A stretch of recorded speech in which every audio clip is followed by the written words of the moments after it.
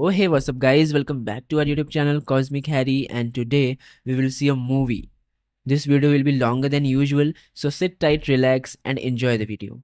So today we will see what will happen if Harry Potter was rescued by Overlord. Harry Potter left in a dumpster and Overlord rescued him and trained him as Overlord. So if you are new to this channel, please make sure to subscribe and like the video. Now without any further delay, let's get straight to the video. Rain hammered down on Privet Drive like the sky had a personal grudge against Surrey. The kind of rain that didn't fall so much as attack, fat drops smashing against pavement and rooftops with a dull, relentless roar. Street lamps buzzed overhead, casting weak circles of orange light that barely reached the ground before the darkness swallowed them whole. It was 2:30 in the morning, and every house on the street was sealed up tight, curtains drawn, doors locked. The good people of Little Whinging slept soundly, safe in their perfectly identical homes, perfectly unaware that something had torn a hole in the fabric of reality 3 streets over. The spatial tier hung in the air at the mouth of a narrow alleyway between a chip shop and a boarded-up laundrette. It didn't glow. It didn't crackle with energy or pulse with otherworldly light. It was simply there, a vertical seam in the air about 7 feet tall, like someone had taken a razor to the world and peeled back the skin. On one side, the wet, miserable alley. On the other, absolute blackness, a skeletal foot stepped through. Ainz Ooal, the sorcerer king of the great tomb of Nazarick, overlord of death and supreme ruler of the last guild standing, emerged into the rain and immediately regretted it. Not because of the rain itself. His undead body couldn't feel cold, couldn't feel wet, couldn't feel much of anything on the physical spectrum. But the sheer mundanity of it all hit Satoru Suzuki, the man inside the bones, like a punch to the gut. This looks like Earth. Not the new world with its rolling green hills and medieval kingdoms. Not the digital hellscape of Yggdrasil with its impossible geometry. This was Earth. Real, actual, miserable Earth. He could smell it, or rather, his magical senses translated the environment in a way that felt like smell. Petrol fumes, rotting takeaway food, the chemical tang of wet asphalt, and underneath all of that, something else. Something that made the red points of light in his empty eye sockets flare brighter, magic, faint, ambient, completely unlike anything in his database. Fascinating. Ain't said aloud, and his voice came out in that deep, resonant bass that still startled him after all these years. He glanced down at his hands. Bone, white, polished, inhuman bone, wrapped in the dark fabric of his robes. The Overlord's body. He flexed his fingers and watched the joints articulate smoothly, each movement precise, mechanical, utterly divorced from the clumsy hands of Satoru Suzuki who used to fumble with chopsticks. Okay. Calm down. Think this through rationally. He detected the spatial anomaly 3 days ago from the throne room. A faint disturbance that pinged against Nazarick's outermost detection wards like a pebble bouncing off a castle wall. He'd theorized it was related to the Dragon Emperor's wild magic, the same force that had dragged world items and players from Yggdrasil into the New World centuries ago. If that was the case, this tier could be a residual fracture, a leftover crack in the dimensional wall.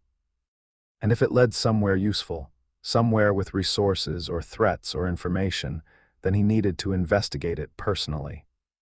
That was the official reasoning he'd given Albedo and Demiurge anyway. The truth, the pathetic truth that Satoru kept locked in a box at the back of his skull, was simpler. He was curious. Bored even. Running a kingdom turned out to be 90% paperwork and 10% pretending he understood Demiurge's plans. He took a step forward. His robes dragged through a puddle.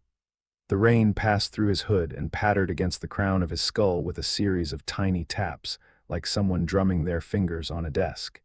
He paused at the mouth of the alley and looked both ways down the street, rows of identical houses. Identical cars parked in identical driveways. Trimmed hedges, clean gutters. It was so aggressively normal that it made his non-existent skin crawl. This is definitely Earth, he muttered, or something very close to it. Satoru's memories surged forward before he could stop them. The Earth he remembered wasn't like this. His Earth had been a dying thing. Megacorporations owned the air you breathed, literally, and if you couldn't pay the filtration tax, they let you choke on the smog. He remembered walking to his company's office past rows of homeless children, their eyes glassy and unfocused, ribs visible through paper-thin shirts. Nobody stopped. Nobody looked. You learned not to look. Looking meant feeling, and feeling meant you couldn't get through the day. A green pulse flickered in his emotional suppression, dampening the memory before it could take root. The familiar numbness settled back over him like a cold blanket. He exhaled, though he had no lungs, and refocused. The magical signature was stronger here. It was coming from deeper in the alley. Ainz moved forward, his footsteps making no sound on the wet concrete. A passive effect of his build, the Overlord moved like silence itself when he chose to.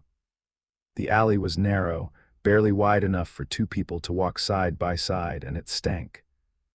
Old garbage bags were piled against the left wall, some of them torn open by foxes or cats, spilling soggy cardboard and food wrappers across the ground. A broken shopping trolley sat on its side near a drain. Water gurgled down the grate in a steady, throaty sound, and then he felt it. Something that stopped him dead, not magic. Well, yes, magic, but not just magic. This was corruption, a dark, oily wrongness that coated his senses like tar. It was the unmistakable signature of a soul fragment that had been ripped apart by force and stuffed into a container. In Yggdrasil terms, it read almost like a phylactery, a lick soul anchor, but cruder, messier. As if whoever had created it had done so through sheer violence rather than any kind of refined technique. Ainz's eye sockets narrowed. A phylactery. Here. On what appeared to be a mundane version of Earth, the source was a large industrial rubbish bin shoved against the back wall of the chip shop. Green metal, rusted at the edges, lid propped open by the sheer volume of garbage bags stuffed inside. The corruption was radiating from inside it like heat from a furnace. But there was something else mixed in with it. A second magical signature, smaller, weaker, flickering like a candle in a storm, a living thing. Something alive was in that dumpster. For a long moment, Ainz didn't move. The Overlord of Death stood in the rain, staring at her rusted dumpster in a back alley in Surrey, and the man inside the Overlord felt something crack open in his chest. It wasn't physical. He didn't have a chest, not really, but something cracked all the same. He reached out with one skeletal hand and pushed the lid fully open. Garbage bags shifted and fell. The smell hit his magical senses like a wall. Rotting food, mildew, something chemical, and underneath all of it, the sharp copper scent of old blood. The boy was curled at the bottom. He couldn't have been older than 7, maybe 6. It was hard to tell because he was so thin that his age was a guessing game. He was wedged between two garbage bags, knees pulled to his chest, arms wrapped around himself in a position that spoke less of comfort and more of long practice. His clothes, if you could call them that, were several sizes too large. A gray shirt that hung off one bony shoulder like a collapsed tent. Trousers held up by what looked like a length of twine. No shoes. His feet were bare, dirty, the soles raw and cracked.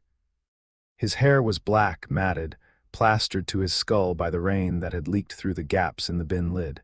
Ainz saw the bruises first. They were everywhere. Old ones, yellow-green and faded, layered beneath newer ones that were still dark purple and swollen. A handprint on his upper arm, the fingers clearly visible. A long, thin mark across his back that could only have come from a belt. His wrists were rubbed raw, the skin red and peeling, as though he'd been grabbed and held too tightly too many times. The boy's eyes were closed. His breathing was shallow, rapid, irregular, a sick child's breathing. Each inhale rattled in his chest with a wet, ugly sound that spoke of fluid in the lungs, pneumonia maybe, or worse. His lips were cracked and tinged blue at the edges. Hypothermia was setting in. He was dying. The green pulse fired in Ainz's chest, emotional suppression activating, dampening the surge, flattening the spike, but this time it had to fire twice, 3 times, 4, and it still wasn't enough. Something kept breaking through, over and over, like a hand punching through a wall of ice only to have it freeze over again. Satoru Suzuki looked at the boy in the dumpster and remembered. He remembered the girl on the corner outside his apartment building in Tokyo. She'd been about the same age. Sitting on the pavement in a school uniform that hadn't been washed in weeks, holding a cardboard sign that said something about her mother being sick. Satoru had walked past her every morning for 6 months. He never stopped. Nobody stopped. She was gone by spring. He never found out what happened to her. He never asked. He remembered the twins he'd seen from the train window during his commute. 2 boys, maybe 8 years old, digging through a pile of industrial waste behind a factory. They were looking for scrap metal to sell. The factory's runoff had turned the ground around them a sick, chemical orange. One of them had been coughing so hard he'd bent double. The train had passed. Satoru had looked back at his phone. He remembered the boy outside the convenience store near Shinjuku Station. Couldn't have been more than 5. Sitting cross-legged on a flattened cardboard box, staring straight ahead with an expression that didn't belong on a child's face. It was blank, not sad, not scared, just empty, the expression of someone who had already given up on being noticed. Satoru had been buying rice balls for dinner. He'd walked right past. He'd eaten both rice balls on the train home and hadn't thought about the boy again until this exact moment, standing in the rain in another world, holding another child who'd been thrown away. He remembered all of them. Every single child he'd walked past, looked away from, pretended not to see. He remembered them because his undead mind didn't forget. It stored every memory with perfect, crystalline clarity, and now they all came flooding back at once, a tidal wave of guilt and shame and rage that his emotional suppression couldn't contain, no matter how many times it fired. The green pulse flared. Again. Again. 5, 6, 7 times in rapid succession. Each one dragged him back from the edge. Each one was weaker than the last, because this was different. On his Earth, he'd been Satoru Suzuki, a nobody, a cog in a machine designed to grind people into dust. He couldn't have saved those children any more than he could have stopped the sun from rising. But here, now, standing in the rain in this empty alley, he was Ainz Ooal gown. He could level cities. He could stop time. He could raise armies of the dead with a thought and crack open mountains with a word. He was, by any reasonable metric, a god, and a god had no excuse for walking past. No, Ainz said, and his voice was quiet, not the Overlord's voice. Satoru's voice. The voice of a tired office worker from a dead world who had spent his entire human life being too weak to do anything that mattered. Not this time. He reached into the dumpster. His skeletal hands, hands that had cast spells capable of annihilating entire armies, slid under the boy's body with a gentleness that would have shocked every floor guardian in Nazarick. The boy weighed almost nothing. Less than nothing. He was a bundle of bones and skin and ragged cloth, lighter than some of the spell tomes in Ainz's study. He lifted him out of the garbage and held him against his chest, one arm supporting the boy's back, the other cradling his head. The boy made a sound. A tiny, broken whimper, barely audible over the rain. His eyelids fluttered but didn't open. His body tensed, then went limp. He'd flinched. Even unconscious, even half-dead, his body's first instinct when touched was to flinch. The emotional suppression fired again. Ainz ignored it. He looked down at the boy's forehead and saw the scar, lightning bolt-shaped, vivid red against the pale, clammy skin. And the corruption he'd sensed earlier, the phylactery-like wrongness, it was coming from that scar. The soul fragment wasn't in the dumpster. It was in the child. Someone had put a piece of their soul inside a 7-year-old boy. Ainz stared at the scar for a long time. The rain fell. The boy breathed his rattling, desperate breaths. And inside the skull of the Overlord of Death, Satoru Suzuki made a decision with a cold, absolute certainty that surprised even himself. Whoever did this is going to die. And whoever allowed this child to end up in that dumpster is going to wish they had. He was calculating. Medical assessment first. The boy needed healing immediately, the kind of healing that Yggdrasil potions could provide in seconds. Pneumonia, malnutrition, hypothermia, the bruises, the scars, the soul corruption. He needed to get back to Nazarick. He needed to get this child to the healers, to Pestania or one of the resurrection support staff. He needed to move. Now, but the spatial tier was 2 streets away, and Ainz had already detected multiple magical detection fields blanketing this area. Weak ones, primitive by Nazarick standards, but they'd trigger if he teleported or used any overtly powerful magic. Whoever governed the magical community in this world had monitoring systems in place. He needed to be careful. He adjusted his grip on the boy and turned toward the alley mouth. He'd walk back. It would take 3 minutes. The boy could survive 3 minutes, probably. He made it 6 steps before the screaming started. "What the bloody hell are you?" Ainz stopped. He turned his skull slowly, the red lights in his eye sockets sweeping the alley entrance like searchlights. 2 figures stood at the mouth of the alley, a man and a woman. The man was enormous. Not tall enormous, but wide enormous, the kind of body that suggested a lifelong commitment to excess. He wore a bathrobe over striped pajamas, and his face, which was round and pink and dominated by a thick mustache, had gone completely white. His hands were shaking. Behind him, the woman was thin, horse-faced, with a long neck that she was currently craning forward as if trying to see around her husband without actually getting any closer. The man's eyes went from Ainz's skull to the bundle in his arms, and something shifted in his expression. The terror was still there, but something else flickered underneath it. Recognition, not of Ainz, of the boy. "That's the freak," the man said. His voice was hoarse. "That's the boy, Petunia, that's the Potter boy." The woman, Petunia, made a sound like a strangled cat. She grabbed her husband's arm. Vernon, don't, just let it go. Whatever that thing is, just let it take the boy and go. He's not our problem anymore. We put him out this morning. He's not our problem. We put him out." The words registered in Ainz's mind with the same mechanical precision that all information was processed by his undead brain. We put him out, like garbage. They put a child in a dumpster the way you'd put out a bag of rubbish on collection day, not abandoned in a panic, not left on a doorstep. Put out deliberately. In the rain, in the cold, in a rusted metal box full of rotting food, and they went back to their warm house and their warm beds and they slept. The emotional suppression fired. It fired so hard that Ainz felt his consciousness jolt like a circuit breaker tripping. For a full second he felt nothing, absolute zero, the hollow, gray emptiness of undeath. Then it crept back, not anger, not rage, something quieter and infinitely worse. Contempt. Ainz turned to face them fully. He didn't speak, he didn't need to. His aura of despair, the passive field that radiated from his body at all times, had been suppressed to its lowest setting since he'd stepped through the tier. He'd wanted to avoid detection. But now, standing in the rain with a dying child in his arms and 2 creatures who didn't deserve the title of human beings staring at him from 10 feet away, he let the suppression slip. Just a fraction. A hairline crack in the dam. The effect was immediate. Vernon Dursley's legs gave out.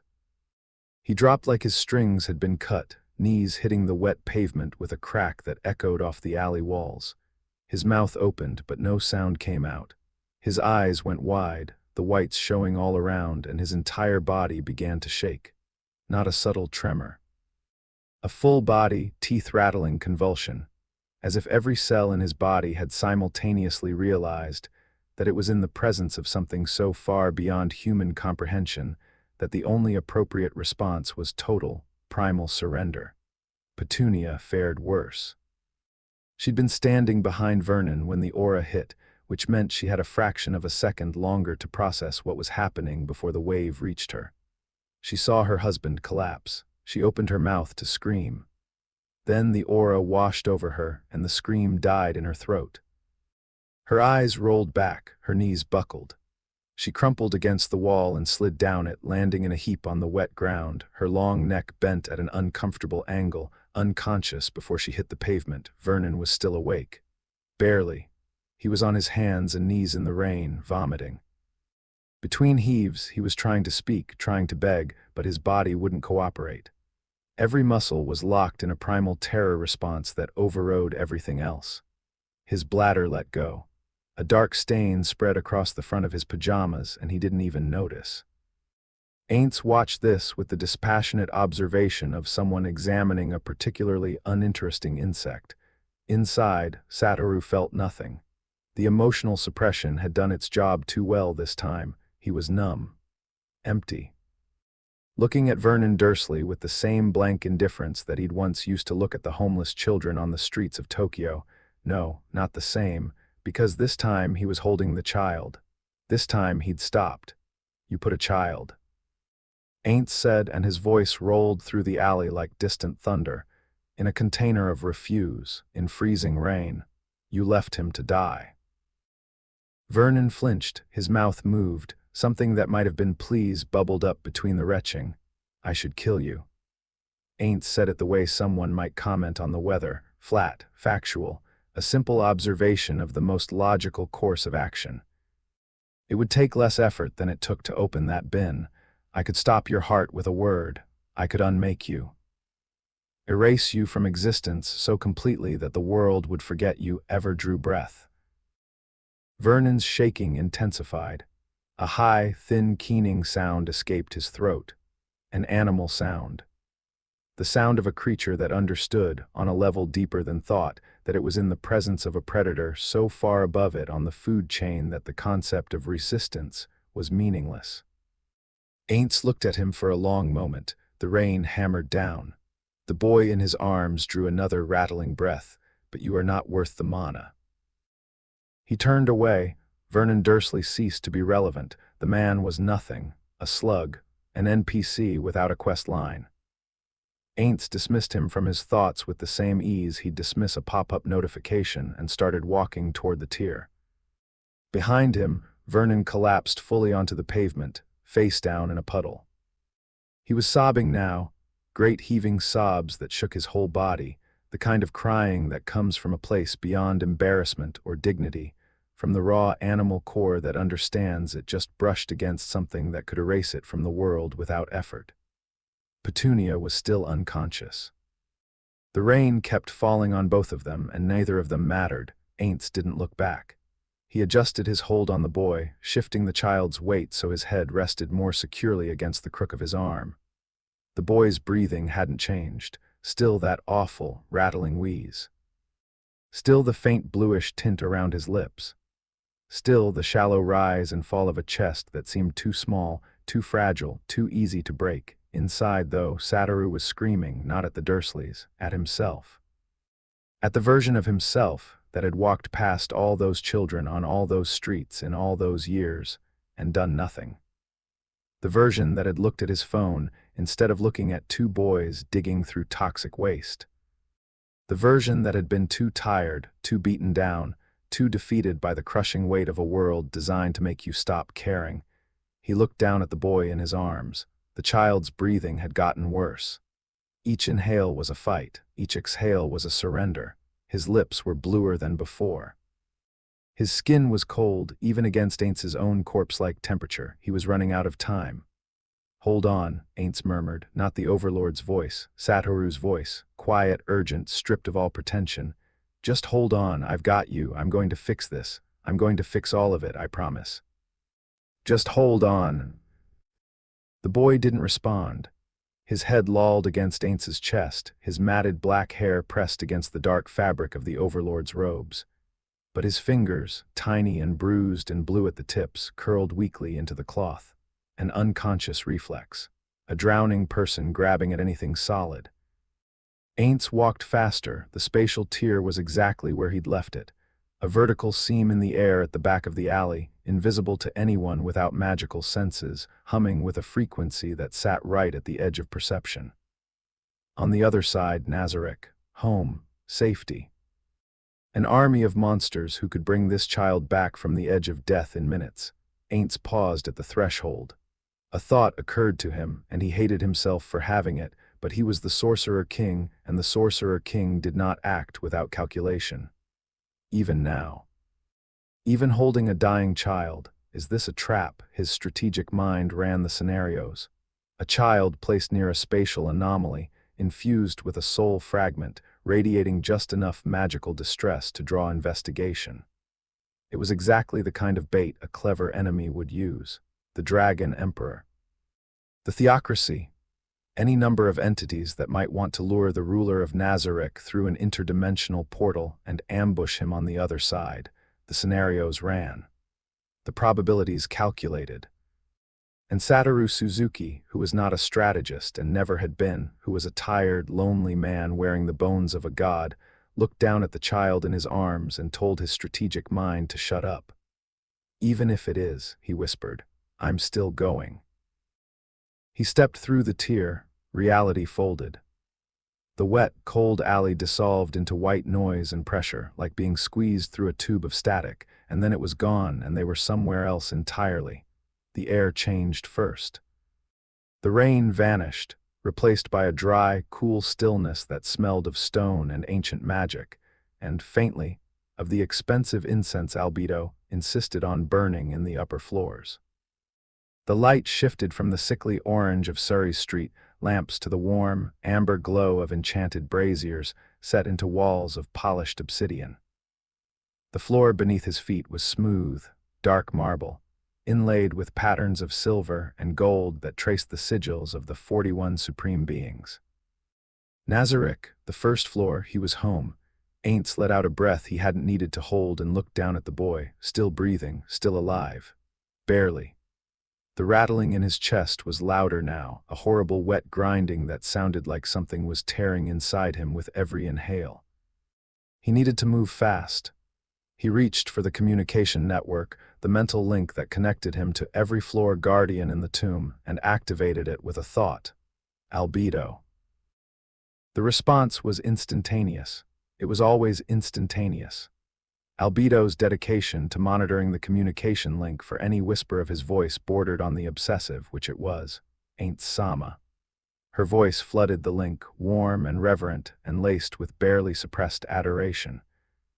"You have returned. I trust your expedition was fruitful. Shall I prepare the throne room for your arrival? I have arranged fresh robes, a bath of purified spring water, and I took the liberty of reorganizing your personal quarters for maximum aesthetic harmony. Also, I have composed a 73-page report on administrative developments during your absence, organized by priority and cross-referenced with Demiurge's fiscal projections. Shall I read it to you now? I can begin with the executive summary, which is only 14 pages. Satoru's internal voice groaned. "Not now. Please, not now." "Albedo," Ainz said, and something in his tone made her stop mid-sentence. He heard the shift in the silence on the other end. The succubus had known him long enough to read the weight in his voice, even through a magical communication link.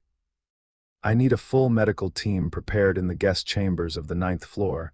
Pestagna, any healing specialists available. I also need Demiurge. Now." A pause. When Albedo spoke again, the warmth was gone. Her voice was sharp, focused, the voice of the overseer of the floor guardians receiving a tactical directive. "Ain't Sama, are you injured?" "No, I am carrying a child. He is dying. I need him healed. Immediately." Another pause, longer this time. Ainz could practically hear the gears turning in Albedo's mind, could imagine her golden eyes narrowing as she processed the words child and dying in the same sentence, spoken by the Supreme One in a tone that left no room for questions. "Understood," she said. "The medical team will be assembled in 4 minutes. Demiurge has been notified. I am en route to the 9th floor personally. Ain't Sama." A hesitation that lasted half a heartbeat. "May I ask what manner of child?" Ainz looked down at the boy, at the bruises, at the scar, at the tiny fingers still clutching his robes. "A human child," he said. "My child now." He cut the link before Albedo could respond and started walking. His footsteps echoed through the corridor of the 1st floor, sharp and rhythmic against the marble. The braziers flickered as he passed. Somewhere deep in the tomb, he felt the subtle vibrations of movement, the guardians mobilizing. Albedo had sent the word out. Nazarick was waking up. He looked down at the boy one more time. The child's face was slack, his breathing shallow, his skin the color of old paper, but he was alive. Against all odds, against all logic, against the cruelty of the people who should have protected him and the negligence of whatever magical society had allowed this to happen, the boy was alive. Ainz held him tighter. Not the Overlord's grip, calculated and controlled. Satoru's grip. Desperate and gentle and fierce. "I don't know who you are," he said softly, walking through the ancient halls of a tomb built by 41 friends who had all left him behind, one by one, until he was the last one standing in an empty guild hall with nothing but NPCs and memories. "I don't know what that thing in your scar is, or what kind of world I just pulled you out of. But I know what it's like to be alone. I know what it's like when nobody stops." The boy's fingers tightened on his robes, just a fraction, probably involuntary, probably meaningless. But Satoru felt it, and something inside his hollow, undead chest shifted in a way that no emotional suppression could touch. "I'm stopping," he said. I stopped. 3 things happened in rapid succession as Ainz reached the 9th floor. First, the doors to the guest chambers burst open from the inside, revealing Pestagna Shortcake Wanko already setting up what looked like a full field hospital. The maid demon had conjured a bed, healing crystals, monitoring equipment, and what appeared to be every medical supply in Nazarick's inventory. She was moving with the focused, no-nonsense efficiency of someone who had received orders from the overseer and intended to exceed them. Second, Demiurge appeared at the end of the corridor. He didn't walk. He was simply there, adjusting his glasses with one gloved hand, his expression composed into the serene half-smile that meant his brain was already running calculations at a speed that would make a supercomputer weep. His eyes, those sharp, gemstone eyes behind their round spectacles, locked onto the bundle in Ainz's arms, and the smile didn't waver, but something behind it sharpened. Third, Ainz heard the rapid clicking of heels on marble, and didn't even need to look to know that Albedo was approaching from the opposite direction, at a pace that suggested she had broken into a dead sprint, the moment she'd cut the communication link, and had been running full tilt through the tomb for. The past 4 minutes, he reached the medical chamber and crossed the threshold. Pestagna turned, her dog-like face creased with professional concern, and gestured toward the bed. "Ainz Sama, please, place the child here, woof. I need to begin assessment immediately." Ainz laid Harry on the bed. The boy made that small, broken sound again as he was set down, that barely there whimper that seemed to come from somewhere deeper than consciousness. His fingers, which had been clutching Ainz's robes, opened slowly and fell to his sides.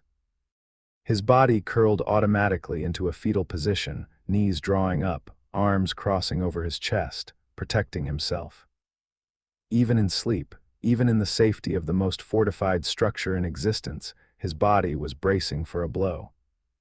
Ainz stood over the bed and looked at the child, and the Overlord of Death felt something that he had not felt since the day the servers shut down and he was torn from Yggdrasil, purpose. Demiurge appeared at his shoulder.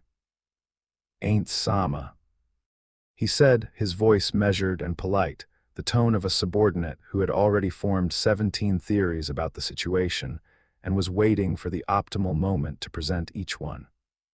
"I am, as always, in awe of the depth of your planning. To retrieve a specimen from the other side of the dimensional anomaly for study is a masterful strategic decision. Shall I prepare the research protocols, or do you intend to begin the preliminary analysis yourself?" "Specimen," Satoru's internal voice went cold.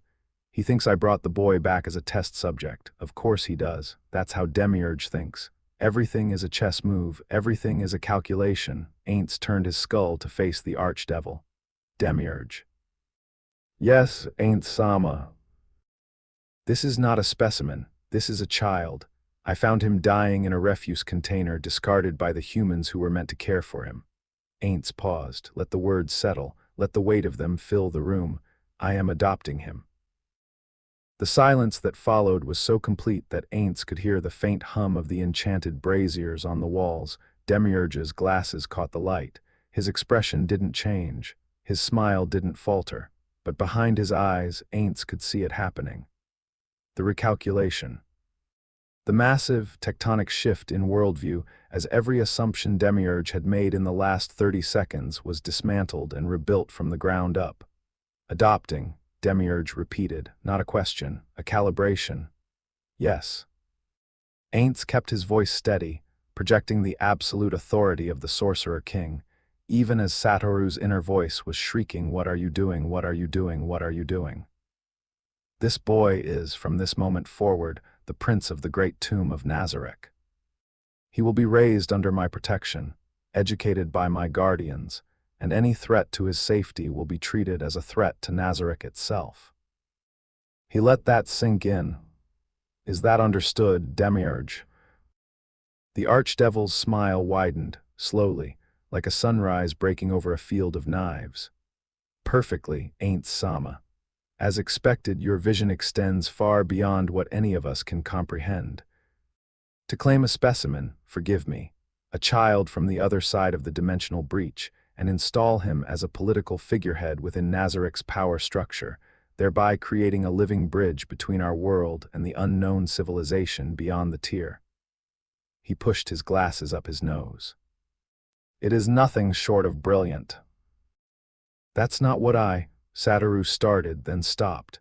Actually, that sounds really smart. Let him think that, let them all think that. It's better than admitting the truth, which is that you saw a dying kid in a dumpster and your heart broke. Indeed. Ainz said in the deepest, most commanding voice he could muster. You grasp my intent precisely. A pair of heels cracked against the threshold like gunshots. Albedo swept into the room, golden eyes blazing, her white dress immaculate despite what had clearly been a full-speed sprint through multiple floors of the tomb. Her wings were half extended behind her, trembling with barely contained energy. She looked at Ainz. She looked at the bed. She looked at the small, broken figure curled on the white sheets. Her face did something complicated. Ainz Sama, she said, and her voice was very, very controlled. Is this the child? Yes. Albedo moved to the bedside. She stood over the boy, and for a long moment she said nothing. Her golden eyes traced the bruises, the raw wrists, the scar, the jutting ribs visible through the oversized shirt, the blue lips, the fetal position.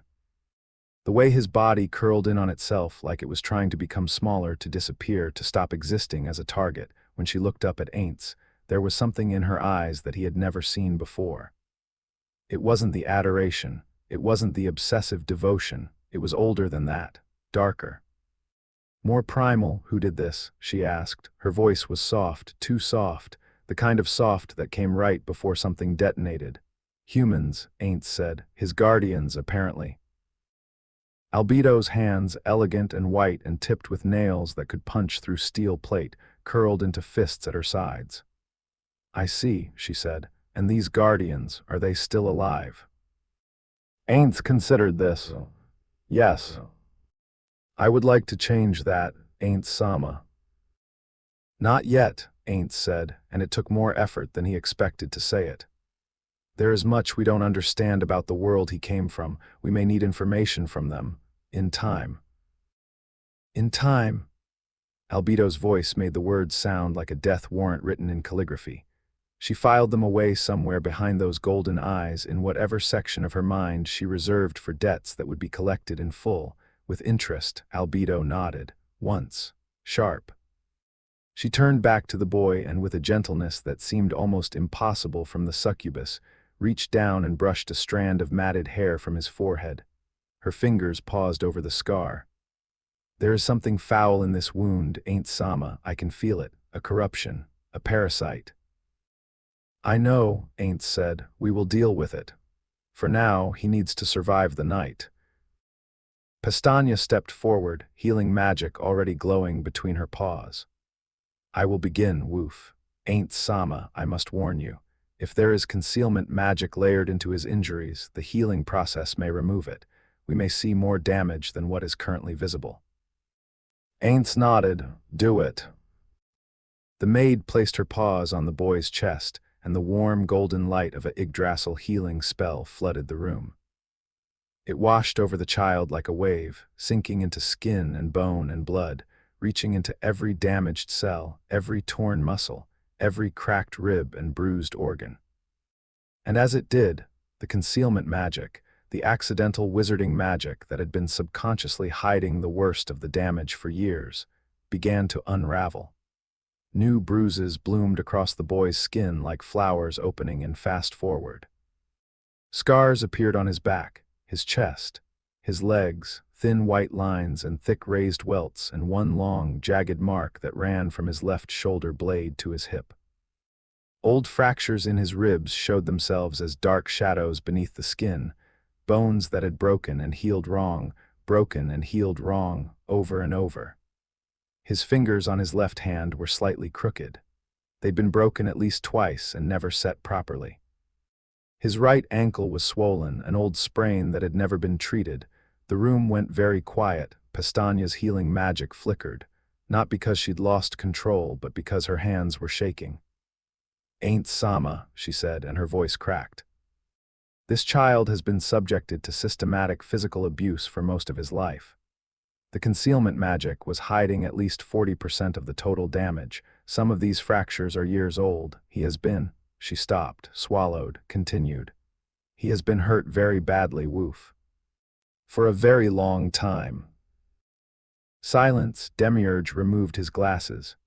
He produced a cloth from his breast pocket and began polishing the lenses with slow, deliberate movements. His face was expressionless. His eyes were not. Albedo hadn't moved. She was staring at the boy's back, at the scars that now covered it like a roadmap of suffering, and her expression had gone past anger, past rage, past fury, into something cold and still and absolute. "Continue the healing," Ainz said. His voice was the Overlord's voice, steady, commanding. Unshakable, inside, Satoru was on his knees. "Heal everything. Every fracture, every scar, every trace of damage. I want him whole."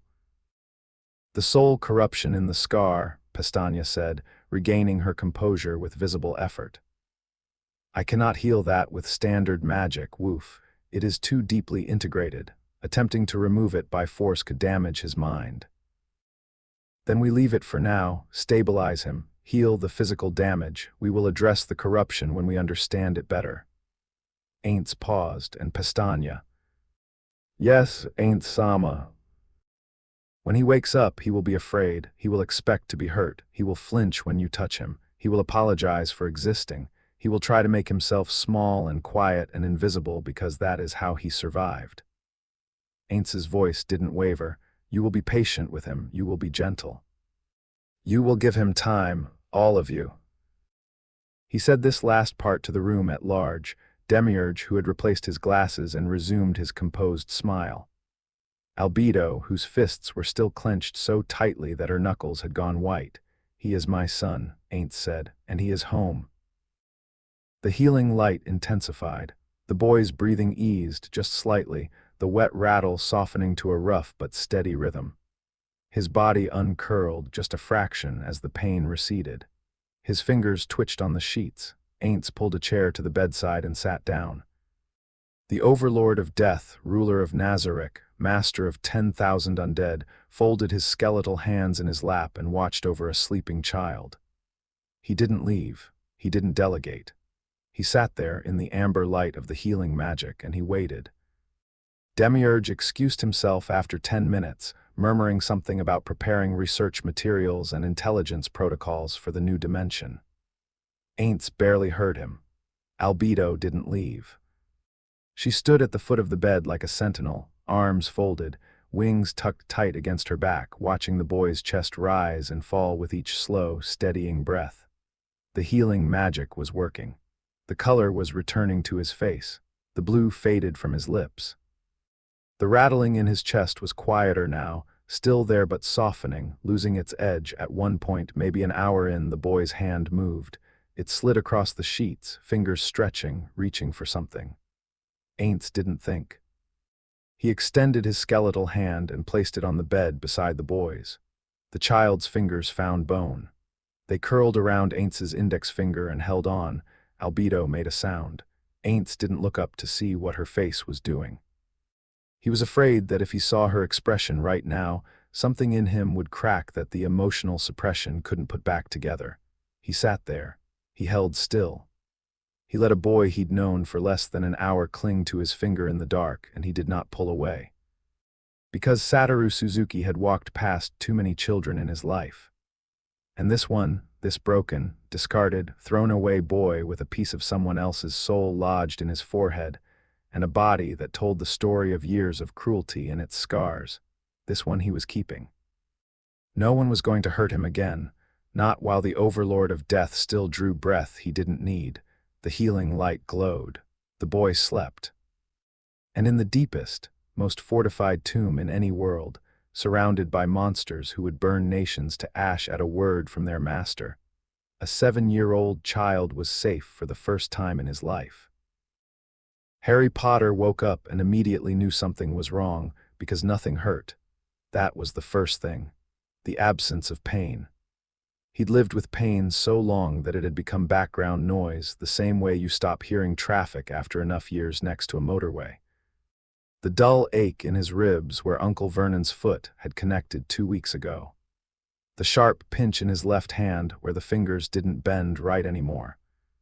The permanent throb at the base of his skull, from where his head had been slammed against the cupboard door frame when he'd been too slow bringing breakfast. All of it, every single thread in the constant web of low-grade suffering that had been his body's default state for as long as he could remember, was gone. He kept his eyes closed. He'd learned that a long time ago. When you wake up somewhere unfamiliar, you don't move, you don't open your eyes. You breathe slow, breathe quiet, and you listen. You figure out where you are and who's in the room before you give them any sign you're awake, because if they don't know you're awake, they can't start hurting you yet. So he listened. The first thing he heard was space. That sounded stupid, but he didn't have a better word for it. The Dursleys' cupboard had a sound, a close, muffled, boxed-in sound where even his own breathing bounced back at him from walls a foot away. This was the opposite. His breathing went out and didn't come back. The air was wide. Open. High. Whatever room he was in was enormous. The second thing was the bed. He was lying on something soft, not floor soft or cupboard mattress soft, which was really just a sheet over some wooden boards. Actually soft. The kind of soft that he'd felt exactly once in his life, when Dudley had shoved him into the display bed at that fancy furniture shop in Guildford, and the shop lady had screamed at him for getting his dirty clothes on the white sheets. This was that kind of soft, except more. His body had sunk into it. There were pillows, multiple pillows, and something heavy and warm was draped over him that felt like it might be an actual blanket. The third thing was the smell. No bleach, no grease from the kitchen, no stale, closed-in air of the cupboard. This smelled like stone and something sweet he couldn't identify, and underneath that, very faintly, something like burning incense but nicer, cleaner. Harry's heart was hammering. None of this made sense. The last thing he remembered was the dumpster. The cold, the rain.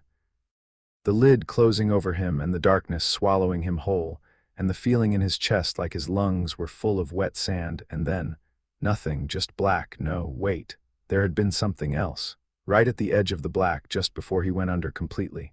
Red lights.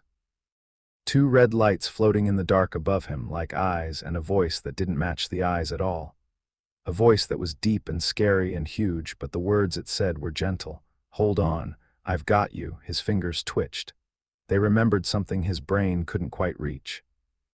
The feeling of cloth, of holding onto something solid while everything else fell away. A door opened somewhere to his left, heavy from the sound of it. The hinges didn't creak, but the displacement of air was noticeable, a shift in the room's pressure that made his ears pop slightly. Footsteps. Multiple sets, someone walking with precise, measured steps, someone else with a sharper, faster rhythm. Heels on stone, and a third set heavier with a faint metallic quality like armored boots. A fourth set followed, almost silent, the deliberate, careful tread of someone who was used to moving through spaces without disturbing them. Harry stopped breathing. His body locked up the way it always did, muscles tensing, pulling tight, making himself small under the blanket. His hands curled into fists against his chest, his knees drew up, the blanket was pulled to his chin. If I'm small enough, they won't notice me. If I'm quiet enough, they'll go away. He'd spent whole afternoons like this in the cupboard, barely breathing, listening to the Dursleys move around the house above him, waiting for the footsteps to pass the cupboard door without stopping. Sometimes it worked, sometimes it didn't. "He's awake," said a woman's voice. It was close. Too close. She was standing right next to the bed. Harry hadn't heard her approach at all, which meant she'd either been there the whole time or she'd moved without making a sound, and he didn't know which was worse. "How can you tell?" A different voice. Also female, but higher, with a lilting quality that sounded almost playful. "He hasn't moved." "His breathing changed, you simpleton. Look at his shoulders, he's bracing. He thinks we're going to hurt him." The second voice made a sound that was halfway between a gasp and a hiss. "Hurt him? Why would anyone hurt something so small? He's like a baby mouse. A scared little baby mouse. Oh, I want to pick him up. Can I pick him up?" "You will absolutely not pick him up, Shaltier. Your idea of picking up involves crushing things." "That was one time, Albedo. And it was a pillow, not a living creature." "You shredded it." "It was a very fragile pillow." A third voice cut through the argument like a knife through silk. Male, calm, precise, with the cadence of someone who measured every word before releasing it. "If the two of you could postpone your domestic dispute, the child is clearly conscious, and your bickering is almost certainly making his distress worse." Silence. Harry could feel them looking at him. 3 sets of eyes, maybe more, boring into the blanket he was hiding under. His heart was beating so fast it felt like it was vibrating instead of pumping. Then a fourth voice, and this one he recognized. Everyone stepped back from the bed. "Give him space." Deep, resonant, the kind of voice that didn't ask for obedience so much as assume it. But underneath the authority, wrapped inside it like a softer thing hidden inside a hard shell, there was something careful, something deliberate, the voice of someone trying very hard not to frighten him. The red eyes, the cloth, "Hold on, I've got you." Harry heard movement, the rustle of fabric, the click of heels as the others moved away from the bed. The footsteps that followed were different, heavier but slower, approaching the bed with a patience that felt intentional. A chair scraped against the stone floor. Someone sat down beside him, Harry. His whole body flinched. He couldn't help it. Someone knew his name. Someone in this impossible, soft, too big room knew his name and was sitting right next to him, and his body was screaming at him to run, but there was nowhere to run, and his legs didn't feel like they'd hold him up anyway. "I know you're awake." The voice was quieter now, not whispering but lowered, the way you'd talk to an animal you were trying not to spook. "You don't have to open your eyes if you don't want to. You don't have to move. You don't have to do anything, but I want you to know that you are safe. No one in this room is going to hurt you. I give you my word." Harry didn't open his eyes, but his jaw unclenched just a fraction. His word. The scary voice man was giving him his word. Uncle Vernon gave his word all the time. "I give you my word, boy, if you burn those sausages one more time, you'll go a week without food." Aunt Petunia gave her word too. "I give you my word I'll tell Vernon about this the moment he gets home." Their words meant things would get worse, always worse, but this voice was different. Harry didn't know why he thought that. He had no reason to think that. Every adult who'd ever spoken to him had either hurt him, ignored him, or pretended he didn't exist. There was no logical reason to believe this one was different, except the cloth, except the red eyes, except the way his body remembered being lifted out of the cold and held against something solid, and how for the first time in 7 years, the arms holding him hadn't been trying to drag him somewhere or throw him into something. He opened his eyes, and immediately wished he hadn't. The room was the size of the entire ground floor of number 4, Privet Drive. The ceiling was so high it vanished into shadow. The walls were dark stone, polished to a mirror shine, inlaid with veins of gold and silver that caught the light from enormous braziers mounted on ornate brackets. The bed he was lying in was absurd, a 4-poster the size of a small boat, draped in dark fabric that shimmered faintly. The sheets were white, the pillows were silk, Everything in the room looked like it cost more money than the Dursleys would earn in their entire lives. But Harry barely registered any of that, because standing at the foot of the bed was a woman with black wings. She was tall. Beautiful in the way that a painting is beautiful, too perfect, too symmetrical, every feature arranged with a precision that didn't look real. Her eyes were gold. Not brown gold. Gold, like actual metal, and they were fixed on Harry with an intensity that made the hair on his arms stand up. She wore a white dress that covered her from neck to ankle, but somehow made her look more dangerous, not less. And behind her, rising from her shoulder blades in a graceful, impossible arc, were a pair of jet-black wings. Next to her stood another woman, and if the first one was a painting, this one was a porcelain doll brought to life. Short, pale, with silver hair that fell past her waist and red eyes that were a different shade of red from the ones Harry remembered. Brighter. Hungrier. She was wearing something elaborate and dark, and her lips were pulled into a pout that looked practiced. She was also staring at Harry. She was also not human. Behind both of them, a man in a suit, not a normal suit. The kind of suit that looked like it had been made for him by someone who'd been making suits for 1,000 years. He had dark hair, sharp features, and glasses that reflected the light so you couldn't quite see his eyes behind them.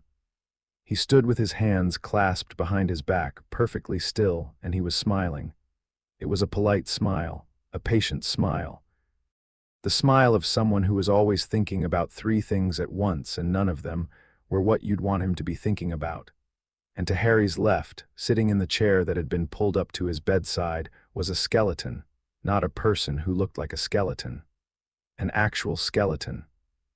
A skull, white and smooth and polished, sat atop a set of robes that were so dark they seemed to drink the light around them. The skull had no eyes. Instead, 2 points of deep red light floated in the empty sockets, steady and unwavering, and they were looking at Harry with something that he didn't have a name for. The skeleton's hands were folded in his lap. Bone, white bone. The same hands that had reached into the dumpster and lifted him out of the garbage like he weighed nothing at all. Harry stared at the skeleton. The skeleton looked back. The red lights in its eye sockets dimmed slightly, then brightened, and Harry's brain, which had been stuck in a loop of pure blank shock, latched onto a single absurd thought. Did that skeleton just blink? "Hello, Harry," the skeleton said. His voice was the voice from the alley. The deep one. The one that had promised to fix things. Coming out of a skull that had no lips, no tongue, no throat to push air through, just bone and magic and those steady red lights. Harry opened his mouth, closed it, opened it again. What came out was barely a whisper, a cracked, dry sound that scraped against his throat like sandpaper. Are you the one who, in the alley?" "Yes," Ainz said. "I found you, I brought you here. You are in a place called Nazarick. You are safe." Harry's eyes darted to the winged woman, then to the porcelain girl with the red eyes, then back to the skeleton. His breathing was getting faster. His hands were gripping the sheets so hard his knuckles had gone white. "I'm sorry," he said. The room went still. Even the air seemed to stop moving. "I'm sorry," Harry said again, faster this time, the words tumbling out in that automatic, desperate rush he'd perfected over years of trying to get the apology out before the punishment started. "I'm sorry for being a bother. I didn't mean to cause trouble. I'll go, I can go. Just tell me where the door is, and I'll go, and I won't bother you anymore. I'm sorry, please." Inside the skull of Ainz Ooal gown, Satoru Suzuki felt something snap. It wasn't the emotional suppression. That fired too, the green pulse washing through him like cold water, dampening the spike before it could fully form. But this was underneath the suppression, deeper, in a place where the undead flattening couldn't reach. A quiet, terrible recognition. He'd heard apologies like this before, on his Earth. From the mouths of children who had been taught that their existence was an inconvenience, that breathing was something they needed to earn, that taking up space was a sin that required constant atonement. He didn't let any of it show.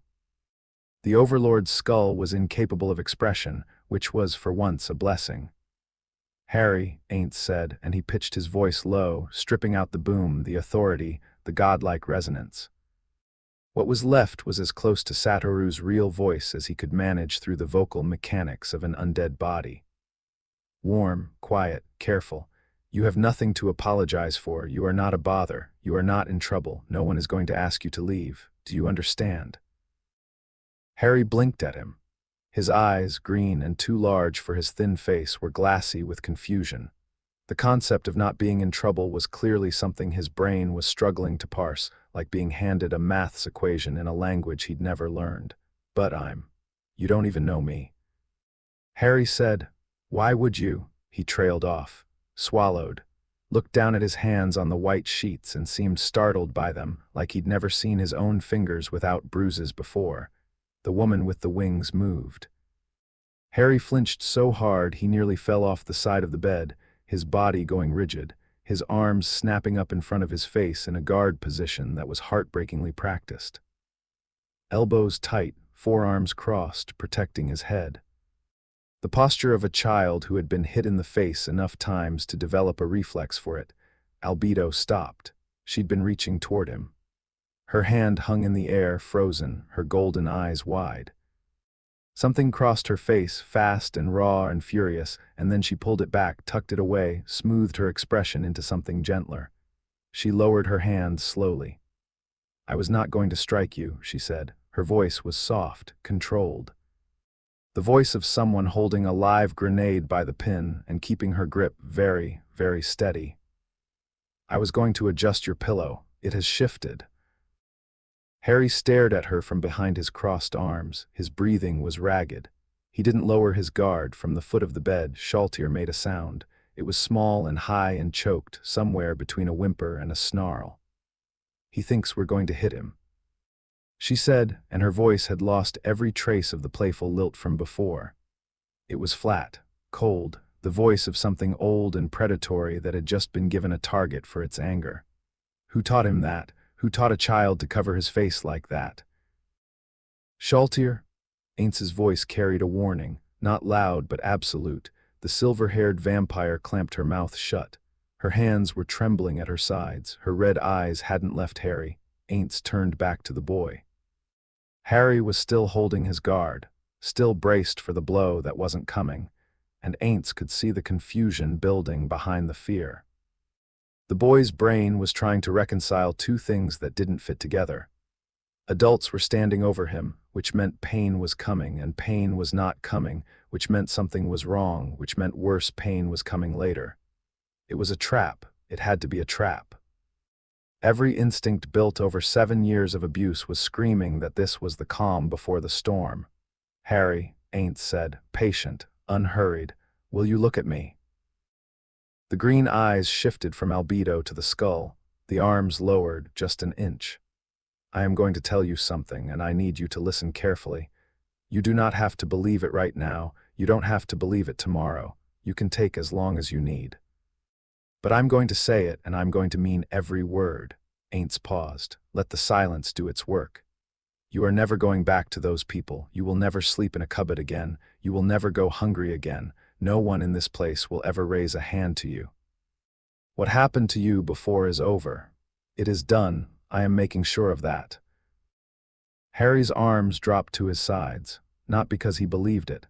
Ainz could see that clearly. The boy's eyes were still wary, still calculating, still waiting for the other shoe to drop.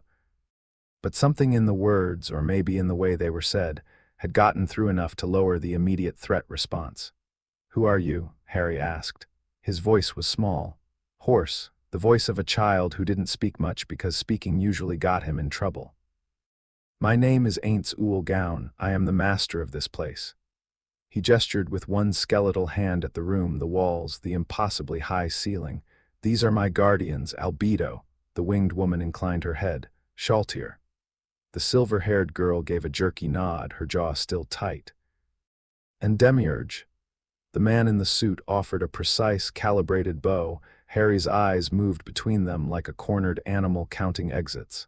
Did you kidnap me?" Satoru winced internally. The boy wasn't wrong.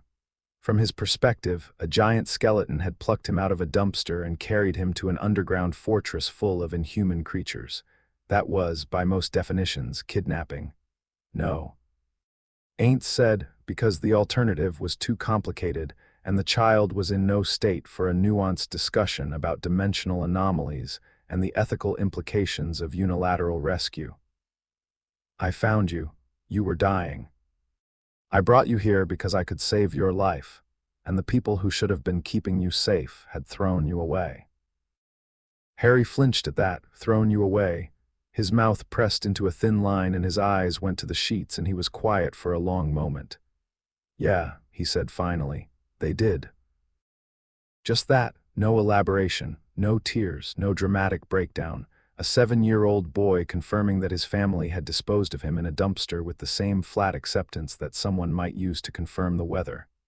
Yeah, they did. The sky is gray, water is wet.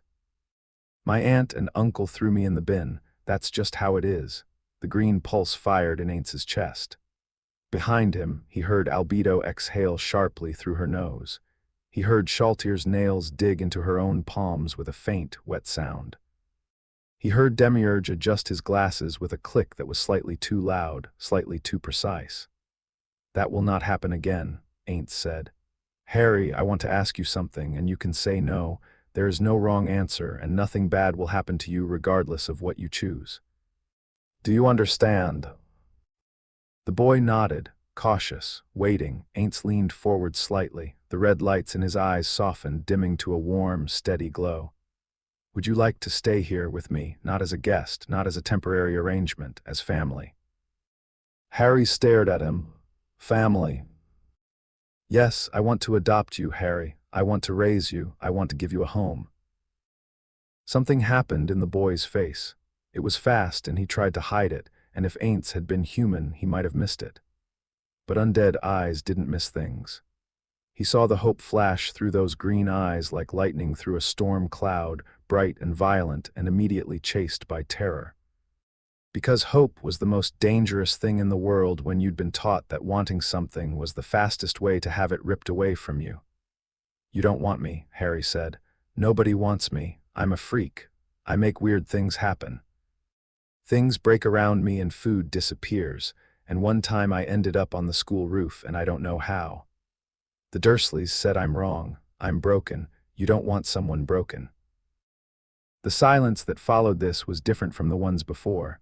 This one had teeth. Shaltier broke first. I am going to find these Dursleys, she said, and her voice was perfectly conversational, almost cheerful in the way that a drawn blade catches the light. I am going to find them and I am going to take my time. I haven't taken my time with anyone in such a long while. It'll be lovely. Get in line, Albedo said without looking at her. Both of you, not now. Ainz didn't raise his voice. He didn't need to. The authority in his tone was gravitational. The two women fell silent instantly, though neither of them unclenched their fists. Ainz turned back to Harry. The boy had pulled the blanket up to his chin. He was watching the exchange between the two women with wide eyes, his expression caught somewhere between terror and bewilderment. Monsters were arguing about who got to hurt the people who had hurt him. He didn't have a frame of reference for that. Harry, Ainz said, you are not broken. The things that happen around you, the weird things, those are magic, real magic. You have it, I have it.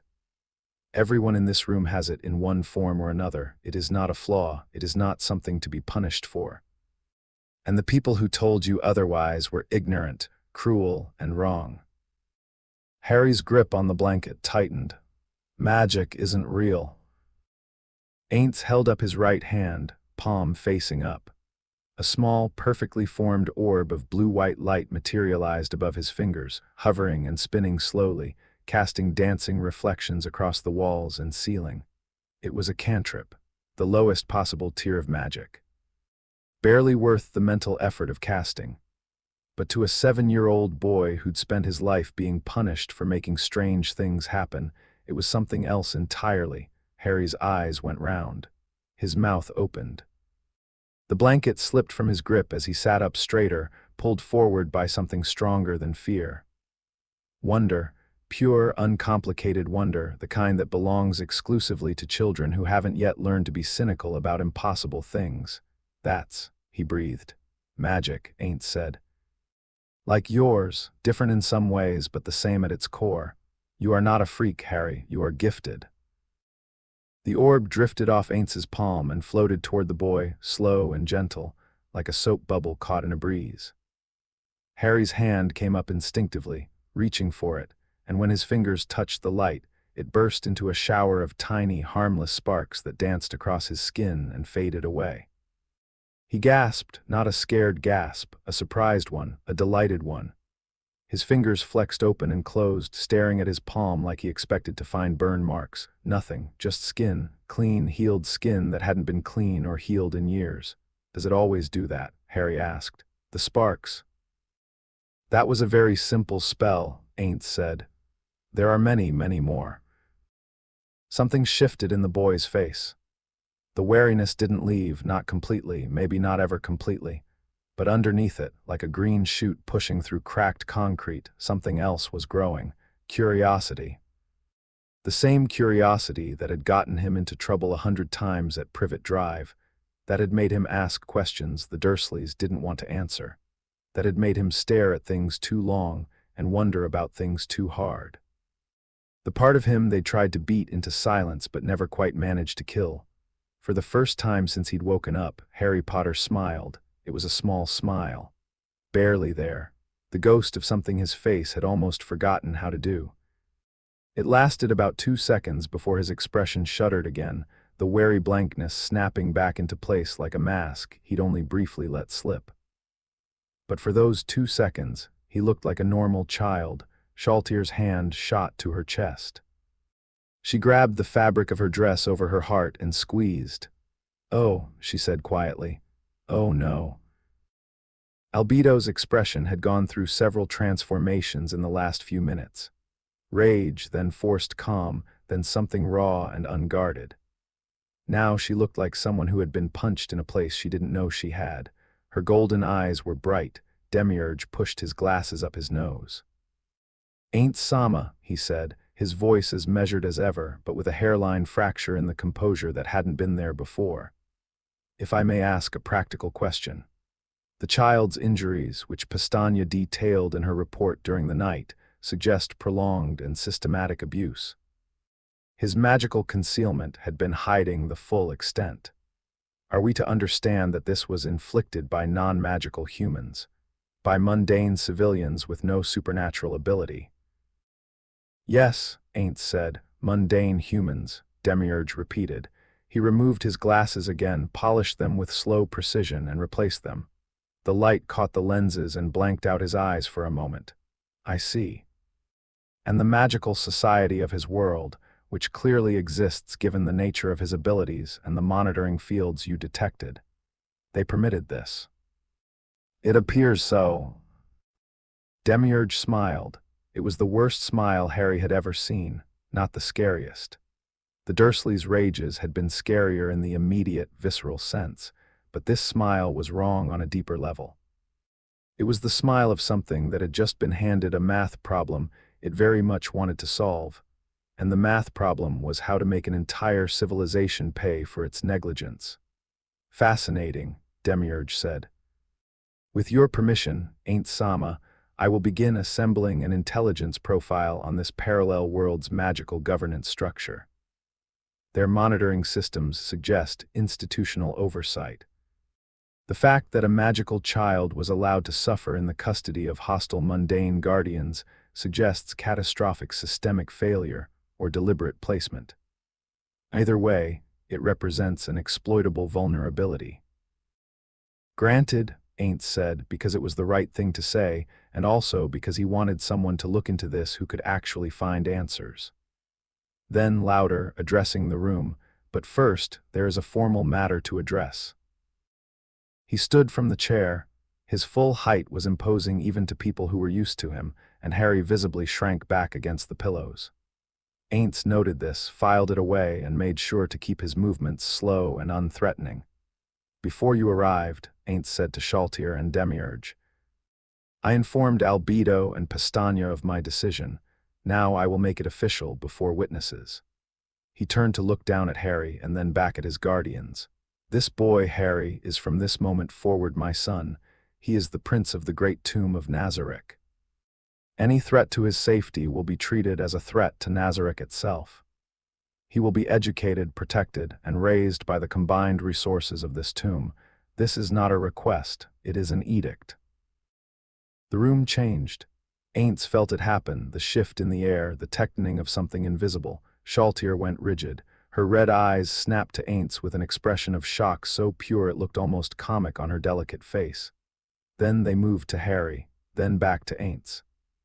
Her mouth opened and closed 3 times before sound came out. "A prince," she said. "Ainz Sama's son, a prince of Nazarick." "Yes." Shaltir's face did something extraordinary. The cold fury that had been building since she'd first seen Harry's flinch drained away, replaced by something Ainz had never seen in the vampire before. It was almost maternal, almost tender. Corrupted by the predatory instincts that were coded into her very being, twisted through the lens of a creature that expressed affection the way a wolf expressed it toward her cubs, but undeniably, unmistakably real. "Then he needs a bath," she declared. "Look at him, Ainz Sama, he's filthy. His hair is matted, his nails are ragged. This is not acceptable for a prince. I will bathe him. I have the largest bath on my floor. I have soaps imported from the capital. I have silk towels. I will handle this personally." "You will not." Albedo's response was immediate and absolute. She stepped forward, wings flaring slightly behind her, golden eyes locked on Shaltir with a territorial intensity that could have cut glass. "I am the overseer of the floor guardians. The welfare of the prince falls under my jurisdiction. I will supervise his care. My quarters have a temperature-regulated bath, premium lotions, and I have already prepared a wardrobe of appropriately sized clothing." "You have not," Shaltir shot back. "You've been standing in this room all night. When would you have prepared clothing?" "I sent instructions to the seamstresses 4 hours ago via communication mirror while you were sleeping. You useless lamprey." "Lamprey? Did you just call me a lamprey, you overgrown pigeon?" "At least my wings are functional. At least my chest isn't a padded lie." A new voice interrupted from the doorway. Deep calm, and carrying the particular weight of someone who had witnessed this exact argument roughly 400 times and had long since stopped being surprised by it. "Ladies, if I may." Both women froze.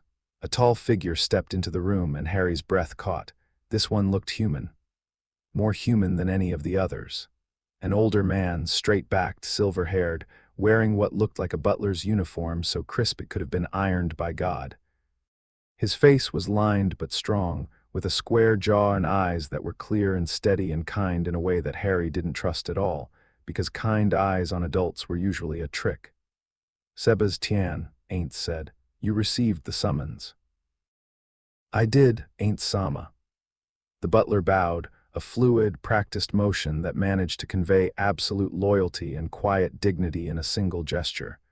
When he straightened, his eyes moved to Harry and something in them softened, not dramatically. Not with the explosive emotional reactions of Albedo and Shaltir, just a gentle shift, the way light changes when a cloud moves. "This is the child." "This is my son," Ainz said. "Harry." Sebas nodded. He looked at Harry for a long moment, and Harry had the unnerving sensation that this man could see right through him, not in the predatory way the suited one could, but in the way that someone who understood suffering could recognize it in another person without being told. Sebas had seen abuse before. His expression said so. His expression also said that he had very specific opinions about people who abused children, and those opinions involved a considerable amount of violence. "Young master," Sebas said, and the title was spoken with the same gravity he might use to address Ainz himself. "Welcome to Nazarick." Harry blinked. Thanks." Sebas's mouth twitched, the faintest suggestion of a smile. He turned to Albedo and Shaltir, who had temporarily suspended hostilities to stare at him. "Might I suggest," he said, in the diplomatic tone of a man navigating a minefield made of egos, That rather than arguing over bathing arrangements, we ask the young master himself what he would prefer. Albedo and Shaltier both turned to Harry. Two pairs of inhuman eyes locked onto him with an intensity that made him want to slide under the bed and never come out. Harry said again. He looked at Ainz for help. Inside Ainz's skull, Satoru was having the closest thing an undead could have to a panic attack. This is fine. Everything is fine. My two most powerful female guardians are fighting over who gets to mother a traumatized child. My butler just diffused the situation with the poise of a diplomat at the United Nations, and the child is looking at me like I have answers. I do not have answers. I am a skeleton. I am a skeleton who used to work in an office. Why is everyone looking at me? Pestagna, Ainz said, projecting the calm authority of the Overlord while Satoru screamed into the void. Pestagna will handle the bath and initial care. She is a medical professional, and the child's physical recovery is still ongoing. When he is clean, fed, and rested, you may both discuss a care schedule. Civilly. Albedo's jaw tightened. Shaltier's lower lip jutted out. Neither of them argued. They didn't dare.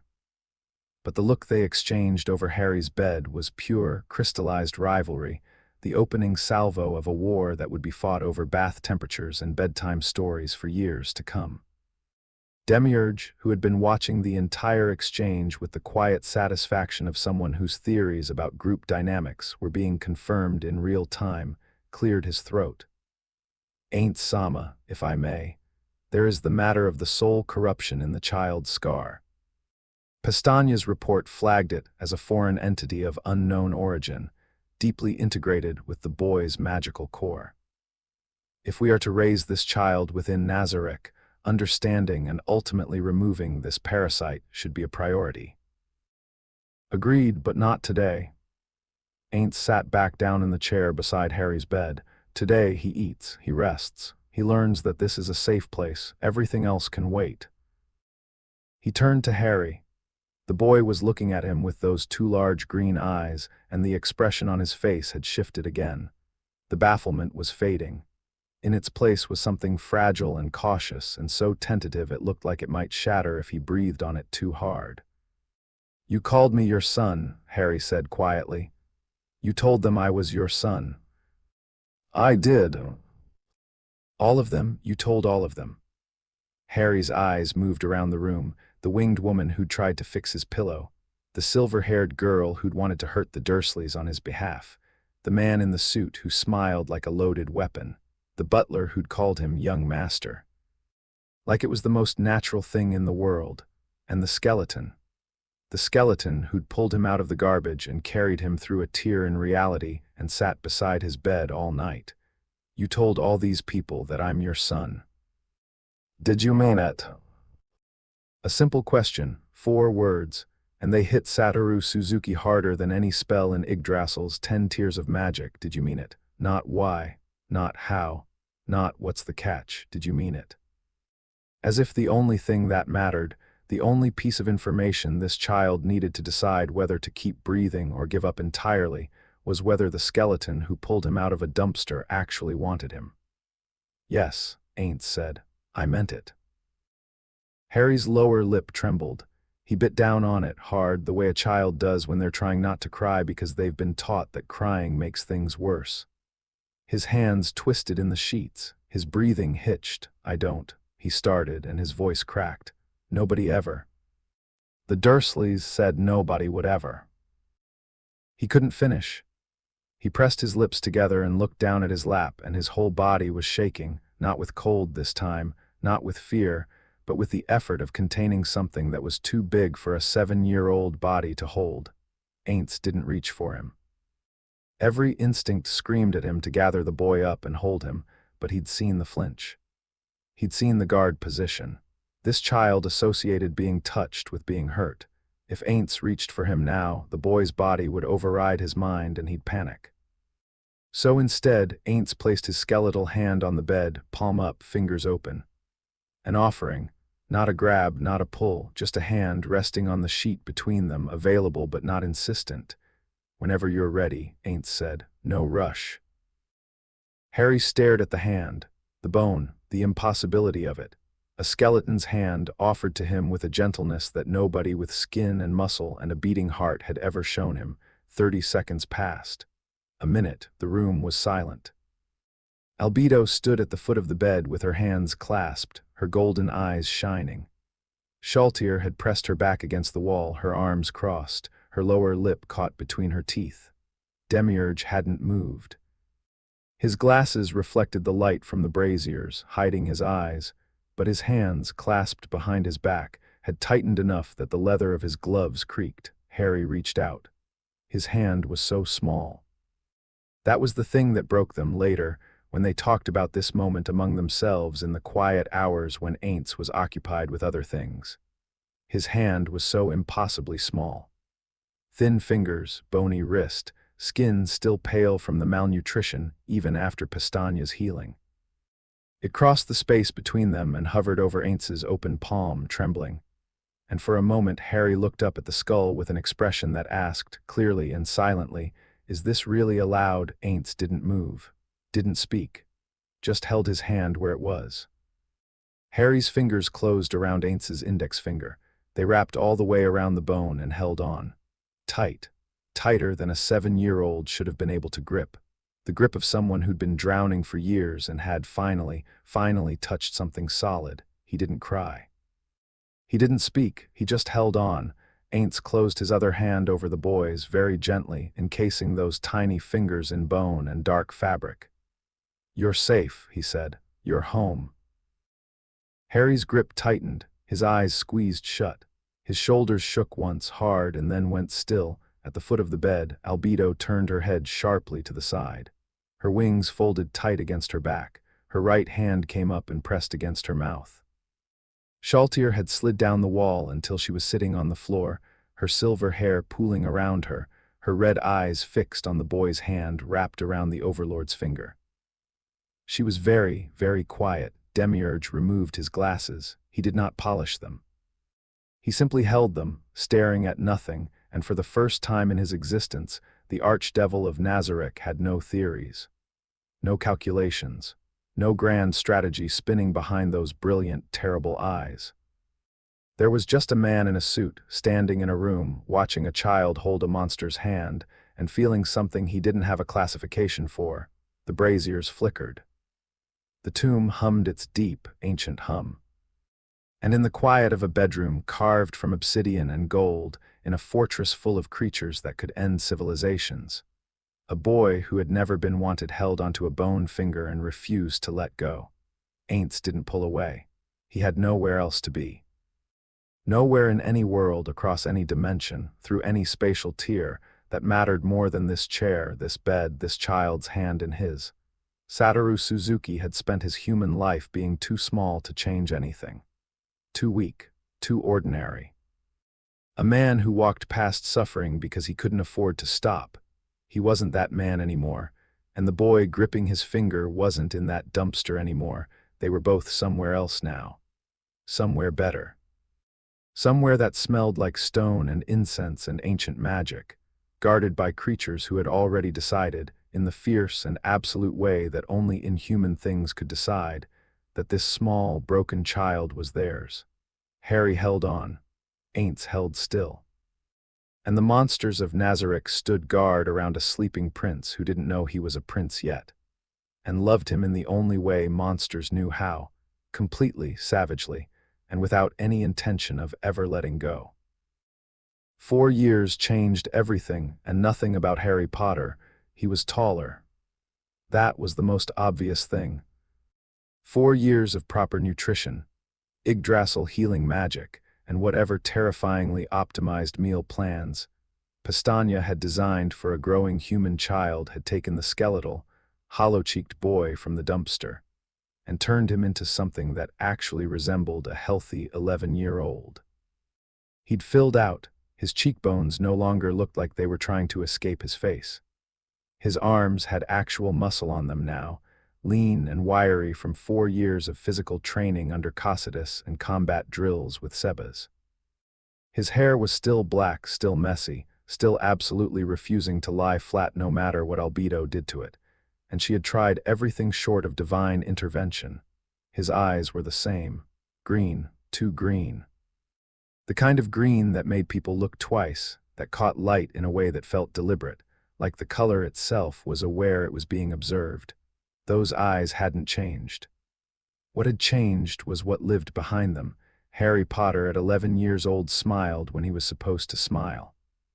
He laughed when a joke was made. He said please and thank you and good morning. With the mechanical precision of someone who had studied human interaction the way a linguist studies a foreign language, learning the grammar and vocabulary and inflection until it sounded natural, until it passed inspection, until nobody looked at him and thought something's wrong with this boy. But something was wrong with this boy, not broken wrong, not the Dursley kind of wrong, a different kind. The kind that happens when a traumatized child spends 4 of his most formative years in an underground fortress populated entirely by inhuman beings who loved him with a ferocity that bordered on religious devotion. Harry had healed in Nazarick, but he'd healed crooked. The way a bone sets when there's no doctor, functional but off-angle, his emotions were real. His loyalty was real. His love for Ainz, for the guardians, for the maids and servants and creatures of the tomb who had become his family, all of that was genuine and deep and absolute. But the face he showed the world, the polite, pleasant, slightly reserved face of a well-mannered young boy, that was a mask. And Harry wore it so well that even he sometimes forgot where the mask ended and his actual face began. Right now, at 9:30 in the morning on a Tuesday, the mask was off. Harry was sitting cross-legged on the floor of Ainz's study on the 9th floor, surrounded by open books and scattered parchment, arguing with Demiurge about the fundamental nature of magical energy with the intensity of someone negotiating a hostage situation. It doesn't work that way, Harry said, jabbing a finger at a diagram on the floor between them. You keep trying to fit my magic into your tier system and it doesn't fit. It's not a compatibility issue. It's a category error. You're trying to measure water with a ruler. Demiurge, who was seated in an armchair with one leg crossed over the other and a cup of tea balanced on the armrest, raised an eyebrow behind his glasses. An interesting analogy, but imprecise. The tier system is not a ruler. It is a comprehensive classification framework that accounts for mana capacity, spell complexity, casting methodology, and output magnitude. It has successfully categorized every form of magic encountered in both Yggdrasil and the New World. The suggestion that your particular variant is somehow exempt from classification is, while flattering to your sense of uniqueness, almost certainly incorrect. It's not about being unique, it's about the mechanism. Harry pulled one of the books toward him and flipped to a page he dog-eared. Albedo would have fainted if she'd seen what he'd done to the binding. Look, tier magic works on a system of fixed spells. You learn a spell, it gets stored as a discrete package in your magical capacity, and when you cast it, you execute that package. Input, process, output, like running a program. A crude simplification, but essentially accurate, Demiurge conceded. My magic doesn't do that. There are no fixed packages. When I cast something, I'm not executing a preloaded spell. I'm shaping raw magical energy through intent and willpower in real time. Every single casting is improvised. The same spell comes out slightly different every time because it depends on what I'm feeling, what I'm thinking, how strongly I want the result. It's not a program, it's live performance. Demiurge's tea paused halfway to his lips, his eyes sharpened behind the lenses. You're describing something remarkably similar to the accounts of wild magic utilized by the true dragon lords. A system based on intent and spiritual energy rather than structured mana channels. Father mentioned that. Harry used the word casually, the way he always did, but it still sent a small ripple through the room. Demiurge's smile twitched a fraction wider. Harry didn't notice or pretended not to. He thinks my magic might be a diluted offshoot of wild magic. Something that developed independently in the world I came from, following the same principles, but at a much lower power scale. Ainz Ooal's hypothesis is, as always, profoundly insightful. Demiurge sipped his tea. If your magic is indeed wild magic adjacent, it would explain several anomalies we've observed. Your ability to produce effects that have no direct tier magic equivalent. The fact that your magic responds to emotional states rather than mana allocation. And, most significantly, the reason why certain Yggdrasil defenses that should block all known magic have no effect whatsoever on your castings. Harry looked up from his notes. Wait, my magic bypasses Yggdrasil defenses. Did Ainz Ooal not inform you? During your training session with Cocytus last month, you cast a disarming charm that passed directly through his passive anti-magic field. Cocytus was, to use his own words, most intrigued. The anti-magic field is calibrated to nullify any spell up to the 8th tier. Your charm is, by our classification, barely equivalent to a 1st tier effect. It should have been shredded on contact. Instead, it passed through as though the field didn't exist. Harry sat back, his expression shifted, the animated argumentativeness dimming into something cooler and more calculating. This was the other face. Not the mask he wore for strangers, but the real one underneath, the one that processed tactical information the way his father processed threats. That's a significant advantage. It is an extraordinary advantage, Demiurge corrected gently. And one that Ainz Ooal has, in his infinite wisdom, clearly anticipated and factored into your training regimen. The combination of two fundamentally incompatible magical systems within a single caster creates possibilities that neither system could achieve alone. Harry almost smiled at that. Almost. He knew exactly what was happening behind Demiurge's polite analysis. The Archdevil was building a strategic profile. Every conversation, every observation, every scrap of data about Harry's abilities was being filed away in that brilliant, terrifying mind, slotted into plans within plans within plans. Demiurge didn't have casual conversations. He had intelligence-gathering sessions that happened to involve tea. The door to the study opened and Ainz entered, his dark robes trailing behind him, the red lights in his eye sockets sweeping the room and landing on the mess of books and parchment spread across his floor. "Ah," Ainz said, "you've redecorated." "Sorry, Father." Harry didn't sound sorry at all. "We needed floor space for the diagrams." "I can see that." Ainz stepped carefully over a stack of research notes and settled into his chair behind the desk. Inside, Satoru was doing a quick scan of the room, books everywhere, tea on the armrest, Demiurge looking satisfied, Harry looking engaged. Good, this was good. The boy was learning, asking questions, pushing back against Demiurge's analysis instead of accepting it passively. That was important. Demiurge respected intellectual resistance. If Harry just agreed with everything, the Archdevil would lose interest, but a student who argued. That was someone worth investing in. "I understand you've been discussing the incompatibilities between the two magical systems," Ainz said, projecting the voice of a man who had definitely been keeping track of this research, and not at all someone who had just spent the last 2 hours staring at budget reports he didn't understand while Albedo explained fiscal policy at him.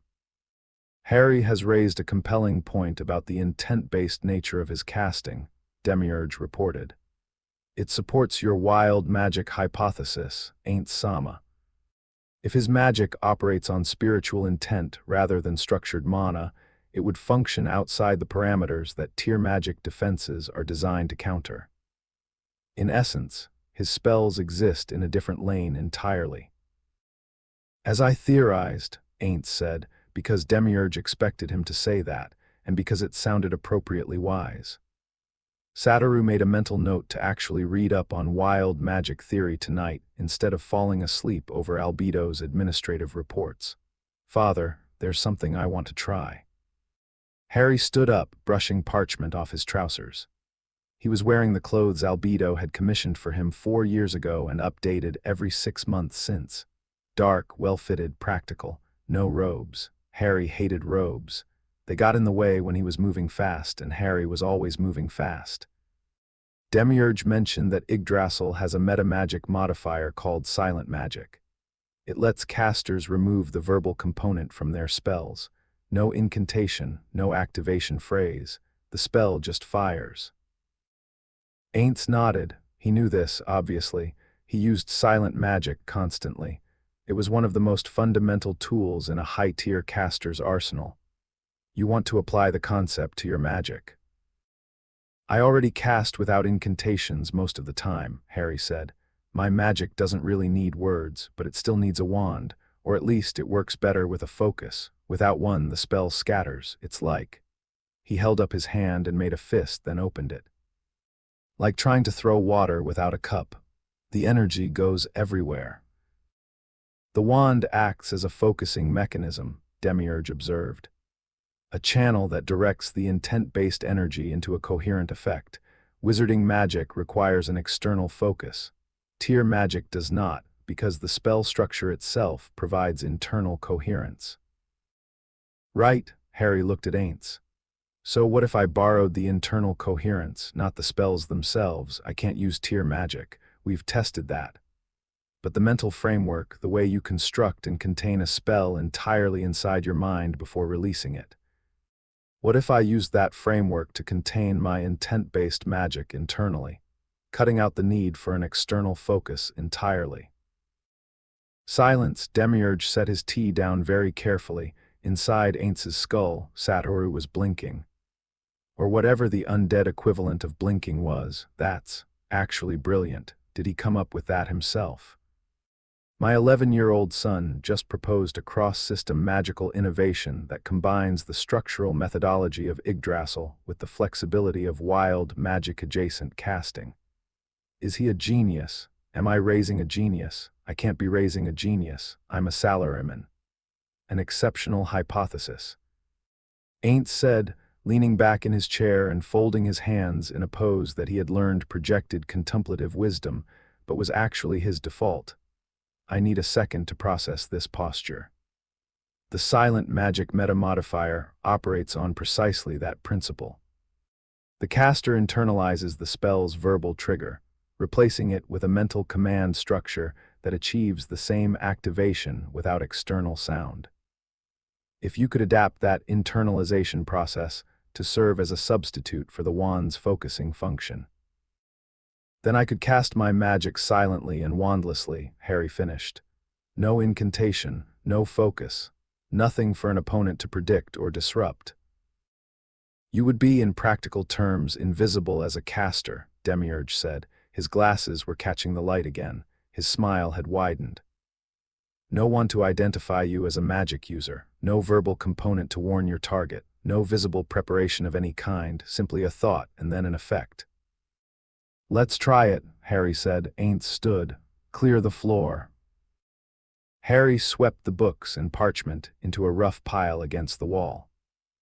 Demiurge rose from his armchair and moved to the side of the room, positioning himself with the attentive stillness of a scientist about to observe an experiment. Ainz moved to stand opposite Harry, leaving about 10 feet of open space between them. Start with something small, Ainz instructed. A levitation charm. You've performed it thousands of times with a focus. The spell's pattern is deeply embedded in your muscle memory. Try to cast it using only mental intent. No hand movement, no wand, no words. Visualize the spell's structure inside your mind, contain it, then release it at the target. Ainz placed a book on the floor between them. Harry looked at the book. He closed his eyes. His breathing slowed. For a long moment, nothing happened. The study was silent except for the faint hum of the enchanted walls and the soft clink of Demiurge adjusting a cufflink. Harry's brow furrowed. His jaw tightened. Sweat beaded on his hairline. The book twitched, not floated, twitched. One corner lifted a quarter of an inch off the marble floor, held there for about half a second, and then the whole thing flew sideways and slammed into the far wall with enough force to crack the spine and send loose pages fluttering across the room. Harry opened his eyes. That was supposed to go up. It went, Demiurge said diplomatically. Ainz picked up the remains of the book and examined the cracked spine. Inside, Satoru was doing a quiet victory dance. It worked. The direction was wrong and the force calibration was way off, but the spell fired without a wand, without words, and without any visible preparation. The core concept is sound, he just needs practice. Lots of practice. The containment slipped, Harry said, frowning at his hands. I had it for a second. I could feel the shape of the spell inside my head, like holding a ball of water in my fist. But when I tried to release it at the target, the containment cracked and the energy went sideways. Expected for a first attempt, Ainz said. Silent magic in Yggdrasil required significant practice to master. Most casters spent months refining their internal containment before they could reliably fire without verbal components. You will not master this in a day. But the fact that you produced any effect at all on your first attempt is— He paused, searching for the right word that balanced encouragement with the Overlord's dignity. Highly promising.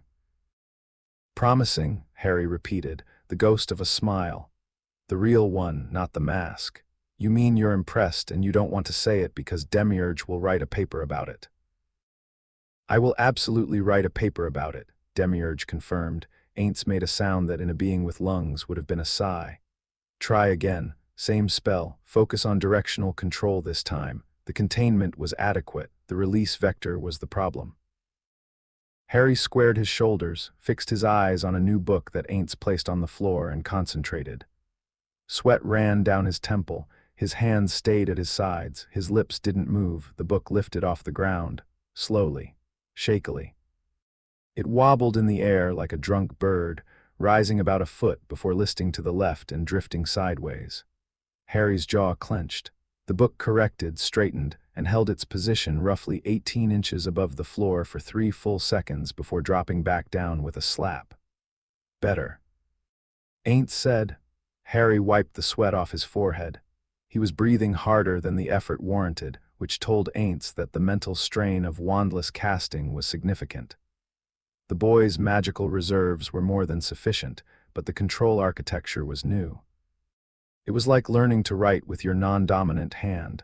The ability was there, the fine motor coordination needed work. Again, Harry said, before Ainz could. He fixed his eyes on the book, which was now sitting slightly crooked from its imperfect landing. His jaw set. His breathing evened out. 3 seconds passed, 5. The book shivered, lifted, and rose cleanly to about 2 feet. It held there. Wobbled. Harry's nostril flared and a vein stood out on his temple. The book drifted to the right, corrected, and then shot upward so fast it smacked against the ceiling with a loud crack. Plaster dust rained down on all 3 of them. Force calibration still needs work, Demiurge observed, brushing white powder off his suit jacket with a look of mild distaste. I noticed, Harry said flatly. He looked up at the book, which was now wedged between a ceiling beam and a light fixture. Sorry about your ceiling, father. Inside, Satoru was calculating how much it would cost to repair that particular section of decorative masonry, while simultaneously trying not to laugh. The boy had fired a levitation charm so overpowered, it had embedded a hardcover book in a reinforced ceiling. That was either a control problem or a power problem, and frankly, Ainz wasn't sure which answer worried him more. We'll do this daily, Ainz said. 30 minutes of wandless casting practice every morning before your other training. Start with the levitation charm until you can hit the target reliably. Then we'll move to offensive spells. Harry nodded. His expression was focused, determined, the cold pragmatism settling back into place. Understood, father. Demiurge was already pulling out a leather-bound notebook and writing in it with quick, precise strokes. Documenting. Always documenting. Ainz watched his son wipe sweat from his brow and flex his fingers, already preparing for another attempt, and felt something warm bloom in his chest. Pride. Simple, uncomplicated fatherly pride. The green pulse flickered, confused by the emotion, unsure whether to suppress it or not. Ainz told it to leave this one alone. 2 hours later, Harry stepped out of the teleportation gate on the 6th floor and the air changed completely. Gone was the polished obsidian and amber light of the 9th floor. The 6th floor of Nazarick was a world unto itself. A vast, open amphitheater of living forest that stretched in every direction under a false sky, so convincing that Harry had spent his first year in Nazarick believing it was actually outdoors. Enormous trees, ancient and gnarled, rose hundreds of feet into the air. The canopy filtered the artificial sunlight into shifting patterns of gold and green on the forest floor. Birds, or things that looked enough like birds, called from the branches. The ground was soft underfoot, a carpet of moss and fallen leaves and rich dark earth that smelled like rain and growing things. Harry loved the 6th floor.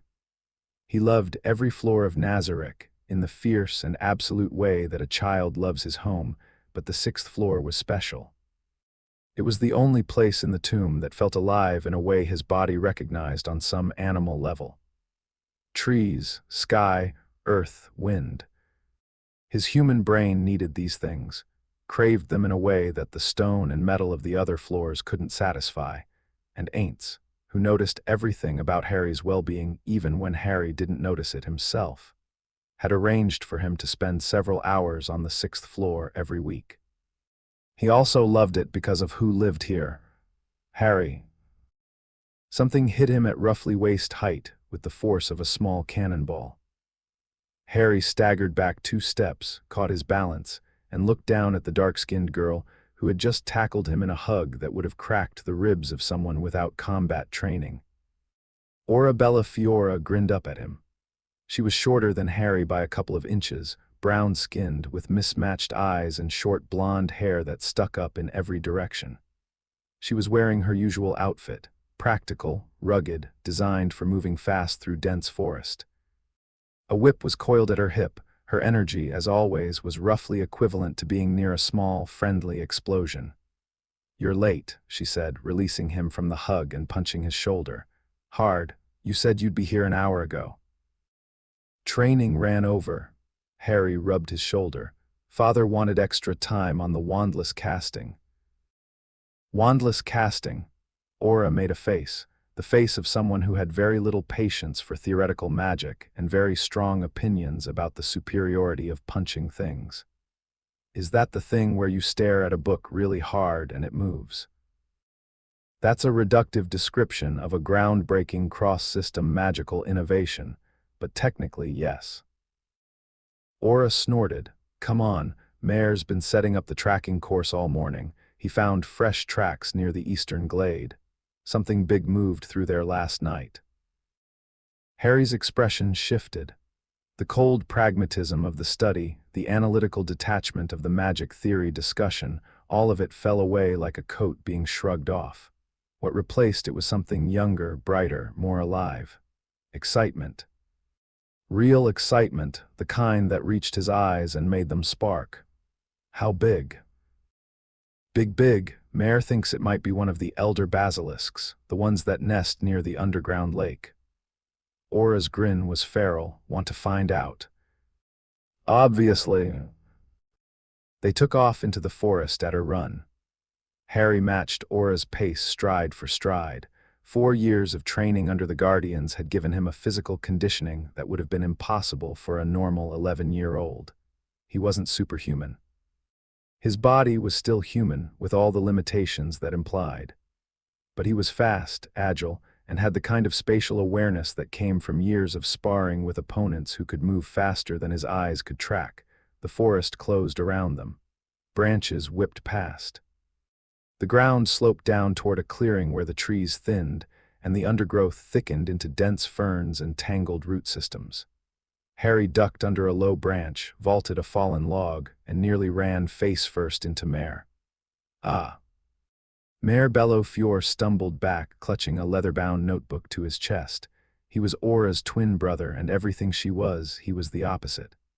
Where Aura was loud and explosive, Mayor was quiet and careful. Where she charged forward, he hung back. He had the same dark skin and mismatched eyes as his sister. But his blonde hair was longer, falling around his face in a way that he perpetually hid behind. He was wearing a druid's outfit that looked slightly too big for him, and his expression, as always, was somewhere between anxious and apologetic. Sorry, Harry, I didn't hear you coming. Were you running? You shouldn't run near the tracking zone. It disturbs the scent markers, and if the creature picks up human movement patterns, it might change its route, and then we'd have to start the whole triangulation over and, he trailed off, realizing he was rambling and his cheeks darkened. Sorry. Don't apologize, Mayor. You're right. I should have been quieter. Harry said it easily, warmly, in a tone that he never used with anyone outside Nazarick. It was the difference between the Harry who sat in Ainz's study discussing magical theory with Demiurge and the Harry who stood in the forest with the twins. The first Harry was a weapon being sharpened. This Harry was an older brother. Mayor relaxed visibly. He opened his notebook and held it out, showing a rough map of the surrounding area covered in tiny, precise notations. The tracks go this way. I've been plotting the movement pattern since dawn. The creature is large, at least 15 feet from what I can tell from the stride length. Quadrupedal. Heavy. The depth of the print suggests significant mass, maybe 2 tons, and there are scoring marks on the trees along the path, claw marks, deep ones. Harry studied the map. What about droppings? Found some near the second marker. Mayor flipped to another page. Partially digested bone fragments and scales. Whatever this is, it's a predator, high up the food chain. Told you, Aura said, bouncing on the balls of her feet. Elder basilisk. Has to be. Nothing else on this floor is that big. If it's an elder basilisk, we're not killing it, Harry said. Aura's face fell. Why not? Because there are only 3 breeding pairs on this floor and Father specifically said the population needs to be maintained. Also, last time you killed one, Albedo spent 4 hours lecturing you about resource management, and I had to sit through it, because she decided it was educational. That was the worst 4 hours of my life, Aura muttered. We can track it, observe it, and if it's aggressive toward the other fauna we can relocate it, Harry said. But no killing, deal. Aura scowled. Mayor nodded eagerly. Deal. I've been wanting to study the elder basilisk's territorial markers anyway. If we can get close enough to observe its scent-marking behavior, it would help me optimize the floor's predator distribution model. Mayor's eyes were bright. Put him in a social situation with strangers, and he'd fold in on himself like a paper crane, but give him a research question about fauna ecology, and the shyness evaporated. They moved through the forest in a loose triangle formation. Aura on point, reading the terrain with the effortless instinct of someone born to it. Mayor in the middle, checking his map, making notes, occasionally pausing to examine a broken branch or a scuff in the soil. Harry at the rear, keeping his senses extended, listening for movement in the undergrowth. The forest sounds wrapped around them, the creak of branches, the distant call of something that sounded like a hawk but almost certainly wasn't, the rustle of small creatures scattering at their approach. They'd been doing this for years. Not formally, not on any schedule that anyone had set. It had started when Harry was 8, barely a year after arriving in Nazarick, still flinching at loud noises and freezing up when someone moved too fast near him.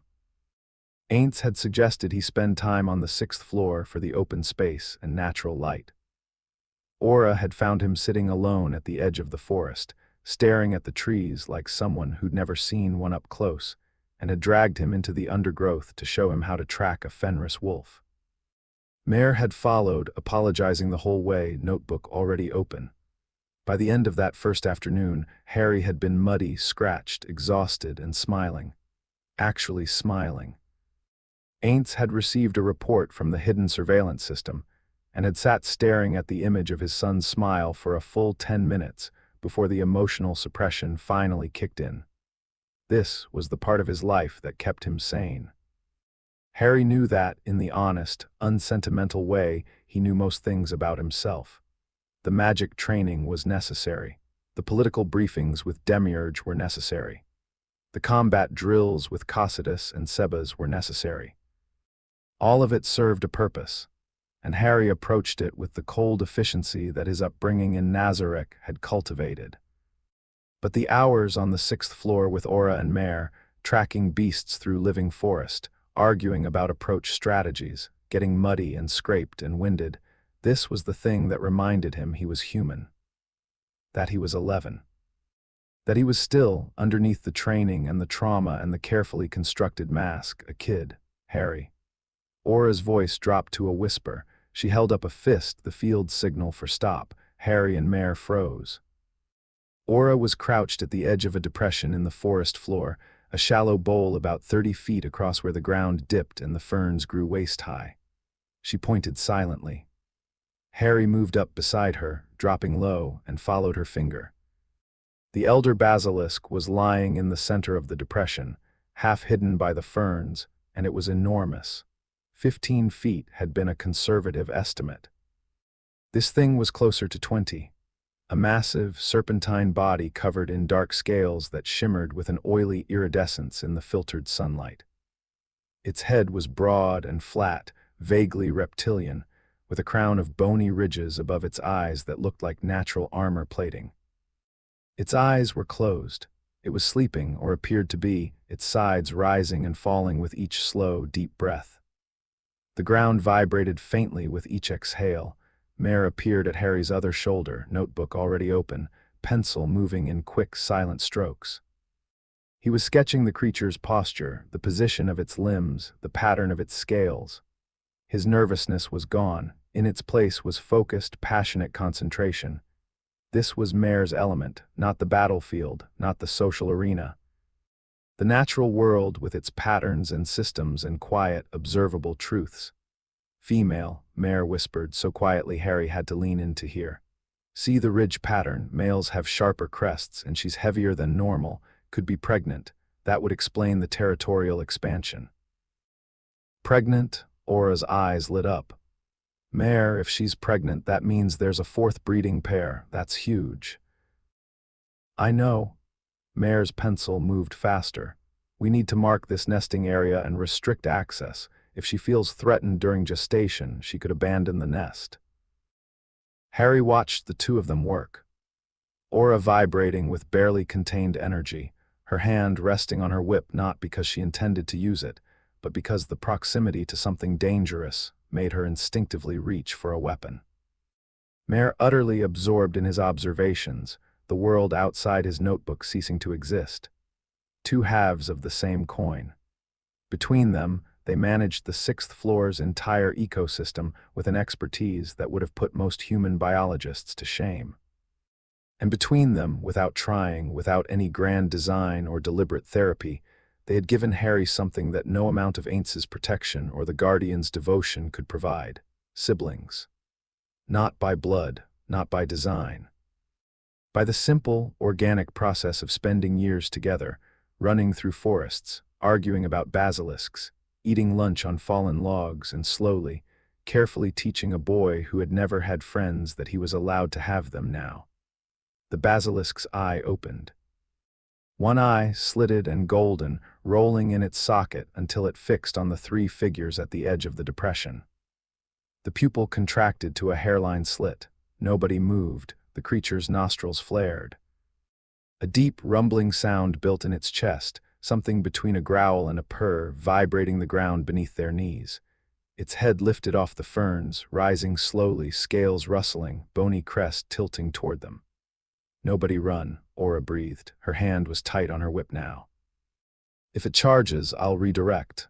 Mare, you have the calming aura ready. Why, yes. Mare's pencil had stopped. His hand was shaking, but his voice was steady. Ready. Harry didn't reach for a weapon. He didn't have one with him. What he did was lock eyes with the basilisk and do something that he'd been practicing in secret for the last 6 months. Ever since he'd noticed that the creatures on the 6th floor responded to him differently than they responded to other humanoids, he pushed, not physically, mentally. A pulse of intent, raw and wordless and unstructured, carrying a single simple concept: I am not a threat. We are not here to harm you. Be calm. The magic left him without a wand, without a gesture, without so much as a twitch of his fingers. It flowed outward like a stone dropped in water, invisible, silent, and completely undetectable by any tier magic sensor in existence. The basilisk's pupil dilated. The rumbling in its chest changed pitch, dropping from a warning growl to something lower, softer. Its head swayed once, twice, and then slowly, ponderously lowered back to the ferns. The golden eye blinked and closed. The creature settled. Its breathing deepened. It went back to sleep. Aura exhaled so hard she nearly fell over. What the hell did you just do? Harry blinked. His heart was hammering. Sweat was running down his back. I'm not entirely sure. I pushed intent at it, calming intent, like what Mare does with his aura but without the skill activation. Mare stared at him.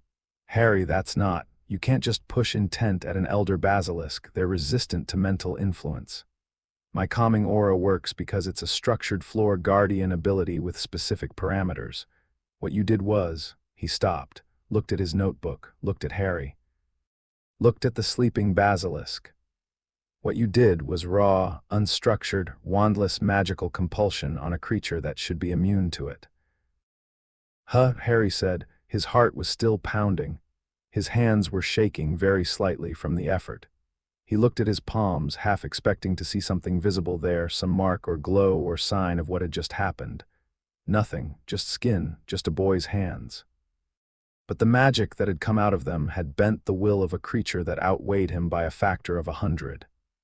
We need to tell Ainz Sama, Mare said. He was already writing furiously in his notebook. This is significant. This is very, very significant. Aura punched Harry's shoulder again, harder this time. That was amazing. Terrifying but amazing. You're completely mental, you know that. Harry grinned, the real grin, not the mask grin, wide and lopsided and slightly feral. I learned from the best. Don't blame this on me, Aura said, grinning back. They stayed near the basilisk's nesting area for another hour. Mare documented everything with the meticulous care of someone building a doctoral thesis. Aura scouted the perimeter, mapping the creature's territorial boundaries and marking trees with subtle druidic symbols that would warn other predators to keep their distance. Harry helped with both, carrying equipment for Mare and watching Aura's back when she moved through the denser sections of undergrowth. By the time they stopped for lunch, sitting on a moss-covered log in a sunlit clearing, Harry's shoulders had dropped from their usual rigid line to something almost relaxed. His breathing was slower. His eyes were softer. The mask was gone, and underneath it, for just a few hours on a Tuesday afternoon, there was a boy. Just a boy, eating sandwiches in a forest with his friends, talking about basilisks and getting dirt under his nails. The sandwiches were Pestania's work. She packed them every time Harry went to the 6th floor. Thick bread, roasted meat, cheese, some kind of spread that tasted like garlic and herbs. She always packed too many, which wasn't an accident. Pestania had decided early on that Harry would never be hungry again, and she enforced this policy with the relentless, loving determination of a dog with a bone, which, given her nature, was more literal than it sounded. There were also apples, a flask of cold water, and a small paper bag that turned out to contain biscuits shaped like tiny skulls. A Nazarick touch.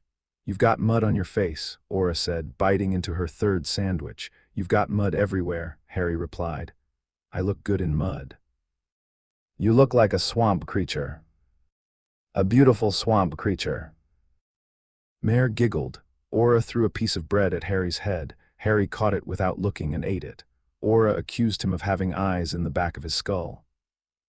Harry said he'd learned it from his father, who literally had eyes in the back of his skull because he was a skeleton. Aura laughed so hard she fell off the log. And in the sunlit clearing, surrounded by forest that wasn't real but felt real, sitting between two people who weren't human but loved him like he was blood, Harry Potter was, for a few minutes, happy. Not the performed happiness he showed to the world. The real thing, quiet and warm and uncomplicated. He'd go back to the 9th floor soon. He'd put the mask on.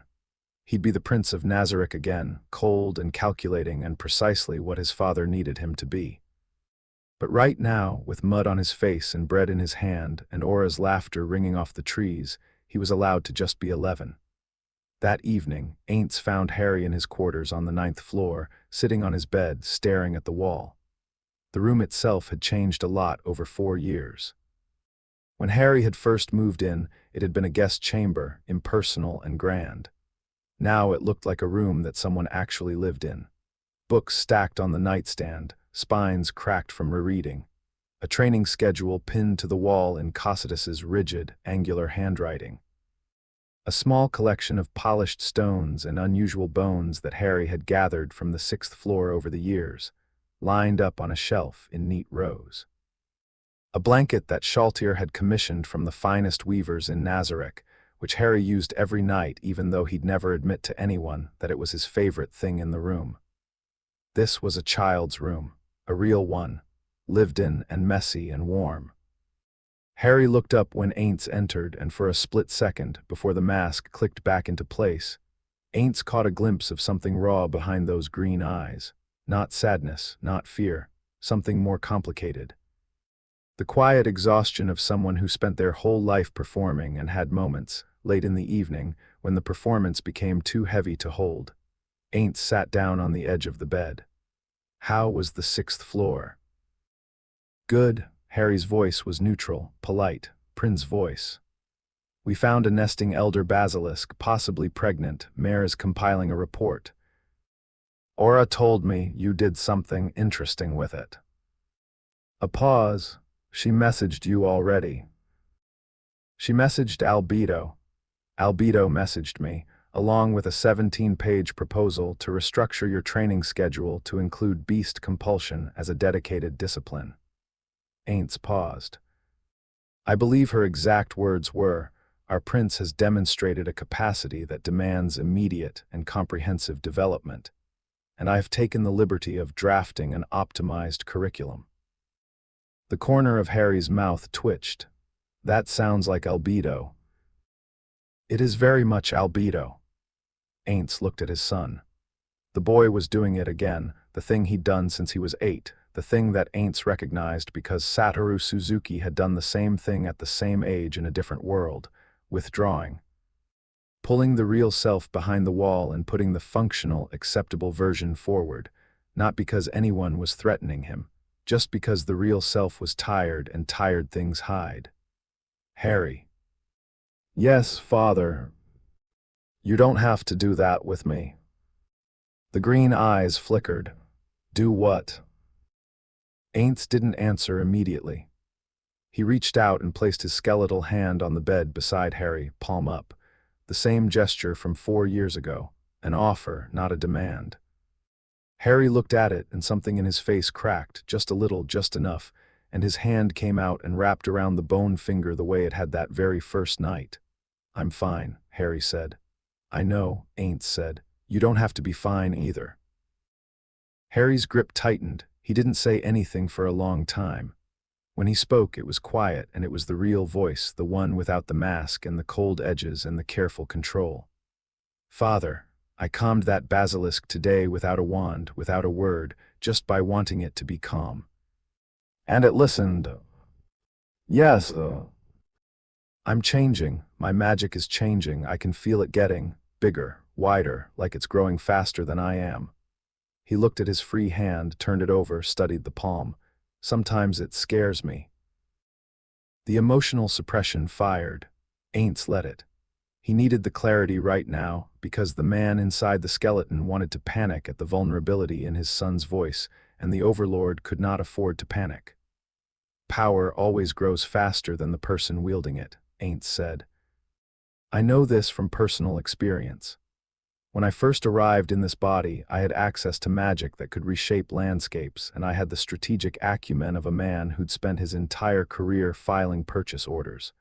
The power was there. The wisdom to use it came later. It is still coming. He squeezed Harry's hand gently. You are not falling behind your power, Harry. You are growing into it, and you will not do it alone. Harry's grip tightened one more time. Then he let go, straightened his back, and the mask slid back into place with an ease that was both impressive and quietly heartbreaking.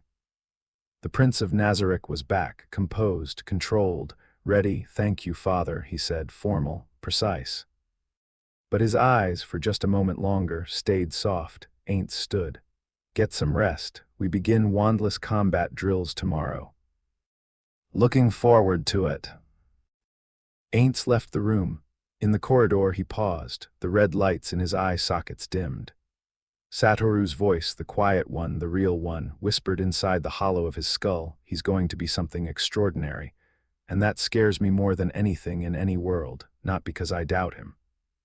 Because the worlds he's going to walk through will try to break him the way they tried before, and I won't always be standing close enough to stop it." The Overlord of Death straightened his robes, composed his bearing, and walked toward the throne room with the measured stride of a god who was, beneath everything, a very worried father. The letter appeared on the breakfast table at precisely 7 minutes past 8 on a Wednesday morning, which was a problem for several reasons, the most pressing being that nothing appeared inside Nazarick without the explicit permission of Ainz Ooal gown, nothing. The great tomb of Nazarick existed inside a dimensional pocket sealed by layered wards that would make a dragon lord weep. Spatial barriers, anti-teleportation fields, detection grids calibrated to flag anything from a greater teleportation attempt to a housefly crossing the threshold without authorization. The security architecture had been designed by 41 paranoid gamers at the height of Yggdrasil's guild wars, refined over years of interdimensional conflict, and upgraded further by Ainz and Demiurge in the New World. Nothing got in. Nothing got out. That was the foundational principle upon which the entire defensive doctrine of Nazarick was built, and yet there was an envelope on the table. Harry saw it first. He was sitting in his usual spot in the private dining room on the 9th floor, eating toast and reviewing a report on new world trade routes that Demiurge had left for him the previous evening. Albedo was seated across from him, not eating because she didn't need to eat, but keeping him company with the focused attentiveness of a bodyguard disguised as a breakfast companion. She was reviewing her own stack of administrative documents, occasionally making notes in the margins with a quill that probably cost more than most houses. The envelope wasn't there, and then it was. No flash of light, no shimmer of teleportation, no crack of displaced air. Harry looked down at his report, looked up to reach for his tea, and there it was, sitting neatly beside his plate, thick and heavy, made of yellowish parchment and sealed with a wax crest that he'd never seen before. Harry's hand stopped halfway to his teacup. His eyes locked on the envelope. Every instinct that 4 years of Nazarick training had hammered into him fired at once. Unknown object, unknown origin, appeared without detection inside a maximum security zone. His fingers twitched toward the emergency communication crystal he kept in his pocket at all times. His breathing slowed, his spine straightened.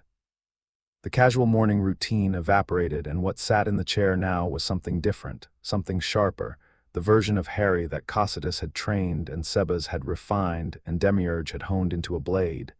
Then he read the address, Mr. H. Potter, the prince's quarters, 9th floor, the great tomb of Nazarick. His blood went cold.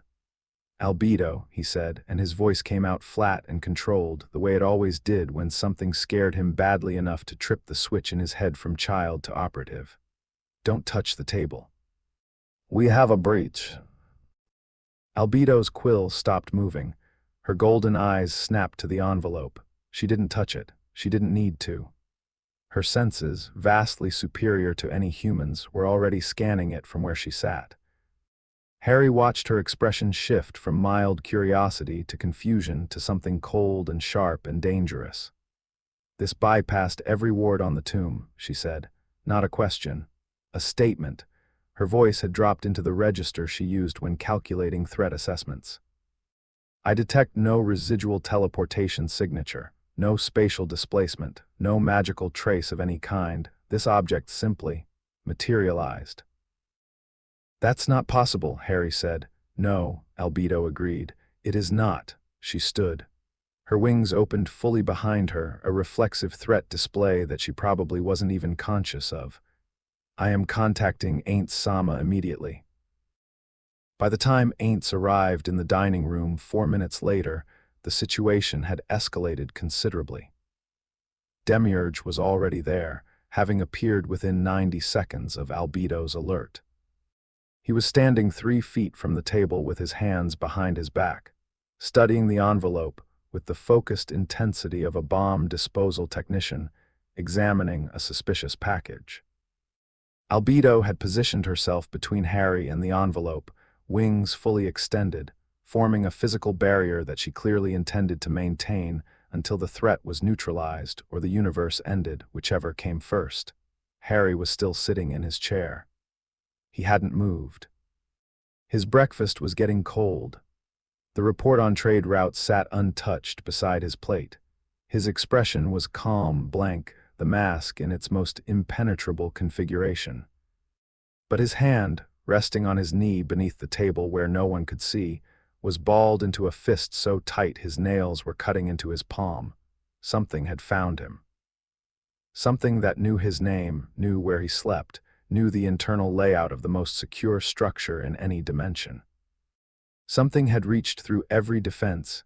His father had built and placed a message beside his breakfast plate, as casually as a postman dropping off the morning mail. Ainz entered the room and the temperature dropped. Not literally, though with the Overlord's aura it was sometimes hard to tell. He moved to the table, his dark robes sweeping the floor, the red points of light in his eye sockets fixed on the envelope with an intensity that made the air feel heavier. "Report," he said. "The letter appeared approximately 6 minutes ago," Demiurge said. "No detectable method of delivery. No ward triggers. No residual magical signatures consistent with any known school of magic, either tier-based or wild magic. I have reviewed the detection logs for the last 24 hours. There is no anomaly of any kind. Whatever delivered this object did so in a way that our entire defensive architecture is completely blind to." Inside Ainz's skull, Satoru Suzuki was experiencing something that he had not experienced since his first weeks in the new world, genuine, stomach-dropping fear. Not for himself, for Harry. Something had found his son. Something powerful enough to bypass Nazarick's wards like they didn't exist. The green pulse fired, the fear flattened, clarity returned. "Has anyone touched it?" Ainz asked. "No, Ainz Sama," Albedo said. Ainz extended his hand over the envelope. He activated 3 detection spells simultaneously: Discern Entity, All Appraisal Magic Item, and Detect Enchantment. The results came back in a cascade of information that his undead mind processed instantly. No curse, no trap, no tracking spell, no harmful enchantment of any kind. The envelope was, as far as the most powerful detection magic in Nazarick could determine, completely mundane. Except for the fact that it had appeared inside an impregnable fortress without triggering a single alarm. "It's clean," Ainz said. "No hostile magic." He picked it up. The parchment was thick, high quality, the kind made from animal skin rather than wood pulp. The wax seal bore a coat of arms, a lion, an eagle, a badger, and a snake arranged around a large letter H. He broke the seal and unfolded the letter. The parchment was covered in neat, emerald green ink. The handwriting was precise, elegant, and unmistakably old-fashioned, the kind of penmanship that belonged to quills and inkwells, not ballpoints and keyboards. The silence in the room was absolute as Ainz read. When he finished, he read it again, then a third time. Then he set it down on the table and looked at Harry. "It's a school acceptance letter," he said. Demiurge blinked. Albedo's wings twitched. "A what?" Harry said. "A school called Hogwarts, a school for witchcraft and wizardry, located apparently somewhere in Scotland." Ainz held the letter up. "They want you to attend. There is a supply list, textbooks, cauldrons, robes, and a wand." He set the letter down. "It is addressed to you by name, by title, by floor, and by the specific name of this tomb. Whoever sent this knows exactly where you are and exactly who you are." The weight of that sat in the room for a long moment. Albedo's wings rustled. She hadn't relaxed even slightly. If anything, the confirmation that this was an educational institution rather than a direct military threat had made her more suspicious, not less. Schools were institutions. Institutions had infrastructure. Infrastructure meant surveillance and control. "Ain't Sama," she said. "I must formally register my objection to any course of action that involves sending the prince beyond our defensive perimeter. The letter's ability to bypass our wards demonstrates that this society possesses capabilities we cannot counter. Sending Harry into their territory would be handing them a hostage." "Your objection is noted," Ainz said. He looked at Demiurge. The archdevil had gone very quiet, which meant his brain was running at its highest speed. His glasses caught the light. His smile was steady. "Ain't Sama," Demiurge said, "if I may. This letter represents the first direct contact from the magical civilization of the dimension beyond the breach. A civilization that, as we've discussed, possesses a magic system that operates outside our defensive parameters. A civilization that is aware of Harry's existence and his location. Sealing the breach does not eliminate the threat, it merely blinds us to it." He adjusted his glasses. "This is not an attack, this is an invitation, and invitations are opportunities." Ainz had been thinking the same thing, which was both reassuring and slightly terrifying. Because agreeing with Demiurge usually meant he was either being brilliant or making a catastrophic mistake, and the line between those two outcomes was often invisible until it was too late. But the logic was sound. A threat you couldn't see was worse than a threat you could. If the wizarding world knew about Harry, ignoring them wouldn't make them go away. It would just mean Harry's existence remained a variable that someone else controlled. And Ainz Ooal did not permit other people to control variables that pertained to his son. "You're suggesting we accept," Ainz said. "I am suggesting that we deploy our most valuable intelligence asset into the heart of an unknown magical society under the cover of a perfectly legitimate invitation." Demiurge's smile widened fractionally. "The school will expect a child, we will send a prince. While the wizards teach him their magic, he learns their weaknesses, their political structures, their military capabilities. By the time they realize what they've invited through their doors, we will know everything we need to know." Harry set the letter down. His face was unreadable. "An infiltration mission." "Yes," Ainz said. He watched his son carefully. The boy's expression hadn't changed, but something behind his eyes had sharpened, the way a blade sharpens when drawn against a whetstone. "You would attend this school as a student, learn their magic, observe their society. Report back through secure channels. Demiurge will provide detailed intelligence objectives." "But, Harry," Ainz paused, made sure the boy was looking at him. "This is not an order. This is a decision I am asking you to make. If you don't want to go, you don't go. We find another way." Harry was quiet for a moment. He picked up the letter again and looked at the supply list on the second page. His eyes lingered on one item in particular. "They want me to buy a wand," he said, "from a shop called Ollivander's, a wooden wand." The corner of his mouth turned down, not in anger. "In something closer to professional disdain. A stick." "You will not be using a stick," Ainz said, and the certainty in his voice surprised even him. The Overlord's voice, the one that made mountains move, combined with something underneath that was purely Satoru, parental stubbornness. "I will not send my son into hostile territory carrying a piece of wood from a shop." Harry looked up at him. "What will I carry?" Ainz stood. "Come with me." The forge of the chief blacksmith occupied a chamber on the lower levels of Nazarick that most residents of the tomb had never seen, and most visitors would never survive. It was accessible through a series of reinforced corridors that descended deep beneath the main floors, past the prison levels, past the treasury vaults, past sealed doors marked with warning runes that Ainz had to deactivate personally at each checkpoint, into the hot, pressurized bedrock where the original builders of Nazarick had placed their crafting infrastructure. The temperature hit Harry the moment they stepped through the final doorway.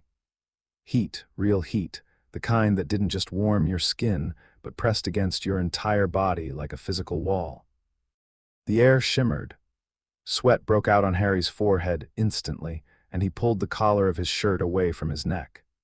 Ainz, being a skeleton, was unaffected, and Harry noticed this with the faint irritation that came from having a father who was literally incapable of being uncomfortable. The corridor behind them sealed with a hiss of pressurized air, the heavy door grinding shut on mechanisms that hadn't been used in years.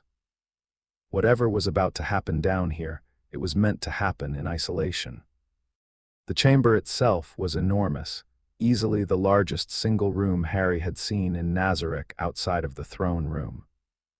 The ceiling rose 40 feet overhead, vanishing into shadow and heat haze. The walls were rough-cut stone, blackened by centuries of forge fire, veined with channels of molten material that glowed deep orange and red, pumping heat through the room like arteries in a living body. The floor was iron grating over a deeper pit from which waves of furnace heat billowed upward in steady, rhythmic pulses, and in the center of the room, the forge. It wasn't a blacksmith's forge in any mundane sense. There was no anvil, no bellows, no water trough. Instead, a circular platform of dark metal rose from the iron grating, roughly 10 feet in diameter, inscribed with concentric rings of runes that glowed with a dull, inner light. Above the platform, suspended from thick chains anchored to the ceiling, hung a crystalline structure that Harry didn't have a name for. It looked like a chandelier made of ice, except the ice was deep black and pulsing with contained energy that made the hair on his arms stand up from 3 feet away. "This is where the guild's equipment was forged," Ainz said, stopping at the edge of the platform. "The original chief blacksmith was my guildmate, Ainz Ooal. He designed this forge. Every major piece of equipment used by Ainz Ooal Gown was crafted here, including the staff of Ainz Ooal Gown itself." He paused, and Harry heard the shift in his father's voice, the subtle deepening that happened whenever Ainz talked about his old friends. Not sadness, exactly. Something more worn than that. A grief that had been carried so long it had become part of the architecture. He was the best crafter in Yggdrasil, maybe the best in any game ever made. What I am about to do is a pale imitation of his work, but it will be enough. Harry stood beside his father and looked at the forge.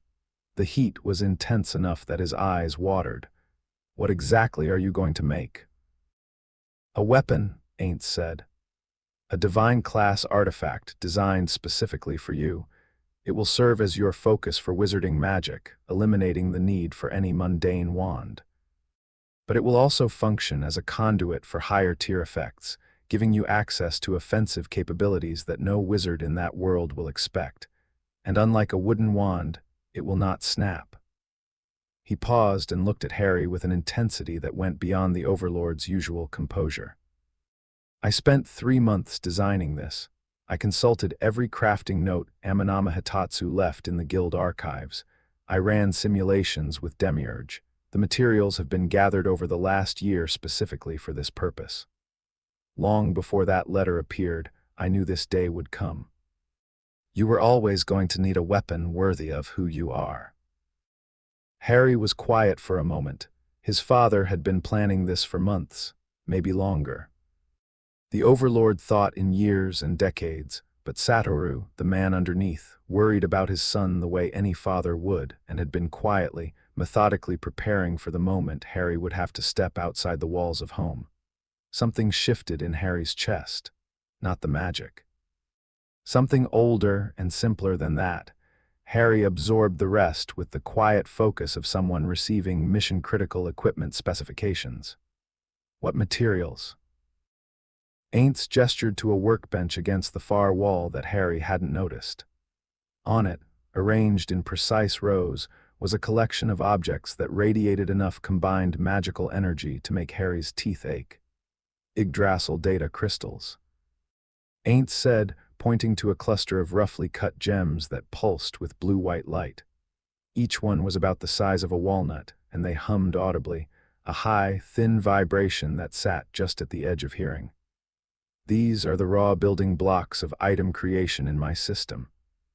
Each crystal contains concentrated magical data, a dense packet of energy that can be shaped into specific properties during the forging process. I have 7. 3 offensive, 2 defensive, 1 spatial, 1 binding.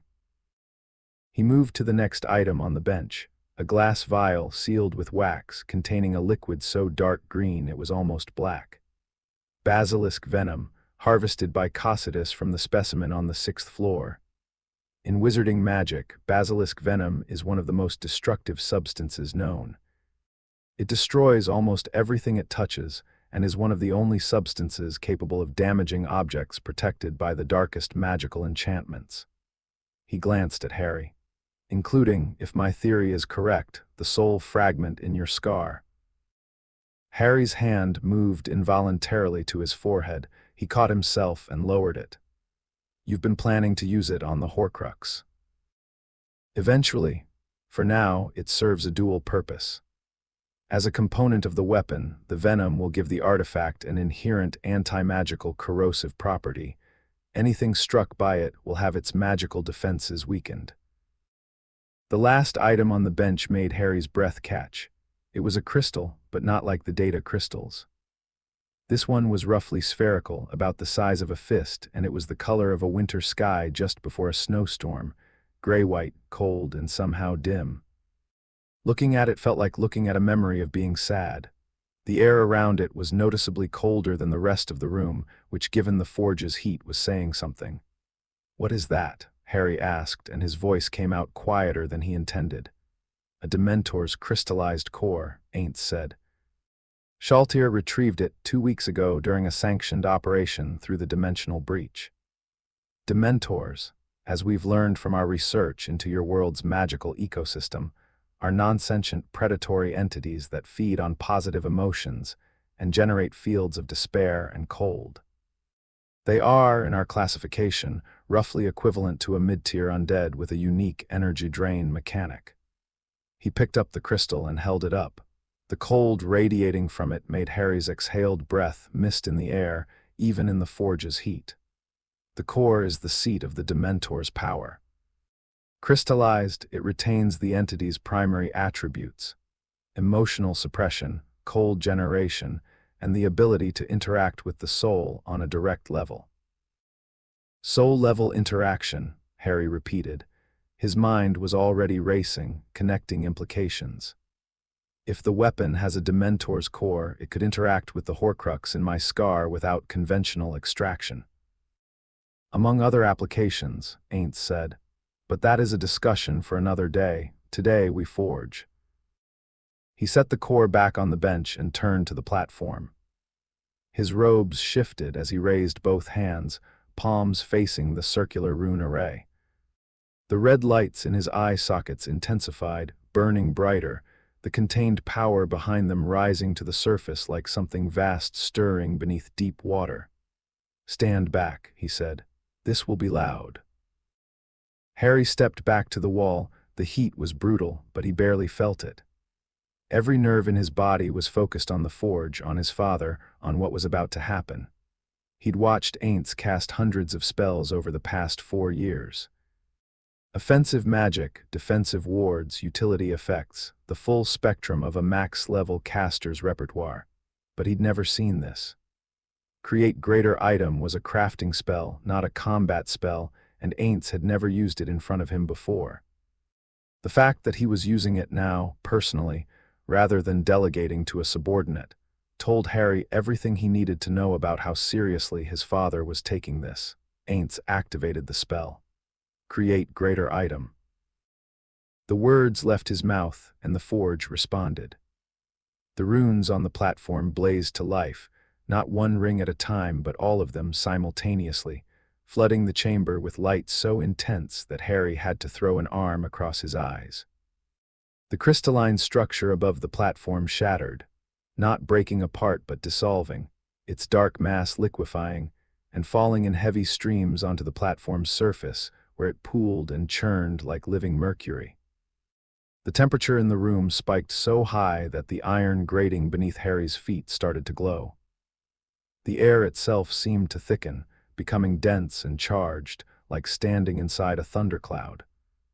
Through the glare, Harry could see his father standing at the platform's edge, arms raised, skeletal fingers moving with a precision and speed that didn't look possible for bone and joint. He was conducting. That was the only word for it. His hands swept through the air in complex patterns, and with each gesture, the liquid material on the platform responded, rising, twisting, taking shape. The data crystals went first. Ainz reached for them without looking, his left hand scooping all 7 off the workbench in a single motion, and threw them into the churning mass. Each crystal hit the liquid and detonated, not with sound but with light. 7 distinct flares of blue-white energy that were absorbed into the dark material like sparks vanishing into deep water. The liquid surged, growing brighter, denser, its surface beginning to solidify in places and liquefy in others as the data integrated. Next, the basilisk venom. Ainz uncorked the vial with his teeth, an absurdly human gesture that made Satoru flash through for just a moment, and poured the dark green liquid into the forge. The reaction was violent. The material on the platform hissed, bucked, sent up a gout of toxic green steam that would have killed a human on contact. The green merged with the black, swirling through it in veins and channels that pulsed like a living circulatory system. Then the Dementor's core. Ainz held it over the forge. Even from 15 feet away, Harry could feel the cold warring with the heat, 2 opposing forces colliding in the air above the platform. Ainz held the core for 3 seconds. 5, 7, his eye sockets blazed red. The runes on the platform flickered, struggling to contain the conflicting energies. He dropped it. The core hit the molten material, and the world went white. Harry slammed his back against the wall. The sound hit him a half-second later, not a bang or a crash, but a deep, resonant tone, like a bell the size of a cathedral being struck once, hard. It vibrated through the floor, the walls, his bones, his teeth. The liquid material on the platform erupted upward in a column of black and green and frost-white energy that hit the ceiling and spread outward like an inverted waterfall, coating the stone above in a layer of crackling frost that immediately began to melt in the forge's heat. Then the column contracted, pulled back, collapsed inward on itself with a rush of displaced air that popped Harry's ears and made his vision blur. The energy compressed tighter and tighter, the light dimming from white to gold to deep, burning amber as the raw materials fused. And on the platform, lying in the center of the spent rune array, smoking gently, was a wand, except it wasn't a wand. Not really. It was shaped like one, roughly 12 inches long, slightly curved, with a handle that widened at the base into a subtle grip. But the material was wrong for any wand Harry had read about. It was black. Not painted black or stained black. Inherently, fundamentally black, the color of the space between stars, a black so deep that looking directly at it felt like looking into a hole in the air. Its surface was smooth but not reflective. Light fell on it and didn't come back. Along its length, thin veins of dark green pulsed faintly, the basilisk venom integrated into the material like capillaries in living tissue. And at the tip, barely visible, a faint frost crystallized and sublimated in a constant, slow cycle, the Dementor's core bleeding cold from the weapon's point. The room was silent except for the ticking of cooling metal and the hiss of evaporating frost. Ainz lowered his hands. The red lights in his eye sockets had dimmed to embers. He stood motionless for a moment, and Harry could tell that, even with his undead stamina, the spell had cost him something significant. The rune array on the platform had gone dark, the inscriptions cracked and blackened, spent. They wouldn't be usable again without extensive repair. This forge had been designed for single-use creation at the highest tier. Ainz had just burned it for one weapon, for one boy. Then he straightened, rolled his shoulders in a gesture that was pure Satoru, and walked to the platform. He picked up the wand, held it, turned it over in his skeletal fingers, examining it from every angle. The obsidian surface caught no light, gave no reflection. Yet somehow it was the most visible thing in the room, drawing the eye the way a wound draws the eye, demanding attention by its sheer wrongness in the surrounding space. The veins of green pulsed with a rhythm that seemed almost biological. The frost at the tip crystallized and sublimated in a cycle that took exactly 4 seconds, forming tiny patterns of ice that were gone before they could be examined. Then he did something Harry didn't expect. He gripped the handle firmly and twisted. The wand split. Not broke, split. The obsidian material separating along invisible seams with a series of sharp, mechanical clicks. The 12-inch wand extended, sections telescoping outward, the handle widening, a curved blade materializing from the tip in a sweep of dark metal that unfolded like a flower opening. In 3 seconds, the wand was gone. In its place, held in Ainz's right hand, was a scythe. It was 6 feet of black perfection. A long, straight haft of the same impossible obsidian, capped at the base with a spike of dark metal. At the top, a sweeping blade curved outward in a lethal crescent, its edge so fine it seemed to cut the light around it. The green veins ran the full length of the weapon, pulsing faster now, brighter, responding to the transformation. Frost crawled along the blade's edge and fell away in tiny crystals that evaporated before they hit the ground. Ainz held the scythe upright, and the weight of it, the presence of it, filled the chamber like a held breath. This wasn't a tool, this wasn't equipment, this was a statement. A divine-class artifact forged from the combined power of 3 magical systems, carrying the destructive potential of basilisk venom, the soul-rending capacity of a Dementor's essence, and the raw, brutal force of 7 Yggdrasil data crystals. A weapon that existed at the intersection of everything Ainz had learned across 2 worlds. If the staff of Ainz Ooal gown was the symbol of the guild's collective power, then this was the symbol of something more personal. This was a father's answer to a hostile world. This was a promise, forged in fire and dark metal, that his child would not be defenseless. Not now. Not ever. He twisted the handle again. The scythe collapsed, sections retracting with the same sharp clicks, the blade folding back into the body of the weapon. 3 seconds later, it was a wand again. 12 inches, black, cold. Ainz walked to Harry and held it out.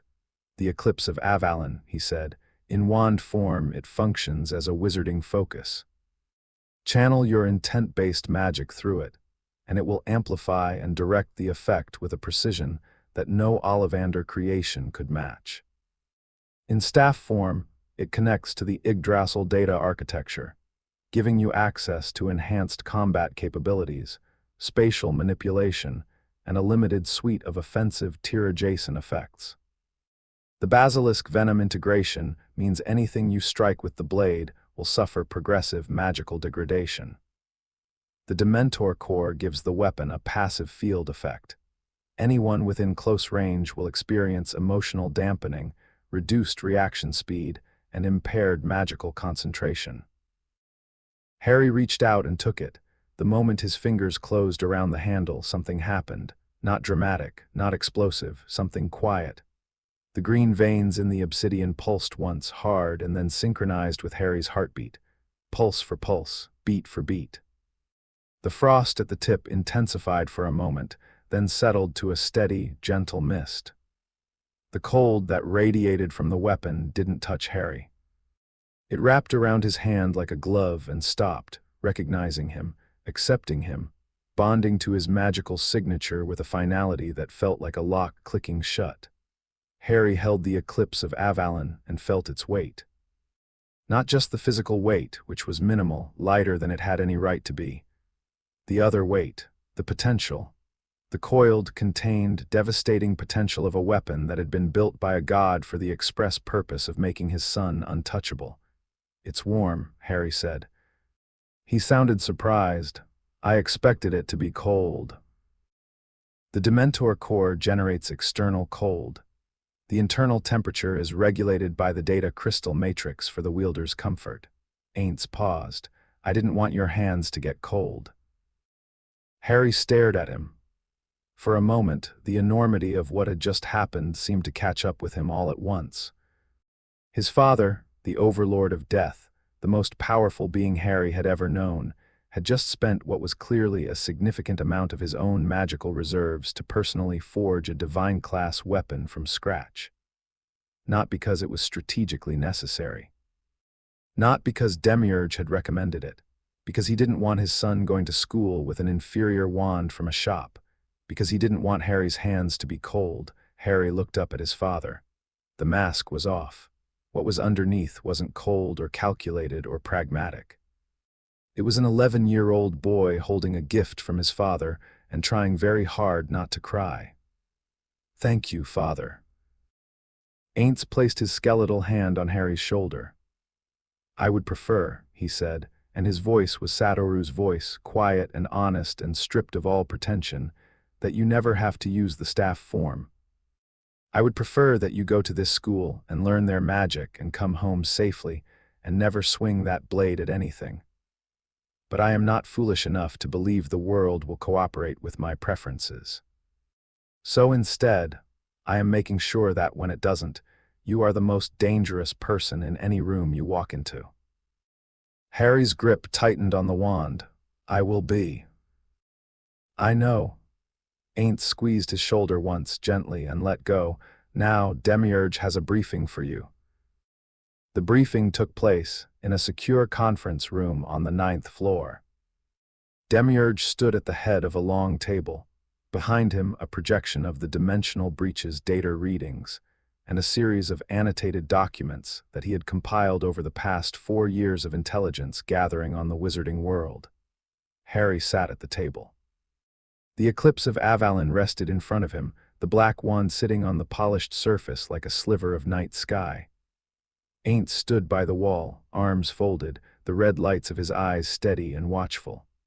"The institution known as Hogwarts School of Witchcraft and Wizardry," Demiurge began, "represents the primary educational and social pipeline for the magical population of Britain. Attendance is compulsory for magical children between the ages of 11 and 17. The school functions not only as a training ground, but as a political incubator, with its 4 internal factions, called houses, serving as proxies for broader ideological and familial alliances within the society." He adjusted his glasses. "Based on the limited intelligence we have gathered through observation and analysis of intercepted magical communications, the wizarding world of Britain is a semi-feudal oligarchy governed by a body called the Wisengamot. Political power is concentrated among a small number of old families, referred to as the Sacred 28, who control the legislative and judicial functions of the society. The administrative branch is managed by a body called the Ministry of Magic, which appears to function as a civil service infrastructure under the nominal authority of the Wisengamot." "Nominal," Harry said. "Correct. The actual power dynamics appear to be considerably more fractured. There are at least 3 distinct political blocs: a traditionalist faction aligned with blood purity ideology, a progressive faction that opposes it, and a growing centrist faction that prioritizes stability over ideology. The school's house system mirrors this division. Slytherin is associated with the traditionalists, Gryffindor with the progressives. Ravenclaw and Hufflepuff occupy the center ground, though their political engagement appears less defined." Demiurge turned a page in his notes. "The headmaster of the school is a figure named Albus Dumbledore. He occupies a uniquely powerful position as both the head of the educational institution and the chief legislator of the Wisengamot. Our analysis suggests he functions as the de facto ruler of magical Britain, though he exercises this power through soft influence rather than direct authority. He is, in my assessment, the most dangerous individual in that society. Not because of his magical power, which appears considerable but quantifiable, but because of his information network and his willingness to make utilitarian sacrifices for what he perceives as the greater good." Harry filed that away. Dumbledore, headmaster, political operator disguised as an educator, the most dangerous kind of enemy, one who believed he was a good person. You, Harry, will be entering this environment as an unknown variable. Demiurge's smile sharpened. Your public identity, Harry Potter, carries significant weight in this society. The intelligence suggests you are famous. Harry frowned. Famous for what? For surviving.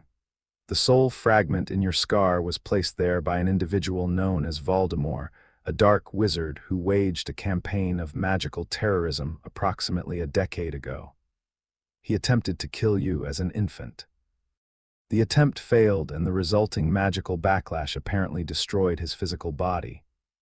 The wizarding world attributes your survival to an act of extraordinary power. You are regarded as a savior figure. Demiurge let that settle. There are books written about you, children's stories. You are a legend to these people, Harry. A myth that they have built an entire cultural narrative around. Harry sat very still. His face was perfectly blank, but his left hand, resting flat on the table, had pressed down hard enough that his fingertips were white. He was processing, not the tactical implications. Those were obvious, and Demiurge would cover them. He was processing something more personal. Somewhere in another world, there were people who thought he was a hero, people who told stories about him to their children, people who said his name with reverence. And those same people, those same storytellers and admirers and believers, had left him in the care of Vernon and Petunia Dursley, who had put him in a dumpster. He didn't say any of that. He filed it away in the same place he filed everything that hurt, deep, quiet, sealed shut. Harry's expression didn't change. They think a baby defeated a dark wizard. They think a baby defeated their dark wizard. The distinction is important. You are not merely famous. You are a political symbol. Your name carries weight that can be leveraged, redirected, or weaponized depending on how you choose to deploy it. Ainz spoke from the wall. You will not deploy it, not immediately. You are going as a student. Observe, learn, do not attract attention, do not reveal your capabilities. Do not give anyone, teacher, student, or administrator, any reason to look at you closely enough to see what's underneath. Understood, Harry said. His voice was level, calm. The same tone he used when receiving mission parameters from Demiurge, the same cold, professional focus that would have unsettled anyone who expected an 11-year-old to be excited about going to school. He wasn't excited. He was a prince of Nazarick accepting a deployment. The school was a target. The students were variables. The teachers were potential threats. The castle was a facility to be mapped, analyzed, and if necessary, neutralized. Somewhere deep inside, buried under years of training and the armor of his mask, an 11-year-old boy was curious about what a school full of magical children would be like. But that boy knew better than to let the curiosity show. But then, so quietly that Demiurge might not have heard it, so quietly that only Ainz's enhanced undead senses picked it up, Harry asked, "Will there be other children?" Ainz looked at his son. The boy's face was blank, professional. The mask was firmly in place. But the question had come from behind it, from the part of Harry that had spent 4 years in a tomb full of ancient monsters and undead warriors and had never, not once, interacted with another human child. "Yes," Ainz said gently, "there will be other children." Harry nodded. His fingers rested on the eclipse of Avalon. The green veins pulsed with his heartbeat. "Good," he said, and his voice was neutral, and his face was blank. And Ainz, who knew his son better than he knew any spell in his arsenal, heard the loneliness underneath the word like a crack in a foundation wall. The briefing continued. Demiurge outlined intelligence objectives, communication protocols, extraction contingencies. Harry would carry a magical communication mirror concealed within a modified pocket dimension on his person, allowing him to contact Nazarick at any time without risk of interception. Sebas and Solution would be deployed to nearby positions within the wizarding world as deep cover operatives, providing a rapid extraction capability if the mission was compromised. All intelligence would be funneled through Demiurge, who would maintain a real-time analytical framework for processing and prioritizing the data. Harry listened, absorbed, asked precise questions. When do I establish contact? What are the reporting intervals? What constitutes a compromised cover? What is the threshold for abort? The questions came out clean and sharp, the product of 4 years of Demiurge's training. He didn't ask nervous questions. He didn't ask for reassurance. He asked for parameters.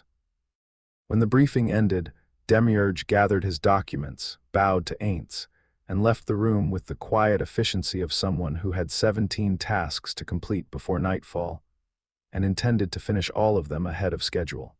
Harry remained seated.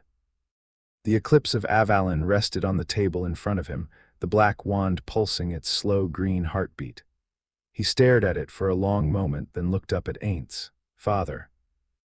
"Yes, I'll come back." It wasn't a promise. It was a statement of intent delivered with the calm, absolute certainty of someone who had been raised by the most powerful being in existence and had been given a weapon forged by that being's own hands. It was the voice of the Prince of Nazarick. But underneath it, barely audible, was the voice of an 11-year-old boy who was leaving home for the first time and needed his father to know that he would come back. Ainz looked at his son. The red lights in his eye sockets burned steady and warm. "I know," he said. "And if anything tries to stop you, it will answer to me." Harry picked up the eclipse of Avalon. The green veins pulsed once, strong, and settled back to their slow rhythm. He tucked it into the inner pocket of his jacket, where it sat against his chest, warm and dark and patient. He could feel it there, not as weight, but as presence. A quiet hum against his ribs, steady and constant, like a second heartbeat. His weapon. His father's gift. The thing that would stand between him and whatever waited on the other side of the dimensional breach. Ainz watched from the wall and said nothing more. Inside, Sadaru gripped the edges of his consciousness and held on, because his son was about to leave home for the first time, and no amount of divine-class weaponry or intelligence briefings could make that feel safe. He wanted to grab the boy, hold him. Tell him to forget the mission, forget the school, forget the entire wizarding world, and just stay in Nazarick where nothing could reach him. But he didn't. Because Sadaru Suzuki had spent a lifetime being protected from the world by walls, the walls of his apartment, the walls of his cubicle, the walls of a society that kept its citizens fed and housed and utterly, crushingly safe in their insignificance. And it had nearly killed him. The walls hadn't protected him. They'd imprisoned him. He wouldn't do that to Harry. The eclipse of Avalon pulsed against Harry's chest, cold and dark and patient, waiting for the hand that would carry it into a world that wasn't ready. Platform 9 3/4 was loud, crowded, and aggressively cheerful, and Harry hated every second of it. He stood at the edge of the platform with his trunk beside him, watching families say goodbye to their children through the steam billowing from the scarlet locomotive. Mothers were crying, fathers were ruffling hair and saying things like "make us proud" and "right every week." Younger siblings were clutching at their older brothers' and sisters' robes, begging to come along. Owls were hooting from cages stacked on luggage trolleys. A cat had escaped its carrier and was being chased between legs and trolley wheels by a girl with a round face and a panicked expression. It was chaos. Warm, messy, human chaos. The kind of chaos that belonged to people who had grown up knowing they were loved, who took for granted that saying goodbye was temporary and that someone would be waiting for them when they came home. Harry adjusted the cuffs of his shirt and began a mental catalogue of the platform. Approximately 240 students visible, ranging from age 11 to 17. At least 150 adults, primarily parents. Multiple exit points. The barrier back to King's Cross, the train doors themselves, and emergency maintenance access on the far wall partially hidden behind a stack of trunks. The steam from the engine reduced visibility to roughly 60%. Ambient noise level high enough to mask conversation at a distance of 8 feet. He was dressed differently from every other student on the platform. No robes. Not yet. Instead, he wore a dark, well-fitted jacket over a black shirt, dark trousers, and polished boots. The clothes had been selected by Albedo, who had treated the task of dressing Harry for his first day at an enemy school with the same strategic intensity she brought to planning military campaigns. The result was an outfit that looked expensive without being ostentatious, formal without being stiff, and, most importantly, nothing like the wizarding fashion that surrounded him. He looked like he'd walked out of a different world, which was, of course, exactly what he'd done. The eclipse of Avalon sat in its wand form inside a concealed pocket sewn into the lining of his jacket, resting against his ribs. He could feel its steady pulse, synchronized with his heartbeat. The communication mirror was in his left trouser pocket, disguised as a simple compact. Demiurge had briefed him 3 times on the communication protocols. Albedo had briefed him twice on emergency extraction procedures. Shaltier had given him a small, enchanted locket that she'd pressed into his hands at the last moment, with an expression that she'd clearly been trying very hard to keep composed. Even Aura and Mare had come to see him off, Aura punching his shoulder hard enough to leave a bruise and Mare pressing a hand-drawn map of constellations into his palm, because the sky above the school might be different from the 6th floor, and, I thought you might want to know where to look. He was armed, he was briefed. He was as prepared as any 11-year-old who had been raised by an army of monsters could be. And he was, underneath all of it, terrified, not of the school, not of the wizards, not of whatever threats might be waiting inside that castle. He was terrified of the children. He'd never spoken to a human child before, not once in his entire life. Every person he'd ever interacted with was either an abuser or a creature of Nazarick. He had no idea how to be normal. He had no idea what normal looked like from the inside. The mask was on. The Prince of Nazarick walked toward the train. He passed through the crowd like a knife through water.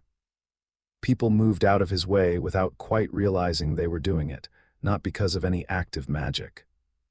The eclipse of Avalon's passive field was suppressed to its absolute minimum, barely a whisper of cold at the edge of perception. But Harry moved like someone who expected the world to rearrange itself around him, and the world, somewhat obligingly, did. A mother pulling a trolley stepped aside without looking at him. A group of older students parted to let him through mid-conversation. A small boy with a toad clutched to his chest stumbled sideways as Harry passed, then blinked and looked around as though he'd forgotten what he'd been doing. Harry boarded the train. The interior was narrow, a central corridor running the length of each carriage with compartments branching off on either side. The carpet was worn. The walls were paneled in dark wood that had been polished so many times it had developed a dull sheen. Overhead, luggage racks sagged under the weight of trunks and owl cages. The air smelled like old upholstery and chocolate. Through the thin walls of the compartments, Harry could hear the muffled buzz of 100 conversations happening simultaneously. Who got new brooms, who was dating whom, who had the worst summer homework, normal. All of it was so relentlessly, aggressively normal that it made his chest tight. Most compartments were already full by the time Harry moved through the second carriage. Students clustered in groups of 4 and 5, catching up after summer holidays, shouting across corridors, trading sweets and gossip. Harry moved through the carriage with an unhurried stride, trunk floating behind him on a subtle levitation charm that he maintained without a wand and without a word. Nobody noticed. The corridor was too crowded and too chaotic for anyone to pay attention to the quiet boy whose luggage was drifting 6 inches off the ground. He found a compartment near the back of the train that was mostly empty. One occupant, a girl, roughly his age, sitting by the window with a book open in her lap and an expression that suggested she had no interest in being disturbed. She had blonde hair pulled back in a low, practical style, sharp blue eyes, and the kind of posture that spoke of years of etiquette training. She sat with her knees together, her back straight, and her hands folded over the open pages of her book in a way that was so precisely controlled it reminded Harry of Albedo. She looked up when he opened the door. Their eyes met. Harry saw her register him in about half a second. The clothes, the posture, the face that didn't match the robes and jumper aesthetic of every other first year on the train. Her expression didn't change. She didn't smile. She didn't scowl. She performed a rapid, silent assessment and then returned to her book. "May I sit here?" Harry asked. "It's a free compartment," she said without looking up. Harry stowed his trunk on the overhead rack and sat down opposite her. The compartment was small but clean. The seats were upholstered in worn red fabric. The window showed the platform outside, still teeming with families. The girl turned a page. Harry settled in, let his breathing even out, and began monitoring the corridor through his peripheral vision. They sat in silence for about 3 minutes. It was a comfortable silence, the kind that exists between two people who don't feel compelled to fill the air with noise simply because another person is present. Harry appreciated it. The girl clearly appreciated it. Neither of them said anything.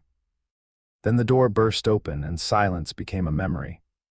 "Oi, is this one free? Everywhere else is packed. My brothers nicked the good compartments ages ago, the gits. Oh, brilliant, loads of space. Mind if I sit? Cheers." The boy was tall, gangly, and red-haired, with a long nose and freckles scattered across his face like someone had flicked a paintbrush at him.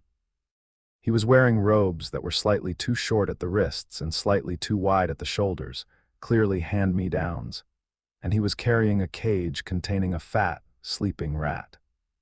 He dropped into the seat next to Harry with the graceless enthusiasm of a Labrador arriving at a park, shoved his trunk under the seat with his foot, and grinned.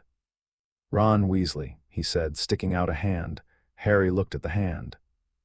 In Nazarick, physical contact was initiated with deliberate intent and usually carried social or hierarchical significance. A handshake was a contract, a gesture of acknowledged equality.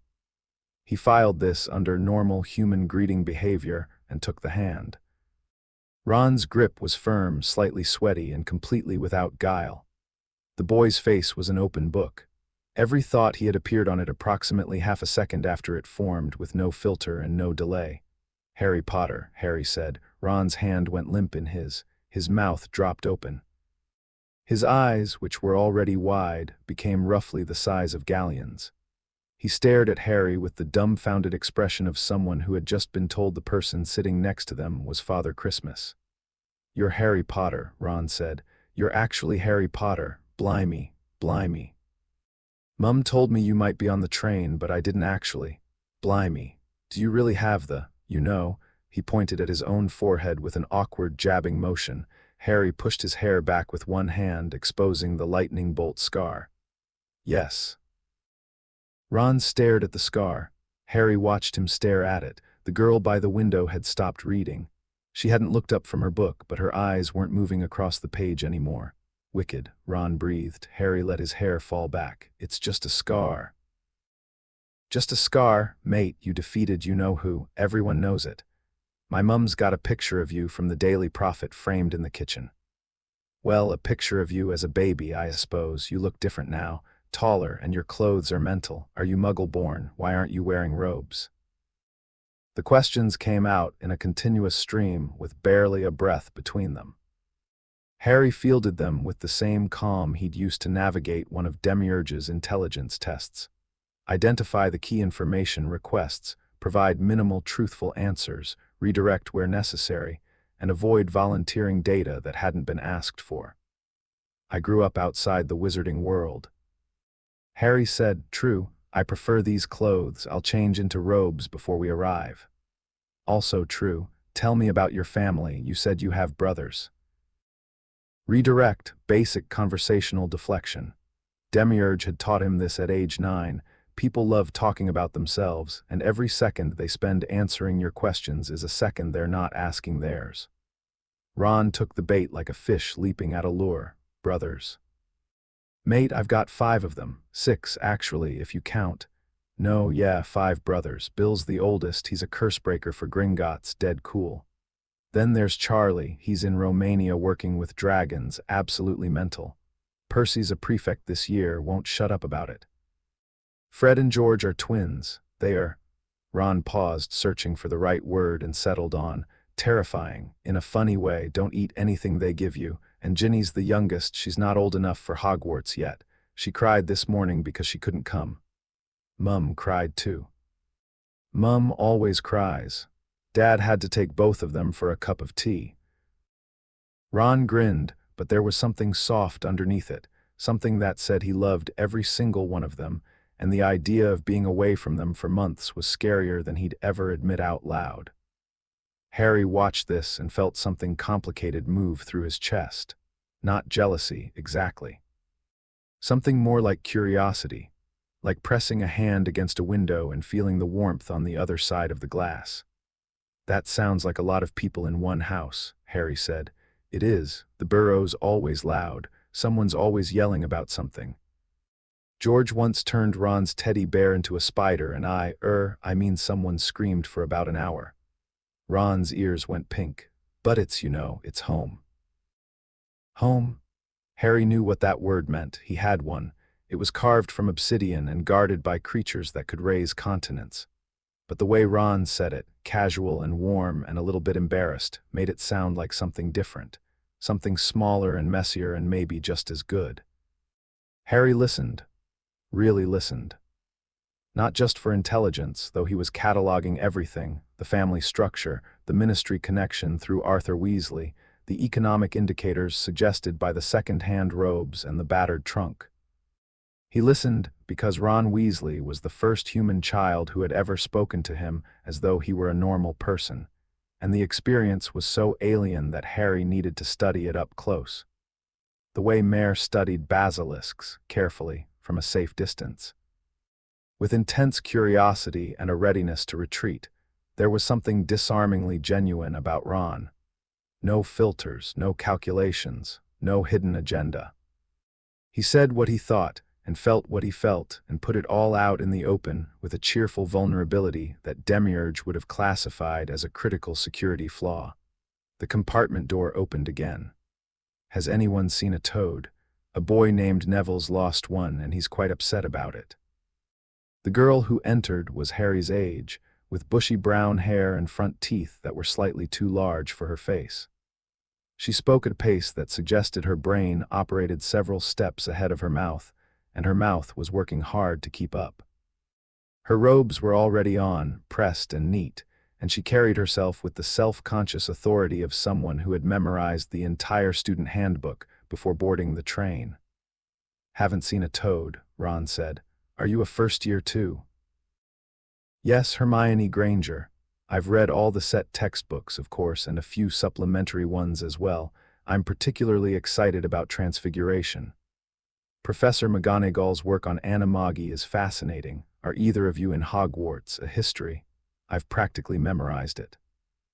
She said all of this without pausing for breath, her eyes bright and slightly anxious, the way eyes get when the person behind them desperately wants to impress and is terrified they won't. Ron blinked. No. You should rate it. It's essential background. The castle has 142 staircases, did you know that? And some of them move on Fridays. Can you imagine moving staircases? Hermione's enthusiasm was the kind that came from a lifetime of being the smartest person in every room she'd entered, and never having anyone care. Harry recognized it because it was a different shape of the same loneliness he carried. She talked too much because silence meant being ignored, and being ignored meant being invisible, and being invisible meant nobody wanted to hear what she had to say. She'd learned to fill the space before anyone could take it from her. Hermione's eyes moved to Harry. She looked at him the way she probably looked at a new book, with immediate, consuming curiosity. And you are Harry Potter. Hermione's eyes went wide. I know all about you, of course. You're in modern magical history and the rise and fall of the dark arts and great wizarding events of the 20th century. Am I? Harry said, not a question. A flat acknowledgement. 3 books written about him, about a night he didn't remember, about a battle he'd fought as a baby and won by accident. These people had turned his worst trauma into study material. The mask held. The Prince of Nazarick smiled politely. "It's nice to meet you, Hermione." Hermione beamed. Ron relaxed. The conversation moved on. Hermione asked about houses and expressed a preference for Gryffindor, then immediately backtracked and said Ravenclaw would also be acceptable. Ron groaned and said his whole family was Gryffindor, and he'd never hear the end of it if he ended up in Slytherin. Hermione corrected his pronunciation of Leviosa, even though he hadn't attempted to say it. Ron looked at Harry with the expression of a man silently asking for help. Harry participated. He answered when spoken to. He asked follow-up questions that were precisely calibrated to keep the conversation moving without revealing anything about himself. He smiled when jokes were made. He nodded when opinions were expressed. He was, to any outside observer, a slightly quiet but perfectly pleasant first-year student making friends on his way to school. The girl by the window turned a page. Harry caught the movement in his peripheral vision and glanced at her. She was still reading, still silent. Still perfectly composed in her window seat, while the compartment around her buzzed with first-year chatter. But something was different. He'd been tracking her since he sat down, a background process running in the back of his mind the way Nazarick's detection grids ran in the background of the tomb. And what that process was telling him now was that the girl was watching him, not with sideways glances or stolen looks. With the steady, patient observation of someone who had decided he was worth paying attention to and was willing to invest time in figuring out why, not looking at him. Watching. The distinction was important. Ron looked at Harry with open, unguarded fascination, the wide-eyed stare of a boy who'd grown up on stories about the boy who lived, and was now sitting next to the real thing. Hermione looked at him with intellectual curiosity, already filing him into a mental category and cross-referencing him against the books she'd read. This girl was doing something different. She was observing him the way Harry observed rooms, cataloging data, noting inconsistencies, building a profile. She'd been doing it since he walked in. And what she was observing, what had caught her attention, was the gap between what Harry was showing and what Harry was. She'd noticed the mask. Harry's pulse ticked up, not much, a few beats per minute, but enough that the eclipse of Avalon pulsed in response against his ribs, the green veins brightening for a moment before settling back. Nobody in this compartment should have been able to see through the persona he'd constructed. Demiurge had helped him build it. Albedo had tested it, running him through simulated social interactions with summoned constructs until his reactions were seamless. 4 years of practice had made it so natural that Harry sometimes forgot he was wearing it. And yet this girl, this quiet, book-reading, posture-perfect girl in the window seat, had looked at him and seen the seams. Had watched him smile and seen that the smile didn't go all the way down. Had listened to his voice and heard the places where it was too smooth, too calibrated, too perfectly appropriate for an 11-year-old having a casual conversation. Interesting. He waited for a lull in Ron's monologue about Quidditch and turned to her. "I don't think we've been introduced." She looked up from her book. Her expression was controlled, composed, and exactly the kind of socially appropriate neutral that Harry recognized because he wore the same one. "Daphne Greengrass," she said. Her voice was cool, measured, and carried the clipped accent of old money. "And you're Harry Potter, I heard." "You don't seem as excited about that as everyone else," Harry said. Something flickered in her eyes. Amusement, maybe, or recognition. "Should I be?" "Most people seem to think so." "Most people are easily impressed." She closed her book and held his gaze. "You sit like someone who's had etiquette training. Your speech patterns are formal for an 11-year-old, but you adjust them when you're talking to Ron because you don't want to stand out. You smiled 4 times in the last 10 minutes and none of them reached your eyes. And when Hermione mentioned the books about you, something in your face moved for about half a second before you put it back." She paused. "I'm not sure what that makes you. But I don't think it makes you what everyone expects." The compartment had gone quiet. Ron was looking between Harry and Daphne with his mouth slightly open, clearly lost. Hermione's eyes had narrowed with sharp intellectual interest, the way they probably narrowed when she encountered a particularly complex spell diagram. Harry looked at Daphne Greengrass. She looked back at him. For a long, strange moment, the two of them existed in a private space that the noise and warmth and clatter of the train couldn't quite reach. "You're observant," Harry said. "You're evasive," she replied. He almost smiled. A real one, not the mask. He caught it before it formed and filed it away for later analysis, because something that could crack his composure on the first day was something that needed to be understood before it could be trusted. "I suppose we'll have plenty of time to figure each other out," he said. Daphne picked up her book. "I suppose we will." She turned to a new page and didn't look at him again for the rest of the journey, but the corner of her mouth was slightly different than it had been before. Not a smile, something adjacent to one. Something that said, "I see you, and I'm not going away." The great hall of Hogwarts was objectively impressive.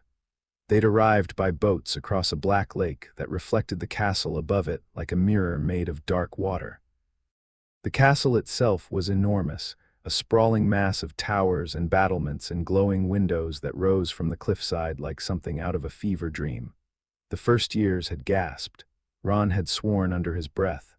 Hermione had started reciting architectural facts from Hogwarts, a history. Daphne had looked at it and said nothing, but Harry had noticed her fingers tighten on the edge of the boat. Even she wasn't immune to the scale of it. Harry had looked at the castle and catalogued it. Defensive position, strong, elevated terrain with water barrier, multiple tower vantage points. Ancient stone construction, likely warded.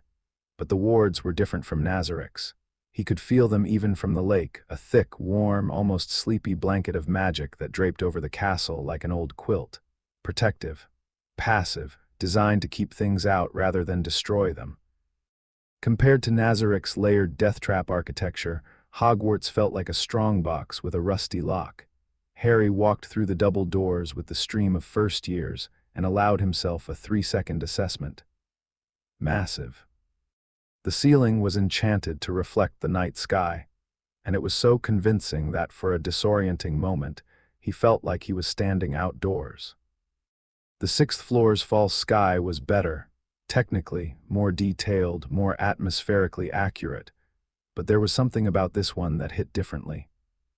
This was a ceiling built to inspire awe in children, and despite everything, despite 4 years of living in the most architecturally magnificent structure in any dimension, Harry felt a tiny, involuntary tug of wonder at the thousands of candles floating overhead and the stars wheeling above them in a perfect mimicry of the October sky. He killed the wonder quickly and moved on. 4 long tables ran the length of the hall, one for each house. Older students filled most of the seats, turning to watch the first years file in with expressions ranging from amused nostalgia to outright boredom. At the far end of the hall, a raised platform held the high table where the staff sat. Harry scanned the teachers with the rapid, systematic focus of an intelligence operative entering an unknown facility. A woman in green robes with a severe face and square glasses. A tiny man barely visible above the table's edge. A man in all black with greasy hair and a hooked nose who looked like he'd been sucking a lemon.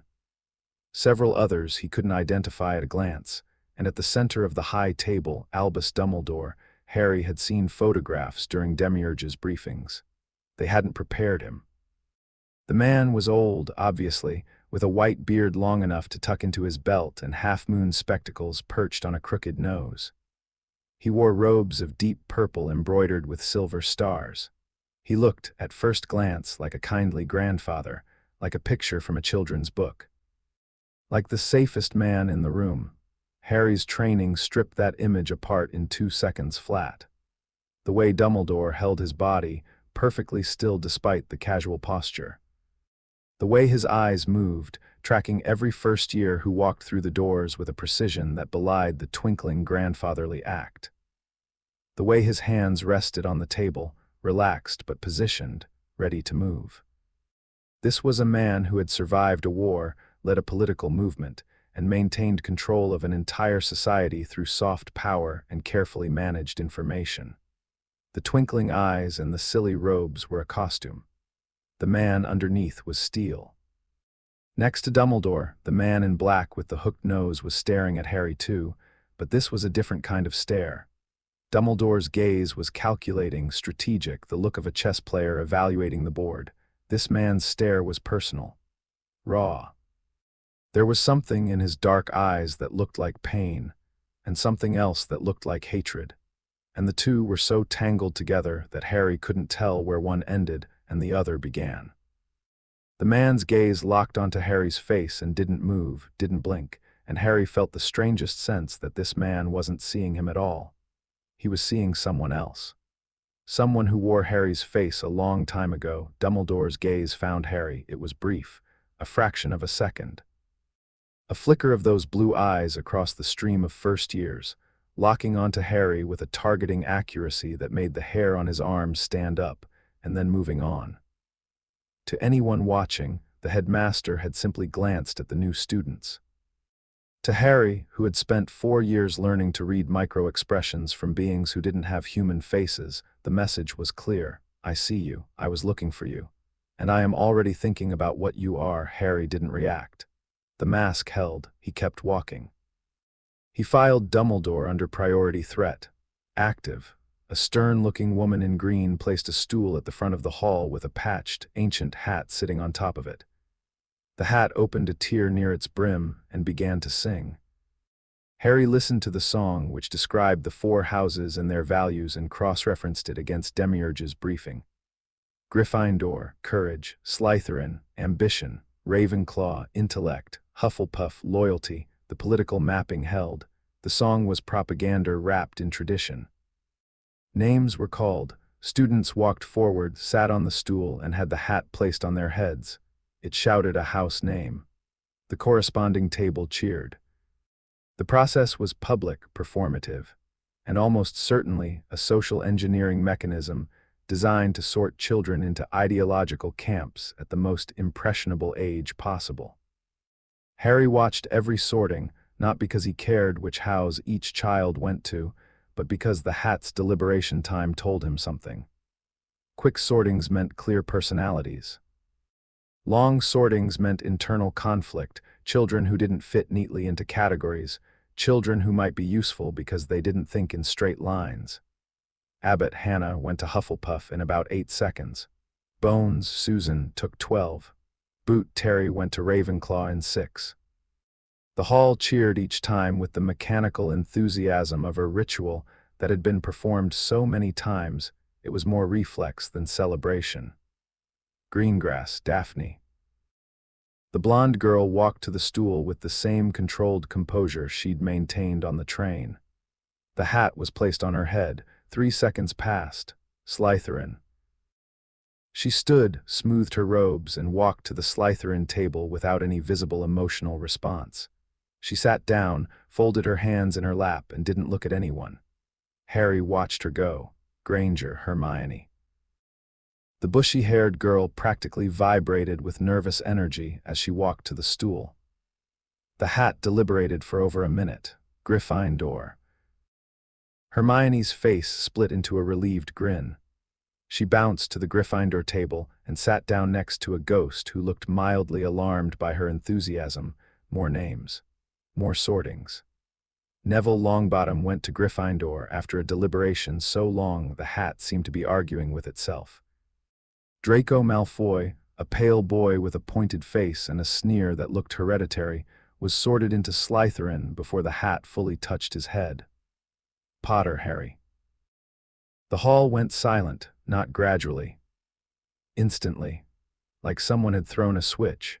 240 students and 30-odd staff members all stopped talking, stopped breathing, stopped doing anything except turning to look at the boy walking toward the stool. Whispers broke out immediately, a hissing wave of sound that traveled through the hall like fire through dry grass. Potter, the Harry Potter, did she say Potter? Where's the scar? He's in Muggle clothes. Why is he in Muggle clothes? The whispers were coming from every direction at once, and Harry catalogued their tone the way he'd been taught. Excitement from the younger students, curiosity from the older ones, sharp attention from the staff table. He was the main event, the celebrity sorting. The whole room had been waiting for this moment. Harry felt every eye in the room land on him. He kept his stride even, his breathing steady, his expression perfectly, precisely neutral. The walk from the cluster of first years to the stool was about 20 feet. He covered it in 7 seconds and sat down. The wood was cold through his trousers. The great hall stretched out before him, a sea of faces all staring, all waiting, and the silence was so complete he could hear candle wax dripping onto the tables. The woman in green placed the hat on his head. It dropped over his eyes, cutting off the hall, darkness, warmth. The old fabric smelled like dust and centuries. And then a voice, small and sharp and very, very close, spoke inside his mind. Well, well, what do we have here? Harry didn't flinch. He'd been trained against mental intrusion by Demiurge, and by the passive psychic defenses that came with living inside Nazarick's warded environment. He felt the hat's consciousness press against his mind like a hand testing a door, and he felt his own defenses respond. The mental wards of Nazarick, layered into his psyche over 4 years of exposure to the tomb's ambient magical field, rose like walls of black stone around his thoughts. The hat recoiled. Good heavens, the voice said, and for the first time in its 1,000-year existence, the sorting hat sounded shaken. What in Merlin's name? Those aren't occlumency shields. I don't know what those are. It's like trying to read a mind behind a fortress. What are you, child? Harry said nothing. He sat still on the stool and let the hat press against the walls and find nothing but black stone and silence. The hat tried again. It pushed harder, searching for the cracks, the emotional resonances that every child's mind had, the fears and hopes and desires that told the hat where they belonged. It found the outer layer of Harry's psyche, the mask, polite, pleasant, controlled. A perfectly constructed persona designed to pass inspection. The hat slid past it like water past glass and hit the second layer, the Horcrux. The hat screamed inside Harry's head. Not a word, not a thought. A raw, psychic shriek of revulsion and terror as it encountered the soul fragment lodged in the scar. The dark, oily corruption that Ainz had identified years ago and chosen to leave in place until it could be safely extracted. The hat touched it and recoiled so violently that Harry felt it physically jerk on his head. What is that? What is that in your head, boy? That's a soul. That's a piece of someone else's soul grafted to your magical core like a parasite. How are you still alive? How are you still sane? Harry sat still. His heartbeat was steady. The eclipse of Avalon pulsed against his ribs, sensing the psychic disturbance, its passive field brushing the edges of his consciousness with a cool, stabilizing effect. I am what I am, Harry thought. Now sort me. The hat was trembling. Actually trembling on his head. It made one more attempt to read him, skimming the surface of the wards, and found what it was looking for. Not in the memories, which were locked behind walls it couldn't breach, in the shape of the walls themselves.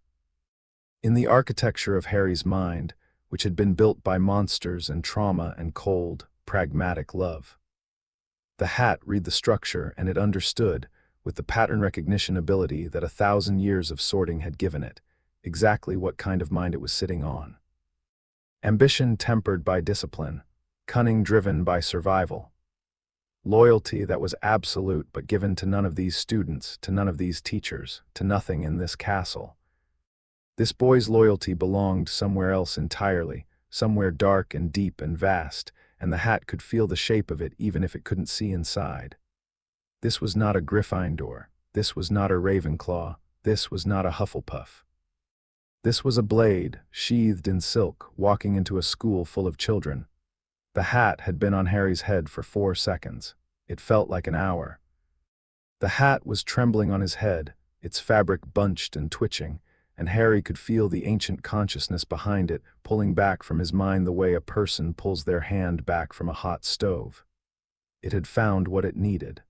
It had also found things it desperately wished it hadn't. The wards, the Horcrux, The vast, dark, unmappable structure of a mind that had been shaped by 4 years inside Nazarick, and the cold, patient awareness of a child who had been trained to treat every environment as a potential battlefield. The hat gathered itself. Whatever courage a sentient piece of headwear possessed, it summoned all of it, and it opened its brim. And with a conviction born of absolute certainty and not a small amount of fear, shouted to the silent hall, "Slytherin." Silence, a different kind of silence from the one before. The first silence had been anticipation, electric and eager, an entire hall holding its breath to see where the boy who lived would land. This one was shock, raw, unprocessed, collective shock. Harry Potter, the boy who lived, the vanquisher of the Dark Lord. The child who was supposed to be the embodiment of light and hope and everything good about the wizarding world, had just been sorted into the House of Snakes. Harry removed the hat from his head carefully, placed it back on the stool with a precise, unhurried motion, and stood. He turned to face the hall. 4 tables, hundreds of faces. The Gryffindors looked confused and somewhat offended. The Hufflepuffs looked uncertain. The Ravenclaws were already whispering, processing, running their own analyses. The Slytherin table was watching him approach with expressions that ranged from guarded interest to open suspicion. He walked to the Slytherin table and sat down. The seat he chose was next to Daphne Greengrass. He didn't look at her, she didn't look at him. Around them, the Slytherin table was processing. A few seats down, Draco Malfoy was staring at Harry with an expression that cycled through surprise, confusion, calculation, and something that might have been grudging respect in the space of about 3 seconds. The pale boy leaned across the table. "Potter."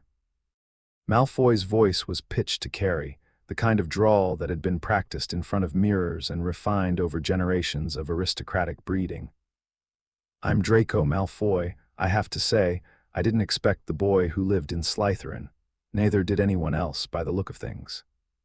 He glanced at the Gryffindor table, where Ron Weasley was staring at Harry with his mouth open and a chicken leg frozen halfway to his face. "Seems like some people are rather upset about it." "People are free to feel however they like," Harry said. His voice was pleasant, neutral, the vocal equivalent of a closed door with a polished handle. "I go where I'm sorted." Malfoy studied him for a moment. He was trying to read Harry the way he read everyone, through the lens of family names and blood status and political affiliations. Harry could see him doing it. Could see the gears turning behind those sharp gray eyes trying to slot Harry Potter, Slytherin, into a framework that had no space for it. "My father told me about your family," Malfoy said. "The Potters, old blood, respected once. You'll find that Slytherin rewards certain kinds of ambition, Potter. You should choose your associations carefully." He shot a pointed look at the Gryffindor table again. "Some families are better than others." "I appreciate the advice," Harry said, and smiled, and the smile was perfect, and it meant nothing at all. Malfoy seemed satisfied. He leaned back and turned to the boy next to him, a thick-set kid with a flat expression who appeared to function primarily as a physical barrier between Malfoy and anyone he didn't want to talk to. And then, so quietly that only Harry could hear, Daphne spoke. Without turning her head. Without changing her expression. "The hat was on your head for 4 seconds." "Was it?" "Most people take longer, some take minutes. The hat barely touched you before it screamed." "It didn't scream," Harry said. "It sorted me." "It screamed," Daphne said. "I was watching your face. Something happened under that hat that scared it." She paused. The faintest hint of a smile played at the corner of her mouth. "What are you, Harry Potter?" Harry didn't answer. He looked up at the high table. Dumbledore was watching him. The twinkle was gone from his eyes. What remained was cold, blue, and assessing, the gaze of a general evaluating a piece on the board that had just moved to a square he didn't expect. Harry held the gaze for 1 second, 2. Then he looked away, picked up his goblet, and drank. The feast began. Food appeared on the golden plates in an instant, materializing from nothing in a display of domestic magic that was actually quite impressive by any standard. Roast chicken, lamb chops, shepherd's pie, mountains of roast potatoes, boats of gravy, towers of buttered peas and carrots. The abundance was almost aggressive. Students cheered and reached for chicken legs and roast potatoes. The noise swelled. The candles flickered. Hogwarts carried on being Hogwarts, warm and bright and full of children who believed they were safe. Harry served himself a moderate plate. Pestagna's nutritional discipline had given him specific eating habits that he maintained automatically: balanced portions, adequate protein, sufficient vegetables. He ate neatly, methodically, without rushing. Around him, the Slytherin table was a study in contrasts. Malfoy held court 3 seats down, surrounded by students who seemed to orbit him through some gravitational combination of wealth, blood status, and social inertia. Other students were quieter, more watchful, eating and observing without committing to any particular social group. The house of the ambitious, the house of the cautious. Everyone in this section of the hall was performing a version of themselves, trying to establish position and alliances within the first hour of arrival. Harry sat among them and ate his dinner and smiled when someone spoke to him and said the right things at the right times. And behind the mask, behind the walls, behind the quiet dark of a mind that had been built in a tomb, the Prince of Nazarick began to learn the shape of the castle that he had been sent to conquer. At the high table, Albus Dumbledore cut a piece of treacle tart, set it on his plate, and did not eat it. He was looking at the Slytherin table. At a boy with green eyes and a lightning scar who sat with a posture that James had never had and an expression that Lily would never have worn. A boy who had looked at the most powerful wizard in Britain with the calm, measured appraisal of someone who was not intimidated in the slightest. Dumbledore picked up his fork, put it down again. This was not the boy he had expected. The boy he had placed with the Dursleys, the boy he had planned for, the malleable, grateful, eager-to-please child who would walk into the wizarding world with wide eyes and an open heart, ready to be guided toward the destiny Dumbledore had spent a decade preparing. That boy didn't exist. Something else had taken his place, something cold, something controlled, something that looked at Dumbledore with eyes that understood exactly what they were seeing. The headmaster reached for his goblet and found that his appetite had left him entirely. He drank his pumpkin juice and watched the Slytherin table, and for the first time in a very long time, Albus Dumbledore did not know what to do next. Across the hall, Harry finished his dinner. The eclipse of Avalon pulsed steady against his ribs. The candles burned. The stars turned overhead on the enchanted ceiling. And the shadow of Nazarick settled over Hogwarts like a hand closing around a throat, patient and deliberate and utterly invisible, waiting. Harry Potter claimed the lordship of House Potter on a Tuesday afternoon in November of his first year at Hogwarts. While sitting in the back corner of the library, with a communication mirror balanced on his knee and Demiurge's voice in his ear. It wasn't dramatic. There was no vault of gold, no blood ritual, no goblin behind a desk handing him a ring on a velvet pillow. That was what the old pureblood families expected. That was how the stories went.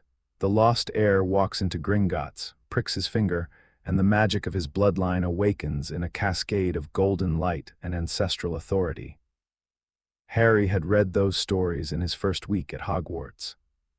He'd found them in the restricted section, buried in a legal history compendium that hadn't been checked out in 37 years. And he dismissed them as what they were: mythology designed to make the inheritance process seem mystical and inevitable, obscuring the fact that it was, at its core, a legal transaction. The Wisengamot Charter of 1689 establishes hereditary succession through a 2-step process. Demiurge's voice came through the mirror, crisp and precise, as though he were reading from a textbook he'd memorized for pleasure. First, the filing of a formal claim of succession with the Office of Magical Inheritance, accompanied by proof of lineage. Second, ratification by the Wisengamot's Committee on Ancient Houses, which requires either unanimous consent or, failing that, a majority vote following a 30-day public review period. Harry turned a page in the legal compendium. Around him, the library was quiet. A few Ravenclaws were studying 3 tables over. Madame Pince was glaring at a second year who'd brought a sandwich near the biography section. The late afternoon light through the high windows was golden and dusty, and made the library feel like a place where nothing dangerous could happen, which was ironic, given that Harry was currently dismantling the political foundations of a society from behind a stack of books. "The lineage proof is straightforward," Harry murmured. "My identity is a matter of public record. The Potter family tree is documented in at least 4 Ministry Archive genealogies." "Correct. However, the Committee on Ancient Houses will not convene for a minor without a designated magical guardian. Your current legal guardian, as recognized by the Ministry, is Albus Dumbledore, who assumed the role following the death of your parents and your placement with the Dursleys." Demiurge paused. Harry could hear the smile in the pause. This is where it becomes interesting. "Dumbledore won't approve it." "Obviously not. Approving your claim would grant you legal emancipation, remove you from his guardianship, and give you a seat on the Wisengamot, none of which serve his strategic interests. He will delay, obstruct, and ultimately attempt to table the claim indefinitely, which is precisely what we want him to do." Harry frowned. "Explain." "The Wisengamot Charter contains a provision, Section 47, subsection C, that addresses the rights of the last surviving member of a noble and most ancient house.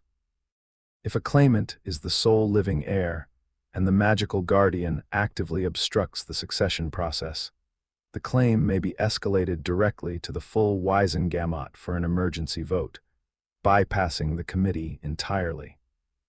The provision was designed to prevent political manipulation of dying family lines. It has been invoked exactly twice in 300 years. So we force Dumbledore to block it. His obstruction triggers the emergency provision.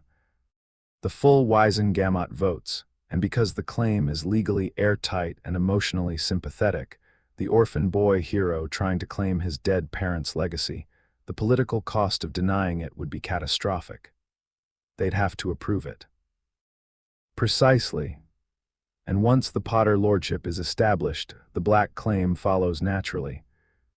Your godfather, Sirius Black, who is currently imprisoned in Azkaban without trial, I should add, named James Potter as the contingency heir of House Black through an informal but magically binding designation.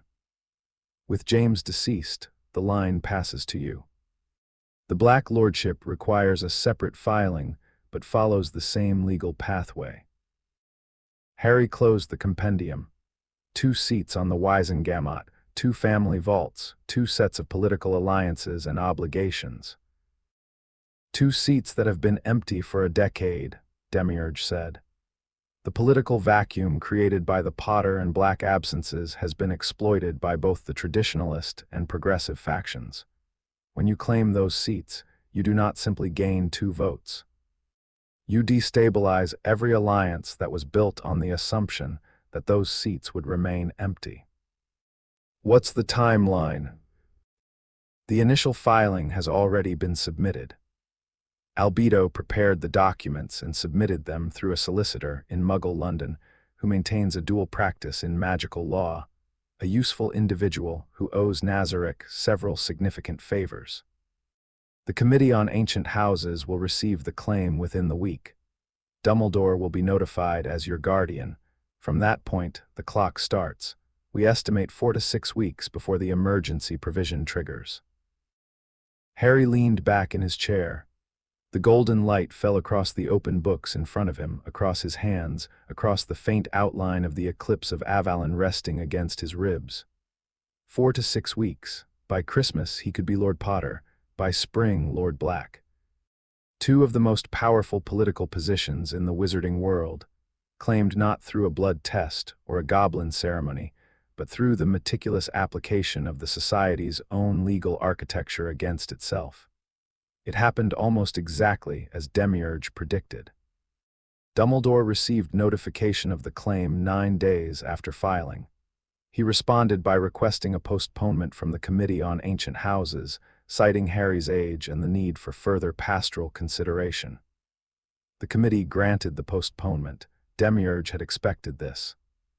The postponement triggered the 30-day review clock, and when Dumbledore requested a second postponement at the end of that period, Harry's legal team invoked Section 47, subsection C.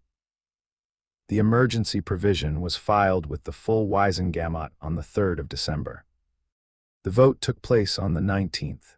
It was not close. The motion to confirm Harry James Potter as Lord of the noble and most ancient House of Potter passed with a 73% majority. The Daily Prophet ran the headline the following morning: Dumbledore had voted in favor. He'd had no choice. Opposing the orphan hero's claim to his dead parents' legacy in a public vote would have been political suicide.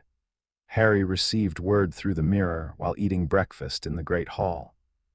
He buttered his toast, drank his pumpkin juice, and mentioned to nobody in particular that the Morning Post had been interesting today.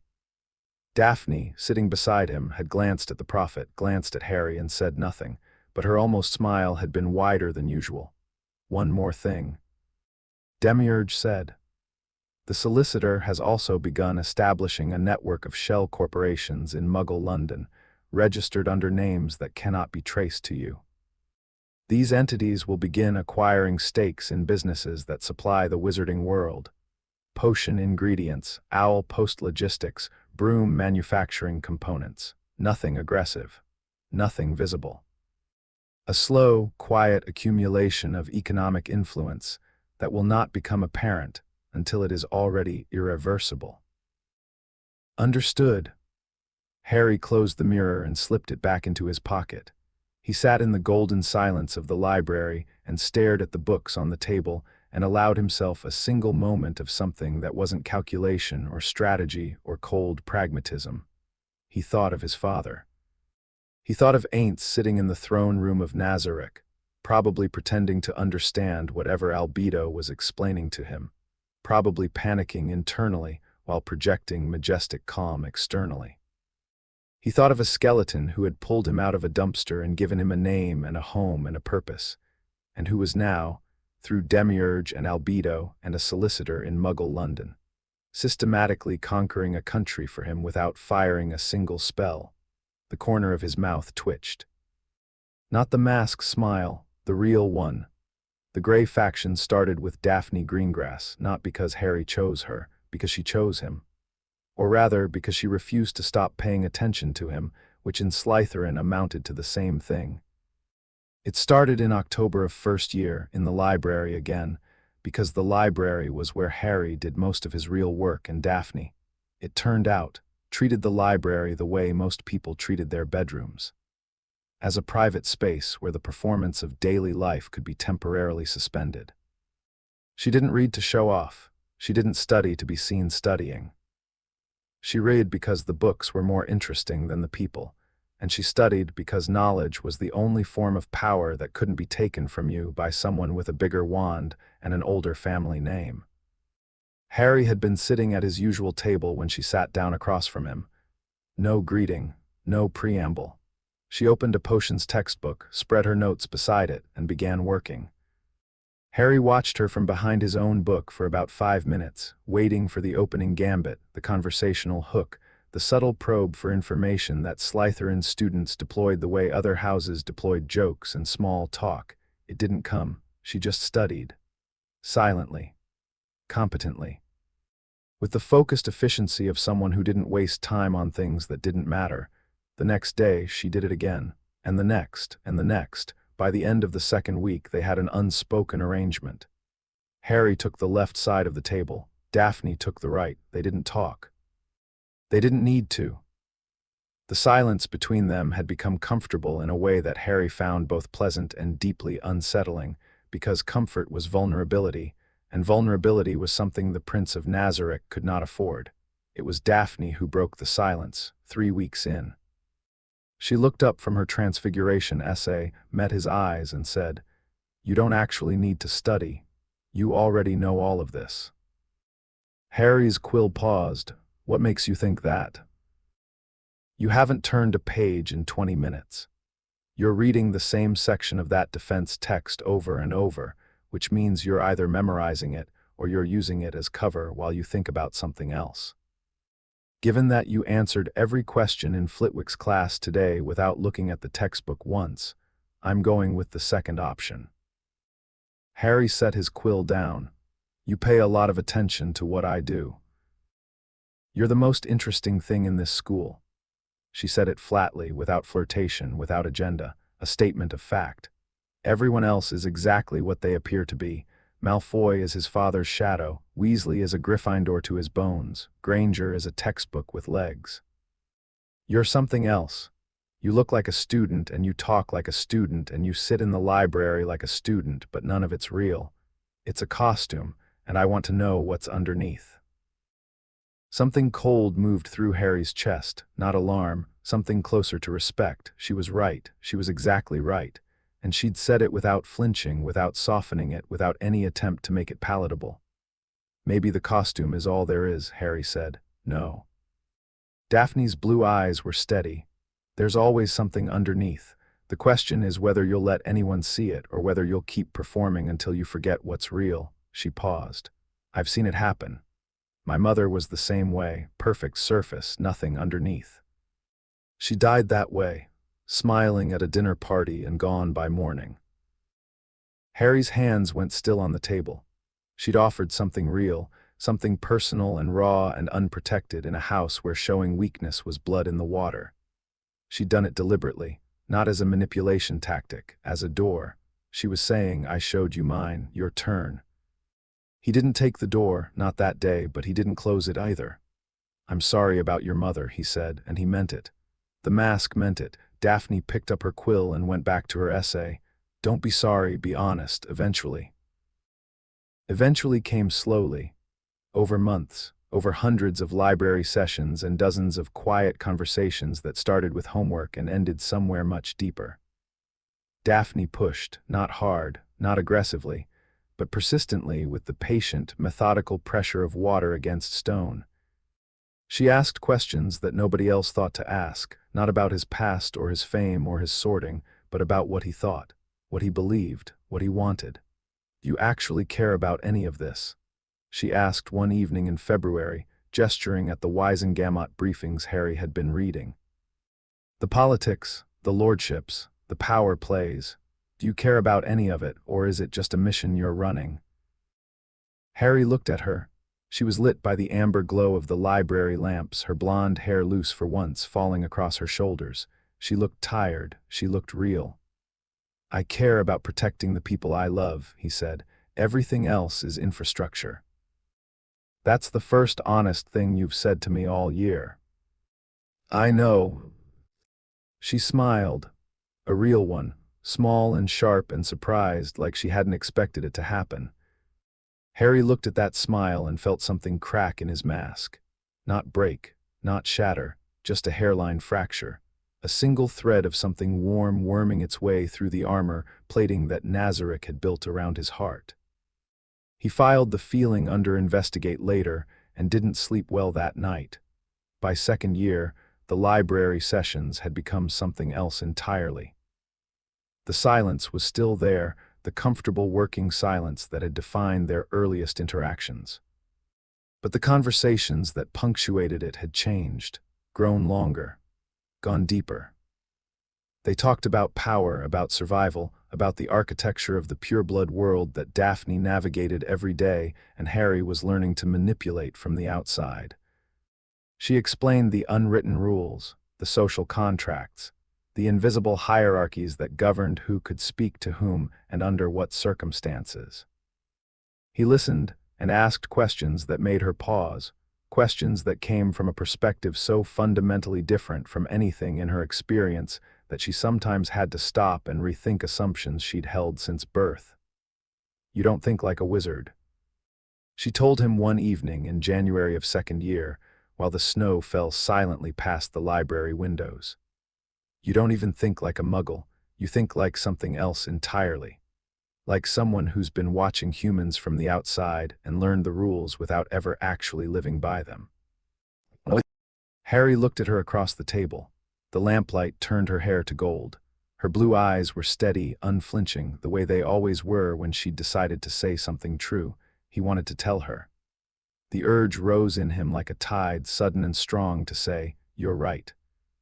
I was raised by an undead god and an army of monsters in an interdimensional fortress. The rules I learned aren't yours. The world I come from isn't yours. I'm not what you think I am, and I'm not sure I know what I am either, but when you look at me like that, like you're trying to see the real thing instead of the performance, it makes me want to find out." He didn't say any of it. "Maybe I just read a lot," he said, Daphne's mouth curved. Not a smile. That almost smile she'd been giving him since the train, the one that said, "I know you're lying and I'm willing to wait." "Sure, Harry, maybe you just read a lot." By third year, the conversations happened everywhere, not just the library. The grounds by the lake during free periods when the weather was good enough to sit outside. The corridors between classes, walking side by side with their shoulders almost but not quite touching. The Slytherin common room, late at night, when the fire had burned low and the other students had gone to bed, and the two of them sat in opposite armchairs and talked about things that neither of them talked about with anyone else. Daphne told him about her sister, Astoria, who was 2 years younger and fragile, carrying a blood curse that would eventually kill her if no cure was found. She told him about her father, who was a good man trapped in a political system that rewarded compliance and punished conviction. She told him about the loneliness of being the smartest person in rooms full of people who valued blood over brains. Harry told her about the dumpster. Not all of it. Not the skeleton, not Nazarick, not the dimensional breach or the Death Knights or the eclipse of Avalon pulsing against his ribs. But the beginning, the Dursleys, the cupboard, the garbage, he told her in flat, quiet sentences, looking at the dying fire, and he told her because she'd been right. She told him to be honest. Eventually, Daphne didn't cry. She didn't gasp or touch his arm or say she was sorry. She sat in her armchair and her hands tightened on the armrests and her blue eyes went hard, cold and very, very bright. And when he finished, she said, "They're still alive." "Yes, pity." Harry looked at her. She looked back, and something passed between them in the firelight that was sharper than sympathy and older than friendship. An understanding. Two people who had both learned, through different kinds of pain, that the world was not kind and the strong survived by being smarter and harder and more willing to do what was necessary than the people who wanted to hurt them. He almost reached for her hand. He didn't. But the fact that he wanted to told him something he wasn't ready to examine yet. The Grey faction grew. It wasn't a formal organization. It didn't have a name or a charter or a membership list. It was a gravitational field, centered on Harry, that attracted students who didn't fit the existing political binary of Slytherin. Not the blood purity zealots who followed Malfoy.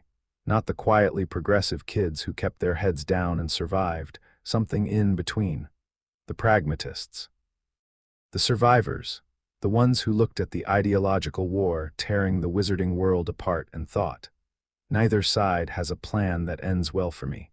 Blaise Zabini joined first. He was Italian, sardonic, and completely uninterested in blood politics, which made him an anomaly in Slytherin and therefore useful. He attached himself to Harry's orbit not out of loyalty, but out of strategic self-interest, which Harry respected far more than he would have respected loyalty.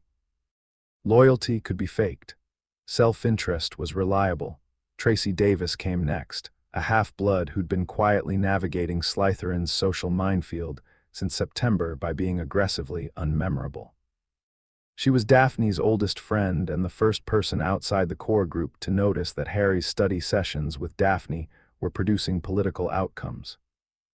She joined because Daphne trusted Harry, and Tracy trusted Daphne, and in Slytherin, trust chains were the closest thing to alliances. By second year, the Grey faction had 7 members. By third year, 12. They didn't hold meetings. They didn't wear badges. They shared information, covered for each other in the common room, and voted as a bloc during the informal power plays that defined Slytherin's internal hierarchy. When Malfoy pushed, the Grey faction held. When the older students tested the first years, the Grey faction closed ranks. They were invisible to the other houses, unremarkable to the teachers, and absolutely terrifying to anyone in Slytherin who understood what a coordinated voting bloc meant in a house built on individual ambition. The effectiveness of the faction wasn't just in numbers. It was in information. Harry had quietly established a system, modeled on Demiurge's intelligence protocols, where every member of the Grey faction reported social developments within their immediate circle. Who was talking to whom, what favors were being exchanged, which older students were pressuring which younger ones.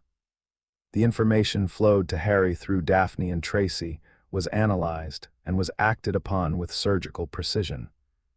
When Theodore Nott attempted to blackmail a second year into doing his homework, Harry ensured that Nott's own compromising correspondence with a Durmstrang pen pal found its way to exactly the right people.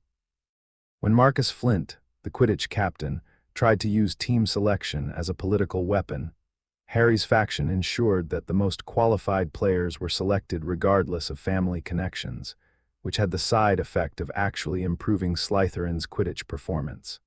Malfoy noticed. Of course he noticed. He was many things. Petty, arrogant, reflexively cruel in the way that only people raised to believe they were better than everyone else could be. But he wasn't stupid. By the middle of third year, he'd figured out that something had shifted in the power dynamics of Slytherin House, that the old certainties of blood and wealth and paternal influence were being quietly eroded by something more organized and less visible. He couldn't see the Grey faction. He couldn't prove it existed, but he could feel it, the way you feel a draft in a closed room, knowing that something, somewhere, is open that shouldn't be. He confronted Harry about it once in the common room late in the autumn of third year. "You're building something, Potter," he said, his gray eyes narrow and calculating. "I don't know what it is yet, but I'll find out." Harry smiled at him, the mask smile. "I'm just studying, Malfoy, same as everyone else." Malfoy had stared at him for a long moment, trying to read something in that impeccable, pleasant facade, and had found nothing. He'd walked away. But he'd started watching Harry more carefully after that, and Harry had noted the increased surveillance and adjusted his operational patterns accordingly. And at the center of it all, Harry moved like a shadow behind glass, visible, present, always smiling and giving absolutely nothing away. Ainz visited 3 times during the first 3 years. He came as Mammon, the Dark Warrior, a persona he'd used in the New World for covert operations. The disguise was thorough. Enchanted armor that concealed his skeletal form, a voice modulation spell that deepened his already deep voice into something rumbling and vaguely human, and a body alteration effect that gave him the approximate shape and height of a very large, very intimidating man in black plate mail. In the New World, Mammon was an adventurer. In Hogsmeade, he was a foreign security consultant who had legitimate business with the Hog's Head Tavern, which apparently asked fewer questions than any establishment had a right to. The first visit was in March of first year. Harry met him in a private room above the tavern, and the moment the door closed and the privacy wards activated, the Mammon helmet came off and the red lights of Ainz Ooal gown's eye sockets filled the room. "Are you eating enough?" was the first thing Ainz said. Harry stared at him. He'd prepared a comprehensive intelligence report covering his first 6 months at Hogwarts. Political mapping, staff assessments, defensive analysis of the castle's ward structure, a detailed account of the Philosopher's Stone trap on the 3rd floor corridor, and a preliminary threat assessment of the entity he'd identified as residing on the back of Professor Quirrell's head. He had charts, he had footnotes. Demiurge would have wept with pride. "Yes, Father," Harry said, "I'm eating enough." Pestagna made a list. Ainz produced a scroll from inside the armor. It was 3 feet long. Nutritional requirements for a growing human male ages 11 through 12. She wants weekly meal logs. She was very specific. Father, I have intelligence to report. The intelligence can wait. Are you sleeping? Albedo says you're not sleeping enough. She installed a monitoring ward on the dimensional breach that tracks your circadian rhythms, apparently. And she says you've been averaging 5 hours a night, which is, quote, an unconscionable dereliction of self-care that will be addressed immediately if I have to personally tuck the prince into bed. Harry pinched the bridge of his nose. I am going to pretend you didn't tell me that. I tried to pretend she didn't tell me. It didn't work. She has follow-up documents. They sat in the dim, dusty room above the Hog's Head, the Overlord of Death and his 11-year-old son. And for 20 minutes they weren't ruler and prince. They were a father who traveled between dimensions to make sure his kid was eating his vegetables, and a kid who was simultaneously exasperated and so homesick that the sight of those red eye sockets made his chest ache. Harry gave his intelligence report afterward. It was thorough. Ainz listened, asked questions, and nodded in the right places. The philosopher's stone on the 3rd floor, protected by a series of traps that would have been laughable by Nazarick standards. Professor Quirrell, who carried an entity on the back of his head that radiated corruption similar to the Horcrux in Harry's scar, but stronger, more coherent, more deliberately attached. Ainz's assessment was immediate. The entity was likely the same individual who had created the Horcrux. The creator of the soul fragment, Voldemort or what was left of him. Do not engage, Ainz said. Observe only. If the entity makes a move for the stone, let it. The stone is not our objective, information is. Harry had followed the instruction. When Quirrell moved on the stone at the end of 1st year, Harry watched from a distance, tracked the events through informants and carefully placed monitoring charms, and compiled a comprehensive after-action report. The entity had been expelled from Quirrell's body. The stone had been destroyed. Dumbledore had managed the situation with the precise, controlled hand of someone who had expected it all along. Harry added that observation to his growing profile of the headmaster and sent the report to Demiurge. But the part that mattered, the part that Satoru would remember long after the intelligence data was processed and filed, was the 20 minutes at the beginning, when his son forgot to wear the mask and just looked like a boy who missed his family. The 3rd visit was in the autumn of 3rd year, when Dementors had been stationed around the school. Ainz had been furious about this, furious in the cold, contained way that was far more frightening than any explosion of rage. Creatures that fed on human happiness had been placed near his son. The fact that Harry's Dementor core weapon gave him a natural resistance to their effects did nothing to diminish Ainz's anger. The fact that the Ministry had authorized it as a security measure against the escaped prisoner Sirius Black only confirmed what Demiurge had been saying for months. The wizarding world's governing institutions were not merely incompetent, they were actively dangerous. The Black claim. Ainz said during that visit, "How does the escape of Sirius Black affect the timeline?" "It accelerates it," Harry said. "Black never received a trial. If we can locate him and arrange legal representation, we can simultaneously challenge his imprisonment and establish his mental competence to confirm the designation of inheritance. Whether he's guilty or innocent of the charges is secondary. What matters is the legal precedent. An heir of the noble and most ancient house of Black was denied due process, which calls into question every administrative action taken regarding the Black estate during his imprisonment." Harry paused. Demiurge has already engaged a legal team. Ainz nodded. Inside, Satoru marveled at the fact that his 13-year-old son had just outlined a legal strategy that involved exploiting a wrongful imprisonment to advance a political claim, and had done it with the same casual proficiency that other 13-year-olds used to discuss Quidditch scores. "I'm proud of you," Ainz said. Harry looked at him. The mask flickered just for a second. "Thank you, Father." The second visit was during second year when the attacks started. Students were being petrified. A monster was loose in the castle. The school was in chaos, and the political implications were severe. Dumbledore was losing control of the narrative, the Board of Governors was threatening to close the school, and the student body was one more attack away from full panic.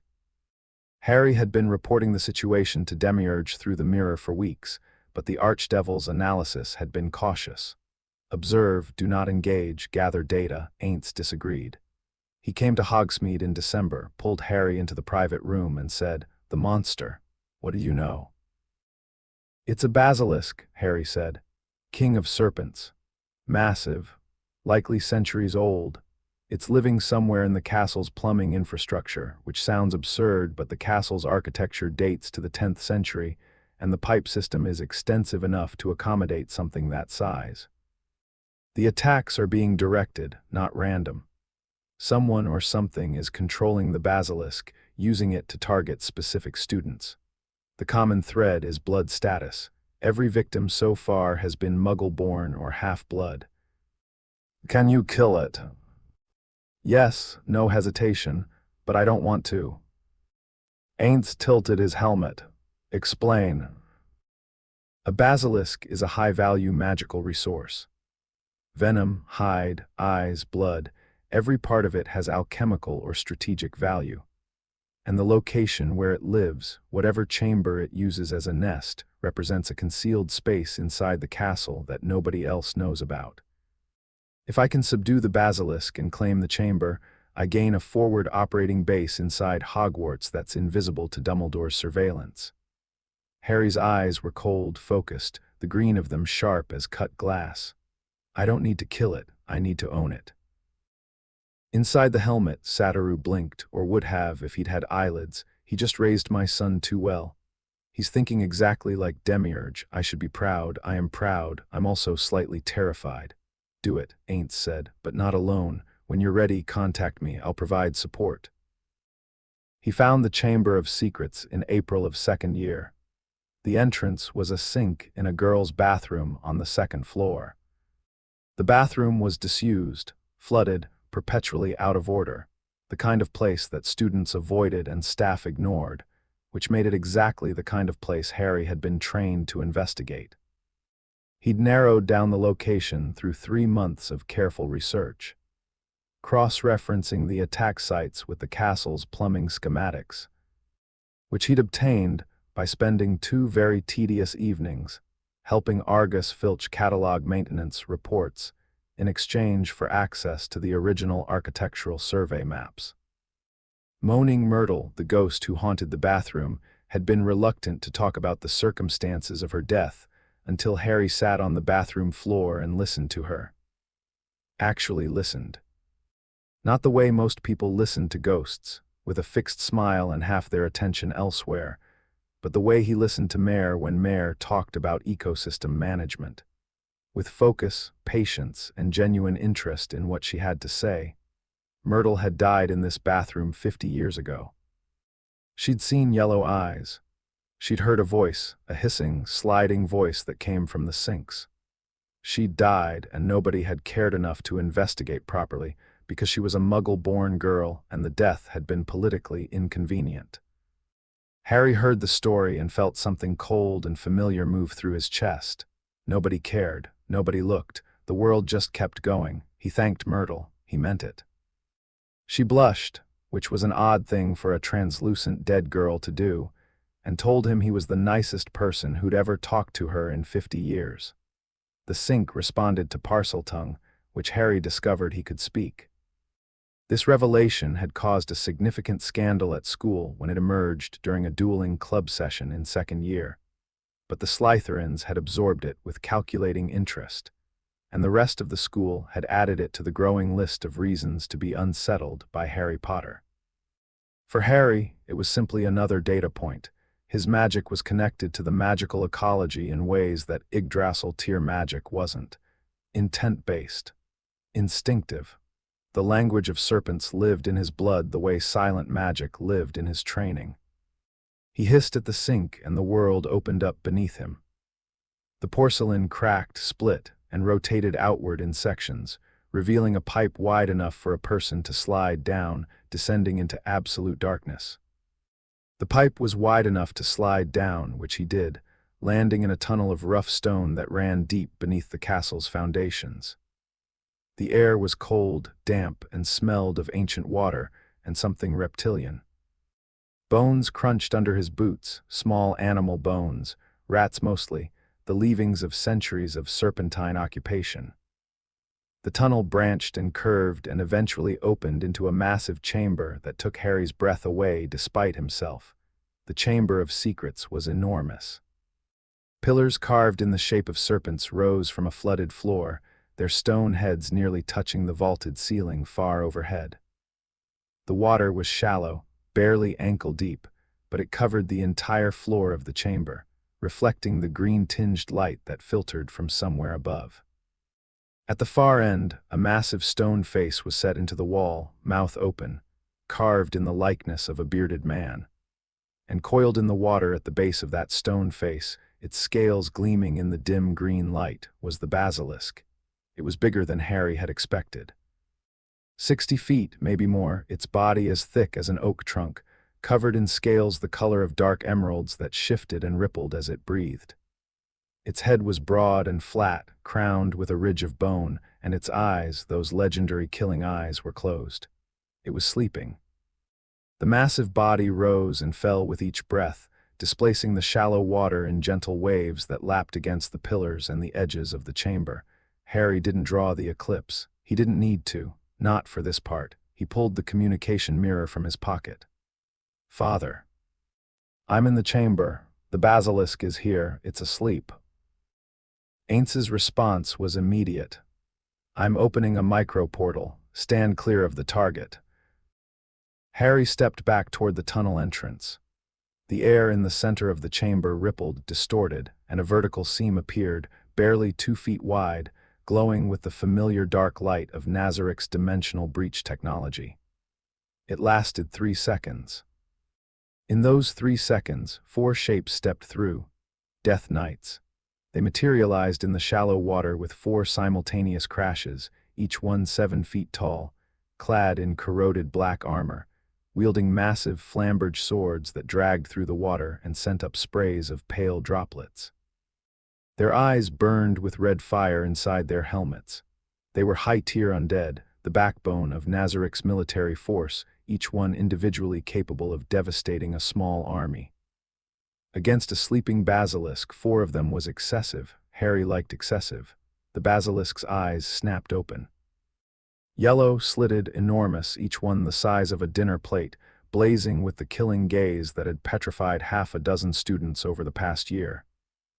The Death Knights didn't flinch, didn't stop, didn't hesitate. They were undead. They had no life to take. The killing gaze washed over them like light over stone and did absolutely nothing. The basilisk lunged. 60 feet of serpentine fury uncoiling from the base of the statue with a speed that should have been impossible for something that size. Its jaws opened wide enough to swallow a car. Fangs the length of broadswords, dripping with venom that hissed and smoked where it hit the water. The first Death Knight met the charge head-on. Its flamberge came down in a 2-handed strike that would have split a boulder. The blade connected with the basilisk's snout, shearing through scales, and the impact sent a shockwave through the water that knocked Harry back a step. The basilisk screamed, a sound that was half roar and half shriek, echoing off the chamber walls in a deafening cascade. It whipped its head sideways, throwing the Death Knight into a pillar hard enough to crack the stone. The second and third Death Knights hit from the flanks. Their swords carved into the basilisk's sides, opening long gashes that leaked dark blood into the water. The creature thrashed, its massive tail sweeping in a wide arc that caught the 4th Death Knight in the chest and launched it across the chamber. Stone shattered, water exploded upward, the green light flickered, but the Death Knights didn't die. They couldn't. They pulled themselves from the rubble, from the broken pillars and cracked stone, and came back. Again and again. They hit the basilisk from every angle, their flamberges biting through the scales that were supposed to be impenetrable, overwhelming the creature with a relentless, mechanical aggression that no living opponent could sustain. The basilisk fought. It fought hard. It was ancient and powerful, and it had survived in the bowels of Hogwarts for 1,000 years. But it was one creature against four things that felt no pain, knew no fear, and could not be killed by anything in its arsenal. The killing gaze was useless. The venom hit armor that was already corroded beyond caring. The physical attacks did damage, but the Death Knights reassembled and pressed forward with the mindless, unstoppable persistence of the undead. It took 4 minutes. The basilisk collapsed in the shallow water, exhausted, bleeding from a dozen wounds, its massive head resting on the flooded stone, its yellow eyes dim and half-closed. Its breathing was ragged, each exhale a rumbling hiss that sent ripples across the entire chamber. It wasn't dead. Harry had been clear about that. Subdue, not kill. The Death Knights stood around the creature in a loose square, swords raised, awaiting further instruction. Harry walked forward through the ankle-deep water. His boots splashed in the silence. The green light played across his face, catching his eyes and making them glow. He stopped 5 feet from the basilisk's head, close enough to see every individual scale, close enough to feel the heat of its breath on his skin, close enough that one snap of those jaws would end him. He pushed. The same intent-based magic he'd used on the elder basilisk on the 6th floor, refined now, sharper, controlled. Not a suggestion this time. A command: calm, submit, sleep. He poured it out of himself in a steady, silent wave, and the ancient serpent's dim yellow eyes found his, and something shifted behind them. Recognition, maybe, or surrender. The massive head lowered another inch, the breathing slowed, the eyes closed, the basilisk slept. Harry stood in the Chamber of Secrets, surrounded by 4 Death Knights, ankle-deep in water stained with the blood of a 1,000-year-old serpent, and he pulled out the communication mirror one more time. "The chamber is secured," he said. "The basilisk is subdued and under my control. I'm claiming this as a forward operating base." On the other end of the mirror, Ainz's red eye sockets glowed with quiet pride. "Well done, my son." The Death Knights dissolved, their purpose served, their bodies dispersing into dark mist that faded into the green light. Harry stood alone in the vast, ancient chamber, the water settling around his boots, the sleeping basilisk stretched out before him like a dragon from a fairy tale. He'd been at Hogwarts for 2 years. He held the Potter Lordship, the Black Claim was in process, the Grey faction controlled 1/3 of Slytherin's internal politics, and he now had a hidden base of operations 60 feet beneath the castle that not even Dumbledore knew about. The shell corporations in Muggle London had acquired controlling stakes in 3 major potion ingredient suppliers, and were moving on the Owl Post logistics network. Demiurge estimated that within 18 months, Nazarick would have enough economic leverage over the wizarding world's supply chain to cause a minor recession with a single coordinated action. Not that they intended to. Not yet. The leverage was the point. Having the power was always more useful than using it. Somewhere above him, the wizarding world carried on being the wizarding world. Messy, naive, squabbling over blood purity and Quidditch results, completely unaware that the foundations beneath their feet were already shifting. Dumbledore sat in his office and moved his pieces. The ministry published its laws and enforced its rules. The old families played their old games, and below all of it, invisible, patient, growing stronger with every passing month, Nazarick's influence spread like roots through soil. Harry thought of Daphne. He thought of the firelight on her hair and the way she said pity when he told her the Dursleys were still alive. He thought of the almost smile she gave him when she caught him being honest. He thought of the hairline crack in his armor and how it hadn't sealed the way it should have, and how that scared him, and how the fear was starting to feel less like a warning and more like a direction. He thought of his father, wearing armor in a dusty room above a pub, asking if he was eating enough. Harry turned his back on the sleeping serpent and walked toward the tunnel, the eclipse of Avalon pulsing warm against his chest, the green light fading behind him as the chamber settled into silence. He had work to do. Harry's name came out of the goblet of fire on a Saturday evening in October, and 20 seconds later, every communication mirror in Nazarick lit up simultaneously.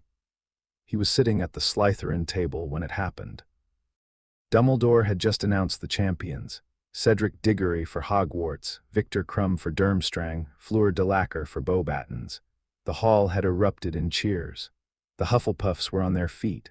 The Beauxbatons students were applauding with restrained elegance.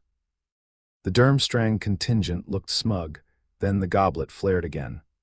The blue-white flames surged, turned red, and spat out a fourth piece of parchment that fluttered down through the air like a wounded bird. Dumbledore caught it, read it, and the twinkle died in his eyes. Harry Potter. The great hall went quiet, not the shocked silence of the sorting. This was different, heavier. The silence of a room full of people who just heard something that shouldn't be possible and were struggling to reconcile it with reality. Harry was 14. He hadn't entered his name. The goblet had an age line drawn by Dumbledore himself, and even the Weasley twins, who had tried to cross it with an aging potion, had been spectacularly repelled. Harry didn't react. He sat at the Slytherin table with his fork halfway to his mouth and his expression perfectly, completely blank. The students around him were turning to stare. Whispers erupted on all sides, a hissing, crawling wave of sound that moved through the great hall like wildfire. He could feel the Grey faction members at the table looking at him, waiting for a signal, for an indication of how to respond. He gave them nothing. Blaise Zabini, 2 seats down, caught Harry's eye and raised a single eyebrow. Harry returned the faintest shake of his head. Stand down, this is mine. Inside, his mind was running at full speed. Someone put my name in that goblet. Someone bypassed Dumbledore's protections, entered a 4th name into a 3-champion tournament, and bound me to a magical contract without my knowledge or consent. This is not an accident. This is not a prank. This is an operation. Someone inside this castle, someone with the ability and access to tamper with one of the most powerful magical artifacts in the wizarding world, has targeted me specifically. The question isn't whether this is an assassination attempt. The question is who's running it and what their end-game looks like. Daphne's hand found his under the table. She squeezed once, hard, and let go. The contact lasted less than a second. Nobody saw it. Harry set down his fork, stood, and walked to the front of the hall. Every eye tracked him. He kept his stride even, his breathing steady. The mask locked in place so tight it could have been welded there. He reached Dumbledore, who handed him the parchment without a word. Harry looked at it. His name, his handwriting, no, close but not his. Someone had forged it. He followed the other champions through the side door into the trophy room behind the great hall. The room was cramped, lined with glass cases full of dusty cups and plaques, lit by a fire that cast jumping shadows across every surface. Cedric was standing by the fireplace, looking conflicted. Krum was leaning against a wall with his arms crossed. Fleur was examining her nails with the studied indifference of someone who was actually paying attention to everything. The tournament officials, Ludo Bagman and Barty Crouch Sr., were arguing in the corner with Dumbledore, McGonagall, and Snape. The words binding magical contract and cannot be undone reached Harry's ears at the same volume as outrageous and should never have been allowed. The moment the door closed behind him and the noise of the hall cut off, he pulled the communication mirror from his pocket and opened it, keeping it angled away from the others, his body positioned between the mirror and the room. The response was instantaneous, not demiurge, not albedo. Ainz himself, the red eye sockets blazing with an intensity that Harry had only seen twice before, both times immediately before something died. Report, Ainz said. His voice was the Overlord's voice, cold, absolute, the voice of a god who had just learned that someone had put a target on his son. My name was entered into a binding magical tournament without my consent, Harry said, keeping his voice low. The other champions were arguing with the tournament officials on the far side of the room. Nobody was looking at him. The entry method bypassed significant protective enchantments. This was deliberate. Someone inside or with access to Hogwarts orchestrated this. Threat assessment. The tournament involves 3 tasks designed to test adult wizards. Physical danger is part of the format. The binding magical contract means I cannot withdraw without losing my magic. Someone wanted me in this tournament, which means someone wants me in proximity to controlled danger. Silence on the other end, 2 seconds, 3. When Ainz spoke again, the cold in his voice could have frozen the lake. This is an assassination attempt. That is my assessment, yes. I am deploying Sebas and Solution to Hogwarts within 24 hours. They will operate undercover as visiting security consultants from a foreign magical institution. Demiurge will coordinate their cover identities and insertion. You are not to face any tournament task alone. Am I clear? Yes, Father. Harry, the cold cracked just slightly. Satoru's voice leaked through the gap. Be careful. I will. Harry closed the mirror. Across the room, Cedric Diggory was looking at him with an expression of confused sympathy. Victor Crumb was studying him with the flat, evaluative gaze of someone who assessed everything in terms of whether it could be beaten in a fight. Fleur de Lacre was looking at him with the barely concealed disdain of someone who thought a 14-year-old had no business breathing the same competitive air as her. Harry tucked the mirror away and put the mask back on. Pleasant, calm, slightly bewildered. The face of a boy who had no idea how his name got into the goblet and was just as confused as everyone else. Underneath the mask, the Prince of Nazarick was already hunting. Sebastian arrived at Hogwarts 3 days later, wearing a muggle suit so immaculate it made the castle look shabby. His cover identity was Sebastian Trent, a security specialist from the International Confederation of Wizards, dispatched to provide supplementary protection during the tournament due to concerns raised by member nations regarding the unexpected 4th champion. The paperwork, fabricated by Demiurge in under 6 hours and delivered to the British Ministry through channels so convoluted they were essentially untraceable, was flawless. It had been accepted by the Ministry without question. Not because the Ministry was incompetent, although it was, but because the documents carried the signatures of 3 ICW officials who genuinely existed, and who had been magically persuaded by Solution, during a brief visit to Geneva, that they had in fact signed them. Solution Epsilon accompanied him as his administrative assistant, a slim, pleasant-faced woman in conservative robes who smiled politely at everyone and made people profoundly uneasy, without any of them being able to articulate why.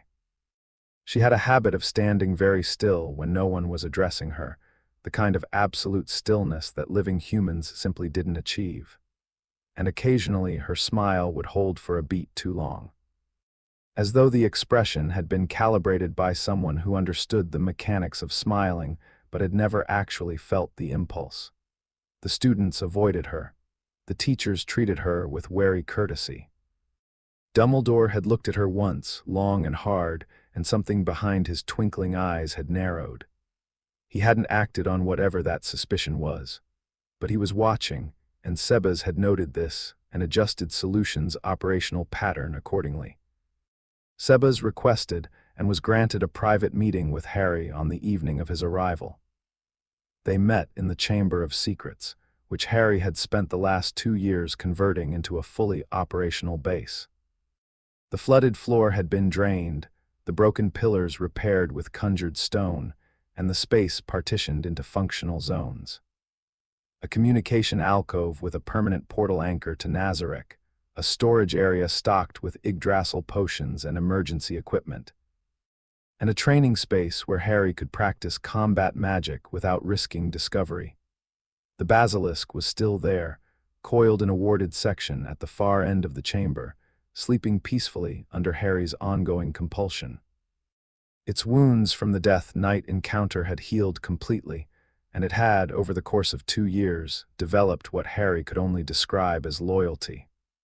Not the fearful obedience of a broken animal, something more organic. It responded to his presence the way a well-trained dog responded to its owner. Sebas had looked at the 60-foot serpent with the composed evaluation of someone who'd seen larger, nodded once, and turned back to Harry. "Young master, your father sends his regard and his insistence that you survive this tournament with your health intact." He was quite specific. "I can imagine." He was also quite specific about what would happen to anyone who harmed you. "I will not repeat the details, as they were graphic." Sebas adjusted his cuffs. "Your primary objective, as I understand it, is to identify the individual who entered your name in the goblet. My role is to protect you during the tasks and to assist in the investigation. Solution will handle external surveillance and infiltrate the tournament's administrative infrastructure." The goblet entry required someone with advanced magical knowledge and access to the hall on the night of the selection, Harry said. The age line wouldn't have been a problem for an adult. The real barrier was the goblet's internal logic, which only accepts entries from authorized schools. To enter my name as a fourth champion, someone had to either bypass the 3-school limitation or trick the goblet into believing a fourth school existed. Sebas considered this. A confundus charm applied directly to the goblet, perhaps, convincing it that a fourth school was participating with a single student. "That's my working theory. The caster would need to be close to the goblet, unsupervised, for at least several minutes. That narrows the window to nighttime. And the caster would need to be magically powerful enough to override a goblet that was specifically selected because it was resistant to tampering. Which limits the suspect pool considerably." "To about 4 people in this castle," Harry said. "Dumbledore, Snape, Moody, and Karkaroff. Dumbledore gains nothing from entering me. Snape has no clear motive. Karkaroff is a former Death Eater with a grudge but limited ability to access the goblet unsupervised." He paused. "Which leaves Moody." Sebas raised an eyebrow. "The defense against the dark arts professor, the retired Auror. The retired Auror who arrived at the school in September under suspicious circumstances, who carries a hip flask he drinks from obsessively, and whose magical signature has an inconsistency that I've been tracking since the start of term." Harry's voice was flat, clinical, the Prince of Nazarick processing threat data. "I first noticed the anomaly in the second week of classes. His magical aura has a secondary frequency layered under the primary one, faint but detectable if you know what to look for. The primary signature reads as Moody, consistent with ministry records that Demiurge obtained. The secondary signature is someone else entirely. Polyjuice potion requires regular dosing to maintain the transformation. The hip flask is the delivery mechanism. He drinks from it every 45 to 50 minutes, which is consistent with a high-quality polyjuice brew that needs topping up before it fades. Whoever is teaching defense this year is not Alastair Moody." Sebas's expression didn't change, but something behind his eyes sharpened. "You've known this for weeks." "I've suspected. I needed you here to confirm and act. Alone, I can observe. With you, I can capture." The old butler straightened his cuffs again, a habitual gesture that meant he was preparing himself for violence while maintaining perfect composure. "Then we capture. After the first task, I presume, you'll want your attention undivided." "After the first task," Harry confirmed. "Let's deal with the dragon first." The first task was held on a cold Tuesday in November, in an arena that had been constructed at the edge of the Forbidden Forest. Wooden stands rose in tiers around a rocky enclosure, packed with students, staff, tournament officials, and a handful of ministry representatives who had come to watch children face creatures that could kill them, which apparently qualified as entertainment in the wizarding world. Harry stood in the champion's tent and listened to the other 3 drawing their dragons from a bag. The tent was cramped, smelling of canvas and nerves. Cedric Diggory was pacing near the entrance, his handsome face tight with a tension he was trying very hard to conceal. Victor Crumb sat on a bench in the corner, utterly still. His dark eyes focused on nothing, the way athletes focus before a performance, shutting out the world and retreating into the internal space where fear can't reach. Fleur de Lacre stood by a mirror, not looking at her reflection but at the tent wall behind it, her lips moving slightly, rehearsing something, a spell or a prayer or both. Cedric got a Swedish short snout. Fleur drew a common Welsh green. Crumb pulled out a Chinese fireball. Harry reached in and his fingers closed around the miniature of a Hungarian horntail, the largest, most aggressive, and most lethal breed in the competition, of course. He looked at the tiny model thrashing in his palm. 40-foot wingspan, armored tail spikes, fire hot enough to melt iron. Classified as a XXXXX creature by the Ministry, the highest danger rating, equivalent to known wizard killer, impossible to train or domesticate. In Yggdrasil terms, Harry estimated it at roughly mid-tier, dangerous to any normal wizard, a nuisance to anyone carrying a divine-class artifact. The cannon fired, Cedric went first. From the tent, Harry could hear the crowd roar, the dragon shriek, and the sharp cracks of combat spells being hurled. Cedric emerged 12 minutes later, singed, bleeding from a burn on his arm, but carrying the golden egg. The crowd went wild, Fleur went next. Then Crumb. Each champion fought their dragon for between 8 and 15 minutes, using strategies that ranged from clever misdirection to brute magical force. Each emerged battered, exhausted, and victorious. The crowd cheered for all of them. Then the cannon fired for the 4th time, and Harry stepped into the arena. The Hungarian horntail was chained in the center of the enclosure, hunched over a nest of golden eggs, and it was furious. Its yellow eyes locked onto Harry the instant he appeared, and its massive head swung toward him with a speed that belied its size. Spined tail lashed, jaws opened. The heat of its internal furnace warped the air in front of its mouth. 800 people held their breath. Harry drew the Eclipse of Avalon. In wand form, it looked like nothing special from the stands. A dark wand, slightly longer than standard. The audience expected the same thing they'd seen 3 times already. Spells, shields, a desperate scramble for the egg while dodging fire and claws. What they got was something else entirely. Harry vanished, not invisibility in the way wizards understood it, the shimmer of a disillusionment charm, the flowing fabric of an invisibility cloak. He was there and then he was not, completely, totally. As if someone had reached into reality and removed him from it. The crowd gasped.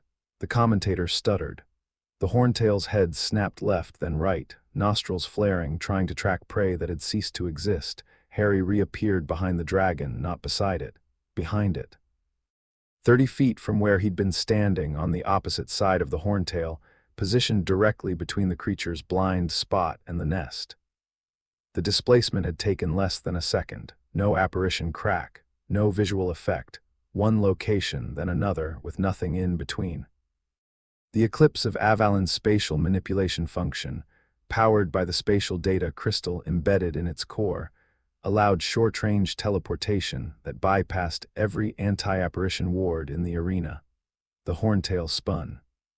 Its tail came around in a sweeping arc that would have pulverized a brick wall.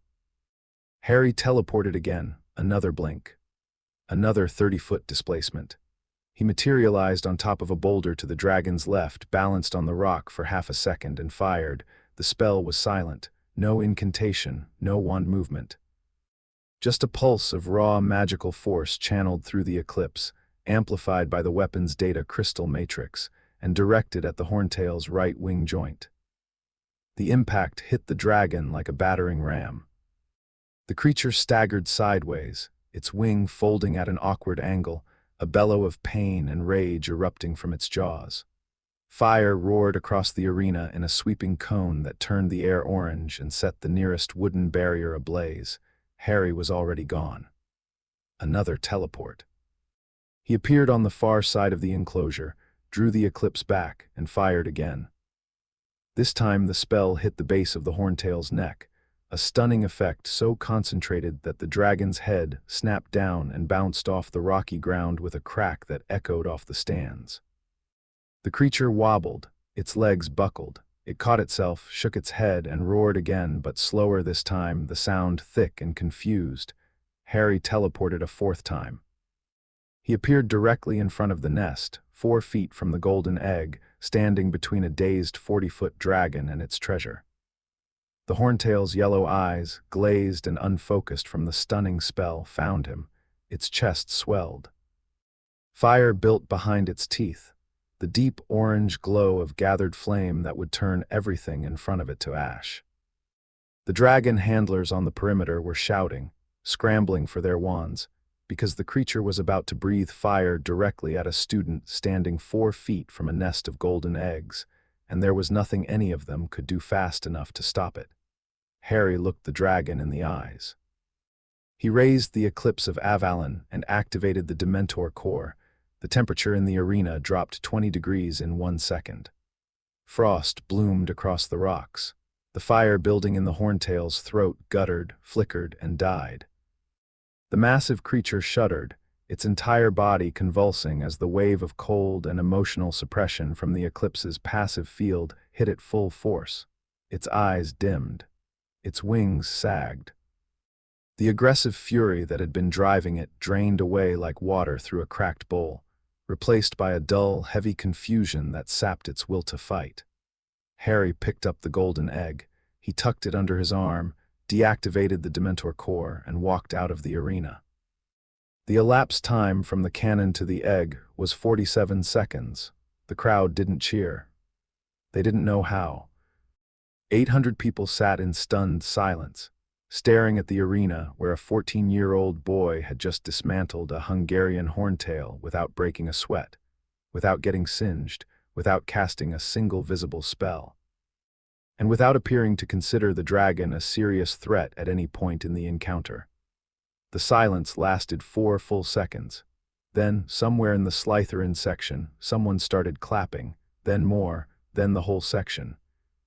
Then the Ravenclaws joined in, then the Hufflepuffs, and then even some of the Gryffindors, because whatever house rivalries existed, whatever suspicion and unease Harry Potter provoked, what they'd just seen was so far beyond anything in their frame of reference that the only possible response was awe. Ron Weasley, sitting in the Gryffindor stands with his mouth hanging open, turned to Hermione. What the bloody hell was that? Hermione was gripping the edge of her seat with white-knuckled hands. Her eyes were wide but focused, her analytical mind already processing what she'd observed. He teleported. Inside anti-apparition wards. That should be impossible. That should be completely, categorically impossible. Did he even cast anything? I didn't hear a single spell. Silent casting, Hermione said faintly. But that level of silent casting is Newt grade at minimum. He's 14, Ron. Ron looked at the arena, where the horntail was now sitting placidly in its nest like a particularly large and confused house cat. Hermione, I don't think he's 14 the way we're 14. In the stands, Daphne Greengrass sat very still with her hands folded in her lap, and something fierce and bright burning behind her blue eyes. Beside her, Tracy Davis was staring at the arena with her mouth slightly open. Blaise Zabini had his arms crossed, his expression unreadable, but his dark eyes were calculating at a speed that would have impressed Demiurge. At the judges' table, Dumbledore's quill was frozen over his scorecard. His face was composed, the grandfatherly mask firmly in place. But his eyes were tracking Harry as the boy walked back to the champion's tent, and behind those twinkling lenses, Albus Dumbledore was performing very rapid, very serious calculations about exactly what kind of weapon that boy was carrying, and exactly what kind of training had produced a 14-year-old who could teleport through anti-apparition wards. Next to him, the man pretending to be Alastor Moody gripped his hip flask and drank deeply. His magical eye spun in its socket, tracking Harry with a focus that had nothing to do with tournament evaluation and everything to do with fear. The Yule Ball was held on Christmas night, and Harry asked Daphne to go with him 3 weeks in advance, which was, by his standards, an act of reckless spontaneity. He did it in the library. Of course he did. It was their place, The quiet, lamp-lit space between the shelves where the performances stopped and the real conversations happened, and the rest of Hogwarts faded into background noise. She was reading a book on ancient ward construction. He was pretending to review Potion's notes. The library was mostly empty, the pre-Christmas exodus having thinned the student body to a handful of dedicated scholars and people with nowhere else to go.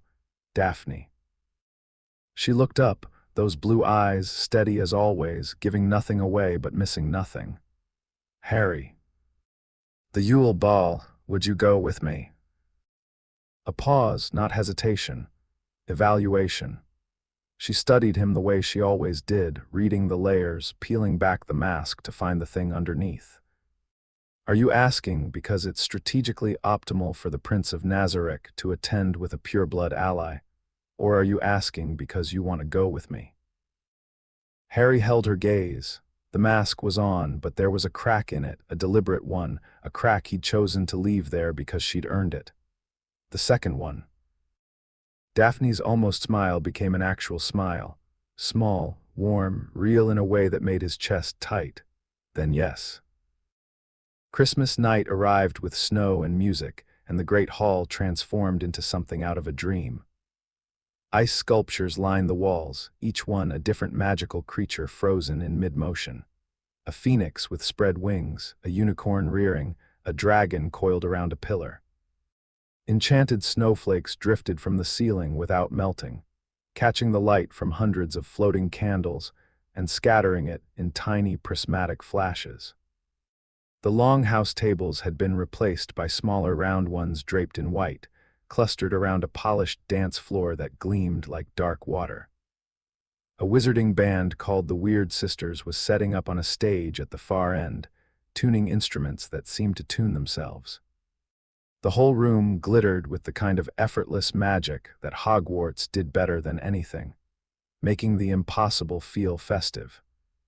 Harry waited at the bottom of the grand staircase in formal robes, black with silver detailing, cut close and precise, because Albedo had sent specifications through the mirror and had been very, very clear about what the Prince of Nazarick would and would not wear to a formal event. She'd included fabric samples, measurement charts, and a 12-page document on color theory as it applied to formal wizarding fashion. Shaltier had submitted a competing design that Albedo had rejected with a contempt that Harry could feel through the mirror. He felt slightly ridiculous. He also felt, for the first time in a long time, nervous. Not operational anxiety, not the pre-mission tension he'd been trained to manage. Actual, human nervous, the kind that made his palms damp and his stomach tight and his brain replay the same useless thought on a loop. What if she doesn't come? She came. Daphne came down the stairs and Harry forgot how to breathe. She was wearing a deep blue dress that moved like water when she walked. Her hair was down, falling in loose waves over her shoulders, catching the light from the enchanted snowflakes. She looked like herself, which was the point, not transformed or disguised or performing a version of herself for the occasion. She looked like Daphne Greengrass on a good night, which turned out to be devastatingly, unfairly beautiful. She reached the bottom of the stairs and looked at him. Breathe, Harry. I am breathing. You're not. Your chest isn't moving. He breathed. She smiled, not the almost smile, the real one. The one that cracked things in him that the eclipse of Avalon's Dementor core couldn't touch. You look. Harry started, and for the first time in 4 years at Hogwarts, the Prince of Nazarick, the boy who could dismantle a dragon in under a minute and outwit a political system that had been running for centuries, could not finish a sentence. Really good. Really good, Daphne repeated, one eyebrow raised. 3 years of witty library conversation, and the best you can manage is really good. You look beautiful, he said. The words came out simple and direct and completely unguarded, and the moment they left his mouth, he knew they'd bypassed every filter and every wall and every layer of the mask because they were true. Daphne's composure cracked. Not the controlled, deliberate crack that Harry managed when he chose to let her see underneath. An actual crack. Pink bloomed on her cheeks. Her blue eyes went wide for a fraction of a second. She recovered fast, faster than most people would have caught, but Harry caught it, because he'd been watching her the way she watched him for 3 years, and he knew every micro-expression on that face the way he knew the layout of the Chamber of Secrets. "Thank you," she said. "You clean up well yourself, shall we?" They danced, not the stiff, formal, keep-your-distance dancing of political obligation. The other kind. The kind where your hand fits in the curve of someone's waist like it was designed for it. Where you move together without thinking about the steps, because the steps stopped mattering somewhere around the second song. Harry had learned to dance in Nazarick, taught by Sebas, who treated ballroom dancing with the same disciplined precision he brought to hand-to-hand combat. The footwork was technically perfect. But the way he held Daphne had nothing to do with technique, and everything to do with the fact that she fit against him in a way that made his brain go quiet. They talked while they danced. The way they always talked, in low voices that existed only in the space between them. Around them, other couples spun and swayed. Cedric Diggory with Cho Chang, looking like a magazine cover. Crumb with Hermione Granger, who was wearing a periwinkle dress and an expression of barely contained delight. Ron Weasley in dress robes that appeared to have been designed by someone with a deep personal grudge against the color maroon. The Great Hall was alive with music and laughter and the particular kind of magic that had nothing to do with wands. 47 seconds, Daphne said. That's how long it took you to beat the Horntail. The entire school is talking about it. Is that what you want to talk about right now? No, her hand tightened on his shoulder. I want to talk about the fact that you're holding me like you're scared I'll break. Harry realized she was right. His hand on her waist was tense, careful, the grip of someone who had been conditioned to treat physical contact as a threat, and was having to override years of programming to do something as simple as dance with a girl he liked. He made a conscious effort to relax. His fingers softened, his arm settled. Daphne moved closer. Better, she murmured. They were very close now. Her face was inches from his. The enchanted snowflakes drifted around them. The music swelled and softened. Other couples moved past them on the dance floor, but neither of them noticed. You scare people, Harry, Daphne said quietly. The dragon, the magic, the way you move through this school like you're running a military operation, you scare them. Do I scare you? No, she held his gaze. You fascinate me. You fascinated me since the train. I've spent 3 years trying to see what's behind the mask, and every time I get a glimpse, it makes me want to see more. She paused. The music was slow. They swayed together. Show me, Harry. Stop performing. Just for tonight. Harry looked at her, at the snowflakes in her hair, at the blue of her eyes, steady and unafraid, asking him for something that every survival instinct in his body screamed at him to deny. He let the mask fall. Not all of it. Not the deep layers, the Nazarick secrets, the undead father, the dimensional breach, but the surface, the pleasant smile, the calibrated politeness. The carefully constructed Harry Potter, Hogwarts student persona that he wore every waking hour. He let it slip, and what was underneath was quieter and rawer and much more real. A boy who had been alone before he'd been found, and lonely after even when he was surrounded by people. And who was holding this girl in his arms because she was the only person in this world who had ever looked at him and said, "Show me what's real." There he is, Daphne whispered. She was smiling. The real smile. Harry kissed her. It was quick, gentle. His lips against hers for barely 2 seconds, light and careful, more question than statement. When he pulled back, his heart was hammering so hard the eclipse of Avalon was pulsing in time with it, the green veins probably glowing visibly through his robes. Daphne didn't pull away. Her hand came up and rested against the side of his face, her fingers cool against his flushed skin. Took you long enough, she said. He kissed her again. Longer this time. Her arms went around his neck and his went around her waist, and the enchanted snow fell around them, and the music played, and for 1 minute, maybe 2. Harry Potter was not the Prince of Nazarick or the boy who lived or an intelligence operative. embedded in an enemy institution. He was a 14-year-old boy kissing a girl he liked at a dance, and that was enough. They took the imposter 3 days after the Yule Ball. Sebas had spent the preceding weeks building a surveillance pattern around the man called Moody. Solution had infiltrated the castle's administrative flows, gaining access to staff schedules, ward maintenance logs, and the personal correspondence of key faculty members through methods that Harry chose not to ask about. Because Solution's methods tended to involve things that made human skin crawl. Between them, they had assembled a comprehensive profile. The man teaching defense against the dark arts was not Alastor Moody. His magical signature carried a secondary resonance that was consistent with sustained polyjuice use. He accessed Moody's office at irregular intervals that correlated with dosing schedules.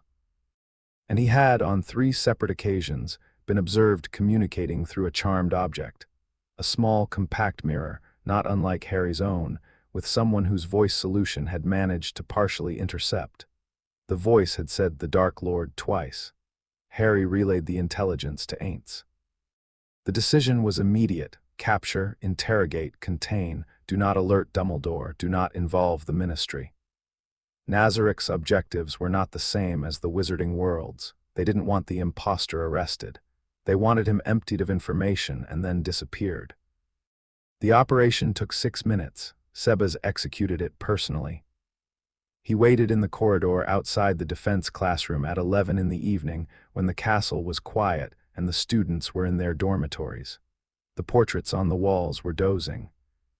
The suits of armor stood silent at their posts. The only sound was the distant, rhythmic creak of the castle's ancient plumbing and the faint whistle of December wind against the high windows. Sebas stood with his back to the wall, perfectly still, his breathing so controlled that it was essentially inaudible. He'd been waiting for 37 minutes. He would have waited for 37 hours. Patience was not a skill for Sebas. It was a state of being. The door opened. The imposter emerged from the classroom, hip flask in hand, his magical eye spinning lazily in its socket. He was muttering something under his breath about ward calibrations. He turned the corner and found a silver-haired butler standing in his path with his hands clasped behind his back. "Good evening," Sebas said, with the pleasant smile of someone offering a dinner guest a choice of wines. "We have questions." The imposter's wand came up fast. Credit where it was due. Whoever had been training under Moody's identity had excellent reflexes, honed by months of inhabiting the body of one of the most paranoid wizards alive. The wand tip glowed green. A killing curse was forming. The man was going lethal immediately. No stunning spells, no hesitation, straight to the one spell that ended things permanently. Sebas was faster. The butler's hand moved in a blur that Harry, watching from the shadows at the end of the corridor, couldn't track even with his training. The wand was knocked aside, the green light splashing harmlessly against the stone wall where it left a scorch mark. A palm strike hit the imposter's solar plexus with precision force, driving the air from his lungs and folding him forward. A second strike to the side of the neck, hitting the vagus nerve with the kind of anatomical accuracy that came from knowing exactly where to press to shut a human body down, dropped him. The whole engagement lasted less than 2 seconds and produced almost no noise beyond the soft thump of a body hitting the floor and the clatter of a wand rolling across stone. Sebas straightened his cuffs. The imposter lay crumpled on the corridor floor, unconscious, the hip flask leaking polyjuice potion onto the flagstones in a slow, brown puddle. Adequate reflexes, Sebas observed mildly. Poor threat assessment. They carried him to the Chamber of Secrets. By the time the polyjuice wore off, 40 minutes later, the man chained to a conjured chair in Harry's underground base was not Alastor Moody. He was younger, thinner, with a manic energy and darting eyes, and a dark mark burned into his left forearm. Barty Crouch Jr., son of a senior ministry official, presumed dead, very much alive and very much a servant of the Dark Lord. The interrogation was efficient. Sebas asked questions with the same polite, unhurried tone he used for everything. When Crouch refused to answer, Sebas didn't threaten. He simply waited, and the waiting was somehow worse than any threat, because the butler's calm, patient expression implied an infinite capacity for persistence and a total indifference to the passage of time. He could wait forever. The man in the chair could not. Crouch broke in under an hour. The plans spilled out in frantic, reverent bursts. The goblet, the tournament, the final task designed to deliver Harry to a graveyard where the Dark Lord would be resurrected using an ancient ritual. Harry's blood. A bone from Voldemort's father, the flesh of a servant. 3 ingredients for a dark resurrection that would restore the most dangerous wizard in British history to a physical body. Crouch's eyes glowed with fanatical devotion as he spoke about his master. He'd broken out of Azkaban years ago, held under the imperious curse by his own father, escaped, found his way back to Voldemort's diminished form, and volunteered for this mission with the ecstatic eagerness of a zealot given the chance to serve his god. Harry listened to the confession from a chair on the other side of the chamber, his expression blank, his hands folded in his lap. The eclipse of Avalon rested across his knees. The basilisk slept behind him in its warded enclosure, its breathing a low, rumbling rhythm that underscored the entire interrogation. The details were useful. The fanaticism was instructive. This was what Voldemort inspired in his followers, not loyalty based on respect or shared purpose, but worship. Worship of power. Worship of cruelty dressed up as ideological purity. Harry had seen this before in Demiurge's historical analyses of failed human civilizations. The pattern was always the same: a charismatic figure, a simple ideology, followers who defined themselves through obedience. It was effective in the short term and catastrophically unsustainable in the long term. Voldemort was a mid-tier lick with delusions of grandeur. Harry had grown up in the shadow of a god who could actually back up the title. When Crouch finished, Harry opened the communication mirror. Ainz's red eyes filled the glass. Voldemort intends to use the tournament's final task to resurrect himself, Harry said. He needs my blood for the ritual. The graveyard is in Little Hangleton. Silence, then. Let him. Harry raised an eyebrow. An enemy you can see is preferable to an enemy you cannot, Ainz said. If Voldemort intends to reveal himself, we allow it, we observe. We gather intelligence on his resources, his followers, his capabilities, and when we have everything we need. The red eyes burned steady. We end him, on our terms. Harry nodded. He closed the mirror, looked at Crouch, and then at Sebas. Prepare him for transport to Nazarick, Harry said. Demiurge will want to speak with him. Sebas bowed. At once, young master. Barty Crouch Jr. disappeared from Hogwarts that night. Nobody noticed. Not the teachers, not the students, not the portraits or the ghosts or the house elves who cleaned every corridor and classroom in the castle before dawn. A man vanished from one of the most surveilled buildings in magical Britain, and the only people who knew were a boy, a butler, and a slime creature disguised as a secretary. The real Alastor Moody was found in a trunk in the defense classroom the following morning, dehydrated and disoriented but alive, having been imprisoned in his own luggage for the better part of a year. He was angry. He was confused. He had no clear memory of who had put him there, and the ministry healers who examined him attributed this to prolonged malnutrition and repeated exposure to the imperious curse. The official story was that Moody had suffered a severe episode related to his existing injuries and had been confined to his office by a curse that had since been broken by staff. Dumbledore managed the narrative. Harry let him. The headmaster was useful when he was managing things that didn't matter. The tournament continued. The second and third tasks loomed on the calendar like approaching weather. Somewhere in a graveyard in Little Hangleton, the pieces of a dark ritual waited to be assembled. And somewhere in the formless dark between worlds, the thing that had once been Tom Riddle plotted its return, unaware that the boy it intended to use as a component had already disassembled its entire plan. captured its most valuable operative, and was now walking through the corridors of Hogwarts with a divine-class weapon against his ribs, and the patience of a predator who could afford to wait. Harry walked those corridors with Daphne's hand brushing against his, and the weight of a war that nobody else could see pressing against his shoulders. She didn't ask what he was carrying. She didn't push.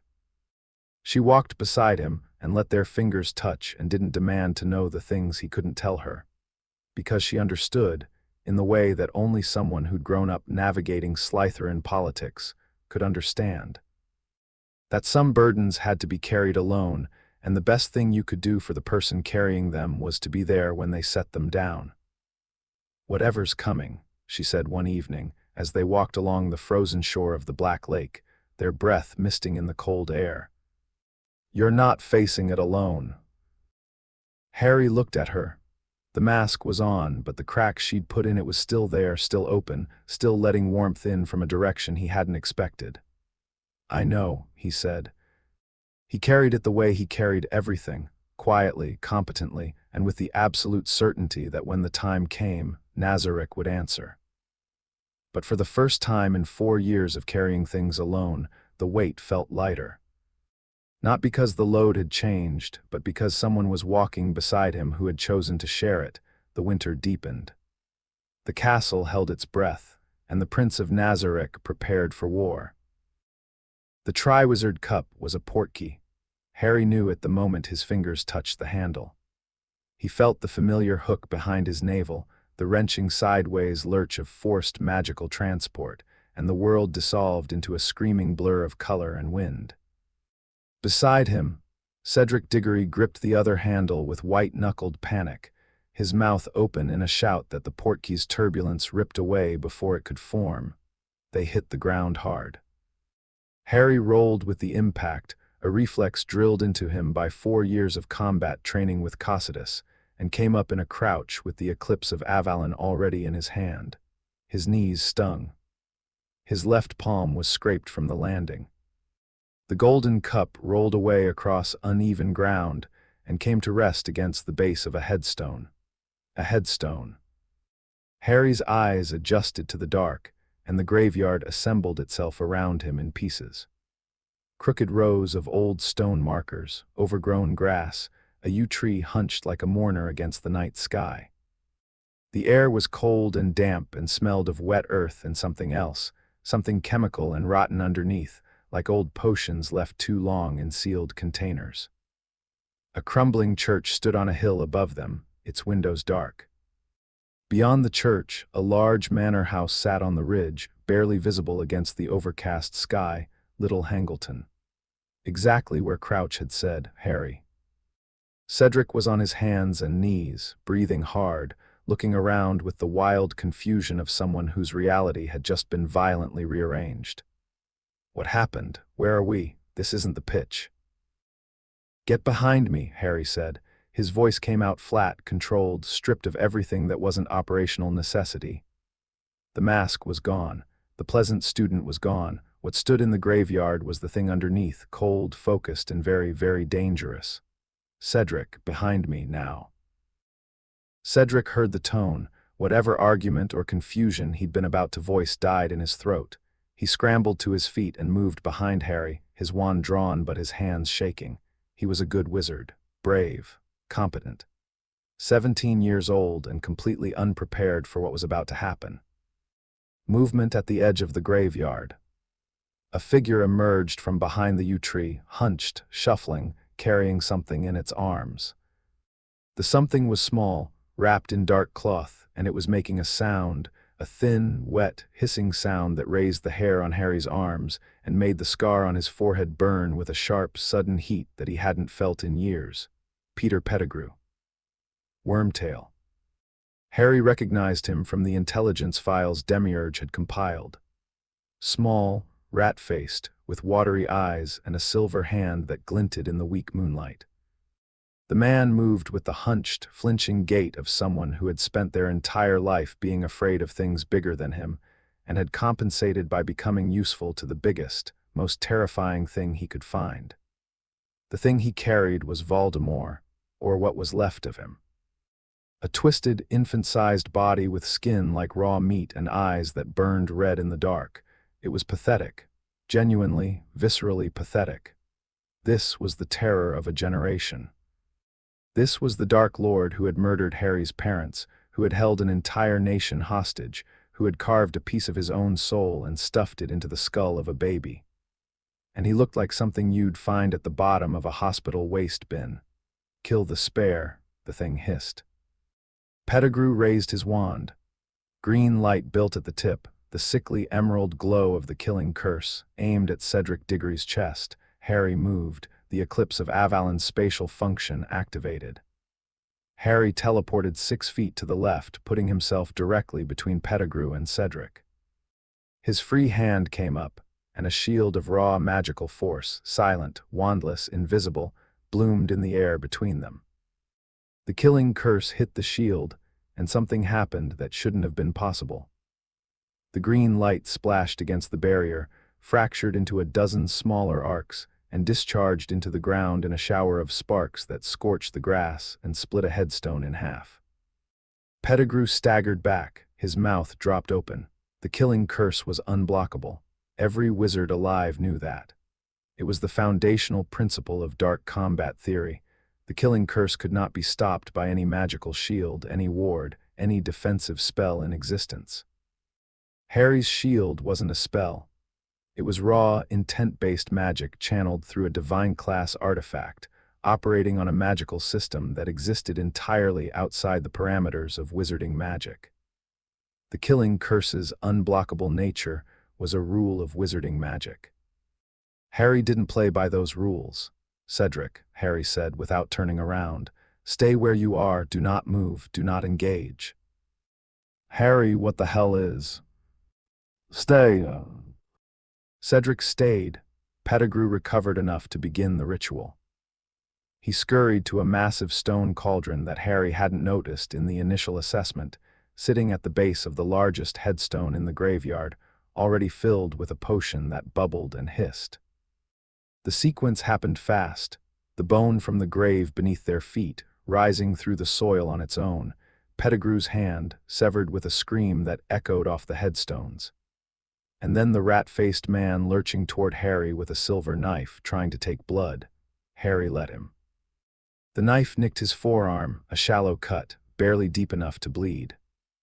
Pettigrew caught the blood on the blade and staggered back to the cauldron, whimpering, cradling his stump, and poured the blood in with the rest. The potion erupted. Steam, white and thick and scalding, billowed from the cauldron and filled the graveyard. The liquid boiled, churned, turned from clear to black to red. Pettigrew dropped the thing he'd been carrying into the potion, and it sank beneath the surface. Harry watched this with the clinical detachment of someone observing a lab experiment.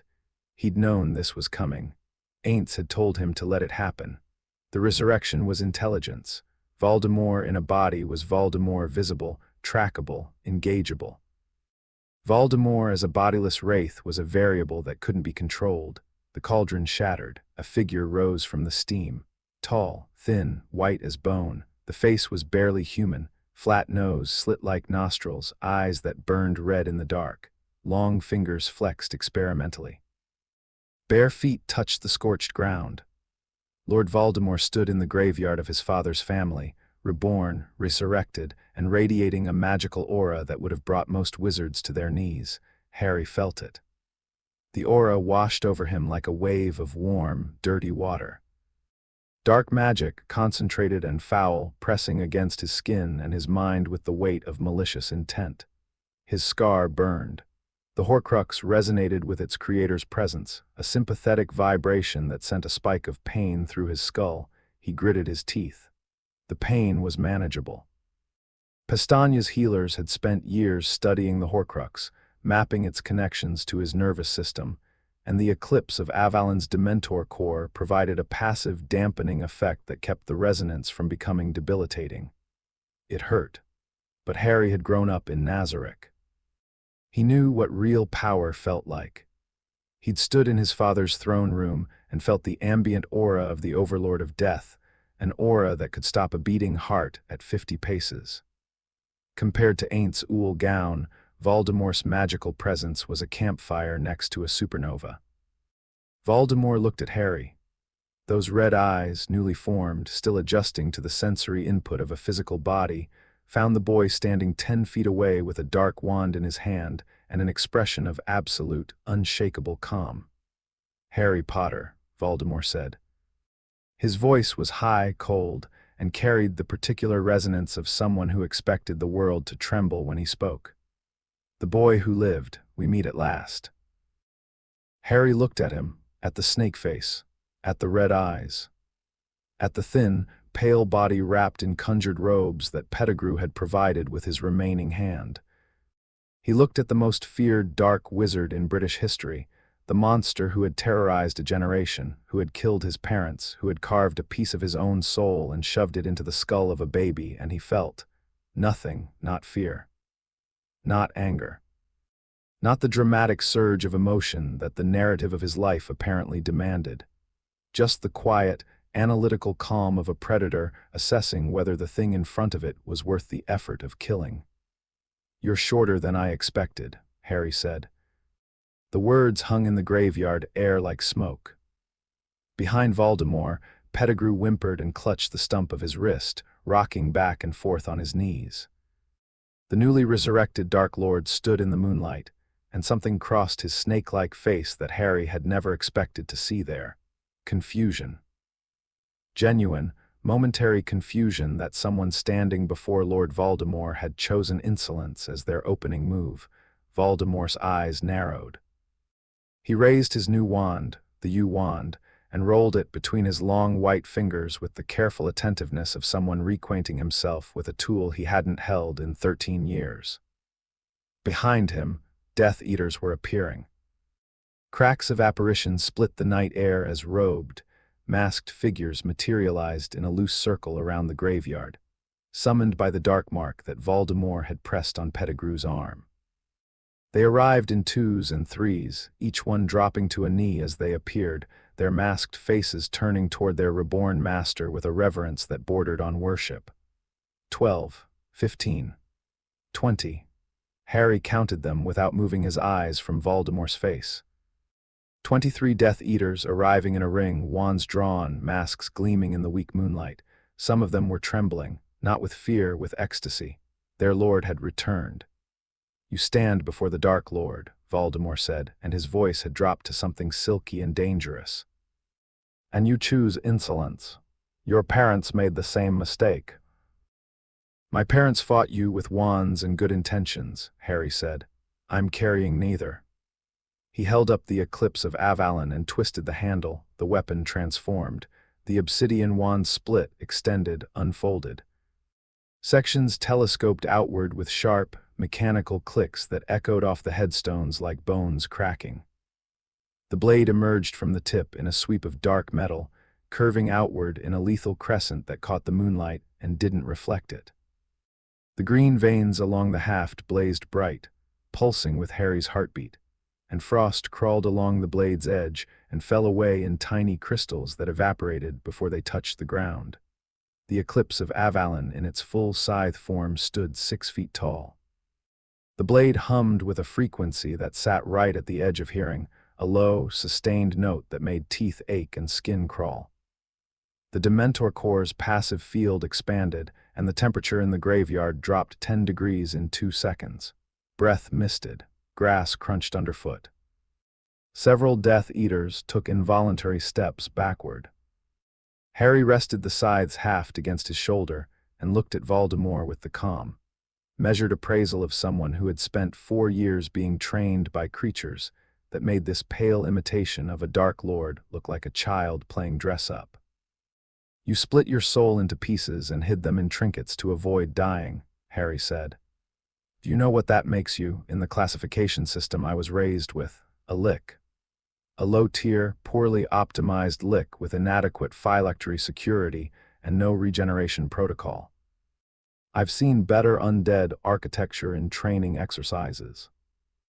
Voldemort's face contorted, the red eyes blazed. "You dare."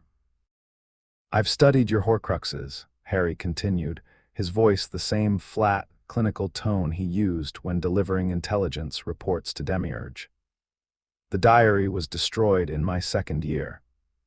The ring is in a shack in this village, warded by a curse that would kill most wizards, but that my people have already mapped and can neutralize in minutes. The locket is in a cave on the coast, protected by Inferi and a poison trap that is, frankly, embarrassing.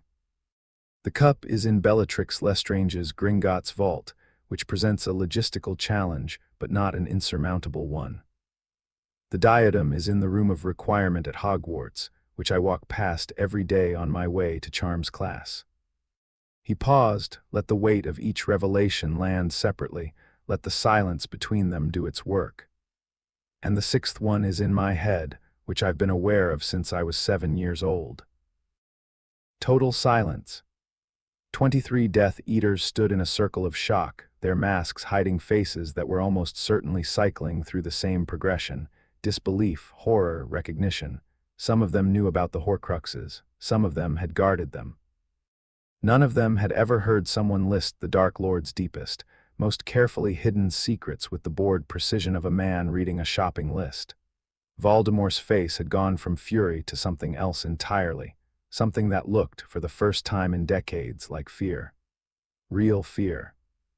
The kind that comes from discovering that your enemy knows not just where you live, but where you keep the pieces of your soul. You made yourself harder to kill, Harry said, but you also made yourself predictable. Every anchor is mapped, every location is known. When I'm ready to end you, it will take about a week. Voldemort's wand came up.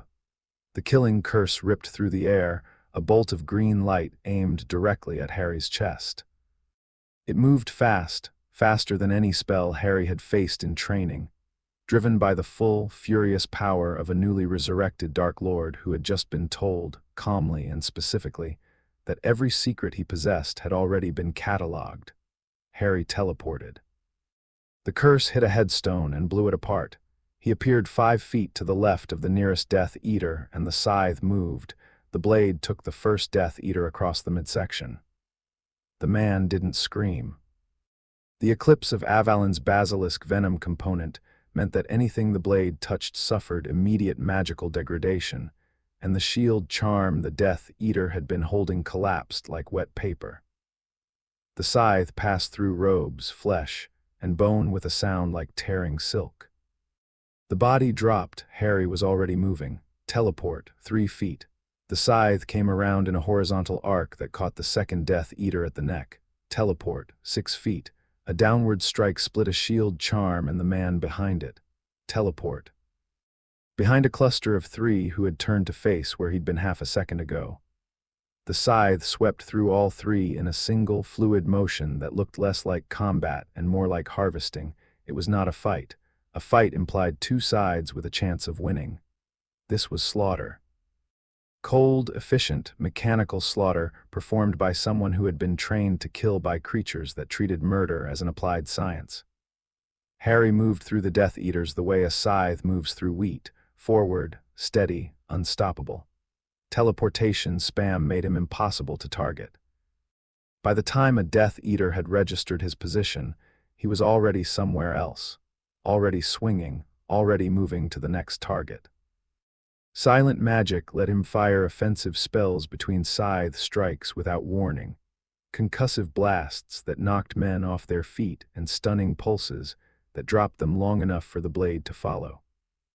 The Dementor Corps' passive field sapped the will and reaction speed of everyone within 30 feet, turning trained dark wizards into slow, confused, fumbling targets who couldn't hold a thought long enough to form a coherent counterattack. One of them tried to fight. A large Death Eater, broader than the rest, who planted his feet and fired 3 curses in rapid succession at the spot where Harry had been a quarter second earlier. The curses blew apart headstones and tore up the earth. Harry appeared behind him, and the scythe came down in a diagonal cut that the man's shield charm absorbed for about half a second before the basilisk venom component ate through the magical barrier like acid through cloth. The man went down. Another tried to run. Harry let him get 4 steps before a wandless stunner hit him in the back and dropped him face first into the wet grass. He wasn't worth the scythe. 6 Death Eaters died in the first 10 seconds, 4 more in the next 5. The survivors broke.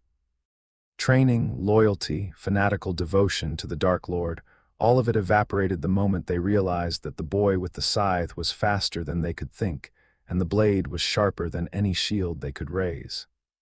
They ran. They apparated. They vanished into the night, leaving their dead behind in the wet grass. Harry stopped. The graveyard was quiet. Bodies lay in dark heaps around the headstones. Blood, actual blood, not metaphor, soaked into the earth. The scythe's blade was clean. The basilisk venom component prevented anything from adhering to the edge. Harry's breathing was slightly elevated. His heart rate was up. His hands were steady. Voldemort stood alone. The Death Eaters who hadn't fled were dead. Pettigrew was unconscious near the shattered cauldron, having fainted at some point during the killing.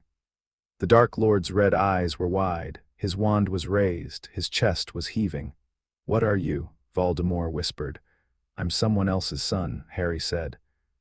He collapsed the scythe back into wand form with a series of clicks that sounded very loud in the silence. "Run, Tom. Rebuild. Gather whatever's left of your followers and try again. It won't matter, but do it anyway. It'll give me something to clean up later."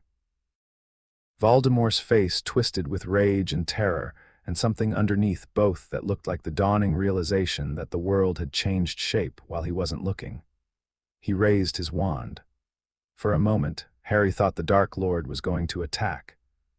Then, with a crack of displaced air, Voldemort disapparated. Harry stood in the graveyard. The dead lay around him. The night was cold. He turned and walked back to Cedric. The Hufflepuff was on the ground, his back against a headstone, his wand clutched in both hands. His face was gray. His eyes were huge. He'd watched the entire thing. Every teleport, every strike, every body hitting the ground. He was shaking, not from cold. "We're going back," Harry said. He picked up the Triwizard cup and held it out. "Grab the handle." Cedric stared at him. Harry, you just killed. How many? What are you?" "Alive," Harry said. "Which is what you'll be if you grab the handle in the next 3 seconds. Cedric grabbed the handle. The portkey activated. The graveyard dissolved into noise and color and they were gone. They landed on the Hogwarts Quidditch pitch to thunderous cheers that died the moment the crowd saw their faces. Harry was standing. Cedric was not. The Hufflepuff had collapsed the instant they hit solid ground, his legs giving out, his body finally surrendering to the shock that adrenaline had been holding at bay. Harry caught him before he hit the turf and lowered him down as gently as the situation allowed. Cedric's robes were smeared with graveyard dirt, and there was a fine spray of blood across his sleeve that wasn't his. His eyes were glazed. His breathing was rapid and shallow. He was in shock, not injured, but his mind was struggling to process what it had witnessed in the last 15 minutes. He'd watched a classmate butcher 10 grown men with a weapon that transformed from a wand into a scythe. That wasn't something you recovered from between one portkey trip and the next. The crowd went silent. 800 students and 100 adults looked down at a boy holding a golden egg and a traumatized champion and tried to understand what had gone wrong with the celebration they'd been expecting. The band had been warming up. The butterbeer was ready. Confetti charms were loaded into the stadium's enchantments. The evening was supposed to end with cheering and fireworks and a champion's lap of honor, not with a gray-faced Hufflepuff on the ground and Harry Potter standing over him with an expression that belonged in a war zone. Madame Pomfrey reached Cedric first, pushing through the crowd with the forceful competence of a woman who'd spent decades dealing with magical emergencies and had no patience for people who got in her way. She dropped to her knees beside Cedric, already casting diagnostic charms, her wand tracing patterns over his chest. "He's in shock, not cursed. I need a stretcher." Dumbledore was the second to reach them. He moved fast for his age, crossing the pitch in long strides, his blue eyes scanning Harry with an intensity that stripped away the grandfatherly facade entirely. Behind him came McGonagall, her face tight with concern, Snape, whose dark eyes had locked onto Harry with an unreadable intensity, and Fudge, the Minister of Magic, a round man in a pinstriped cloak who looked like he'd been enjoying a very good evening until about 4 seconds ago. Harry. Dumbledore's voice was urgent. What happened? The cup was a portkey. It transported us to a graveyard in Little Hangleton. Voldemort was resurrected using my blood, a bone from his father's grave, and the hand of his servant Peter Pettigrew, who is very much alive and not, as the Ministry believes, dead. I killed 10 Death Eaters and allowed Voldemort to flee. Harry delivered this in the same tone he'd used to report the weather. Around them, the noise of the pitch was growing. Confused shouts, teachers calling for order, students pressing against the barriers trying to see what was happening. Harry ignored all of it. Cedric is in shock. He needs medical attention. He is not injured. He witnessed the events. He can corroborate everything I've said. Dumbledore's face went very still. Behind him, Fudge made a choking sound. McGonagall's hand went to her mouth. Snape's face drained of what little color it normally had. You killed, Fudge started, his voice climbing. You killed Death Eaters. 10 of them? Harry looked at the minister with the flat, empty gaze that had made Voldemort ask what he was. They pointed wands at me, I responded. The evening unraveled from there. 2 hours later, Harry sat in a chair in Dumbledore's office and understood, with a clarity that cut through every layer of training and emotional control, that he had made a tactical error, not in the graveyard. The graveyard had gone exactly as planned. Voldemort was resurrected, confirming his continued existence for Nazarick's strategic calculations. The Death Eater casualties provided a clear demonstration of capability that would ripple through the Dark Faction's command structure. Cedric was alive, which meant Harry had a witness to Voldemort's return and a political asset in the form of a grateful Hufflepuff hero. The intelligence objectives were met. The mission was clean. The error was in returning to Hogwarts and telling the truth. He should have lied. He should have said the portkey took them to a field, that they fought off an unknown attacker, that Cedric was hurt in the struggle. He should have collapsed the scythe before they portkeyed back, hidden the weapon, played the shocked and frightened schoolboy who'd survived a terrible ordeal. Demiurge would have told him to lie. Ainz would have told him to lie. Every instinct Nazarick had trained into him should have told him to lie, but he hadn't lied. He'd stood on the Quidditch pitch with graveyard dirt on his boots and blood on his sleeve and told Dumbledore exactly what had happened. Because he was 14 and he'd just killed 10 people, and somewhere underneath the mask, underneath the training, underneath 4 years of becoming a weapon, there was still a boy who believed that telling the truth to the people in charge was what you were supposed to do. The Dursleys had beaten that belief into him, ironically. Confess quickly, take the punishment, don't lie because lying makes it worse. Nazarick had refined it into tactical honesty. But tonight it hadn't been tactical, it had been instinctive, and instinct had led him here. Dumbledore sat behind his desk. His silver instruments clicked and whirred on their shelves. Fawkes the Phoenix was asleep on his perch. The portraits of former headmasters watched from their frames with expressions ranging from alarm to morbid curiosity. The headmaster's face was composed, but the twinkle was gone from his eyes, replaced by something flat and cold and calculating. Minister Fudge stood to Dumbledore's right, flanked by 4 Aurors in red robes. The Aurors were positioned in a loose semicircle behind Harry's chair, not casually, tactically, blocking the exit points, 2 by the door, 1 by the window, 1 behind Fudge, close enough to act, far enough to react. Harry had noted the positioning the moment he walked in and had filed it under containment formation. Harry, Dumbledore said, and his voice was gentle, measured, the voice of a man who had spent decades learning how to deliver terrible news in a way that made it sound reasonable. I need you to understand the situation we're in. I understand the situation perfectly, Harry said. I don't think you do. Dumbledore folded his hands on the desk. Tonight, in front of the entire school, you returned from the third task with a traumatized fellow champion and a confession of multiple homicides. You have stated, clearly and without equivocation, that you killed 10 people. Death Eaters, Harry corrected. People, Harry. Regardless of their allegiance, they were human beings, and you ended their lives with a weapon that no student at this school should possess, and no 14-year-old should be capable of wielding. Dumbledore paused. The magic you displayed in the tournament has been a matter of increasing concern for several months. The teleportation, the silent casting, the weapon itself.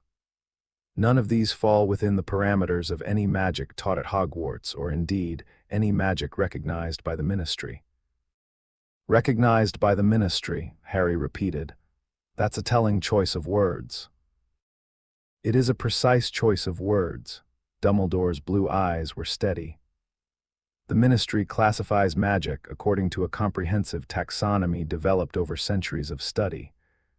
What you displayed tonight, the silent killing, the spatial displacement through anti-apparition wards, the weapon that transforms and radiates a cold aura, none of these have any classification. They exist outside the system. And magic that exists outside the system, Harry, is magic that cannot be regulated, controlled, or understood. Fudge stepped forward, his face was flushed, his hands were shaking. He was scared, Harry realized, not of Voldemort, of me. The Ministry's position is clear, Fudge said, his voice pitched to project authority that he clearly didn't feel. This boy has used unclassifiable dark magic to kill British citizens. Whether or not those citizens were affiliated with certain groups, that is a matter for the courts to determine. Not a schoolboy with a... He gestured at the eclipse of Avalon in Harry's hand with a flapping motion. Whatever that thing is. Minister, Harry said, those British citizens were pointing killing curses at me and a fellow student. That has not been independently verified, Fudge said. We have your word. The word of a 14-year-old boy who carries a weapon that our best Aurors cannot identify and who has just confessed to killing 10 people. Forgive me if the Ministry requires more than your word before we let this matter rest. Harry looked at Dumbledore. And where do you stand, Headmaster? The silence that followed was the loudest thing Harry had ever heard. Dumbledore didn't look away. He held Harry's gaze with the steady, unwavering focus of a man who had made a decision and was prepared to carry its weight. I stand, he said slowly, where I have always stood. In defense of the wizarding world, in service of the greater good. And the greater good requires what, exactly? Dumbledore exhaled. It was a small sound. A tired sound. The sound of a man who was about to do something he didn't want to do and had decided that the necessity outweighed the morality. Harry, I knew your parents. James was brave and reckless and full of light. Lily was the kindest, most brilliant witch of her generation. They died so that you might live, and they would be horrified by what you have become. Something moved behind Harry's eyes, deep, fast, gone before it could show on his face. What I have become, Dumbledore continued, is not a product of Hogwarts. It is not a product of the wizarding world. Something shaped you, Harry, something outside our understanding. The magic you use is not our magic. The weapon you carry is not our weapon. And the way you killed tonight, without hesitation, without remorse, without the slightest indication that ending human lives caused you any distress whatsoever. He paused. That is not the response of a boy who was raised by humans. The room was very quiet. The Aurors behind Harry shifted. Their hands were on their wands. You're afraid of me, Harry said. I am afraid of what you represent, Dumbledore said. An entity of unknown origin with unknown capabilities, embedded in our society, wielding magic that ignores our defenses. Yes, Harry, that frightens me. It should frighten anyone. So this is your solution. Harry's voice didn't change, didn't waver, didn't rise or fall. It stayed flat, steady, perfectly controlled, and somehow that was worse than if he'd shouted. You bring the minister, you bring Aurors, you position them for containment. And you tell me that my dead parents would be disappointed in me. Harry. What's the play, Dumbledore? Be specific. Fudge answered before the headmaster could. Your wand will be confiscated and examined by the Department of Mysteries. You will be placed under ministry custody pending a full investigation into the events of tonight. The charges will include the use of unclassifiable magic, the unauthorized creation or possession of a dark artifact, and the unlawful killing of 10 individuals. The charges will include murder, Harry said. The charges will include what the evidence supports, Fudge said, but his voice cracked on the last word. Harry looked at Dumbledore again. Azkaban. The headmaster didn't deny it. He didn't soften it. He sat behind his desk with his folded hands and his flat blue eyes, and he said, "Until the investigation is complete and the ministry is satisfied that you do not represent a threat to the wizarding world, you will be held in a secure facility." Yes, You're sending me to Azkaban for killing Death Eaters. I am ensuring the safety of a world that I have spent my entire life protecting. Dumbledore's voice was steady, certain, the voice of a man who believed fully and completely that he was doing the right thing. You are 14 years old, Harry. You killed 10 people tonight without flinching. You mocked the Dark Lord to his face and let him go. You carry a weapon that shouldn't exist and use magic that shouldn't be possible. I don't know what you are. I don't know who raised you. But I know that if I let you walk out of this office tonight, the next time you decide someone deserves to die, there will be nothing in this world that can stop you. And there's nothing you want to stop more than something you can't control, Harry said. Dumbledore flinched. It was small, barely visible, a fractional tightening around his eyes that most people would have missed. Harry didn't miss it because that flinch told him everything he needed to know. This wasn't about safety, not really. It was about control. Dumbledore had built his entire life around the principle that he, and only he, was the arbiter of what the greater good required. A weapon he couldn't control, a power he couldn't understand, a boy who looked him in the eye and didn't blink, that wasn't just a threat to the wizarding world. It was a threat to Dumbledore's fundamental belief that he was the person best positioned to decide the fate of everyone around him. There it was, the logic, cold, clean, utilitarian logic that Harry recognized because he'd been raised by someone who thought the same way. Dumbledore wasn't being evil, he wasn't being petty or vindictive or cruel, he was doing the math. An uncontrollable asset with unknown capabilities and a demonstrated willingness to kill represented an existential threat to a society that was already on the brink of war. The rational response was containment. Remove the variable, neutralize the threat, protect the system. It was, Harry thought with a cold that had nothing to do with the eclipse of Avalon, exactly what Demiurge would have recommended. "Stand up, please," one of the Aurors said from behind him. His voice was professional, nervous but professional. "Your wand, Mr. Potter." Harry looked at the eclipse of Avalon in his hand. The green veins pulsed with his heartbeat. The weapon that his father had forged for him in the deepest chamber of Nazarick, using materials gathered over a year, burning a forge that would never work again, regulating the internal temperature so that his son's hands wouldn't get cold. The weapon that had been his since the day Ainz placed it in his palm, and the obsidian bonded to his magical signature with the finality of a lock clicking shut. They wanted to take it from him. Harry stood. He turned and held the eclipse of Avalon out to the nearest Auror. The man reached for it. His fingers closed around the haft. The weapon shocked him. Not electricity. Cold. The Dementor core flared in response to a non-bonded hand, sending a spike of freezing energy through the Auror's grip that made the man yelp and jerk his hand back. The eclipse clattered to the stone floor and the green veins dimmed, as though the weapon itself was protesting its separation from its wielder. "It doesn't like strangers," Harry said mildly. The Auror wrapped the weapon in a conjured cloth and picked it up without touching it directly. Another Auror produced a set of shackles, heavy iron things inscribed with runes that Harry recognized as magical suppressors. They would dampen his ability to cast, reduce his magical output to almost nothing. Standard ministry restraints for dangerous prisoners. Harry held out his wrists. Dumbledore watched this. Something moved across his face, not guilt. Dumbledore was too sure of himself for guilt, but something adjacent to it.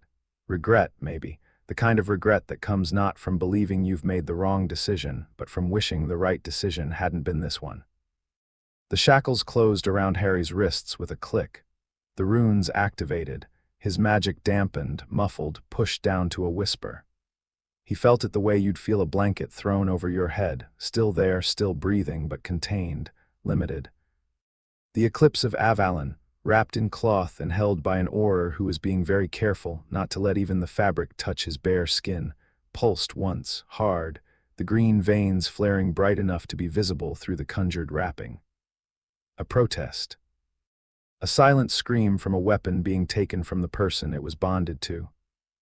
Then the glow faded and the weapon went dormant, and Harry felt the absence like a missing limb. Daphne. The thought surfaced before he could stop it. She was somewhere in the castle. She didn't know what was happening.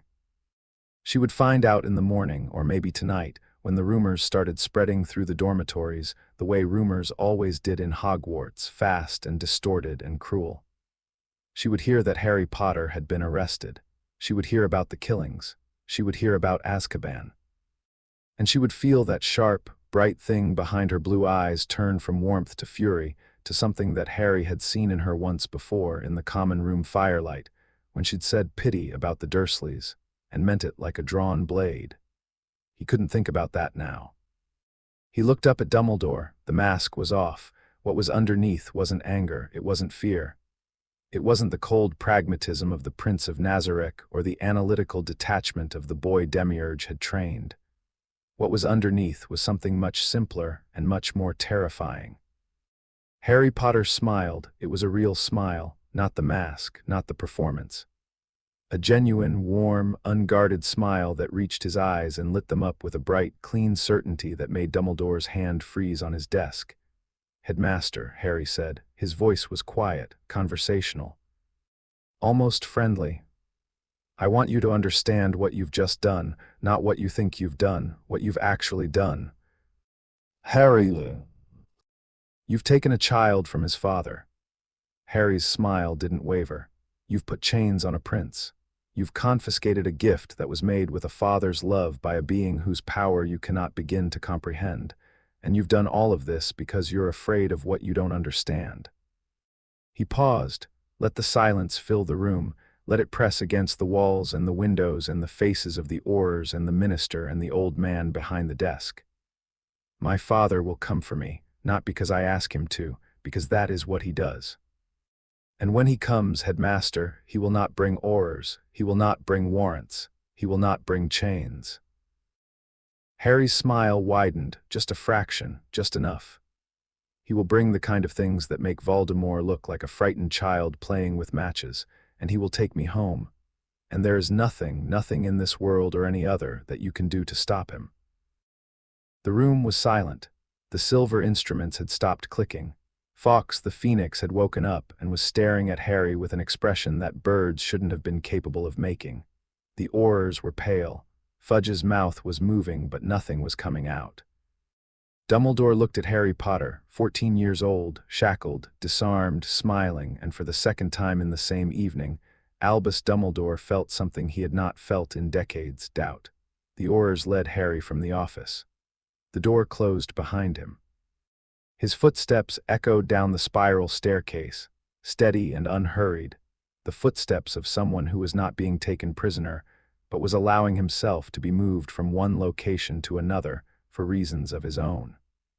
The Aurors walked on either side of him, their wands drawn, their faces carefully blank.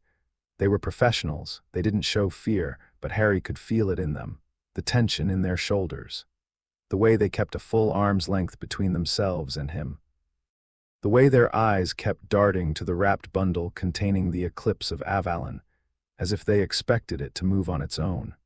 In the empty office, Dumbledore sat behind his desk and stared at the door his student had just walked through. The silver instruments ticked on their shelves, measuring things that Dumbledore had spent a lifetime learning to read. Magical fluctuations, emotional resonances, the subtle shifts in the fabric of reality that preceded significant events. Every single one of them had gone haywire during Harry's warning. Every needle was in the red. Every dial had spun past its maximum reading. Fawkes the Phoenix spread his wings on his perch and let out a single, low note. It wasn't the triumphant, soaring cry that phoenixes were known for. It was something softer, sadder, a note of mourning for something that had just been broken and couldn't be put back together. Dumbledore stared at the door and wondered, with a growing, cold certainty, whether he had just made the worst mistake of his very long life. He had spent 150 years building the architecture of the greater good. He had made sacrifices that would have destroyed lesser men. He had played a long game against darkness itself, and more often than not, he had won. But tonight, looking into the calm green eyes of a shackled boy who smiled at the prospect of his own imprisonment, Dumbledore had seen something that all his wisdom and all his power and all his carefully cultivated moral framework could not account for. He had seen a son who trusted his father absolutely, completely, and without reservation. And Albus Dumbledore, who had destroyed his own family in the name of ideology, who had spent his entire adult life keeping the people he loved at arm's length because closeness was a vulnerability he couldn't afford, had no idea what to do with that. The silver instruments ticked.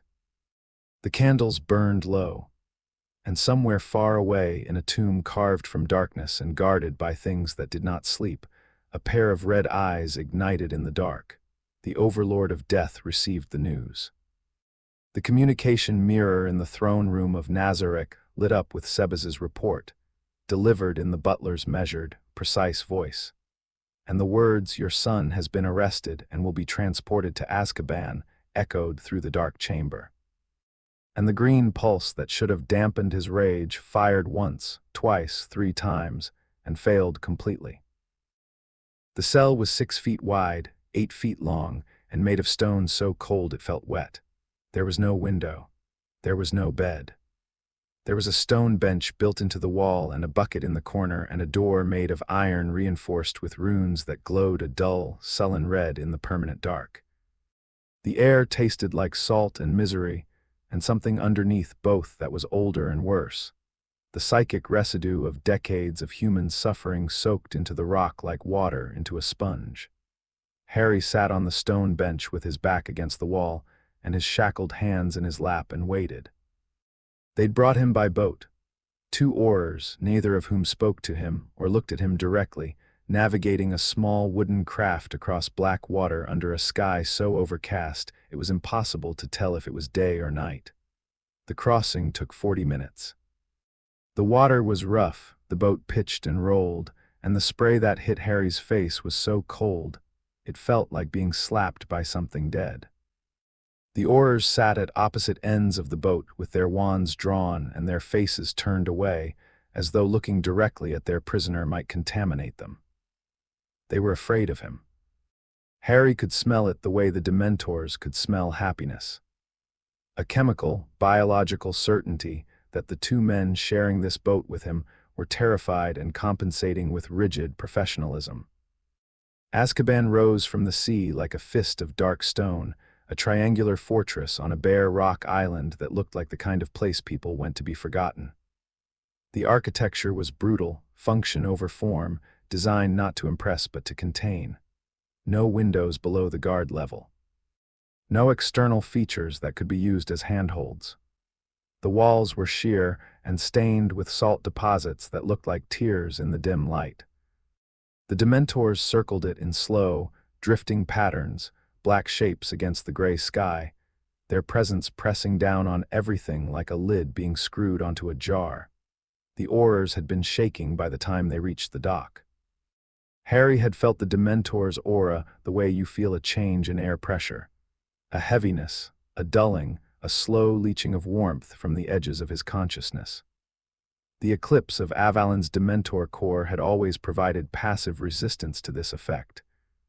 Without the weapon, stripped of it, and locked in a ministry evidence vault somewhere in London, the resistance was reduced, not eliminated. The years of exposure had fundamentally altered Harry's magical aura, saturating it with a cold frequency that the Dementors recognized on an instinctive level. But without the eclipse, it was weaker, thinner, like armor with a crack in it. They'd led him through corridors that got darker and colder with each turn, past cells where things moaned and whispered and scratched at the walls, past sections where the stone was coated in frost so thick it looked like fur. Maximum security. The deepest level. The place reserved for the worst of the worst, the prisoners who the Ministry wanted to ensure never saw daylight again. The cell door had closed behind him with a sound that was less a clang and more a seal, like the lid of a coffin settling into place. Harry sat on the bench and breathed. He wasn't afraid. Fear was a luxury that required uncertainty, and Harry had no uncertainty about what was going to happen next. He knew, with the same bedrock certainty that he knew his own name, that his father was coming. The only questions were when and how much of Britain would still be standing when he was done. The first Dementor came 20 minutes after the Aurors left. It drifted through the cell door as though the iron and runes were made of smoke. The cold preceded it, a wave of freezing air that turned Harry's breath to mist and made the stone beneath him crackle with new frost. The creature was tall, hooded, its body a shapeless mass of tattered black robes that moved without wind. Where its face should have been, there was a void, a scabbed, rotting hole that sucked at the air in a slow, rattling inhale, drawing in warmth and light and hope. Harry looked at it. The Dementor stopped. It had come to feed. That was what Dementors did. They found prisoners and they fed on their happiness, their good memories, their reasons for living, stripping them away layer by layer until nothing was left but despair. It was how Azkaban worked. The Dementors were the prison. The stone and iron were just staging, but this prisoner was different.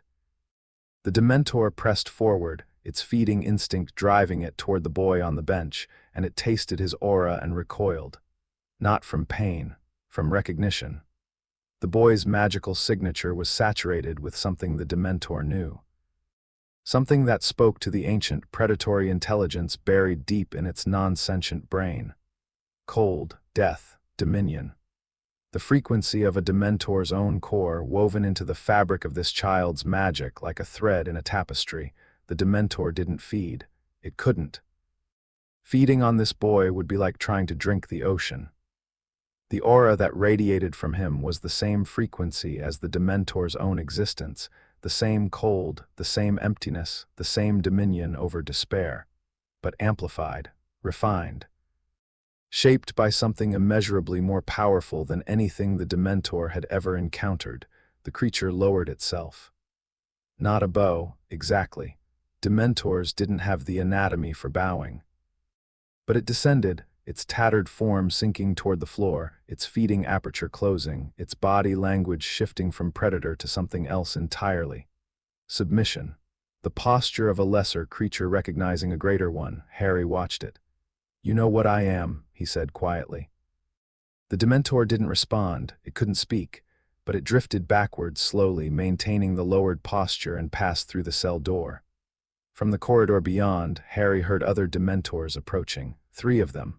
5 more. They came to the door, pressed against it, and one by one they lowered themselves. A parade of hooded darkness, bowing to a boy in chains. The corridor filled with them, their tattered forms packed together, their feeding apertures sealed shut, their ancient bodies radiating not hunger but deference. The cold they generated was immense, layering frost on top of frost, until the walls outside Harry's cell looked like they'd been carved from ice. But the cold didn't touch him. It flowed around him, the way water flows around a stone in a river, recognizing him as part of itself, as something that belonged to the same fundamental category of existence.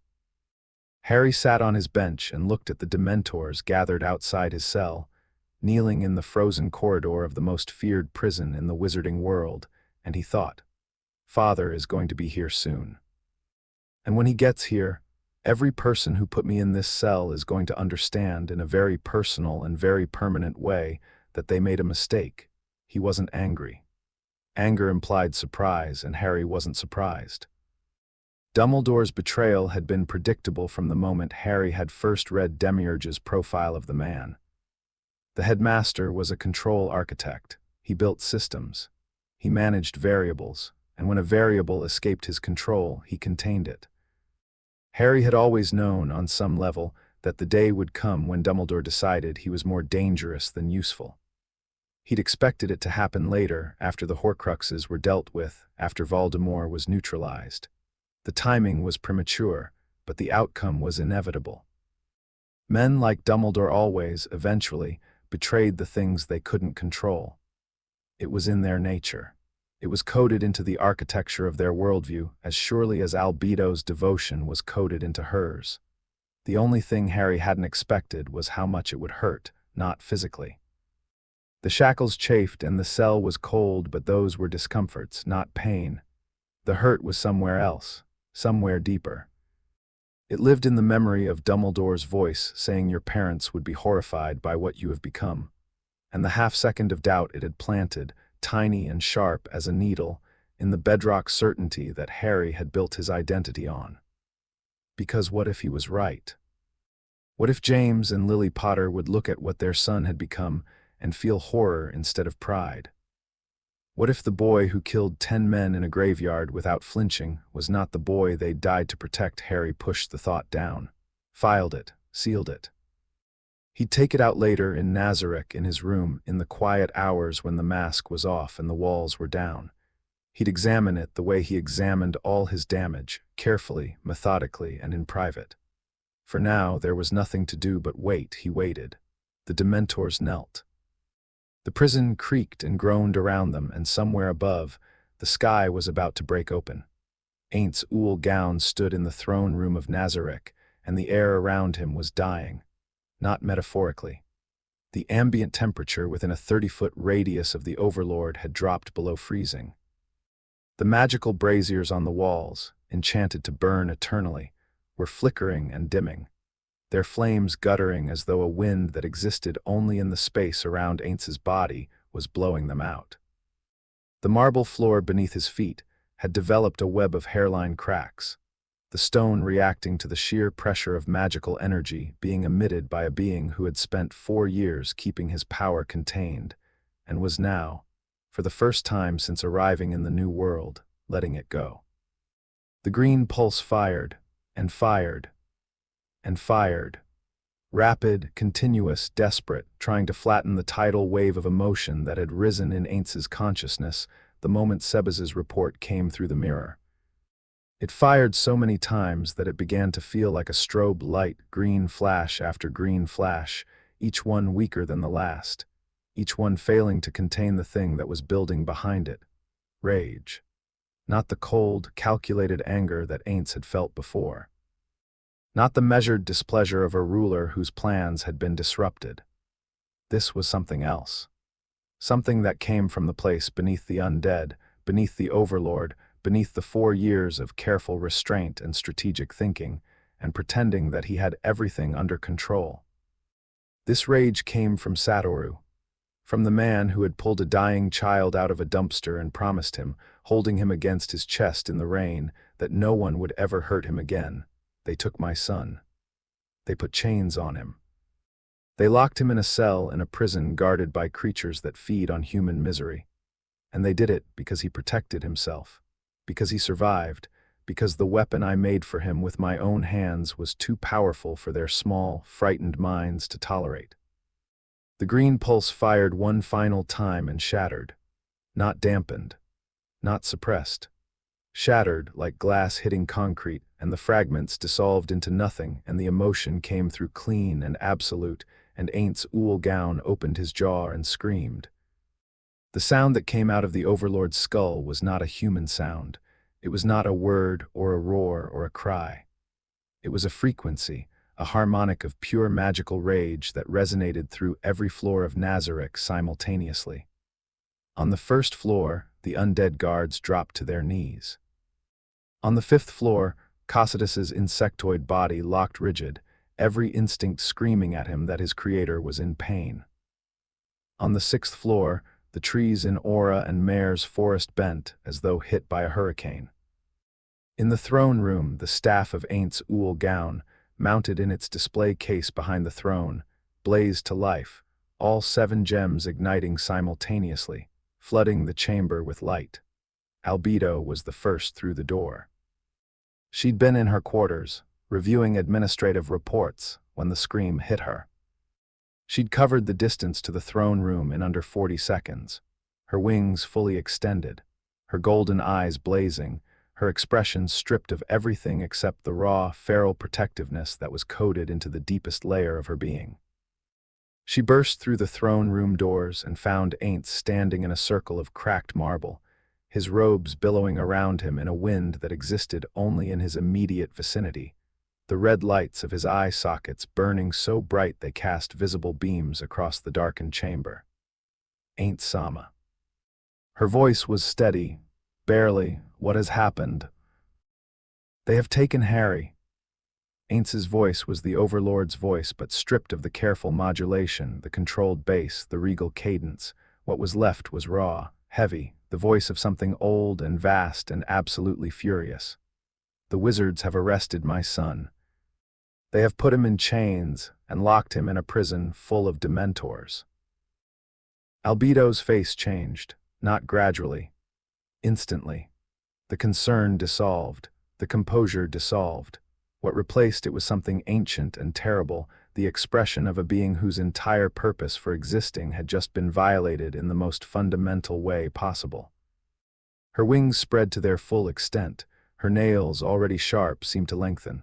Her golden eyes went flat and hard and empty of everything except intent. "Where," she said, one word, all she needed, an island fortress in the North Sea, Azkaban. Ainz turned from the throne. The cracked marble groaned beneath his feet. "Summon Demiurge, summon Mare, full combat deployment, we breach in 10 minutes. Demiurge arrived in 3. He entered the throne room with his usual composed stride, but his glasses were already off, held in one hand. And his eyes, those sharp gemstone eyes, were burning with a cold light that Harry would have recognized as the expression Demiurge wore when something he cared about was under threat. He'd heard the scream, he'd already been moving before Albedo's summons reached him. "The assault will require a 2-point breach," Demiurge said, bypassing greeting, bypassing deference, going straight to operational planning. "Azkaban for retrieval, the Ministry of Magic for deterrence. If we strike only Azkaban, the Ministry will mobilize a response. If we strike both simultaneously, the Ministry will be too occupied defending itself to reinforce the prison." "Do it," Ainz said. "I will lead the Ministry assault with a complement of Death Knights. Albedo will accompany you to Azkaban for the retrieval. Mare will provide strategic support from high altitude, suppressing any counterattack from the surrounding area." Demiurge paused, a fraction of a second. "Ainz Sama. Shall I include a provision for civilian casualties in the rules of engagement?" Ainz looked at him, the red eyes burned. "No civilians, Aurors and prison guards are combatants. Ministry officials who resist are combatants. Everyone else gets one warning. If they run, let them. If they don't." He paused. "They chose this." Mare appeared last. The dark elf was trembling, not from fear but from the resonance of Ainz's scream, which had hit the 6th floor like an earthquake. His mismatched eyes were wide and wet, and his staff was already in his hands, the druidic focus crackling with contained magical energy. He looked at Ainz and saw the rage in the burning eye sockets, and his trembling stopped. His grip on his staff tightened, his jaw set. "Tell me what to do, Ainz Sama," Mare said. No stutter on the command, just on the title. The boy who was nervous about everything was not nervous about this. Ainz looked at his guardians, the Overseer, the Archdevil, the Druid. 3 of the most powerful beings in existence, armed, prepared, and radiating a collective intent that would have made armies break and nations surrender. Behind them, through the throne room doors, the sound of Nazarick mobilizing filled the corridors. The heavy, rhythmic march of Death Knights assembling in the staging area on the 7th floor, the hiss of teleportation circles activating along the primary transit network. The deep hum of the tomb's war infrastructure coming online for the first time since the invasion of the New World. Cocytus was already coordinating troop movements, his voice a clicking, insectoid staccato on the communication network. Shaltir had been informed and was demanding permission to join the assault. Ainz had denied it, not because she wasn't needed, but because he needed someone capable of defending Nazarick in the Guardian's absence. She'd accepted the order. She hadn't accepted it gracefully. Sebas, still in position at Hogwarts, had been tasked with a separate objective: retrieve the eclipse of Avalon from the Ministry evidence vault. The weapon was Harry's. It was coming home with him. Sebas had acknowledged the order with his characteristic composure and immediately begun coordinating with Solution on the vault's location and security protocols. By the time the main assault began, the eclipse would already be en route. "Open the breach," Ainz said. "We're bringing my son home." The dimensional barrier over the British Ministry of Magic tore open at 3:47 in the morning, and the sky fell. The breach manifested as a vertical seam in the air above Whitehall, 50 feet above the concealed entrance to the Ministry's underground complex. It was visible to magical eyes as a line of absolute blackness, a cut in reality itself, edges crackling with energy that didn't belong in this dimension. It held for 2 seconds, then it widened and things came through, Death Knights, 20 of them. They dropped from the breach like stones, hitting the pavement in a cascade of impacts that cracked the concrete and set off car alarms for 3 blocks. They landed in formation, 2 rows of 10, flamberge swords drawn, red eyes burning in corroded helmets.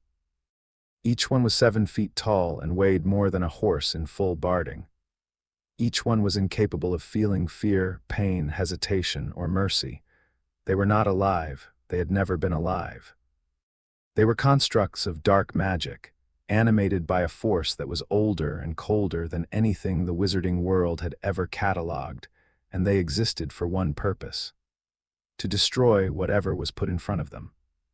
They stood on a London street at 4 in the morning, and the few muggles who happened to be nearby simply stopped, stared, and then ran, because whatever explanations their rational minds were trying to construct for what they were seeing, their bodies knew better.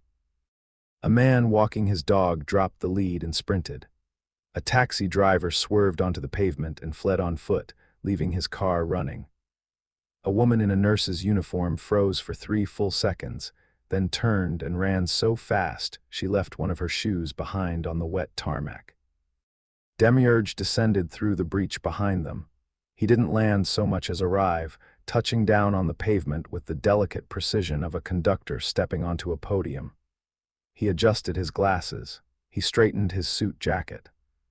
He looked at the concealed entrance to the Ministry and smiled. "Begin," he said. The Death Knights moved. They hit the entrance like a battering ram made of corroded iron and hatred, smashing through the concealment wards, through the physical barriers, through the magical reinforcements that the Ministry had installed over centuries of bureaucratic paranoia.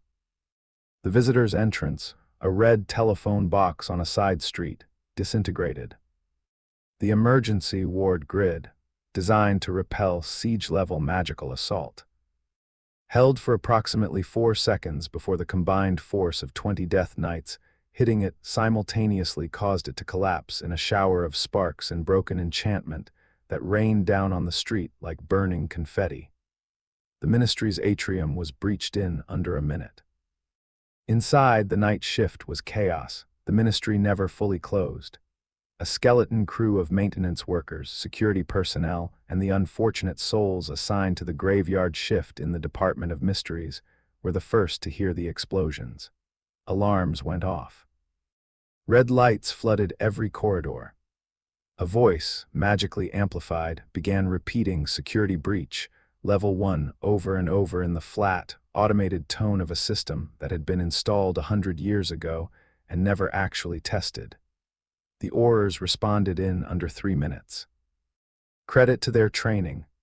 32 of them, the full night response team, assembled in the atrium with wands drawn and shield charms active. They formed a defensive line across the main hall, using the Fountain of Magical Brethren as cover, and prepared to engage.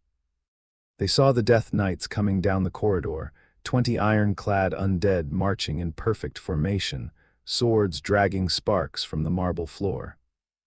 They fired.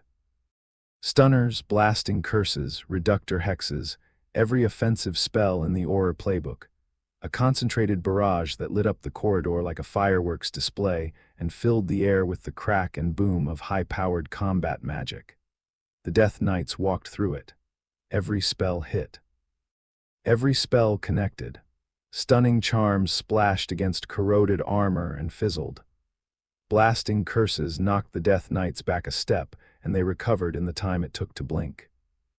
A reductor hex blew the helmet off one of them, revealing the burning skull beneath, and the Death Knight kept walking, its flamberge rising, its stride unchanged. The Aurors watched their best combat magic bounce off the advancing line like raindrops off a tank, and something broke in the room. Not the defenses, not the walls. Morale, the professional confidence that had been holding them together, the trained certainty that they were the best magical law enforcement in Britain and could handle any threat, crumbled like dry sand. Several of them backed up. 2 broke formation entirely and ran for the side corridors. One, a young woman near the end of the line, lowered her wand and just stared, her face blank, her brain refusing to process what her eyes were showing her. The Death Knights reached the defensive line and walked through it, not around.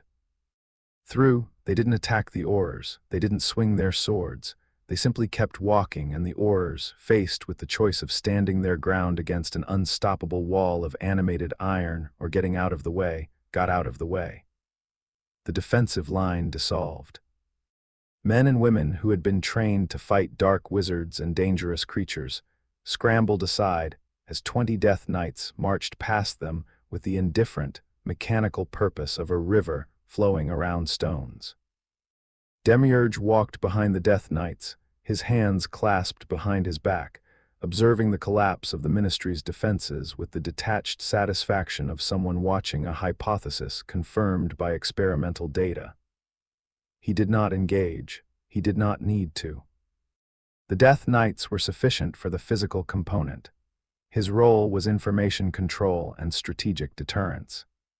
He noted the positions of the fled Aurors, the layout of the atrium, the locations of the flue access points, and the emergency portkey station near the lifts. He filed each detail in his mind the way a surgeon files the anatomy of a body he's about to operate on. He stopped in the center of the atrium, beside the ruined fountain, and raised his voice. Not shouting, projection, the voice of an entity that expected to be heard and obeyed. This facility is now under the control of the Sorcerer Kingdom of Ainz Ooal. You have imprisoned a citizen of our nation. This is an act of war. Lay down your wands and no further harm will come to you. Resist, and you will be treated as enemy combatants. Most of them laid down their wands. Azkaban was quieter. The breach opened directly above the fortress, a horizontal tear in the sky that looked like a wound in the clouds. Ainz descended through it slowly. Deliberately, he wanted them to see him coming. He wanted every guard, every Auror, every wretched soul in that prison to look up and see the Overlord of Death descending from a hole in the sky with his robes billowing around him, and the red lights of his eyes cutting through the dark like searchlights. Albedo flanked him on his left, her wings fully extended, her battle axe in her hands, her golden eyes fixed on the fortress below with the focused intensity of a predator sighting prey. Mare flanked him on his right, hovering on a platform of compressed air generated by his druidic magic, his staff crackling with stored energy that made the air around him shimmer. The prison's defensive wards activated the moment Ainz entered their perimeter. Anti-apparition fields. Anti-intrusion grids. Magical detection arrays calibrated to flag any unauthorized magical signature within half a mile. They hit Ainz and broke, not triggered, broke. The wards, designed to contain the most dangerous wizards in Britain, encountered a magical signature so far beyond their parameters that they couldn't process it. It was like a security camera trying to photograph the sun. The systems overloaded, flickered, and died, and the fortress's magical defenses went dark in a cascade of failures that swept from the rooftop to the foundations in under 3 seconds. Ainz landed on the roof of Azkaban. His skeletal feet touched the stone, and the stone cracked beneath them. Not from weight, from presence. The rock itself reacted to the concentrated aura of the Overlord of Death the way living things react to a predator, by breaking. Fissures radiated outward from each footstep, thin lines of fracture that spread through the masonry in a web of structural failure. The guard tower behind him groaned, its mortar loosening, dust falling from the joints between the stones. Ainz stood on the roof of Azkaban, and the prison knew he was there, knew it the way a house knows when a fire has started in its walls, and trembled. The Aura guards came running. 12 of them, the full Azkaban garrison, pouring out of the guard tower and onto the roof with wands drawn and faces white beneath their hoods. They'd felt the wards collapse. They'd watched from the tower windows as a seam opened in the sky and 3 figures descended through it, glowing with power that made the detection equipment in the guard station melt. They'd come to fight because that was their job and their training demanded it, and what else were they supposed to do? Some of them had families on the mainland. Some of them had been stationed here for years and had long since stopped caring about anything except surviving their shifts. One of them, the garrison commander, a woman named Abbott who had 20 years of service and a commendation from the minister himself, stepped to the front of the group and planted her feet and held her wand steady and looked up at the Overlord of Death and didn't run.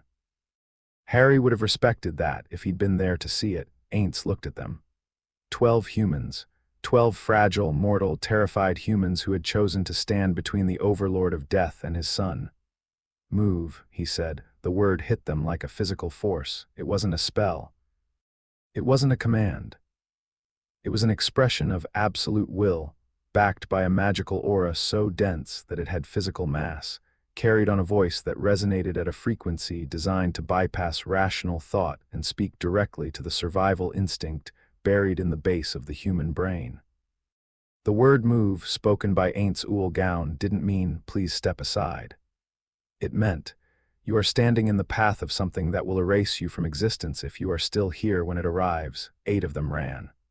Dropped their wands, turned, and sprinted for the stairwell. Their bodies overrode their training and their duty and their professional pride and made the decision for them, because their bodies understood what their minds were still processing. That the thing on the roof was not something they could fight. 4 stayed. 4 Aurors who were either brave or stupid or too scared to move, standing on the roof of Azkaban with their wands raised and their teeth chattering and their hands shaking so badly that their wand tips were drawing erratic patterns in the air. One of them fired. A stunning charm, bright red, aimed at Ainz's chest. It crossed the distance between them in half a second and hit the Overlord's robes and vanished, not deflected, not absorbed, vanished. As though the magic itself had decided that contacting this being was a mistake and had chosen to stop existing rather than follow through. Ainz raised one hand. He didn't cast a spell. He didn't speak. He made a gesture, a slow, almost lazy sweep of his skeletal fingers through the air, and the 4 Aurors flew backward. All 4, simultaneously, lifted off their feet and thrown 20 feet across the rooftop by a wave of kinetic force that didn't have a name in any magical taxonomy the wizarding world recognized. They hit the parapet wall, slid down it, and lay still, alive, unconscious, no longer relevant. Albedo, Mayor, secure the perimeter. No one enters or leaves this island until I have my son. Yes, Ainz Sama, they said in unison, and split off in opposite directions. Albedo dropping over the parapet with her wings folded and her axe raised, Mayor rising higher into the air above the fortress. His staff beginning to glow as he prepared the area denial spells that would seal Azkaban off from the outside world. Ainz walked to the rooftop access door. It was steel, reinforced with iron bands and runic locks that were designed to prevent anything from entering or exiting without authorization. He reached out with one hand, gripped the edge of the door, and pulled. The door came off its hinges, not swung open, came off. Hinges, frame, and a section of the surrounding wall ripped free and tossed aside like cardboard. The sound was enormous, tearing metal and crumbling stone echoing down the stairwell and into the depths of the prison. Ainz stepped through the gap and descended into Azkaban. The corridors were dark. The wards were dead, which meant the magical lighting was dead too. The only illumination came from the red glow of Ainz's eye sockets, which cast long, moving shadows on the stone walls as he walked. His robes trailed behind him through puddles of condensation that had frozen into thin sheets of ice. The cold was severe, Dementor cold, the kind that got into your bones and made your thoughts heavy. Ainz didn't feel it, couldn't feel it. He was the cold. He was the death that the Dementors imitated. He was the original, and they were echoes, and the echoes knew it. He passed cells. Dozens of them. The prisoners inside were pressed against the far walls, silent, watching the red lights pass with expressions that ranged from catatonic blankness to animal terror. Some of them had been here for decades. Some of them were murderers and worse. Ainz didn't look at them. They weren't his concern. He walked forward with the measured, unstoppable pace of something that had decided where it was going and would not be redirected by anything short of the destruction of the world itself. They came to him as he descended. Dementor after Dementor, drifting from cells and corridors and stairwells, their tattered forms gathering around the Overlord like shadows drawn to a darker shadow. They didn't attack. They didn't flee. They followed. Drawn by the same instinct that had made them bow to Harry, the recognition of something that operated on the same frequency as their existence, but at a magnitude that made them seem like candle flames beside a bonfire. Ainz walked through Azkaban with a procession of Dementors trailing behind him like the train of a royal robe, and the sight of it would have driven any human observer to the edge of madness. Ainz ignored them. They were irrelevant. Everything was irrelevant except the path ahead and the boy at the end of it. He reached the maximum security level. Another door, heavier, thicker, triple locked with both physical and magical mechanisms. He ripped it off the wall without breaking stride. The sound rolled through the corridor like thunder, and somewhere ahead, from behind the last door on the left, a voice spoke. "Took you long enough." Ainz stopped. The red lights in his eye sockets dimmed from blinding fury to something softer, warmer, and the terrible rage that had carried him across dimensional barriers and through the defenses of a nation softened at the edges, just slightly, at the sound of his son's voice. The cell door was the same reinforced steel as the others. Ainz reached for it, gripped the edge, and tore it free. It crashed to the floor behind him in a shower of rust and broken runes. Harry was sitting on the stone bench, shackled, thin, dark circles under his eyes. His hair was matted, and his robes, the formal robes he'd been wearing at the tournament, were dirty and crumpled. But his eyes were clear, green and bright and steady, and he was smiling, not the mask smile, the real one. The one that only came out in the sixth-floor forest with Aura and Mare, or in the library with Daphne, or in the quiet moments with his father when the performance stopped and the boy underneath was allowed to breathe. "Hello, Father," Harry said. Ainz stood in the doorway. The Overlord of Death, who had just torn a path through a national prison, who had shattered wards and broken doors and scattered guards like leaves, who had descended into the freezing dark with Dementors trailing behind him like a funeral procession, stood in the doorway of his son's cell and couldn't speak. The rage that had carried him here, the fury that had cracked marble and broken emotional suppression and driven him across a dimensional barrier to wage war on an entire nation, hit the sight of his son alive and whole and smiling and collapsed. Not dissipated, collapsed. Like a wave hitting a sea wall and turning to foam. The rage was still there, it would always be there, but the relief was bigger. The relief was the ocean, because Satoru was crying, not literally. Skeletons couldn't cry. But the feeling was there, enormous and raw and absolutely real, pressing against the inside of his skull like a wave trying to break through a dam that no longer existed.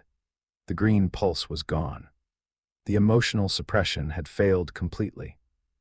There was nothing between Satoru Suzuki and the full, devastating weight of his own humanity, and it hit him all at once. The fear, the guilt, the fury, the relief, the desperate. All-consuming love that he felt for this boy who was sitting in a prison cell looking up at him with a smile that said, "I knew you'd come." "The shackles," Ainz said, his voice cracked. The Overlord's voice, the voice that made mountains move and nations tremble, cracked on 2 syllables. "Harry." "The shackles." Harry held up his wrists. The rune-inscribed iron glowed its dull red. Ainz reached down and closed his skeletal fingers around the chains. He squeezed. The metal groaned, screamed, and shattered, the runes flaring bright, and then dying as the magical suppression system was overwhelmed by direct contact with a being whose magical capacity exceeded the shackle's design parameters by a factor of roughly 10,000. The pieces fell to the stone floor. Harry rubbed his wrists. The skin beneath was raw, red, chafed from hours of contact with the runed iron. Ainz knelt. The Overlord of Death knelt on the cold stone floor of a prison cell and looked at his son at eye level and said, in Satoru's voice, stripped of all pretension and majesty and godlike resonance, "I'm sorry. I should have been faster. I should have been here sooner. I should never have let them take you. I'm sorry, Harry. I'm so sorry." Harry reached out and placed his hand on his father's skull, his palm against the smooth, white bone, his fingers resting on the curve of the cranium, the way you'd cup someone's face if they had a face to cup. "You came," he said. "That's all that matters." Ainz's eye sockets burned. The red was warm now, bright, steady. He reached out and gathered his son into his arms, lifting him off the bench with the same gentleness he'd used 7 years ago in a rainy alley in Surrey, one arm under his back, one cradling his head. Harry was bigger now, 14. But he still weighed barely anything to the Overlord's supernatural strength, and he still fit against Ainz's chest as though the space had been made for him. Harry's arms went around his father's neck. His face pressed against the dark fabric of the Overlord's robes. His eyes closed. His breathing slowed. For a moment he was 7 years old again, lifted out of a dumpster in the rain, held against something solid by arms that weren't trying to hurt him. The years collapsed. The training, the mask, the prince, the operative, all of it folded inward, and what was left was a boy.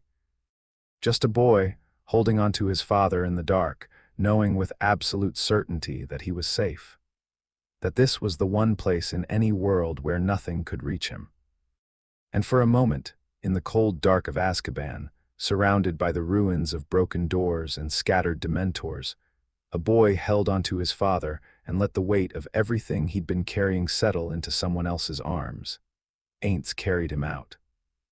Up through the corridors of the prison, past the open cells and the shattered doors and the unconscious guards. Prisoners pressed against the bars of their cells and watched the Overlord pass, and some of them screamed, and some of them prayed, and some of them, the ones who had been in Azkaban long enough to have lost everything except the animal instinct to recognize something more frightening than the Dementors, simply went silent and pressed themselves against the far walls of their cells and waited for the nightmare to pass. Past the Dementors, who parted before him like a sea dividing. The hooded creatures drifted to the walls, their tattered forms flattening against the stone, and Harry, carried in his father's arms, felt their submission ripple through the prison's ambient magic like a stone dropped in still water. They were afraid. The Dementors of Azkaban, the creatures that had spent centuries feeding on human fear, were afraid of the thing carrying the boy. Up the stairs to the roof, where the cold night air hit them and the breach above still glowed with the dark light of Nazarick's dimensional technology. The sky was clearing. Stars were visible through the gaps in the cloud cover, cold and distant and indifferent. Albedo was waiting, her battle axe lowered, her golden eyes finding Harry in Ainz's arms, and going bright with something that was too fierce and too primal to be called relief. Her wings folded tight against her back. Her hands, which had been gripping her weapon with force enough to dent the metal, relaxed. "He's safe," she said, not to Ainz, not to Harry, to herself, as though confirming a fact that her entire being had been structured around ensuring. Mare hovered above, his staff dimming, the area denial spells holding steady, the entire island sealed off from the rest of the world. His mismatched eyes found Harry and his face crumpled with an emotion he didn't have words for, and he pressed the back of his hand against his mouth and turned away. Ainz looked up at the breach. Home was on the other side. Nazarick, safety. The great tomb with its 10 floors of absolute protection and its army of beings who would burn the world to keep this boy safe. He didn't speak. He didn't need to. Albedo fell in beside him, her wings folding close, her axe resting against her shoulder, her eyes never leaving Harry's face. Mare descended to flank the other side, his staff dimming to embers, his mismatched eyes still bright with unshed tears. And the Overlord of Death walked into the breach with his son in his arms and left Azkaban behind, dark and broken and empty of the only prisoner who had ever mattered. The breach closed. The sky healed. The dimensional seam zipped shut with a sound like a sword being sheathed, and the dark light vanished and the stars came back, cold and indifferent over the ruins of Britain's most secure prison. The rooftop was empty except for unconscious guards and settling debris. The corridors below were silent except for the soft drift of Dementors returning to their patrols, circling aimlessly, purposeless, their prince gone, and the thing they had bowed to departed. And the wizarding world woke up to discover that something had torn through their most secure prison and their seat of government in a single night. And the boy they'd locked away was gone. And the things that had taken him had left behind nothing but wreckage and a message that didn't need words. "Come and take him back. We dare you." Nobody dared. Harry was home for approximately 90 seconds before Albedo and Shaltir started fighting over him. They'd been waiting in the 9th floor's receiving hall when Ainz carried him through the breach. Both of them. Standing on opposite sides of the corridor, which was itself a compromise that had been negotiated at volume during the hours Ainz was gone. Because neither of them had been willing to stay in their quarters, and neither of them had been willing to stand next to the other while waiting. The tension between them had generated enough ambient hostility to make 2 passing elder liches change their patrol route. The moment Harry appeared in Ainz's arms, the tension evaporated and something much worse replaced it. Both women moved simultaneously, converging on Ainz with a speed and determination that would have alarmed anyone who didn't know them. Ainz, who did know them and was alarmed anyway, barely had time to set Harry on his feet before Albedo was there, golden eyes scanning the boy from head to toe with the rapid, comprehensive assessment of a military medic conducting triage on a battlefield. "He's thin," Albedo said. Her voice was controlled, but her hands were shaking. She cupped Harry's face, tilting it toward the light, examining the dark circles under his eyes, the pallor of his skin, the raw marks on his wrists where the shackles had chafed. "He's thin and he's dehydrated and his magical aura is suppressed. Pestanya, I need Pestanya here immediately." "He needs a bath first," Shaltir said, appearing at Harry's other shoulder with the silent speed of a vampire who had been waiting hours for permission to touch something precious. Her red eyes were bright and her silver hair was slightly disheveled, as though she'd been running her hands through it repeatedly, which she had been for the better part of 4 hours, while pacing her quarters and plotting elaborate vengeances against an entire nation. "Look at him.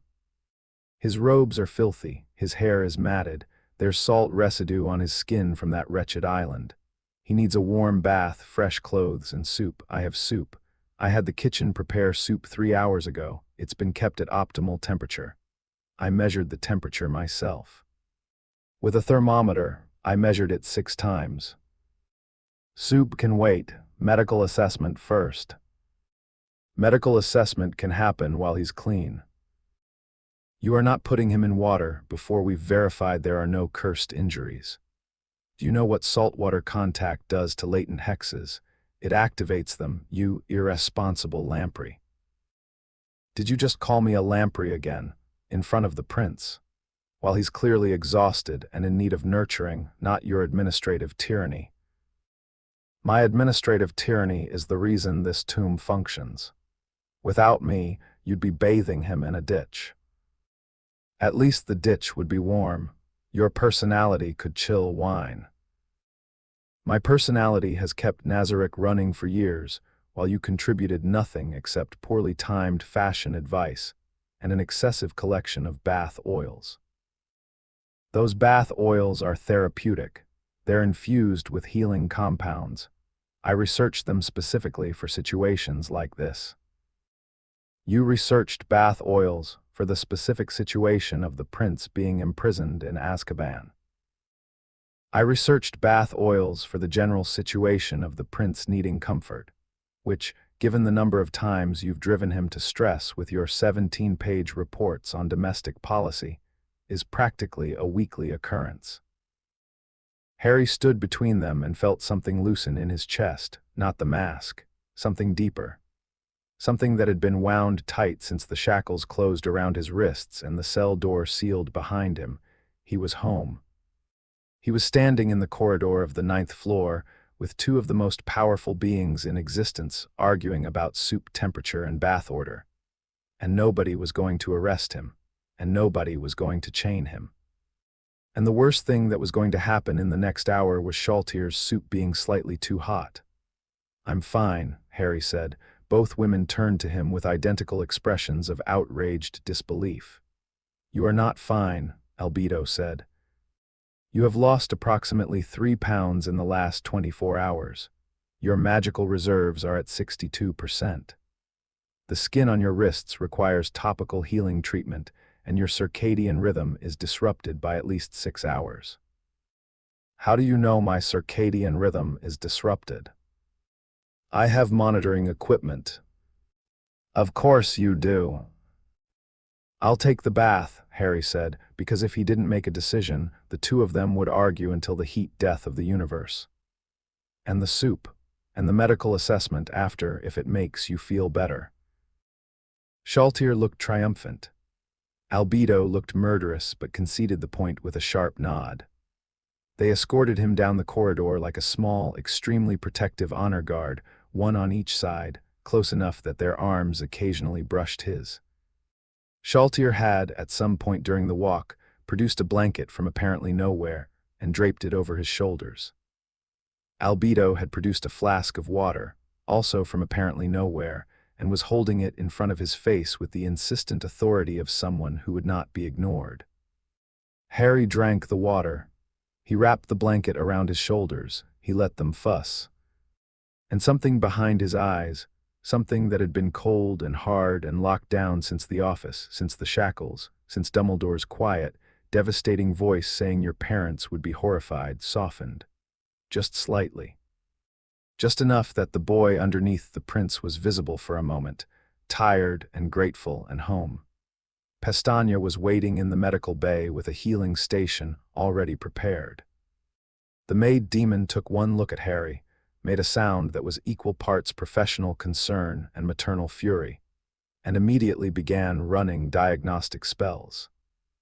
The results confirmed what Albedo had already identified: dehydration, mild magical suppression from the ruined shackles, chafing on both wrists, and the general physical effects of spending 20-odd hours in a freezing cell without food or adequate sleep. Nothing permanent. Nothing that Nazarick's healing couldn't fix in minutes. But Pestagna's hands were gentle, and her eyes were wet, and she kept saying woof at the end of her sentences, in a way that suggested she was fighting hard to maintain her composure. The bath was drawn in Shaltier's personal quarters, because the vampire had refused to accept any compromise on this point, and Albedo, after a terse negotiation conducted entirely through facial expressions, had relented on the condition that she supervised. Harry, who had learned years ago that resistance to this kind of combined guardian determination was not only futile but counterproductive. Let it happen. The water was warm, infused with healing compounds that made his skin tingle, and the chafe marks on his wrists fade to faint pink lines. Shaltier had placed heated towels on a rack within arm's reach. Albedo had laid out fresh clothes on a stand by the door, dark, comfortable, familiar, his clothes from his room. They'd been pressed and folded and arranged with a precision that bordered on reverence. He dressed. He ate the soup, which was excellent, because Shaltier had been terrorizing the kitchen staff for 3 hours to ensure it would be. She sat across from him while he ate, watching each spoonful with the focused attention of a sommelier evaluating a vintage. When he finished the first bowl, she pushed a second toward him before he could set down his spoon. When he finished the second, a third appeared. When he hesitated before the third, she fixed him with a look that was equal parts maternal concern and vampiric determination and said, "You will eat, young master. You are underweight. I can see your collarbones." "My collarbones are fine." "Your collarbones are visible, which means they are not fine." Pestagna's nutritional guidelines clearly state that visible collarbones in a 14-year-old male indicate insufficient caloric intake. I have memorized the guidelines, all 47 pages. Harry ate the third bowl. It was easier than arguing. Albedo reappeared halfway through the third bowl with a clipboard, an actual clipboard, parchment attached with a silver clip, covered in her precise, angular handwriting. "I have prepared a recovery schedule," she announced, settling into a chair beside the medical bed with the businesslike air of someone chairing a board meeting. Days 1 through 3, rest, nutrition, gradual magical reconditioning to restore your aura to full capacity. Days 4 through 6, light physical training under Sebas's supervision, increasing intensity as your stamina recovers. Day 7, full briefing with Demiurge on the geopolitical situation in Britain, which has deteriorated significantly in the last 72 hours. Days 8 onward, to be determined based on Ainz Ooal's strategic directive. "You made a schedule," Harry said.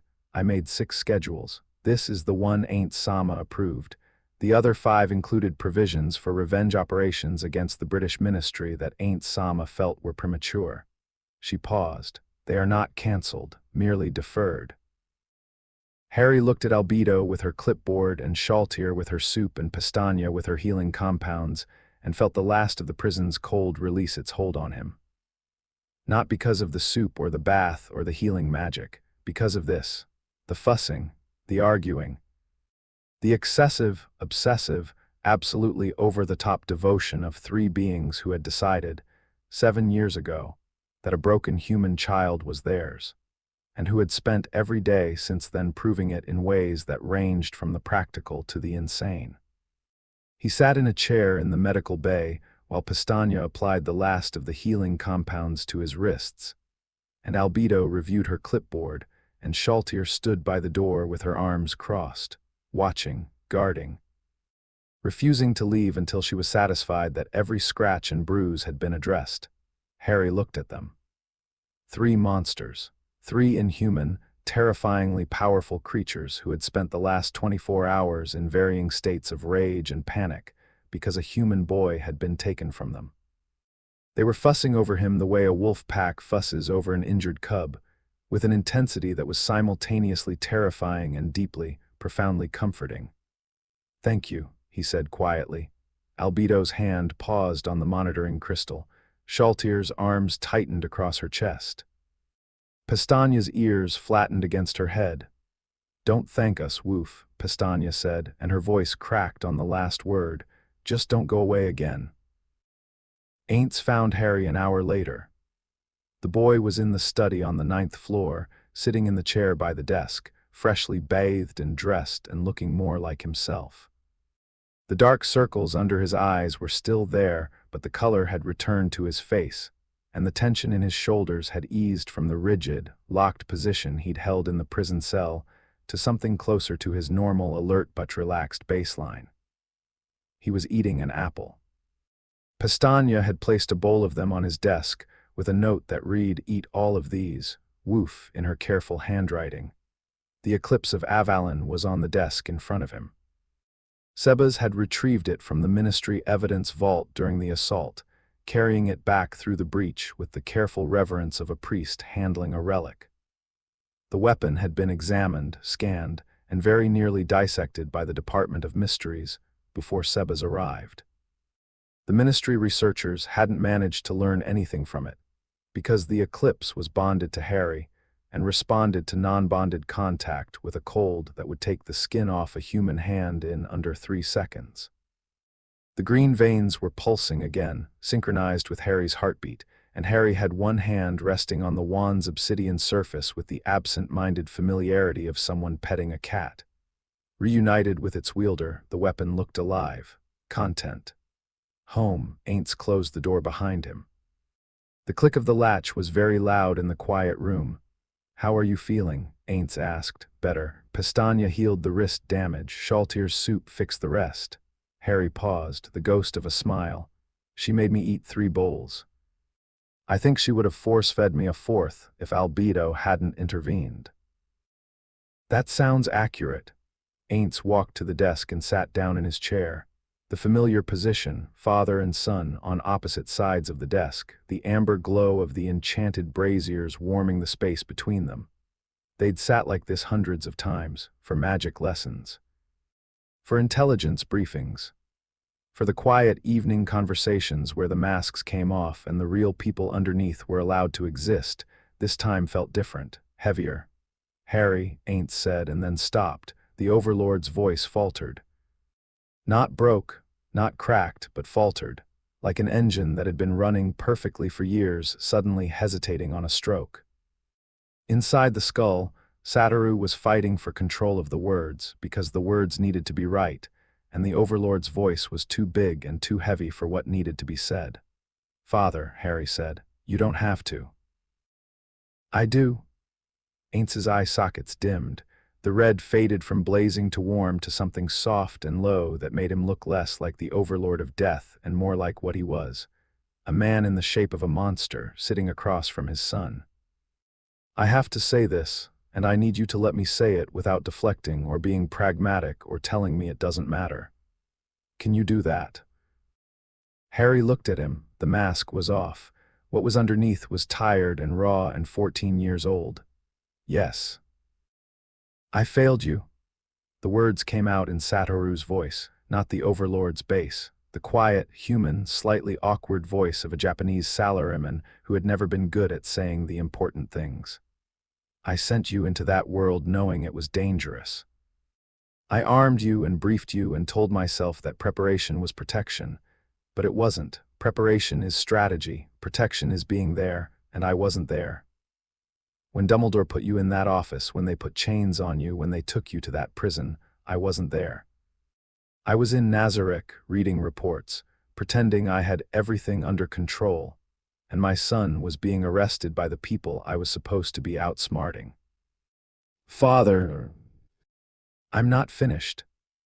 Ainz's skeletal hands were flat on the desk. The bone was trembling, not from the cold, not from rage, from the effort of holding himself in this vulnerable, honest place instead of retreating behind the Overlord's mask the way he always did when things got too real.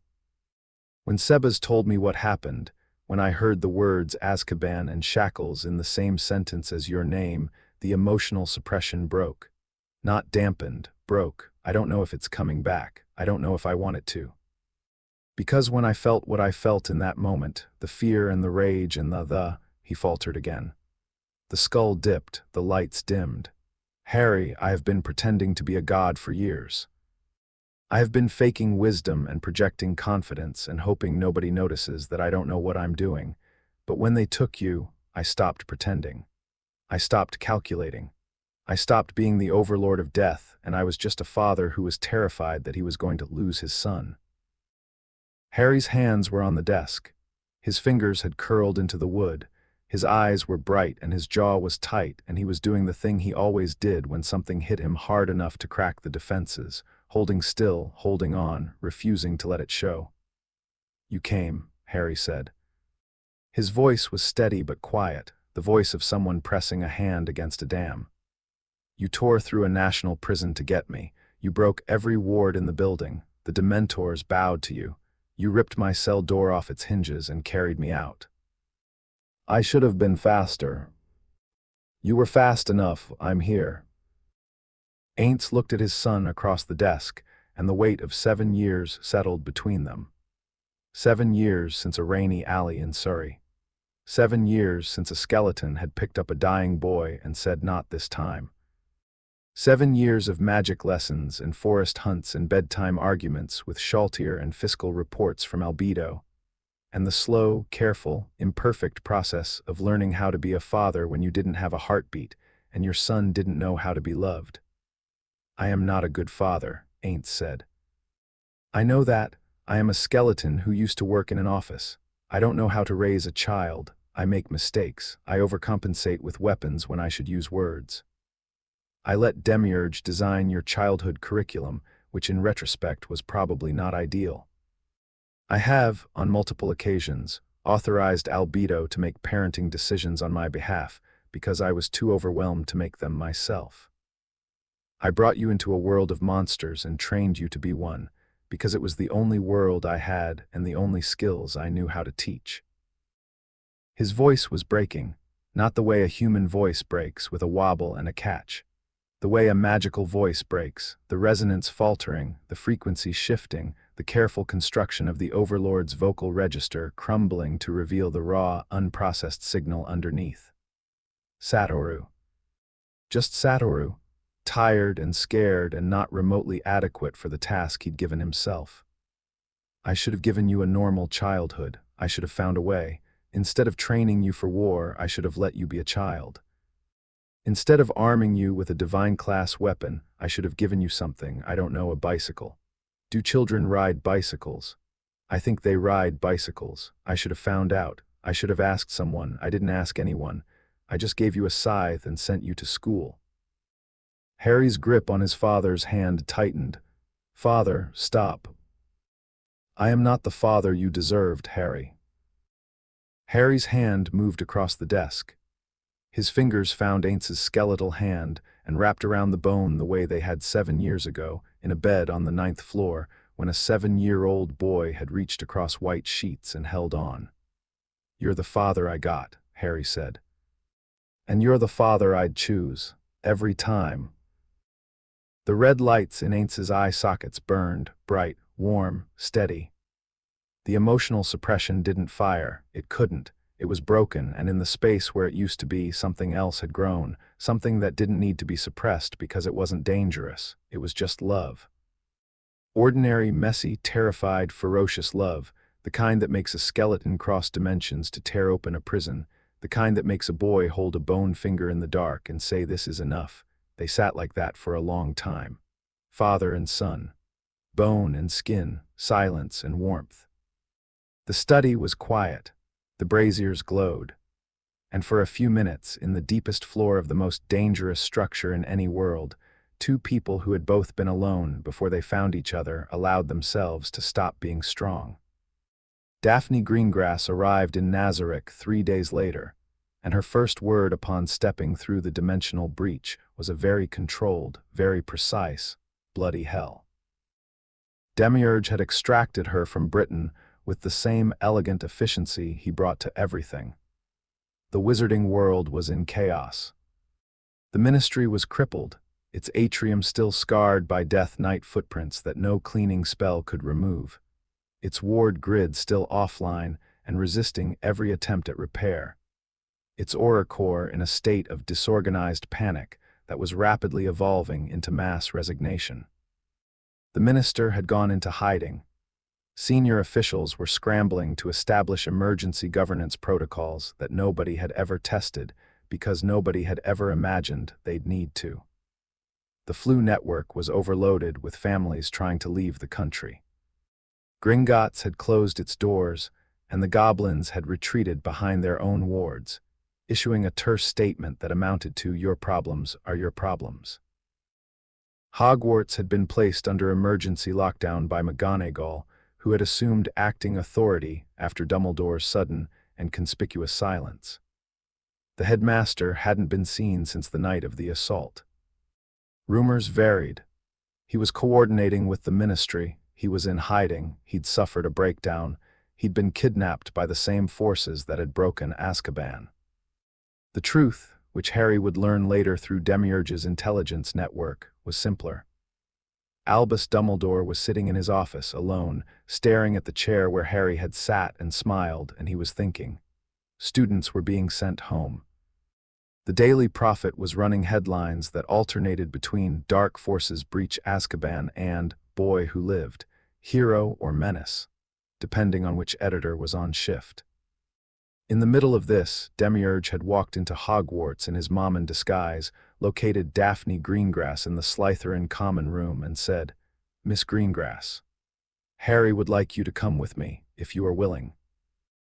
Daphne, who had spent the previous 3 days in a state of fury so cold, and contained that her housemates had been giving her a 5-foot clearance in all directions, had looked at the armored figure, assessed the situation with the rapid calculation that Slytherin had taught her, and said, "Where?"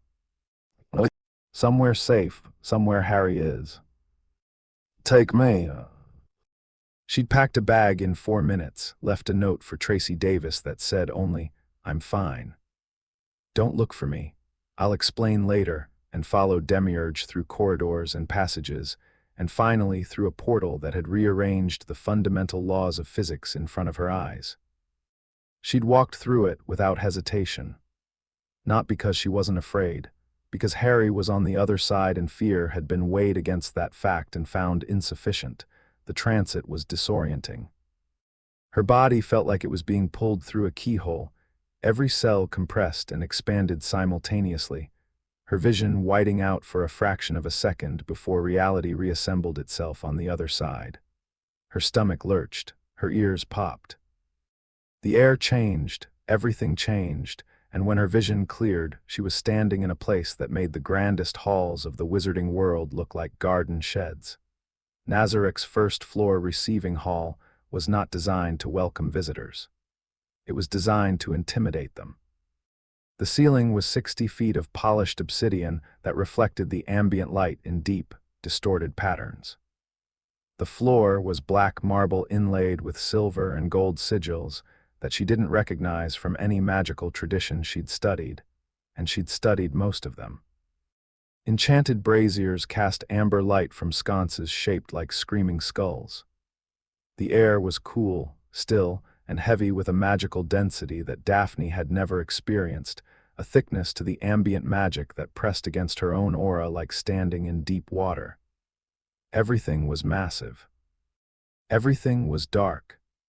Everything radiated a power that was so far beyond the scale of anything she'd encountered in the wizarding world that her brain had to adjust its entire frame of reference just to process it. She was a pureblood witch from one of the oldest families in Britain. She had grown up in a manor house with enchanted ceilings and ancestral portraits and house elves who could apparate. She had thought she understood what magical grandeur looked like. She had been wrong. "This is where Harry lives," she said, not a question, a recalibration. "This is the great tomb of Nazarick," Demiurge said, removing the Mammon helmet and revealing his true form. Sharp features, gemstone eyes, a suit that looked like it had been tailored by someone who'd been doing it since before human civilization began. He smiled at her, and Daphne felt every survival instinct she possessed fire simultaneously. "Harry has spoken of you extensively. It is a pleasure to make your formal acquaintance, Miss Greengrass. I am Demiurge, the 7th floor guardian." Daphne's composure held. Barely. The man in front of her was not human. She could feel it the same way she could feel a change in atmospheric pressure. Something in the space around him was wrong, a density to his presence that living things didn't generate. His smile was polite. His eyes were calculating. He looked at her the way a scientist looks at a specimen that has just done something unexpected and interesting. "You're one of Harry's family," she said, choosing the word carefully, testing it. Seeing how it fit on a creature that radiated wrongness the way a furnace radiates heat. "I serve his father, Ainz Ooal. Harry is the Prince of Nazarick. My role in his life has been primarily educational and strategic." He said this pleasantly, the way someone might describe their job at a dinner party, as though the job in question didn't involve raising a child to be an intelligence operative in an interdimensional political conflict. You're the one who taught him to think like a chessboard. Demiurge's smile widened. Genuine amusement, the first trace of actual personality she'd seen beneath the polished exterior. An apt description. I see why Harry values you. The capacity for accurate observation under stressful conditions is a quality I have always encouraged in the young master's associates. You display it naturally. He adjusted his glasses. This way, please. He led her through corridors that got progressively more overwhelming. She passed things she couldn't identify. Suits of armor that tracked her with glowing eyes, doorways that opened into spaces that were too large for the architecture to contain, shadows that moved independently of any light source. The walls were carved with scenes that depicted battles and conquests so detailed they looked like they might start moving. The air hummed with a magical frequency she'd never encountered, deep and constant, like the heartbeat of the building itself. A maid with a dog's head passed them carrying a tray of medical supplies and said, "Welcome," woof, without breaking stride. Daphne managed a thank you that came out more or less normally, and filed the experience under things I will process later when I have access to alcohol. Two dark elves, one shy and one bouncing with energy, peered at her from around a corner. The energetic one had mismatched eyes and a grin that radiated pure, unfiltered curiosity. The shy one was clutching a notebook to his chest and whispering urgently to his sister, pulling at her sleeve, trying to drag her away before she could do whatever socially catastrophic thing she was clearly planning. "That's Aura," Demiurge said, without slowing down or turning around. "And Mare. They manage the 6th floor. They are excitable about new arrivals. Is everything in this place alive?" "Many things, not all. The distinction can be difficult to determine at a glance. I recommend assuming that anything that looks at you is sentient until proven otherwise." He turned a corner. "This way." Daphne catalogued everything, filed it, processed it. Her hands were shaking inside her robe pockets, and her heart was beating hard enough that she could feel it in her throat, but her face was composed, and her stride was even, and she was a greengrass, and greengrasses did not show fear. They showed calculated restraint. There was, in Daphne's experience, a meaningful difference between the two, though the physical symptoms were identical. They reached a door on the 9th floor. Demiurge knocked once. "Young master, your guest has arrived." The door opened and Harry was there. He looked different, not physically, not really. The dark circles were fading. His wrists were healed. He was wearing his Nazarick clothes, dark and fitted and nothing like the Hogwarts robes she'd seen him in for 3 years. The eclipse of Avalon was at his hip in a holster she'd never seen before. He looked like he belonged here, in this dark, impossible, terrifying place. He looked like he'd been born here. And he looked at her the way he'd looked at her at the Yule Ball, the way that bypassed every filter and every wall.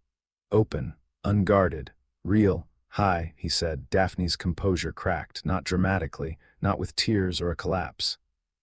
Just a small, sharp inhale and a tightening around her eyes, and a single word that came out rougher than she intended. "Hi." She stepped forward and wrapped her arms around him and held on. Harry's arms went around her back. She pressed her face into his shoulder and breathed, and for the first time in 3 days the cold, burning fury that had been eating her alive since she'd heard the words arrested and Azkaban.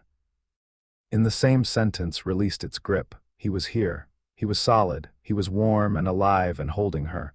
"You're an idiot," she said into his shoulder.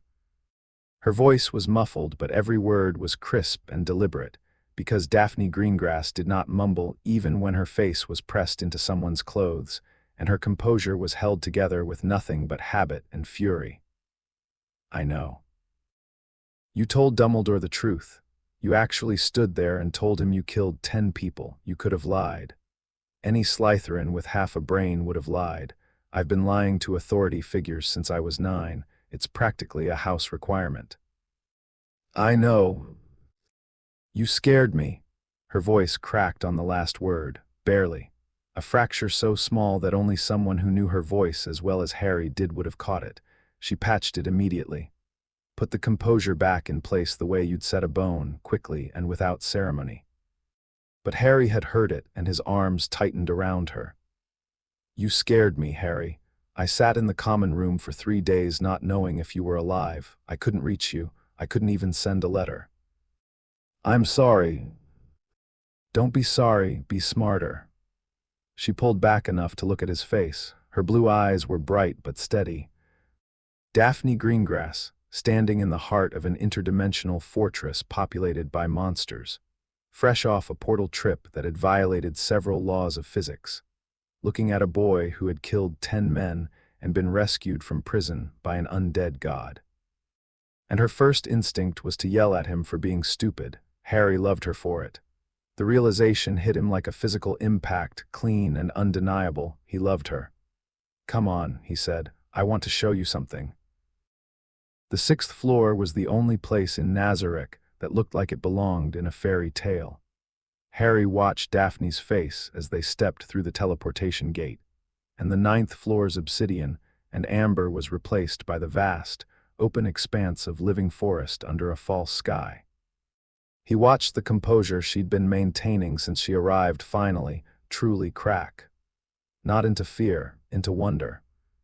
The same wonder he'd felt the first time Ainz had brought him here, 7 years old and broken, stepping into a world of trees and sky and birdsong after a lifetime of cupboards and dumpsters. This is inside the tomb, Daphne whispered, the 6th floor, Aura and Mare's domain. It goes on for miles. Harry walked ahead, leading her down a path that wound through the trees. The artificial sunlight was fading, transitioning into the floor's evening cycle. The canopy above was darkening, and through the gaps in the leaves, stars were appearing, not real stars. Better than real stars. The 6th floor's astronomical simulation had been designed by someone with an artist's eye and an engineer's precision.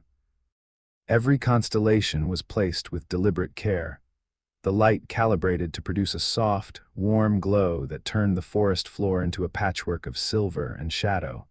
They walked. The path led to a clearing Harry knew well, a wide circle of soft grass surrounded by ancient trees, open to the artificial sky. He'd come here hundreds of times as a child, with Aura and Mare. With Ainz, on the rare evenings when the Overlord had time and Sataru needed to feel something that wasn't stone and metal and administrative burden. It was the closest thing to a sacred space that Harry had in Nazarick, a place where the performance stopped and the world felt simple. Daphne stopped at the edge of the clearing. The starlight caught her hair and turned it silver. Her blue eyes were wide, reflecting the impossible sky above, and for the first time since Harry had known her, she looked completely open. No mask, no composure, no careful Slytherin calculation. Just a girl standing in starlight, seeing something beautiful. She tipped her head back and looked straight up, and the artificial constellations wheeled above her, and Harry watched her face and felt something in his chest expand until it pressed against his ribs. She looked at him. You brought me here on purpose. It's my favorite place. Because it's beautiful. Because it's real. Everything in Nazarick is constructed, designed, built for a purpose. But this floor, this clearing, it feels like it exists for no reason other than to be what it is. Trees and sky and starlight, no strategic value, no tactical application, just beauty. He paused. Aura thinks I'm being sentimental when I say that. Mare understands. Harry, she said softly, this is. I know. They stood in the clearing together. The sounds of the forest wrapped around them, the distant call of something bird-like, the rustle of wind through the canopy, the low hum of the floor's ambient magic. The stars wheeled slowly overhead, their movement just fast enough to notice, just slow enough to feel eternal. You grew up here, Daphne said, not Hogwarts, not Britain, here in this impossible, terrifying, beautiful place. Yes, Your father is the thing that broke Azkaban. Yes, the people I met, the woman with wings, the man in the suit, the maid with the dog's face. They're not human. No, they're not. Daphne turned to face him. The starlight was on her face and her eyes were steady and clear and absolutely, impossibly unafraid. I've spent 3 years trying to see what's behind your mask. I told you on the train that you were something other than what everyone expected. She paused, swallowed. The composure was back, but lighter, thinner, held in place by choice rather than necessity. I didn't know. I couldn't have imagined. This is so much bigger than anything I... Does it change things? Harry asked. The question came out unguarded, naked. No mask, no calculation, no carefully constructed phrasing designed to control the response.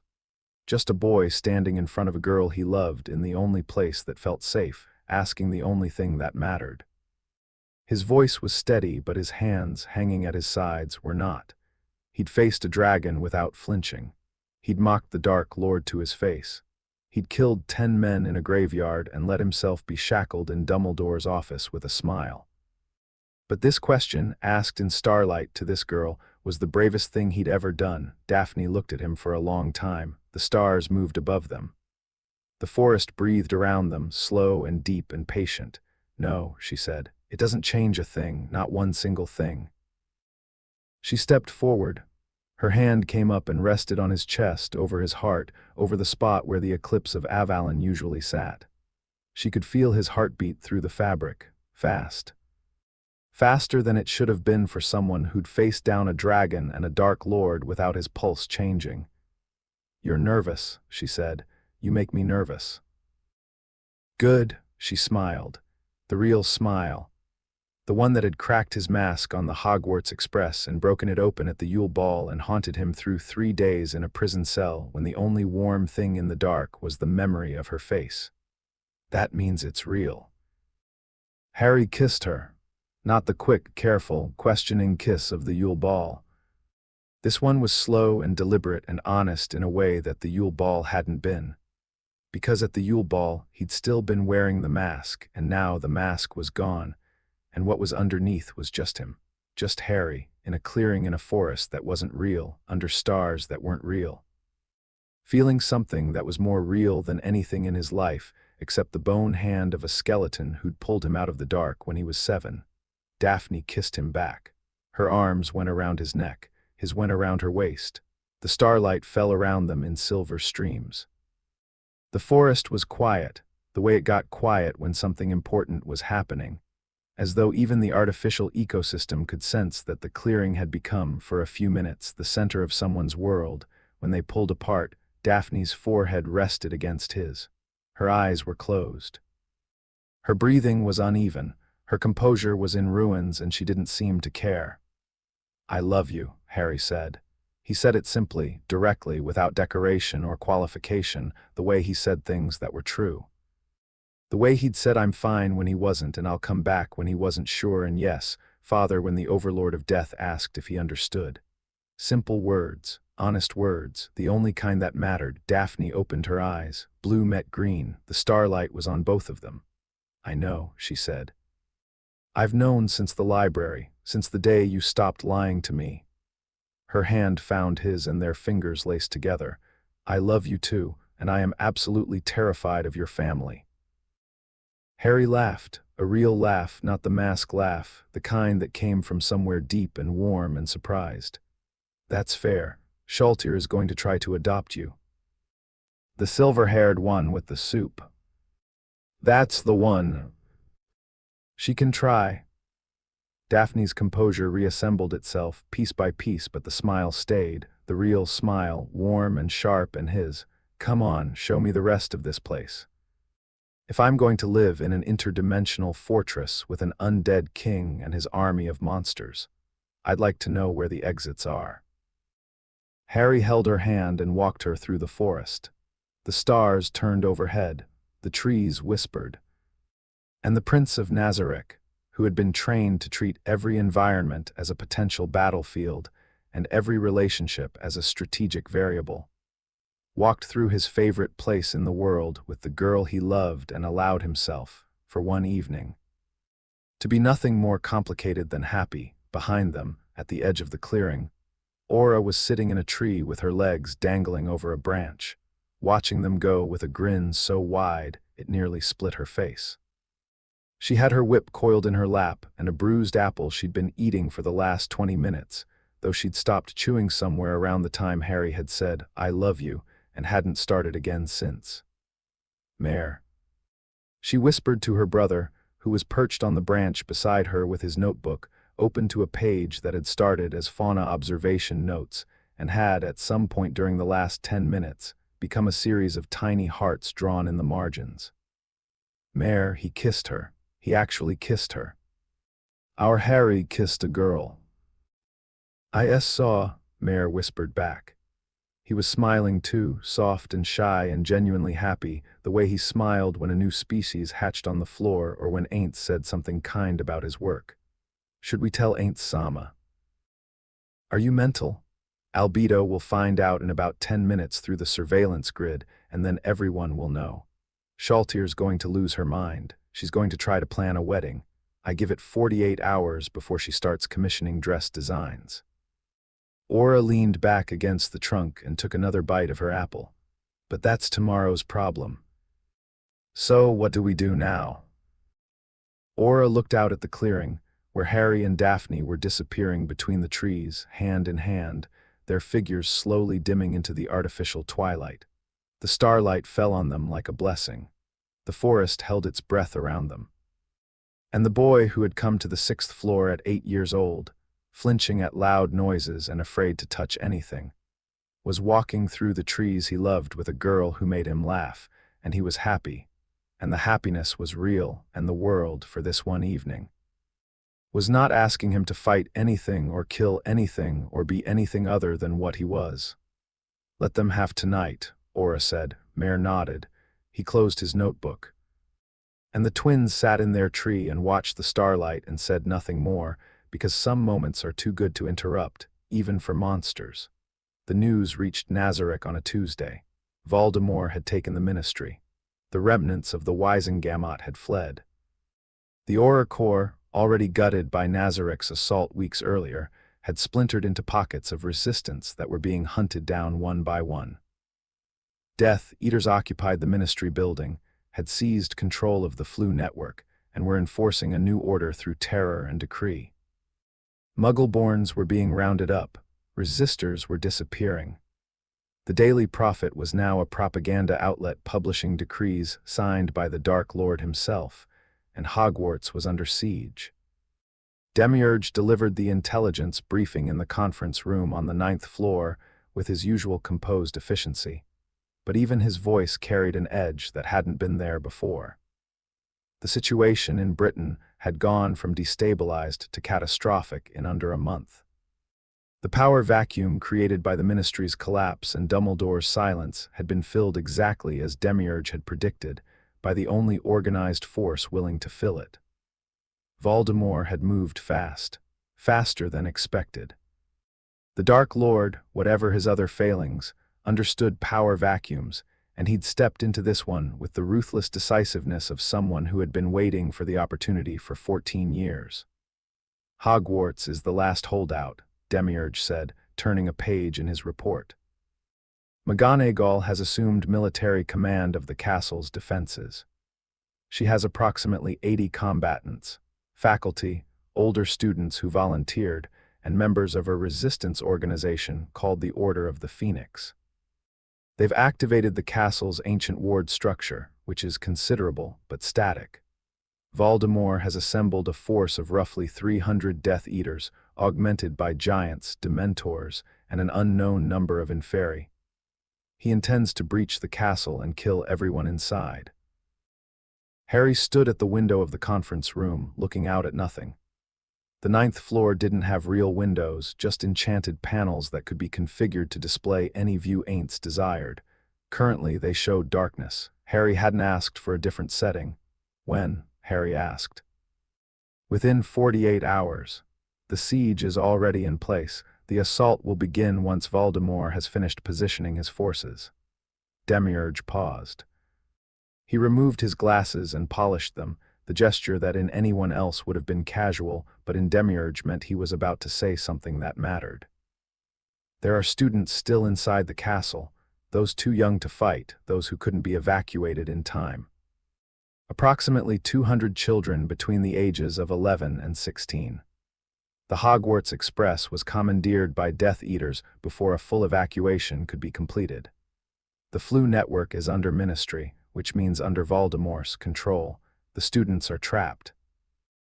Harry's jaw tightened. 200 children in a castle that was about to become a battlefield. Children who had sat in the Great Hall and eaten their dinners and argued about Quidditch and worried about exams, and had no idea that their world was about to end. Some of them were Grey Faction. Blaze. Tracy. Kids who'd followed his lead because they trusted him, because he'd promised them, in the unspoken language of Slytherin loyalty, that aligning with him meant protection. He'd made that promise. He hadn't been there to keep it. The thought landed in his chest like a stone dropped in water, and the ripples it sent out touched something cold and absolute that he recognized as responsibility. He turned from the window. Ainz was seated at the head of the conference table, his skeletal hands folded, the red lights of his eye sockets steady. The Overlord had been quiet throughout the briefing, listening, processing, but Harry could read his father better than anyone alive, and what he read behind those burning eyes was not indecision. It was patience. Ainz was waiting for Harry to arrive at the conclusion on his own. "Father." Harry said, "I want to end this." Ainz tilted his skull slightly. "Define this." "The war, Voldemort, the wizarding world's capacity to threaten us or anyone under our protection, all of it." Harry's voice was calm, measured, the voice of the Prince of Nazarick delivering a strategic proposal, not a child asking permission. "I want to go to Hogwarts. I want to break Voldemort's army, kill him personally, and claim Britain as a vassal state of the Sorcerer Kingdom. I want to end the wizarding world's ability to govern itself, because it has demonstrated, conclusively and repeatedly, that it is incapable of doing so without producing mass suffering." The conference room was very quiet. Demiurge's glasses caught the light. His smile was steady. Behind the lenses, his eyes were bright with something that looked almost like admiration. Ainz looked at his son. The boy who had been 7 years old in a dumpster. The boy who had held his bone finger in the dark and flinched at sudden movements and apologized for existing. That boy was gone. In his place stood someone that Ainz had built, deliberately and carefully, over 7 years. A weapon with a conscience, a prince with the pragmatism of a warlord. A child who had absorbed the lessons of Nazarick's monsters and refined them into something more focused and more dangerous than any of them had anticipated. Inside the Overlord's skull, Satoru Suzuki felt something vast and complicated settle into place. Pride, fear, grief, love. All of it tangled together in a knot that the broken emotional suppression couldn't touch. His son was asking to go to war. His 14-year-old son was asking to invade a country, and the worst part was that the request was strategically sound. "You will not go alone," Ainz said. "I wouldn't expect to." Cocytus for the frontline combat. His skill set is designed for exactly this scenario. Large-scale engagement against numerous inferior opponents with limited collateral constraints. Sebas for close protection. His combat style is surgical, and his restraint will balance Cocytus's aggression. Ainz paused. Inside, Satoru was running through the list of guardians, weighing capabilities against risks, performing the calculation that every parent dreads. How much protection is enough to send your child into danger and still sleep at night? The answer was always the same. There was no amount. "I will hold the dimensional breach open from Nazarick and provide strategic oversight. If the situation deteriorates beyond your capacity to manage, I will come through personally. That is not negotiable." Harry nodded. He hadn't expected anything less. Mayor is already preparing area denial and evacuation protocols for the non-combatant students. The moment you secure the castle, Mayor will open secondary breaches to facilitate the evacuation of all non-combatant children to safe locations. Albedo is coordinating the post-conflict governance framework. When this is over, Britain will need someone to run it. She's been preparing for that possibility for 3 years. Ainz looked at his son. The red lights were steady. She has a 94-page plan. I have read 7 pages of it. I trust the rest is equally thorough. Harry raised an eyebrow. You planned this before I asked. I planned this the moment Demiurge's report confirmed the siege. The red lights burned warm. I was waiting for you to ask. I needed to know that you wanted this for the right reasons. What are the right reasons? The ones you gave: protection, order, an end to suffering caused by institutional failure. Ainz stood from the table. His full height filled the room. If you had asked out of revenge, I would have denied you. Revenge is indulgence. What you described is governance. Harry nodded. Something passed between them, father to son, a transfer of authority that was more significant than any formal decree. Ainz was handing the war to Harry. Not because the Overlord couldn't fight it himself, he could, and the outcome wouldn't be in question, but because this was Harry's world, Harry's war, Harry's responsibility. The boy needed to claim it, not have it claimed for him. Go, Ainz said. End it. Come home. Harry picked up the Eclipse of Avalon from the table. The green veins blazed, the weapon new. I will. The breach opened above Hogwarts at sunset, and the sky bled. 3 figures dropped from the dimensional tier onto the hillside overlooking the castle. Harry landed in a crouch, the Eclipse of Avalon in his hand, already scanning the battlefield. Cocytus landed beside him with an impact that cracked the earth. The insectoid warrior's massive body encased in battle armor that gleamed like blue ice. 4 arms each holding a weapon. His compound eyes sweeping the terrain, with the methodical precision of a general surveying a battlefield he'd already conquered in his mind. Sebas landed last, silent, upright, his butler's suit replaced by combat attire that looked identical to his butler's suit because Sebastian fought in what he wore, and what he wore was always immaculate. The view from the hillside was apocalyptic. Hogwarts was burning. Not fully engulfed, not yet, but fires had broken out along the western wall where siege spells had breached the stone, and columns of smoke rose into the darkening sky in twisting black pillars. The ancient ward structure was visible as a shimmering dome of blue-white light over the castle, but it was flickering, weakening, sections of it going dark and recharging in irregular pulses that meant the defenders were running out of magical energy to sustain it. Below the wards, on the grounds between the castle and the Forbidden Forest, the battle was already underway. Giants. 3 of them, 20 feet tall, gray-skinned and brutish, smashing against the outer walls with fists the size of boulders. Each impact sent cracked spider-webbing through ancient stone. Death Eaters advanced in loose formations behind the giants, using the massive bodies as cover, firing curses at the defenders on the battlements. The green light of killing curses streaked through the air alongside red stunners and the white flash of blasting hexes.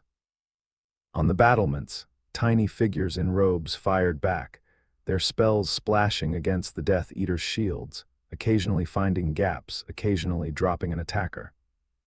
But they were outnumbered and outgunned, and the wall was failing. Near the lake, a wave of Dementors circled in a slow, tightening spiral, their cold pressing down on the battlefield like a lid on a pot.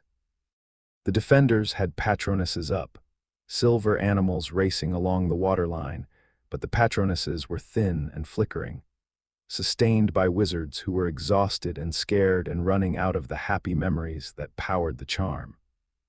And at the edge of the forest, standing on a slight rise with his white face lit by the fires of the castle he was destroying, Lord Voldemort watched his army tear Hogwarts apart. Harry looked at all of it and felt nothing but clarity. Cocytus, he said. The giants. Then the frontline Death Eaters.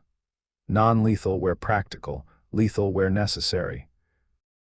The insectoid warrior's mandibles clicked, The sound was like swords being sharpened. Understood, it will be done. Sebas, the Dementors, clear them. Sebas adjusted his cuffs. At once, young master. I'm going for Voldemort. Cocytus moved first. The fifth-floor guardian launched himself down the hillside with a speed that shouldn't have been possible for something his size, all four arms swinging, his battle armor leaving a trail of crystallized frost in the grass behind him. He hit the first giant at a dead run, all 8 feet and 400 pounds of exoskeletal warrior, impacting the 20-foot creature's kneecap with a strike from his halberd that shattered the joint like dry wood. The giant's leg buckled. It went down with a bellow that shook the ground. Cocytus was already past it, vaulting over the collapsing body, bringing his secondary weapons to bear on the second giant before the first had finished falling. The defenders on the battlements saw a blur of blue ice tear into the giant's ranks, and for a moment, just a moment, the firing stopped. On both sides, because what they were seeing didn't parse. A creature they'd never seen before, moving faster than any being that size should move, systematically dismantling the siege engines of Voldemort's army with the efficient brutality of a butcher working through a carcass. The second giant swung. A fist the size of a carriage, powered by 17 feet of muscle and bone, arcing down at Cocytus with enough force to crater the earth. Cocytus caught it. 2 of his forearms came up crossed, and the fist slammed into them with an impact that sent a shockwave of displaced air rippling across the battlefield. The ground beneath Cocytus's feet cracked. He didn't move. The giant's eyes went wide with something that might have been surprise if its brain had been complex enough for the emotion. Cocytus's other 2 arms brought their weapons up and struck simultaneously, the halberd into the giant's wrist, the katana into its elbow. The arm came apart. The third giant turned and ran. It made it 6 steps before Cocytus overtook it, leapt, and drove it face first into the earth with a downward strike that buried the creature's head in 3 feet of soil. It didn't get up. 3 giants. 40 seconds. The defenders on the wall had stopped firing entirely now. Some of them were cheering. Others were just staring with their mouths open, trying to reconcile what they'd just witnessed with everything they thought they knew about the limits of physical combat. A creature they'd never seen before had just soloed 3 giants in less time than it took to brew a cup of tea. Behind the fallen giants, the Death Eater frontline was in chaos. Their siege plan had relied on the giants as breakthrough weapons, massive battering rams that would crack the walls while the human forces followed through the gaps. Without the giants, the plan collapsed. Death Eaters who had been advancing in confident formations were now milling in confusion, some still firing at the battlements, others turning to engage the blur of blue ice that was carving through their rear line with terrifying speed. Cocytus didn't shout or roar or make any sound at all as he fought. He was silent, efficient. A machine designed for combat, operating at peak capacity, and the silence was worse than any war cry because it meant he wasn't even exerting himself. Sebas hit the Dementors from the opposite flank. The butler didn't use magic. He didn't need to.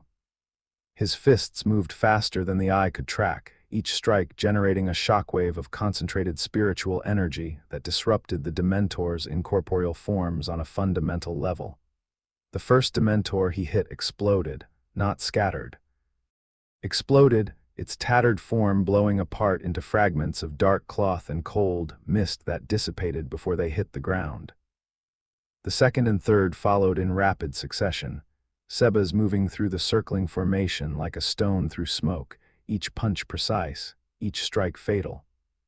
He moved with the economy of someone who had been fighting for so long that combat had become a form of housekeeping, methodical, thorough, and conducted with the minimum necessary effort to achieve a clean result. The Dementors broke formation. They fled. The creatures that had been the wizarding world's ultimate deterrent, the embodiment of despair itself, scattered like startled birds before a single man in a pressed suit who hit them with his bare hands, and destroyed them with the casual efficiency of someone swatting flies. On the battlements, Neville Longbottom lowered his wand. His Patronus faded. He stared at the retreating Dementors and the suited man who had routed them in under a minute and said, to nobody in particular, "What in the name of Merlin's saggy left?" "Language, Longbottom," said Professor McGonagall, who was standing 3 feet away with her wand raised and her tartan hat askew, and an expression on her face that suggested her entire understanding of combat magic had just been fundamentally restructured. Harry walked across the battlefield. He didn't run, didn't teleport, walked, deliberately, slowly. The eclipse of Avalon was in its scythe form, the 6-foot weapon resting against his shoulder, the blade catching the firelight and not reflecting it. The green veins pulsed with his heartbeat. The Dementor Corps' passive field radiated outward in a wave of cold that made the grass crunch beneath his boots and turned his exhaled breath to mist.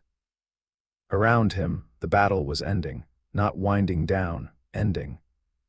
Cocytus was a force of nature tearing through the remnants of the Death Eater formation, and the survivors were running, fleeing into the forbidden forest, or trying to apparate past the anti-disapparition wards that Mare had laid down from altitude 10 minutes ago. They couldn't leave. They could only run, and Cocytus was faster than all of them. Death Eaters saw Harry coming and turned to engage.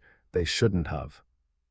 The first group, 5 of them, formed a firing line and launched a coordinated volley. 3 killing curses and 2 Cruciatus curses, aimed in a spread pattern designed to bracket a moving target. Harry walked through the middle. The killing curses missed, not because of luck, but because Harry's body shifted at the last moment. The Yggdrasil martial arts that Cocytus had drilled into him, adjusting his posture and trajectory with a precision that made the dodge look effortless. The Cruciatus curses hit his passive shield and fizzled. He didn't slow down. The scythe came off his shoulder in a single, fluid motion, and the 5 Death Eaters were on the ground before the echo of their spells had faded. The second group didn't fire. They saw what had happened to the first group and ran. Harry let them. Running Death Eaters were Cocytus's problem now. He kept walking. A third group, larger, 8 or 9, tried a different approach. They deployed shields, layered them, built a magical barricade across the path and hunkered behind it. It was textbook defensive positioning. Against a normal attacker, it would have worked. Harry raised his free hand and pushed. The same raw, intent-based magic he'd used to calm basilisks and block killing curses, but focused, concentrated, weaponized. The shield wall didn't break. It crumpled, folding inward like tin foil, and the Death Eaters behind it were thrown backward in a tumbling, sprawling heap that left them scattered across 20 feet of scorched ground. Harry stepped over them and kept walking. Ahead, through the smoke and the flickering ward light and the distant sounds of Cocytus dismantling whatever resistance the Death Eater front line was still offering, the courtyard of Hogwarts opened up. The main entrance. The doors were blown open, hanging from their hinges. Rubble was scattered across the flagstones. Bodies lay in the gaps between the rubble, defenders and attackers both, the cost of the battle that had been raging before Harry arrived. And in the center of the courtyard, standing alone, his wand raised, his red eyes burning in his white face, Lord Voldemort was waiting. He'd seen Harry coming. He'd watched his army disintegrate around him, watched the giants fall and the Dementors flee and his Death Eaters scatter like leaves in a gale, and he'd stayed. Not because he was brave, though he might have called it that, because he had nowhere to go. Everything he'd built in the last month, the seized government, the conquered institutions, the army of fanatics and monsters, all of it was collapsing in real time. Dismantled by 3 figures who had dropped from a hole in the sky and proceeded to treat the military force of the darkest wizard in British history like a minor inconvenience. Harry stopped 20 feet from him.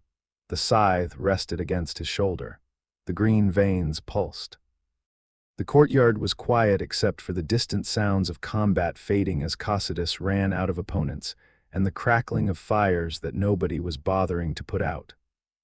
"Tom," Harry said. Voldemort stood in the courtyard of Hogwarts. His robes were pristine, untouched by the battle because he hadn't been fighting. He'd been watching, directing, standing on the sidelines while his followers did the dying the way he always had.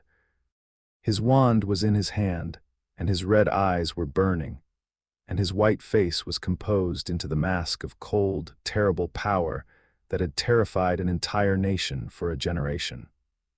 But Harry had spent his life studying masks, wearing them, building them, and he could see the cracks in this one from 20 feet away. Do not call me by that name. It's the name your mother gave you. It's the name on the records at the orphanage where you grew up. Tom Marvolo Riddle. That's who you are. Everything else, the Dark Lord, the heir of Slytherin, the most feared wizard of the age, it's costume. It's a character you invented because the real person underneath wasn't enough for you. Harry's voice was flat, clinical, the same tone he'd used in the graveyard. You and I have that in common, actually. We both wear masks. The difference is, I know I'm wearing one. Voldemort's wand arm trembled, not from weakness. From rage so compressed it had become structural, holding him upright the way a coiled spring holds a trap. You dare lecture me, boy. I am Lord Voldemort. I have conquered death itself. No, you haven't. Harry lowered the scythe from his shoulder and held it in both hands, the blade angled toward the ground, relaxed but ready. You split your soul into pieces and hid them in objects. That's not conquering death, that's running from it. You've been running since you were 16 years old, when you murdered Myrtle Warren in a bathroom and made your first Horcrux, and you've been running ever since. From mortality, from weakness, from the boy in the orphanage who nobody wanted. Something broke in Voldemort's face. The composed fury cracked and something raw and old and wounded leaked through for a fraction of a second before the mask snapped back. But Harry had seen it, the boy in the orphanage, the unwanted child. The same wound that Harry carried, worn by the enemy standing across from him. We could have been the same, Harry said. Both orphans, both thrown away, both shaped by the people who found us. The only difference is that someone found me who actually cared. Voldemort attacked. The killing curse erupted from his wand with a force that split the air. Harry stepped sideways, the martial arts making the motion look like a dance step, and the curse blew a crater in the flagstones behind him. Voldemort fired again, and again. Green light streaked across the courtyard in a barrage of lethal energy, each curse aimed with the precision of a wizard who had been killing since he was a teenager and had spent 14 years as a bodiless wraith refining his hatred into a weapon. Harry didn't teleport. He moved. The Yggdrasil martial arts that Cocytus had beaten into his muscle memory over 4 years activated, and Harry's body became a system of angles and pivots. Each movement calculated to present the smallest possible target while maintaining forward momentum. He slipped between curses, past them, around them, closing the distance between himself and Voldemort with each step. To the observers on the battlements, he looked like he was walking through a rainstorm without getting wet. The killing curses passed within inches of his body, and he didn't flinch, didn't react, didn't acknowledge them beyond the precise, minimal adjustments that turned a fatal trajectory into a near miss, 15 feet. 10. 7. Each step brought Harry closer, and Voldemort's barrage grew more frantic. The spells coming faster, less accurate. The precision giving way to panic as the Dark Lord realized that the boy walking toward him through his best killing magic was not slowing down. Voldemort switched tactics. A sweeping arc of dark fire erupted from his wand, fiend fire, cursed flame that consumed everything it touched and took the shape of a massive serpent. The fire serpent lunged at Harry with jaws wide enough to swallow him whole, its heat warping the air, its body leaving scorched stone in its wake. The defenders on the battlements screamed. Fiend fire was unkillable. Nothing stopped fiend fire. The entire western section of the courtyard was engulfed in flames so hot that the flagstones began to melt. Harry raised the Eclipse of Avalon and activated the Dementor core at full power. The temperature in the courtyard dropped 40 degrees in 1 second. Frost erupted from the point of the scythe and spread outward in a circular wave that covered the flagstones in a layer of white ice. The fiend-fire hit the cold front and screamed, an agonized shriek of cursed flame meeting its antithesis. Fire against the deepest cold, destruction against the void. The serpent thrashed, diminished, its flames guttering, its form losing coherence as the Dementor core's field drained the magical energy that sustained it. In 3 seconds, the fiend-fire was gone. The courtyard was coated in frost. Harry's breath misted in the air. Voldemort stared. The fiend-fire was one of the most destructive spells in existence. Unstoppable, unquenchable, it had been extinguished by a field of cold generated by a 14-year-old's weapon. The Dark Lord's red eyes went wide. Harry moved. The scythe came up and around in a horizontal arc aimed at Voldemort's midsection. The Dark Lord raised a shield, a powerful one, layered and reinforced with dark magic that should have stopped anything short of a killing curse. The eclipse of Avalon's blade hit the shield, and the basilisk venom component activated, eating through the magical barrier the way acid eats through cloth. The shield dissolved.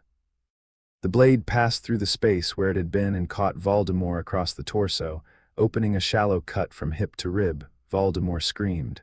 Not from the pain of the cut, which was shallow. From the cold.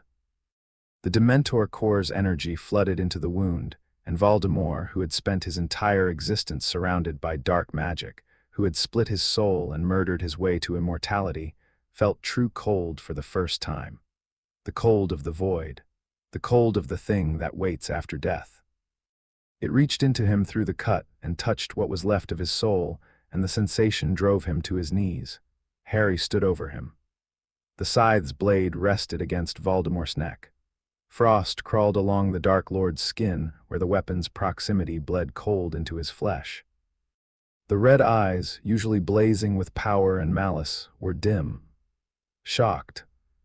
The white face was twisted in an expression that Harry recognized, because he'd seen it on the faces of every bully who'd ever encountered something bigger than them for the first time. The sudden, devastating realization that the world contained things they couldn't control. "Your Horcruxes are gone, Tom." Harry's voice was quiet, conversational. "The ring was destroyed yesterday, the locket the day before, the cup and the diadem this morning while you were busy playing general. Demiurge coordinated the operations. They were not difficult." He paused. "The one in my head was removed 2 days ago by my father's personal healers, using techniques your world doesn't have the vocabulary to describe. You have no anchors left." Voldemort's breath came in ragged, frosted gasps. "That's impossible. You can't have. The diary, you destroyed yourself through a proxy 50 years ago, and then made Tom Riddle's diary into a weapon that possessed an 11-year-old girl. The ring, you left in a shack with a curse that would have killed most people, but that my people disarmed in 40 minutes. The locket, guarded by Inferi, and a poison that my people didn't even need to drink because they aren't alive. The cup, retrieved from Gringotts through a shell corporation that purchased access to the Lestrange vault through entirely legal financial channels. The diadem, collected from the Room of Requirement by an operative who walked past it every day for 3 years. Harry tilted his head. You hid pieces of your soul in a school, a bank, a cave, a shack, and a house. You trusted your immortality to architecture. My father built a fortress between dimensions. You were never even playing the same game." Voldemort's wand hand moved. One last attempt. A final, desperate killing curse building at the tip, green light flickering to life in a hand that was shaking so badly the aim would have been laughable even if Harry hadn't been standing close enough to touch. Harry flicked the scythe. The blade clipped Voldemort's wand hand at the wrist. The wand flew. The hand stayed attached, barely, the tendons severed, the fingers going limp. Voldemort made a sound that wasn't a scream and wasn't a word, something primal and broken and afraid. "Stand up," Harry said. Voldemort didn't move. "Stand up, Tom. You wanted to be the most powerful wizard in the world. You wanted to conquer death. You wanted to rule, so stand up. Look at what beat you." Look at the boy from the dumpster and the skeleton who pulled him out. Look at the family you made by killing mine." Harry's voice was steel wrapped in frost. "Stand up and face what you created." Voldemort stood. It took him 2 attempts. His legs were shaking. The cut across his torso was still bleeding, the wound refusing to close, the basilisk venom in the blade preventing any magical healing from taking effect. The venom was working through his system, degrading his magical defenses from the inside, unraveling the dark enchantments that had sustained his body since the resurrection. He could feel it. Harry could see him feeling it, the way a man feels a building collapsing around him, room by room, wall by wall. The invincible Dark Lord was coming apart at the seams. He stood in the courtyard of the school where he'd once been a student, where he'd once been a boy named Tom Riddle, who was clever and charming and quietly, desperately afraid of being ordinary. Surrounded by the ruins of the army he'd built and the ashes of the world he'd tried to conquer, and he looked at Harry Potter with red eyes that held, for the first time in their existence, nothing but fear. Harry collapsed the scythe. The blade folded, the sections retracted, and the 6-foot weapon became a 12-inch wand of black obsidian in his hand. He held it at his side. "I'm not going to kill you," Harry said. "Not here, not like this. You're going to Nazarick. My father's scholars are going to study what's left of your soul. They're going to learn everything you know about Horcrux creation, soul magic, and the limits of human magical potential.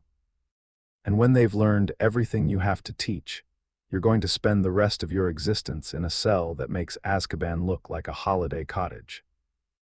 He raised the eclipse of Avalon and pointed it at the Dark Lord's chest. "Sleep." The word carried intent. Raw, focused, absolute intent channeled through a divine class artifact, and Voldemort's eyes rolled back and his body went rigid and he fell like a tree, unconscious before he hit the frost-covered stone. Harry looked down at the fallen Dark Lord. The most feared wizard in Britain, crumpled on the flagstones, breathing shallow, his white face slack, small. He looked so small, they all do, Harry thought. When you take away the fear, there's nothing left. The courtyard was silent. The fires were dying, the last of the fiend fire's residual heat fading from the flagstones, leaving behind scorch marks that would never fully come out. The wards above the castle flickered one final time and steadied, their energy stabilizing now that the siege had been broken, the blue-white dome solidifying from its desperate flickering into something steady and strong. On the battlements, defenders lowered their wands and stared. Some of them sat down where they were, legs giving out now that the adrenaline was draining away. Some of them were crying, some of them were laughing.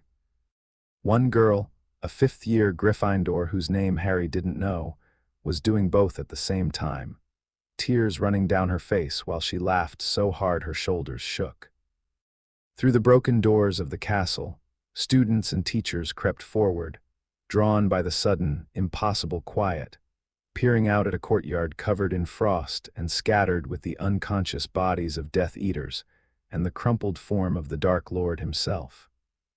The younger students came last, shepherded by prefects and house elves, their faces pale and streaked with tears and dust, blinking in the evening light like animals emerging from a burrow after a storm.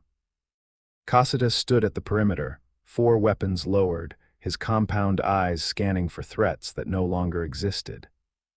His armor was dented in 3 places and stained with the blood of things much larger than him. Around him, the remains of Voldemort's army were scattered across the grounds. Unconscious Death Eaters bound in conjured restraints, giants lying in craters of their own making, and the fading mist of Dementors that Sebas had destroyed, and that would never reform. Sebas himself stood beside Cocytus, his suit torn at one shoulder where a stray curse had clipped him, the only visible evidence that he'd been in a fight at all. His silver hair was slightly disheveled. He was already smoothing it back into place with one hand, while the other held a Death Eater's wand that he'd confiscated, and was examining with mild professional interest. Harry stood in the center of the courtyard with the eclipse of Avalon at his side and Voldemort at his feet and looked up at the castle. At the broken walls and the burning towers and the faces staring down at him from the battlements, students, teachers, people he'd known. People who'd shunned him and feared him and whispered about him in corridors. People who had sat in a great hall and watched him get sorted into Slytherin and decided he was something to be suspicious of. People he'd just saved. McGonagall was the first to descend. She came through the broken doors with her wand still raised and her face set in the expression of a woman who had been fighting for hours and had just watched a boy she'd taught for 3 years end the war in minutes. She stopped 10 feet from Harry and looked at him. Then at Voldemort. Then at the insectoid warrior and the butler and the frost-covered courtyard and the absolute, total silence. "Mr. Potter," she said, her voice was steady, barely. "Would you care to explain what just happened?" Harry looked at her, at the blood on her robes and the cut on her forehead and the exhaustion in her eyes, at the woman who had tried, within the limits of her authority and her courage, to protect the students in her care. "The war is over, Professor," he said. "Voldemort is alive and in custody. His Horcruxes are destroyed, his army is broken, the Dementors have been eliminated." He paused. "Hogwarts is safe." McGonagall looked at him for a long time. Behind her, more faces appeared in the doorway. Ron Weasley, covered in dust and blood, his wand hand bandaged with a strip torn from his own robes, leaning against the doorframe because his left leg didn't seem to want to support his weight. He looked at Harry, and his mouth moved, but nothing came out. 3 years of sitting next to this boy on the Hogwarts Express. 3 years of watching him be quiet and polite and slightly odd. And now Ron was standing in a frost-covered courtyard, looking at the boy who just walked through killing curses like they were rain, and dropped the Dark Lord with a single word. Hermione Granger was beside Ron, her hair singed and wild, her eyes wide and calculating even now, even in the aftermath, her brain already doing what it always did. Processing, analyzing, trying to make what she'd just seen fit into a framework of knowledge that had no category for it. She looked at the scythe, she looked at the frost, she looked at the unconscious Voldemort, she opened her mouth, closed it, and then said very quietly, "Harry, what are you?" The same question everyone asked. The same question the Sorting Hat had asked and Voldemort had asked and Dumbledore had asked, "What are you?" as though the answer would make the impossible things he did make sense. "A friend," Harry said, "if you'll still have me." Ron looked at him. Something moved in the redhead's face, something complicated that worked its way through confusion and fear and arrived, eventually, at a destination that looked a lot like stubborn Gryffindor loyalty. "Mate," Ron said, "you just saved all of us. I think we can work past the scary death scythe." Neville Longbottom stood behind them, holding a sword that he'd apparently pulled from somewhere, looking dazed but standing. He'd fought tonight. Actually fought, wand and blade and raw, shaking courage, in a battle that had no business having a teenager on the front line. He looked at Harry and nodded, just once, one soldier to another. And further back, peering from behind a pillar, a group of younger students who had been hiding in the castle's lower levels crept forward, their faces pale and tear-streaked, and slowly, cautiously, beginning to understand that the shaking and the screaming and the terrible sounds had stopped. "Thank you, Mr. Potter," McGonagall said. And then, because she was Minerva McGonagall and the world might end but standards would not, "Your robes are filthy. And is that a scythe?" Harry almost smiled, almost. "It's a wand, Professor, it just has options." He turned to Cocytus. "Secure the prisoner, transport him to Nazarick. Demiurge will handle the processing." The insectoid warrior bowed, lifted Voldemort's unconscious body with one arm as though it weighed nothing, and carried it toward the breach point without a word. Harry looked at the castle one last time. At the smoke and the damage and the people who were starting to emerge, blinking into the quiet evening. The sun had set during the battle, stars were appearing. Real stars, not the sixth floor's perfect imitations. Messy and scattered and slightly blurred by the smoke still rising from the western wall. He would come back. There would be speeches and negotiations, and a very long conversation with whatever authority emerged from the wreckage of the Wizarding World's government. Demiurge had the governance framework ready. Albedo had the administrative infrastructure mapped.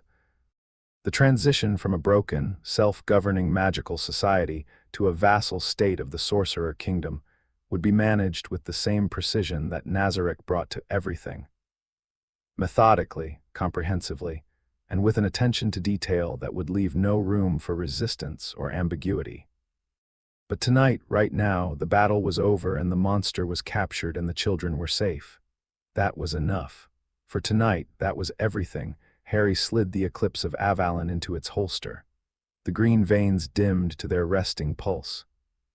The frost on the courtyard was already beginning to melt, the Dementor core's field retracting as the weapon powered down. In an hour, the ice would be gone. In a day, the fires would be out. In a week, the walls would be repaired by magic and determination, and the stubborn refusal of an ancient castle to stay broken. Hogwarts had survived 1,000 years. It would survive this. Harry turned his back on the castle and walked toward the breach. Sebas fell into step beside him, silent, professional, his torn sleeve the only evidence that the evening had been anything other than routine.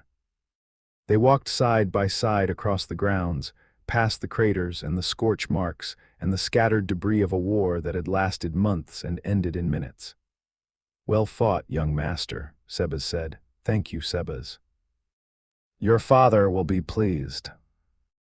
Harry looked at the sky. The stars were out. The smoke was clearing. Somewhere inside the castle, a child was crying, not from fear anymore, from relief, and the sound of it carried across the quiet grounds like a bell. "I know," Harry said. They walked into the breach. The dimensional seam accepted them, reality folding around their bodies, compressing the distance between Hogwarts and Nazarick into a single step that crossed the gap between worlds. The sky healed behind them, the dark tier closing, the stars reappearing in the space where the breach had been, as though nothing had happened. As though the sky had never been torn, as though the world hadn't just changed forever. And the Wizarding World, battered and broken and burning at the edges, drew its first free breath in months. The war was over. The Dark Lord was gone. The children were safe. And the boy who had saved them all was walking home through a crack between dimensions, back to a father made of bone and love and terrible power, back to a tomb full of monsters who would welcome him with soup and schedules and the fierce, consuming devotion of a family that didn't know any other way to love. The Wizarding World didn't know it yet. But the boy who had saved it was also the boy who would rule it. And the era of self-governance, of ministries and Wisengamots and institutional failures that produced dark lords and abandoned children and prisons guarded by despair, was over. Something better was coming. Something colder and darker and infinitely more organized. Something that kept its promises. Voldemort's soul left his body on a Thursday morning, 3 weeks after the Battle of Hogwarts, in a sealed chamber on the 9th floor of Nazarick. Harry performed the extraction himself. Ainz stood beside him, providing stabilization through a sustained field of negative energy that kept the soul fragment coherent during the separation. Demiurge observed from behind a reinforced observation panel, recording every data point with the meticulous hunger of a scientist witnessing a phenomenon that his existing models couldn't explain. The process was clean, precise, and entirely unlike anything the Wizarding World would have recognized as soul magic. There was no violence, no drama, no desperate struggle between light and dark. Just two practitioners of fundamentally different magical systems applying their combined expertise to a technical problem. The soul, what remained of Tom Marvolo Riddle after the destruction of 6 Horcruxes, and the degradation of decades of self-mutilation, was small. Pathetically small. A wisp of dark energy barely visible to the naked eye, curling and writhing in the air between Harry's outstretched hand and the containment crystal that Ainz had prepared. It looked like smoke caught in a jar. It looked like nothing. This was the thing that had terrorized a nation. This was the Dark Lord, the heir of Slytherin, the most feared wizard of the age. Generations of witches and wizards had been afraid to speak his name. Families had been destroyed. Children had been orphaned.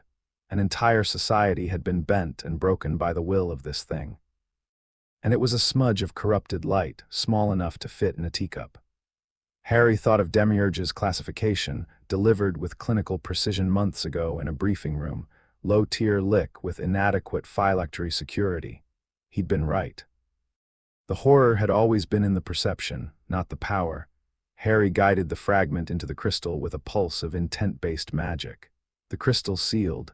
The dark energy swirled within its faceted walls and settled, contained, inert. Done. Voldemort's body, emptied of its soul, lay on the chamber's stone table. It looked smaller without the animating malice. Just a pale, thin, hairless figure with closed eyes and a face that wasn't quite human. In death, or whatever this state between death and true cessation was, Tom Riddle looked like what he had always been underneath the fear and the fury. A man who had been so afraid of being ordinary that he'd hollowed himself out trying to become extraordinary, and had ended up with less than he'd started with. Harry looked at the body for a long time. Then he placed a cloth over the face, because even monsters deserved to be covered, and turned away. "The crystal will be transferred to Demiurge's research division," Ainz said. His voice was measured, professional, the Overlord managing logistics. But his skeletal hand found Harry's shoulder and rested there for a moment, a quiet, physical acknowledgement that his son had just ended something that had been part of him since he was a baby. The Horcrux in Harry's scar had been removed 2 weeks earlier by Pestagna's healing team, working under Ainz's direct supervision, using a combination of Yggdrasil soul separation techniques and the data they'd gathered from studying the other fragments. The procedure had been painless. The absence had not. For 7 years, a piece of Voldemort had lived behind Harry's eyes, a dark passenger he'd learned to ignore, then to understand, then to weaponize. Its removal left a silence in his head that was still unfamiliar. Like taking off a shoe you'd been wearing so long you'd forgotten it was there. "It's done," Harry said, not to Ainz, not to anyone in particular. To himself, behind the observation panel, Demiurge was already writing. The Deathly Hallows came to Harry over the course of the following week, and he hadn't gone looking for a single one. The Elder Wand arrived first. It had been in Dumbledore's possession for decades, one from Grindelwald in the famous duel of 1945. When the headmaster was located, 2 weeks after the Battle of Hogwarts, in a cottage in the Scottish Highlands where he'd been sitting in silence and doing nothing but staring at a fire that he kept forgetting to feed, the wand was on his desk. Harry went alone. He didn't bring Sebas or Demiurge or any escort at all. This was personal. This was something that needed to be done face to face, without the architecture of Nazarick's power standing behind him. The cottage was small. Stone walls. A thatched roof that was starting to leak in one corner, a slow drip of rainwater into a bucket that nobody had emptied. The door was unlocked. Inside, the fire was dead, and the room smelled of cold tea and old man, and the particular staleness that accumulates when someone has stopped caring about the space they occupy. Dumbledore was in a chair by the fireplace, and when Harry stepped through the door, the old man looked up, and the blue eyes that had managed the fate of a nation for half a century were empty. Not dead, just empty. The light had gone out. The greater good had produced a war, a betrayal, a prison, and an invasion by forces that made Voldemort look like a schoolyard bully. And Albus Dumbledore, who had built his entire identity around the belief that he could manage the world's suffering into something acceptable, had finally run out of justifications. He surrendered the wand without resistance, not because he was coerced. Because he looked at Harry standing in his doorway and saw, clearly and completely, what his choices had produced. A boy who should have grown up safe and loved, who had instead been abandoned to abusers and rescued by monsters, and who had become something so far beyond Dumbledore's control that the very concept of control seemed laughable. "I failed," Dumbledore said. He was sitting in the chair by the dead fire, wearing robes that hadn't been changed in days. His beard was unkempt. His half-moon spectacles sat crooked on his nose. He looked old in a way that had nothing to do with years and everything to do with the weight of accumulated regret. "I failed you, Harry. I failed everyone. I was so certain that control was the answer that I couldn't see that I was the problem." Harry looked at him. At the broken old man who had been the most powerful wizard in Britain, who had placed a baby on a doorstep in the cold and walked away, who had spent 14 years manipulating that baby's life toward a destiny designed to serve the greater good. He should have felt anger. He should have felt vindication. He felt neither. He felt tired. "You did what you thought was right," Harry said. "That's not an excuse, it's not forgiveness, it's just what happened. You did what you thought was right, and you were wrong, and a lot of people got hurt because of it." He paused. "Including me." Dumbledore closed his eyes. "Including you." "The wand," Harry said. "I need it." Dumbledore held it out without looking. His hand was steady, his face was not. Harry took the Elder Wand and felt it hum against his palm, recognizing a new master, the first it had accepted through surrender rather than combat in centuries. It was a powerful focus, beautifully made. And it meant nothing to Harry compared to the obsidian weapon at his hip. The Resurrection Stone was found in the ruins of the Gaunt Shack, where Demiurge's team had already destroyed the ring Horcrux. The stone itself, a small, cracked, unassuming pebble set in a golden band, had survived the destruction of its vessel. It was delivered to Harry in Nazarick, and when he held it in his hand, he felt something shift in the air around him. A thinning of the barrier between the living and the dead, a gentle pull toward something vast and quiet that existed on the other side of breathing. He turned the stone 3 times, and his parents appeared. They weren't ghosts, not in the Hogwarts sense, translucent, chatty, anchored to a location. They were something else. Impressions. Echoes. Figures made of light and memory that stood before him in the quiet of his room on the 9th floor, and looked at him with eyes he recognized from photographs and mirrors. James Potter was tall, with glasses and messy black hair that was identical to Harry's in every detail. He stood with a casual, slightly cocky posture that spoke of someone who had been comfortable in his own skin, who had moved through the world with an ease that Harry had never quite managed. Lily Potter was slight, red-haired with green eyes that were Harry's eyes, the exact same shade, the exact same shape, looking at him with an expression that he had spent his entire life trying to imagine and had never quite managed. Love. Simple, uncomplicated, bone-deep love. The kind that doesn't need a reason or a justification or a strategic framework. The kind that just is.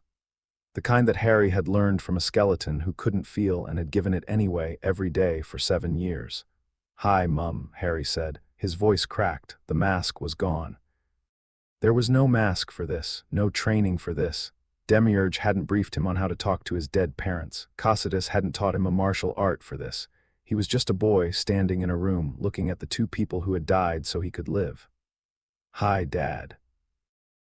Lily's hand reached for his face. The touch was cool, barely there, like a breeze against his cheek. "Oh, Harry," she said, and her voice was gentle and sad and proud all at once. "Look at you. Look at what you've become." "You got tall," James said. He was grinning, the exact same lopsided grin that Harry gave Aura when she punched his shoulder, and something about seeing his own smile on his father's face made Harry's chest hurt in a way that had nothing to do with magic or combat or the weight of empires. "And you've got good taste in weapons. That scythe is brilliant. Absolute work of art. Sirius would have lost his mind." Harry laughed. It came out wet and rough, and he didn't try to stop it. "Dad." "I'm serious, or rather he was serious. Sorry, old joke, never gets old." James's grin softened. "He loved you, Harry, your godfather. He never stopped." "We've been watching," Lily said. Her green eyes were bright, shimmering with the echo of tears she couldn't shed anymore. We've seen everything. The tomb, the skeleton who holds you, the monsters who love you. We saw Albedo argue with Shaltir about who got to bathe you when you were 7. We saw Aura drag you into the forest for the first time. We saw Mare give you that constellation map. She smiled. We've seen it all, Harry, every moment. Are you? He couldn't finish the question. The question Dumbledore had planted in his chest like a seed of doubt, the question that had burrowed through his defenses in an Azkaban cell and sat there ever since, quiet and sharp and poisonous. Are you horrified by what I've become? James's grin faded. He looked at his son with an expression that was entirely serious, entirely present, and said, Dumbledore told you we'd be horrified. Yes. Dumbledore was wrong about a lot of things. He was wrong about this most of all. Lily's expression softened. She knew. Of course she knew. We are proud of you, Harry, so proud it doesn't fit in words. You were thrown away and you survived. You were given a family and you loved them. You were given power and you used it to protect people. Not because someone told you to. Not because prophecy demanded it. Because a skeleton pulled you out of the dark and taught you that the world doesn't have to be the way it is. Her hand rested against his cheek, cool and fading. You are exactly the person we hoped you would be. Even the killing, James said, quieter now, the grin fading into something more serious. War is ugly. What you did in that graveyard, what you did at Hogwarts, it wasn't clean and it wasn't pretty and it cost you something that you won't get back. But you saved Cedric. You saved those children. You saved a world that hadn't earned your loyalty. He paused. Your mother and I died trying to protect you, knowing that you grew up to be someone who protects others. That's enough. That's everything. Harry's vision blurred. He blinked. The tears fell. He didn't wipe them away. He hadn't cried since he was 7 years old, since the first night in Nazarick when Ainz had sat beside his bed and the world had stopped hurting long enough for the tears to come. 7 years of masks and training and the careful suppression of everything that made him vulnerable. And now, standing in his room looking at the fading light of parents who loved him, the tears came back, not because he was sad, because he was free. The last wound Dumbledore had given him, the seed of doubt, was gone. Burned away by green eyes that looked like his and voices that said we are proud and meant it. Tell the skeleton. Lily said, and she was smiling, the kind of smile that mothers give when they know their time is short and the words have to count. Tell him thank you. From us, for finding you, for keeping you, for being your father when we couldn't be. The light faded. James and Lily dissolved into warmth and silence and memory. The room was empty.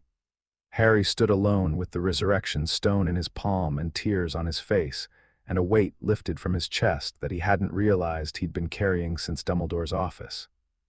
His parents were proud of him. They'd seen everything and they were proud. Dumbledore had been wrong. He set the stone down on his desk. He didn't need it again. The invisibility cloak had been his since first year, delivered anonymously by Dumbledore in a package that Harry had always known was more than a simple heirloom.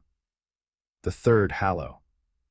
The one that had been with him longest, draped over his shoulders in corridors and classrooms and the Chamber of Secrets.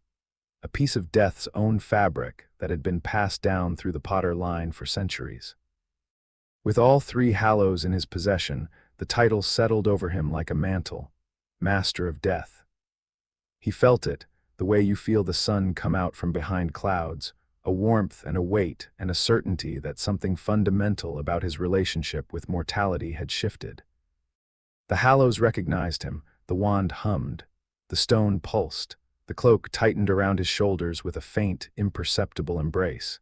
He was, according to legend, the master of the force that governed the end of all living things. He didn't care. The title meant nothing to him. Not because it lacked power, it didn't, but because titles were costumes, and Harry had spent his entire life learning the difference between what you were called and what you were. Lord Potter, Lord Black, the boy who lived, the Prince of Nazarick, Master of Death, labels, categories. Boxes that other people built to make sense of things that were more complicated than a name could hold. The only title that had ever meant anything to him was the one that didn't come with a legend or a prophecy or a political seat. Son. That was the one he'd chosen. That was the one he'd earned.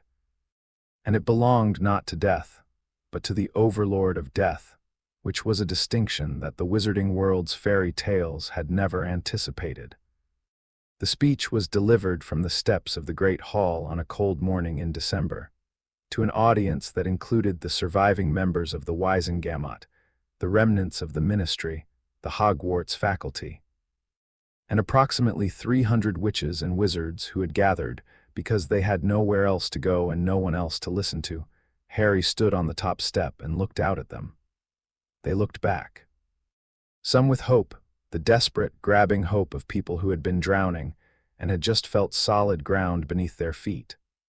Some with fear, the reasonable, calculating fear of people who had learned in the last month that the world contained things they couldn't fight and couldn't hide from. Some with the blank, shell-shocked expression of people who had lost everything and were waiting to be told whether the rubble of their world would be rebuilt or bulldozed. They were tired, all of them. The war had broken something in the wizarding world that wasn't structural, wasn't political, wasn't institutional. It was the belief, held unconsciously by every witch and wizard who had grown up in this society, that they were safe. That the world they'd built, with its ministries and its schools and its traditions and its magic, was strong enough to protect them. That belief was gone. They were looking at Harry because he was the only thing standing in the space where the belief used to be.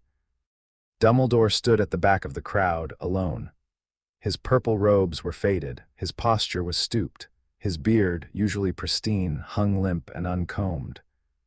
He was watching with the quiet resignation of a man who knew he was witnessing the end of the era he had built, and the beginning of something he had no influence over. Some of the people near him had shifted away when he'd arrived, putting space between themselves and the man who had been their leader for decades. Nobody had spoken to him. Nobody had offered a greeting. The greatest wizard of the age stood alone in a crowd, and the crowd pretended he wasn't there. Daphne stood beside Harry on the steps. She hadn't asked to be there. She had simply appeared at his side that morning, dressed in formal robes, her hair pulled back, her face composed, and said, "I'm coming with you." Harry hadn't argued. She belonged there. She was the bridge between his world and theirs, the proof that Nazarick's reach included something other than Death Knights and dimensional breaches. She was also, as Demiurge had noted in his pre-speech briefing, a powerful symbolic asset, a pureblood witch from a respected family standing voluntarily at the side of the new order. The fact that she was also the person Harry loved was, in Demiurge's assessment, a fortunate convergence of strategic and personal considerations.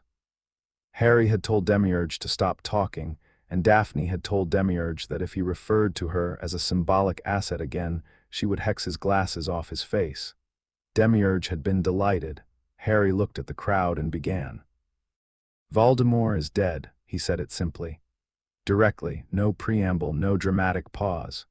His soul has been extracted, contained, and secured. His Horcruxes are destroyed. His followers are in custody. The war is over. The crowd didn't cheer. They were too exhausted, too damaged, too uncertain of what came next. They just listened. "I'm not going to stand here and pretend that what comes next is comfortable. It isn't. Your ministry failed you. Your institutions failed you. The people you trusted to protect you either couldn't or wouldn't, and the result was a Dark Lord who walked into the gap they left and nearly destroyed everything you had. This is not the first time this has happened. Voldemort is not the first dark wizard to exploit the weaknesses of your government. He won't be the last, unless the weaknesses are removed." He paused, let the words settle.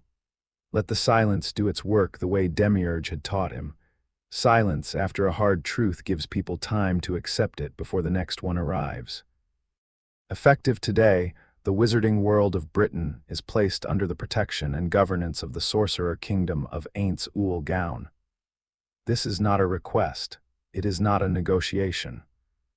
Your government has demonstrated, through multiple wars, systemic corruption, and the repeated failure to protect its most vulnerable citizens, that it is incapable of self-governance.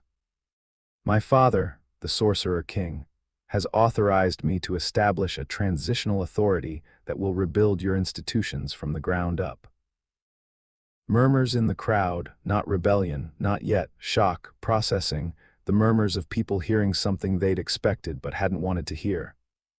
I understand what this sounds like, a conqueror dictating terms to the conquered.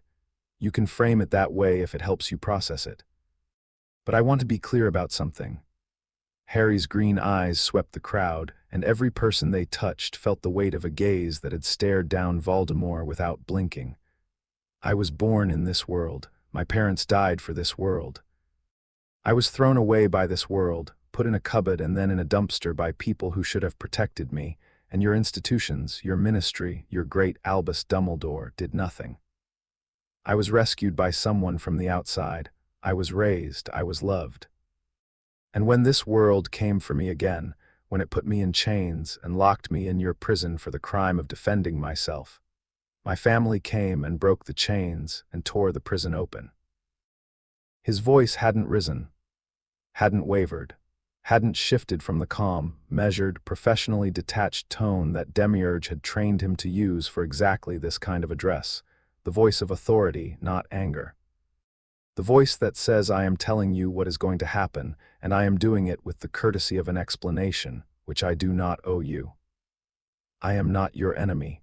I am not your savior. I am the person who is going to make sure this never happens again.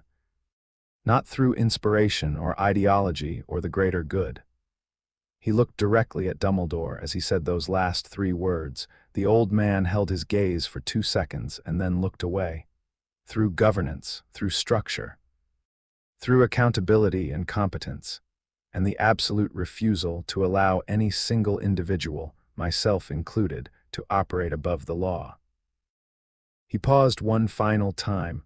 Some of you will call me a tyrant, some of you will call me a hero. I am neither. I am the master of death. He held up his hand. On his finger the resurrection stone's ring gleamed. At his hip the eclipse of Avalon pulsed. Beneath his robes, the invisibility cloak hung like a second skin.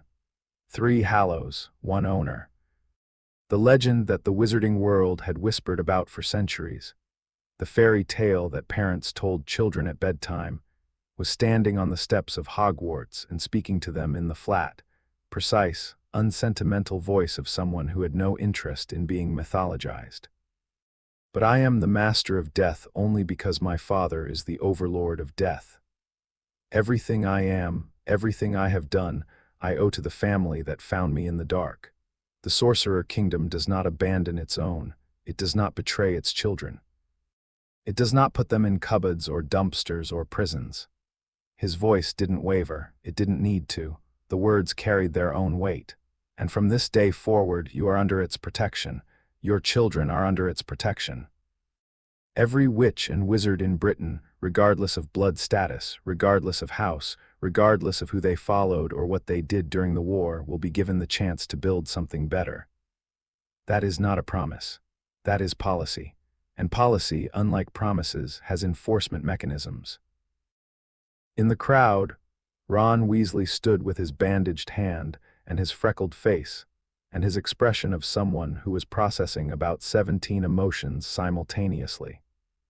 Beside him, Hermione had tears running silently down her cheeks, and she was nodding, not because she agreed with everything, she didn't.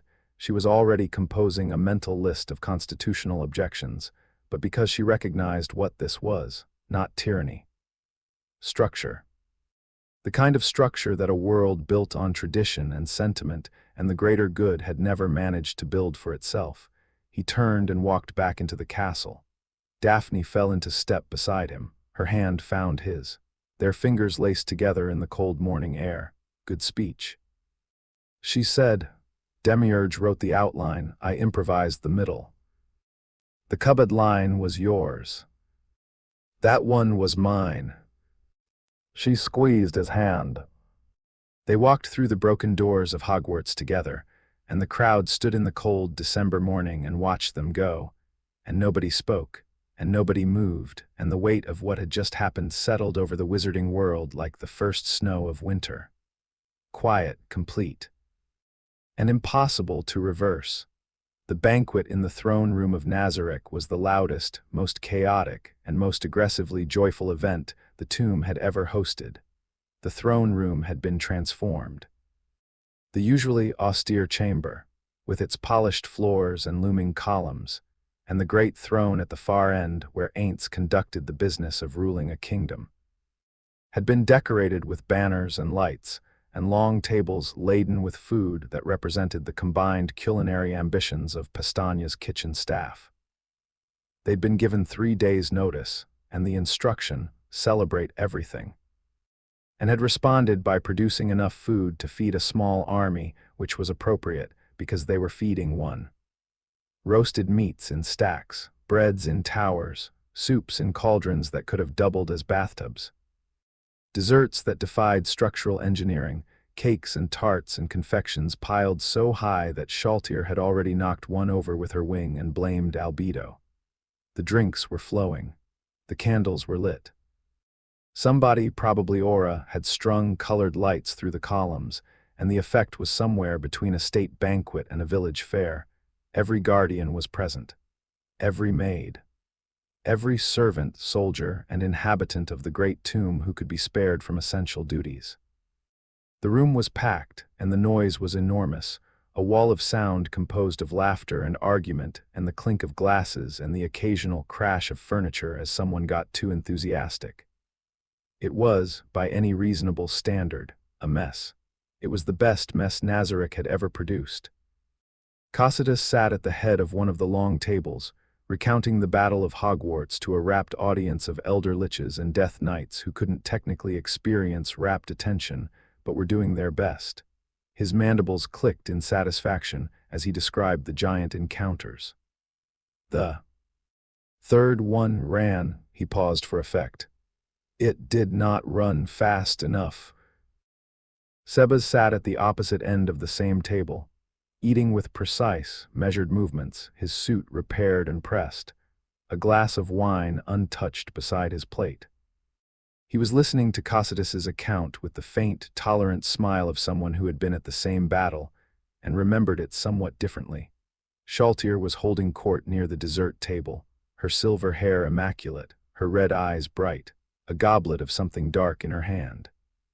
She was telling a group of Pleiades maids about Daphne, whom she had met for the first time that morning, and whom she had immediately decided to adopt, emotionally if not legally. She looked at me. Shaltier said, her voice carrying the particular reverence she reserved for things that impressed her, and she didn't flinch, not even a little. A human girl, standing in the middle of Nazarick, surrounded by us, and she didn't flinch. She has spine, that one, I like her. You said the same thing about the prince when he was 7, one of the maids observed. And I was right then, too. Albedo was not at the tables. Albedo was standing near the throne, holding a clipboard, because the overseer of the floor guardians did not attend celebrations without a work product. She was reviewing the post-conflict governance framework for the 307th time, making notes in the margins, and occasionally looking up to observe the party with an expression that was simultaneously fond and exasperated. Her wings were folded. Her golden eyes were warm. She was, in her own way, happy, which for Albedo meant that she was productive, and her charges were safe, and Ain't Sama was pleased. Aura and Mare were near the center of the room, Aura standing on her chair to be heard over the noise, telling anyone who would listen about the time Harry calmed an elder basilisk with his bare hands. Mare sat beside her with a plate of food he'd barely touched, smiling quietly, watching his sister perform. Occasionally he added a detail that Aura had exaggerated or omitted, and Aura would wave him off and continue, undeterred. Demiurge stood apart near one of the columns, a glass in his hand and his glasses reflecting the light. He was watching the room the way he watched everything, with attention, appreciation, and the constant, quiet awareness that joy, like everything else, could be optimized. He was also, if one looked very closely, tapping his foot. not to the music that someone had conjured near the back of the room.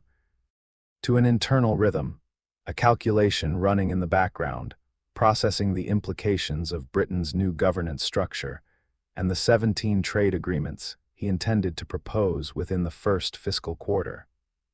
But the foot was tapping, and that was something, because Demiurge's feet did not tap unless the archdevil was content.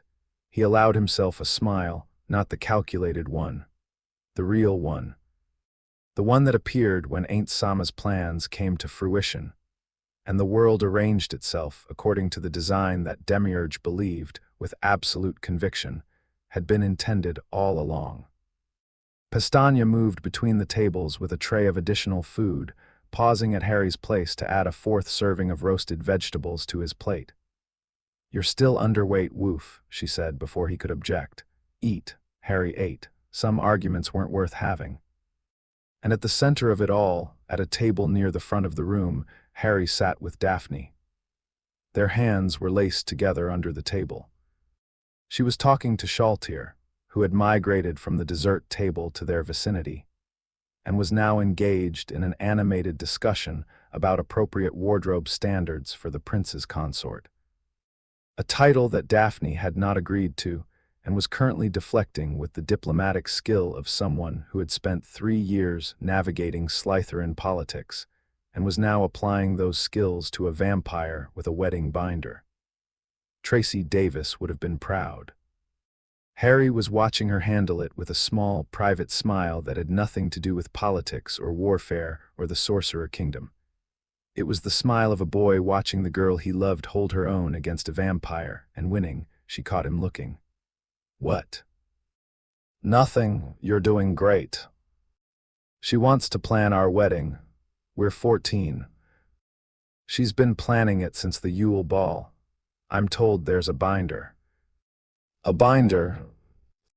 "Albedo has one too. They're competing binders. I've been advised not to look at either one." Daphne looked at him with an expression that was equal parts exasperation and adoration. "Your family is insane." "Yes," Harry's smile widened. "The real one. The one that had started as a hairline crack in a mask and had, over 4 years and a war and a kiss under artificial starlight, become the truest thing about him. They are, and they're yours now too." Daphne's composure did the thing it always did when Harry said something that bypassed her defenses. It cracked, briefly, beautifully, showing the warmth underneath. She squeezed his hand under the table. "I can live with that." Above it all, on the great throne of Nazarick, Ainz Ooal Gown watched. The throne room was alive with the celebration. His guardians, his creations, his family. They filled the space with a warmth that the stone and obsidian of the tomb had never been designed to hold, but had, over the years, learned to contain. Ainz sat on the throne with the staff of Ainz Ooal Gown mounted behind him, its 7 gems dark and dormant, and he looked down at the chaos, and the joy and the bickering and the laughter, and he felt something that no emotional suppression, broken or otherwise, could have dampened: gratitude. Satoru Suzuki had been born in a world that was dying. He'd grown up breathing filtered air and eating synthetic food and commuting through streets, lined with the forgotten bodies of people who hadn't been able to pay for the privilege of existing. He'd watched children starve on corners and done nothing. He'd watched the world rot and done nothing. He'd worked in an office where nobody knew his name and come home to an apartment where nobody was waiting, and the highlight of his day, every day for years, had been logging into a video game and pretending to be something more than he was. He'd had friends there. 40 of them. The Guild of Ainz Ooal Gown, the greatest guild in Yggdrasil, a band of monsters and misfits who had built a tomb together and defended it against the world. They'd been his family. His only family. And they'd left, one by one, the way everyone in Satoru's life had always left, quietly, without explanation, drifting away to jobs and responsibilities and real lives that didn't include a virtual skeleton in a virtual castle. Until he was the last one. The last player in an empty guild hall, surrounded by NPCs who couldn't speak and memories that couldn't comfort, logging in every day because logging out would mean admitting that there was nothing left. And then the game had become real, and the NPCs had become alive. And the lonely man in the skeleton had become a king, but none of that had made him happy. Power hadn't, conquest hadn't. The throne, the tomb, the armies, the title, none of it had filled the empty space inside the bones where a heart should have been. He had ruled and planned and pretended to be wise and waited, without knowing what he was waiting for something to make the loneliness bearable. Then he'd found a boy in a dumpster. A 7-year-old boy who was starving and broken and covered in bruises, and had a piece of someone else's soul embedded in his skull. A boy who flinched when touched and apologized for breathing, and had learned, before he could read, that the safest place in the world was the space where nobody could see him. A boy who had been thrown away by the people who were supposed to love him, and found by a monster who didn't know how. And the monster had stopped. For the first time in 2 lifetimes, one human and one undead, Satoru Suzuki had stopped walking past and reached down and picked up something broken and said, "This one is mine." Ainz looked down at Harry. His son was laughing at something Daphne had said, his head tilted back, his green eyes bright in the warm light of the celebration. He looked young. He looked happy. He looked like a 14-year-old boy at a party, which was all Ainz had ever wanted him to be.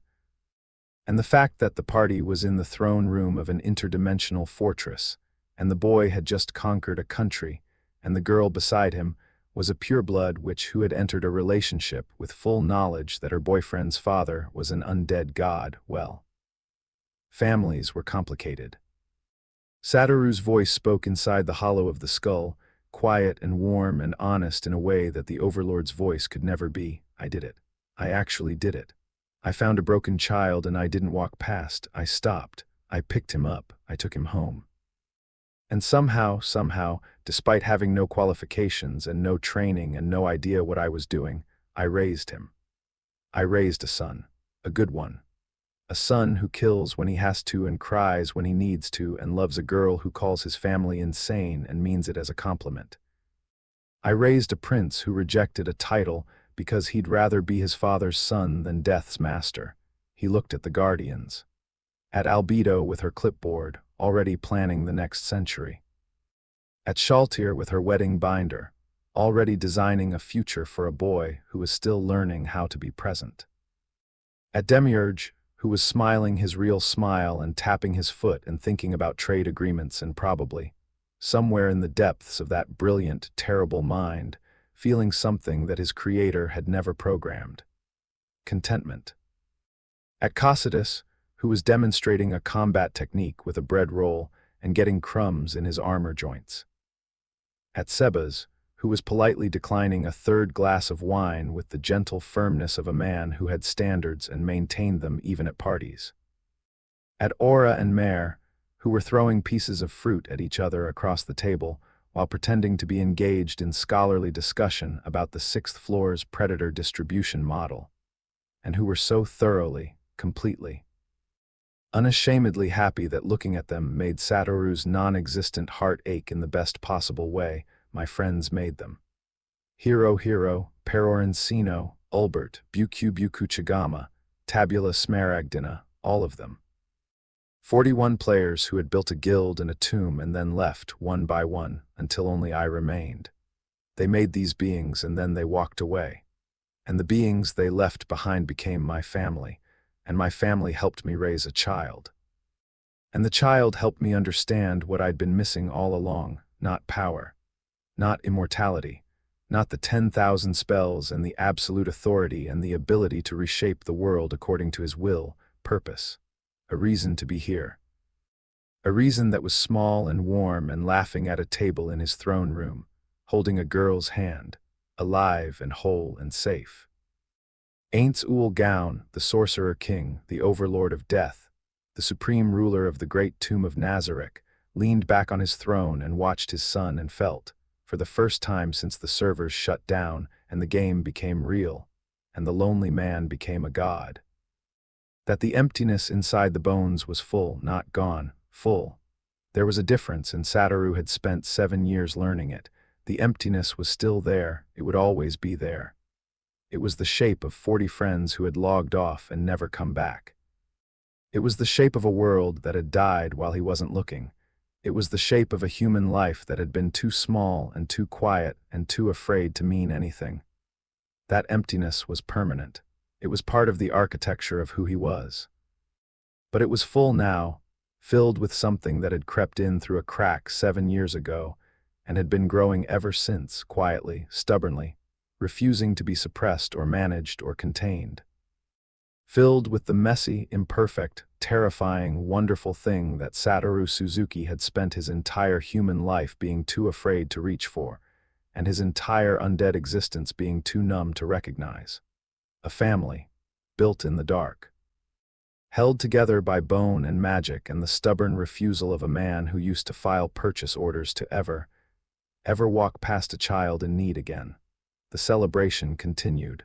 The guardians argued. The food diminished. The laughter echoed off the obsidian walls of a tomb that had been built for death and had, against all odds and all logic, become a home. Harry looked up from the table and caught his father's eye. The red lights in the skull were warm and steady and bright. Harry smiled at him. The real smile. The one that had started in a guest bedroom on the 9th floor 7 years ago, when a 7-year-old boy had wrapped his fingers around a bone hand and held on. Ainz looked at his son's smile, and the red lights burned brighter, and Satoru whispered, from inside the bones, from inside the dark, from inside the quiet place where the man who used to be ordinary lived on, "Thank you for letting me stop." The lights in the throne room glowed. The noise swelled. The family celebrated. And in the great tomb of Nazarick, built by friends who had left and sustained by love that had stayed, the Overlord of Death watched over his son, and the Prince of Nazarick held his girl's hand, and the monsters who had raised them both lifted their glasses to a future that none of them had planned for and all of them had earned. The story of the boy in the dumpster was over.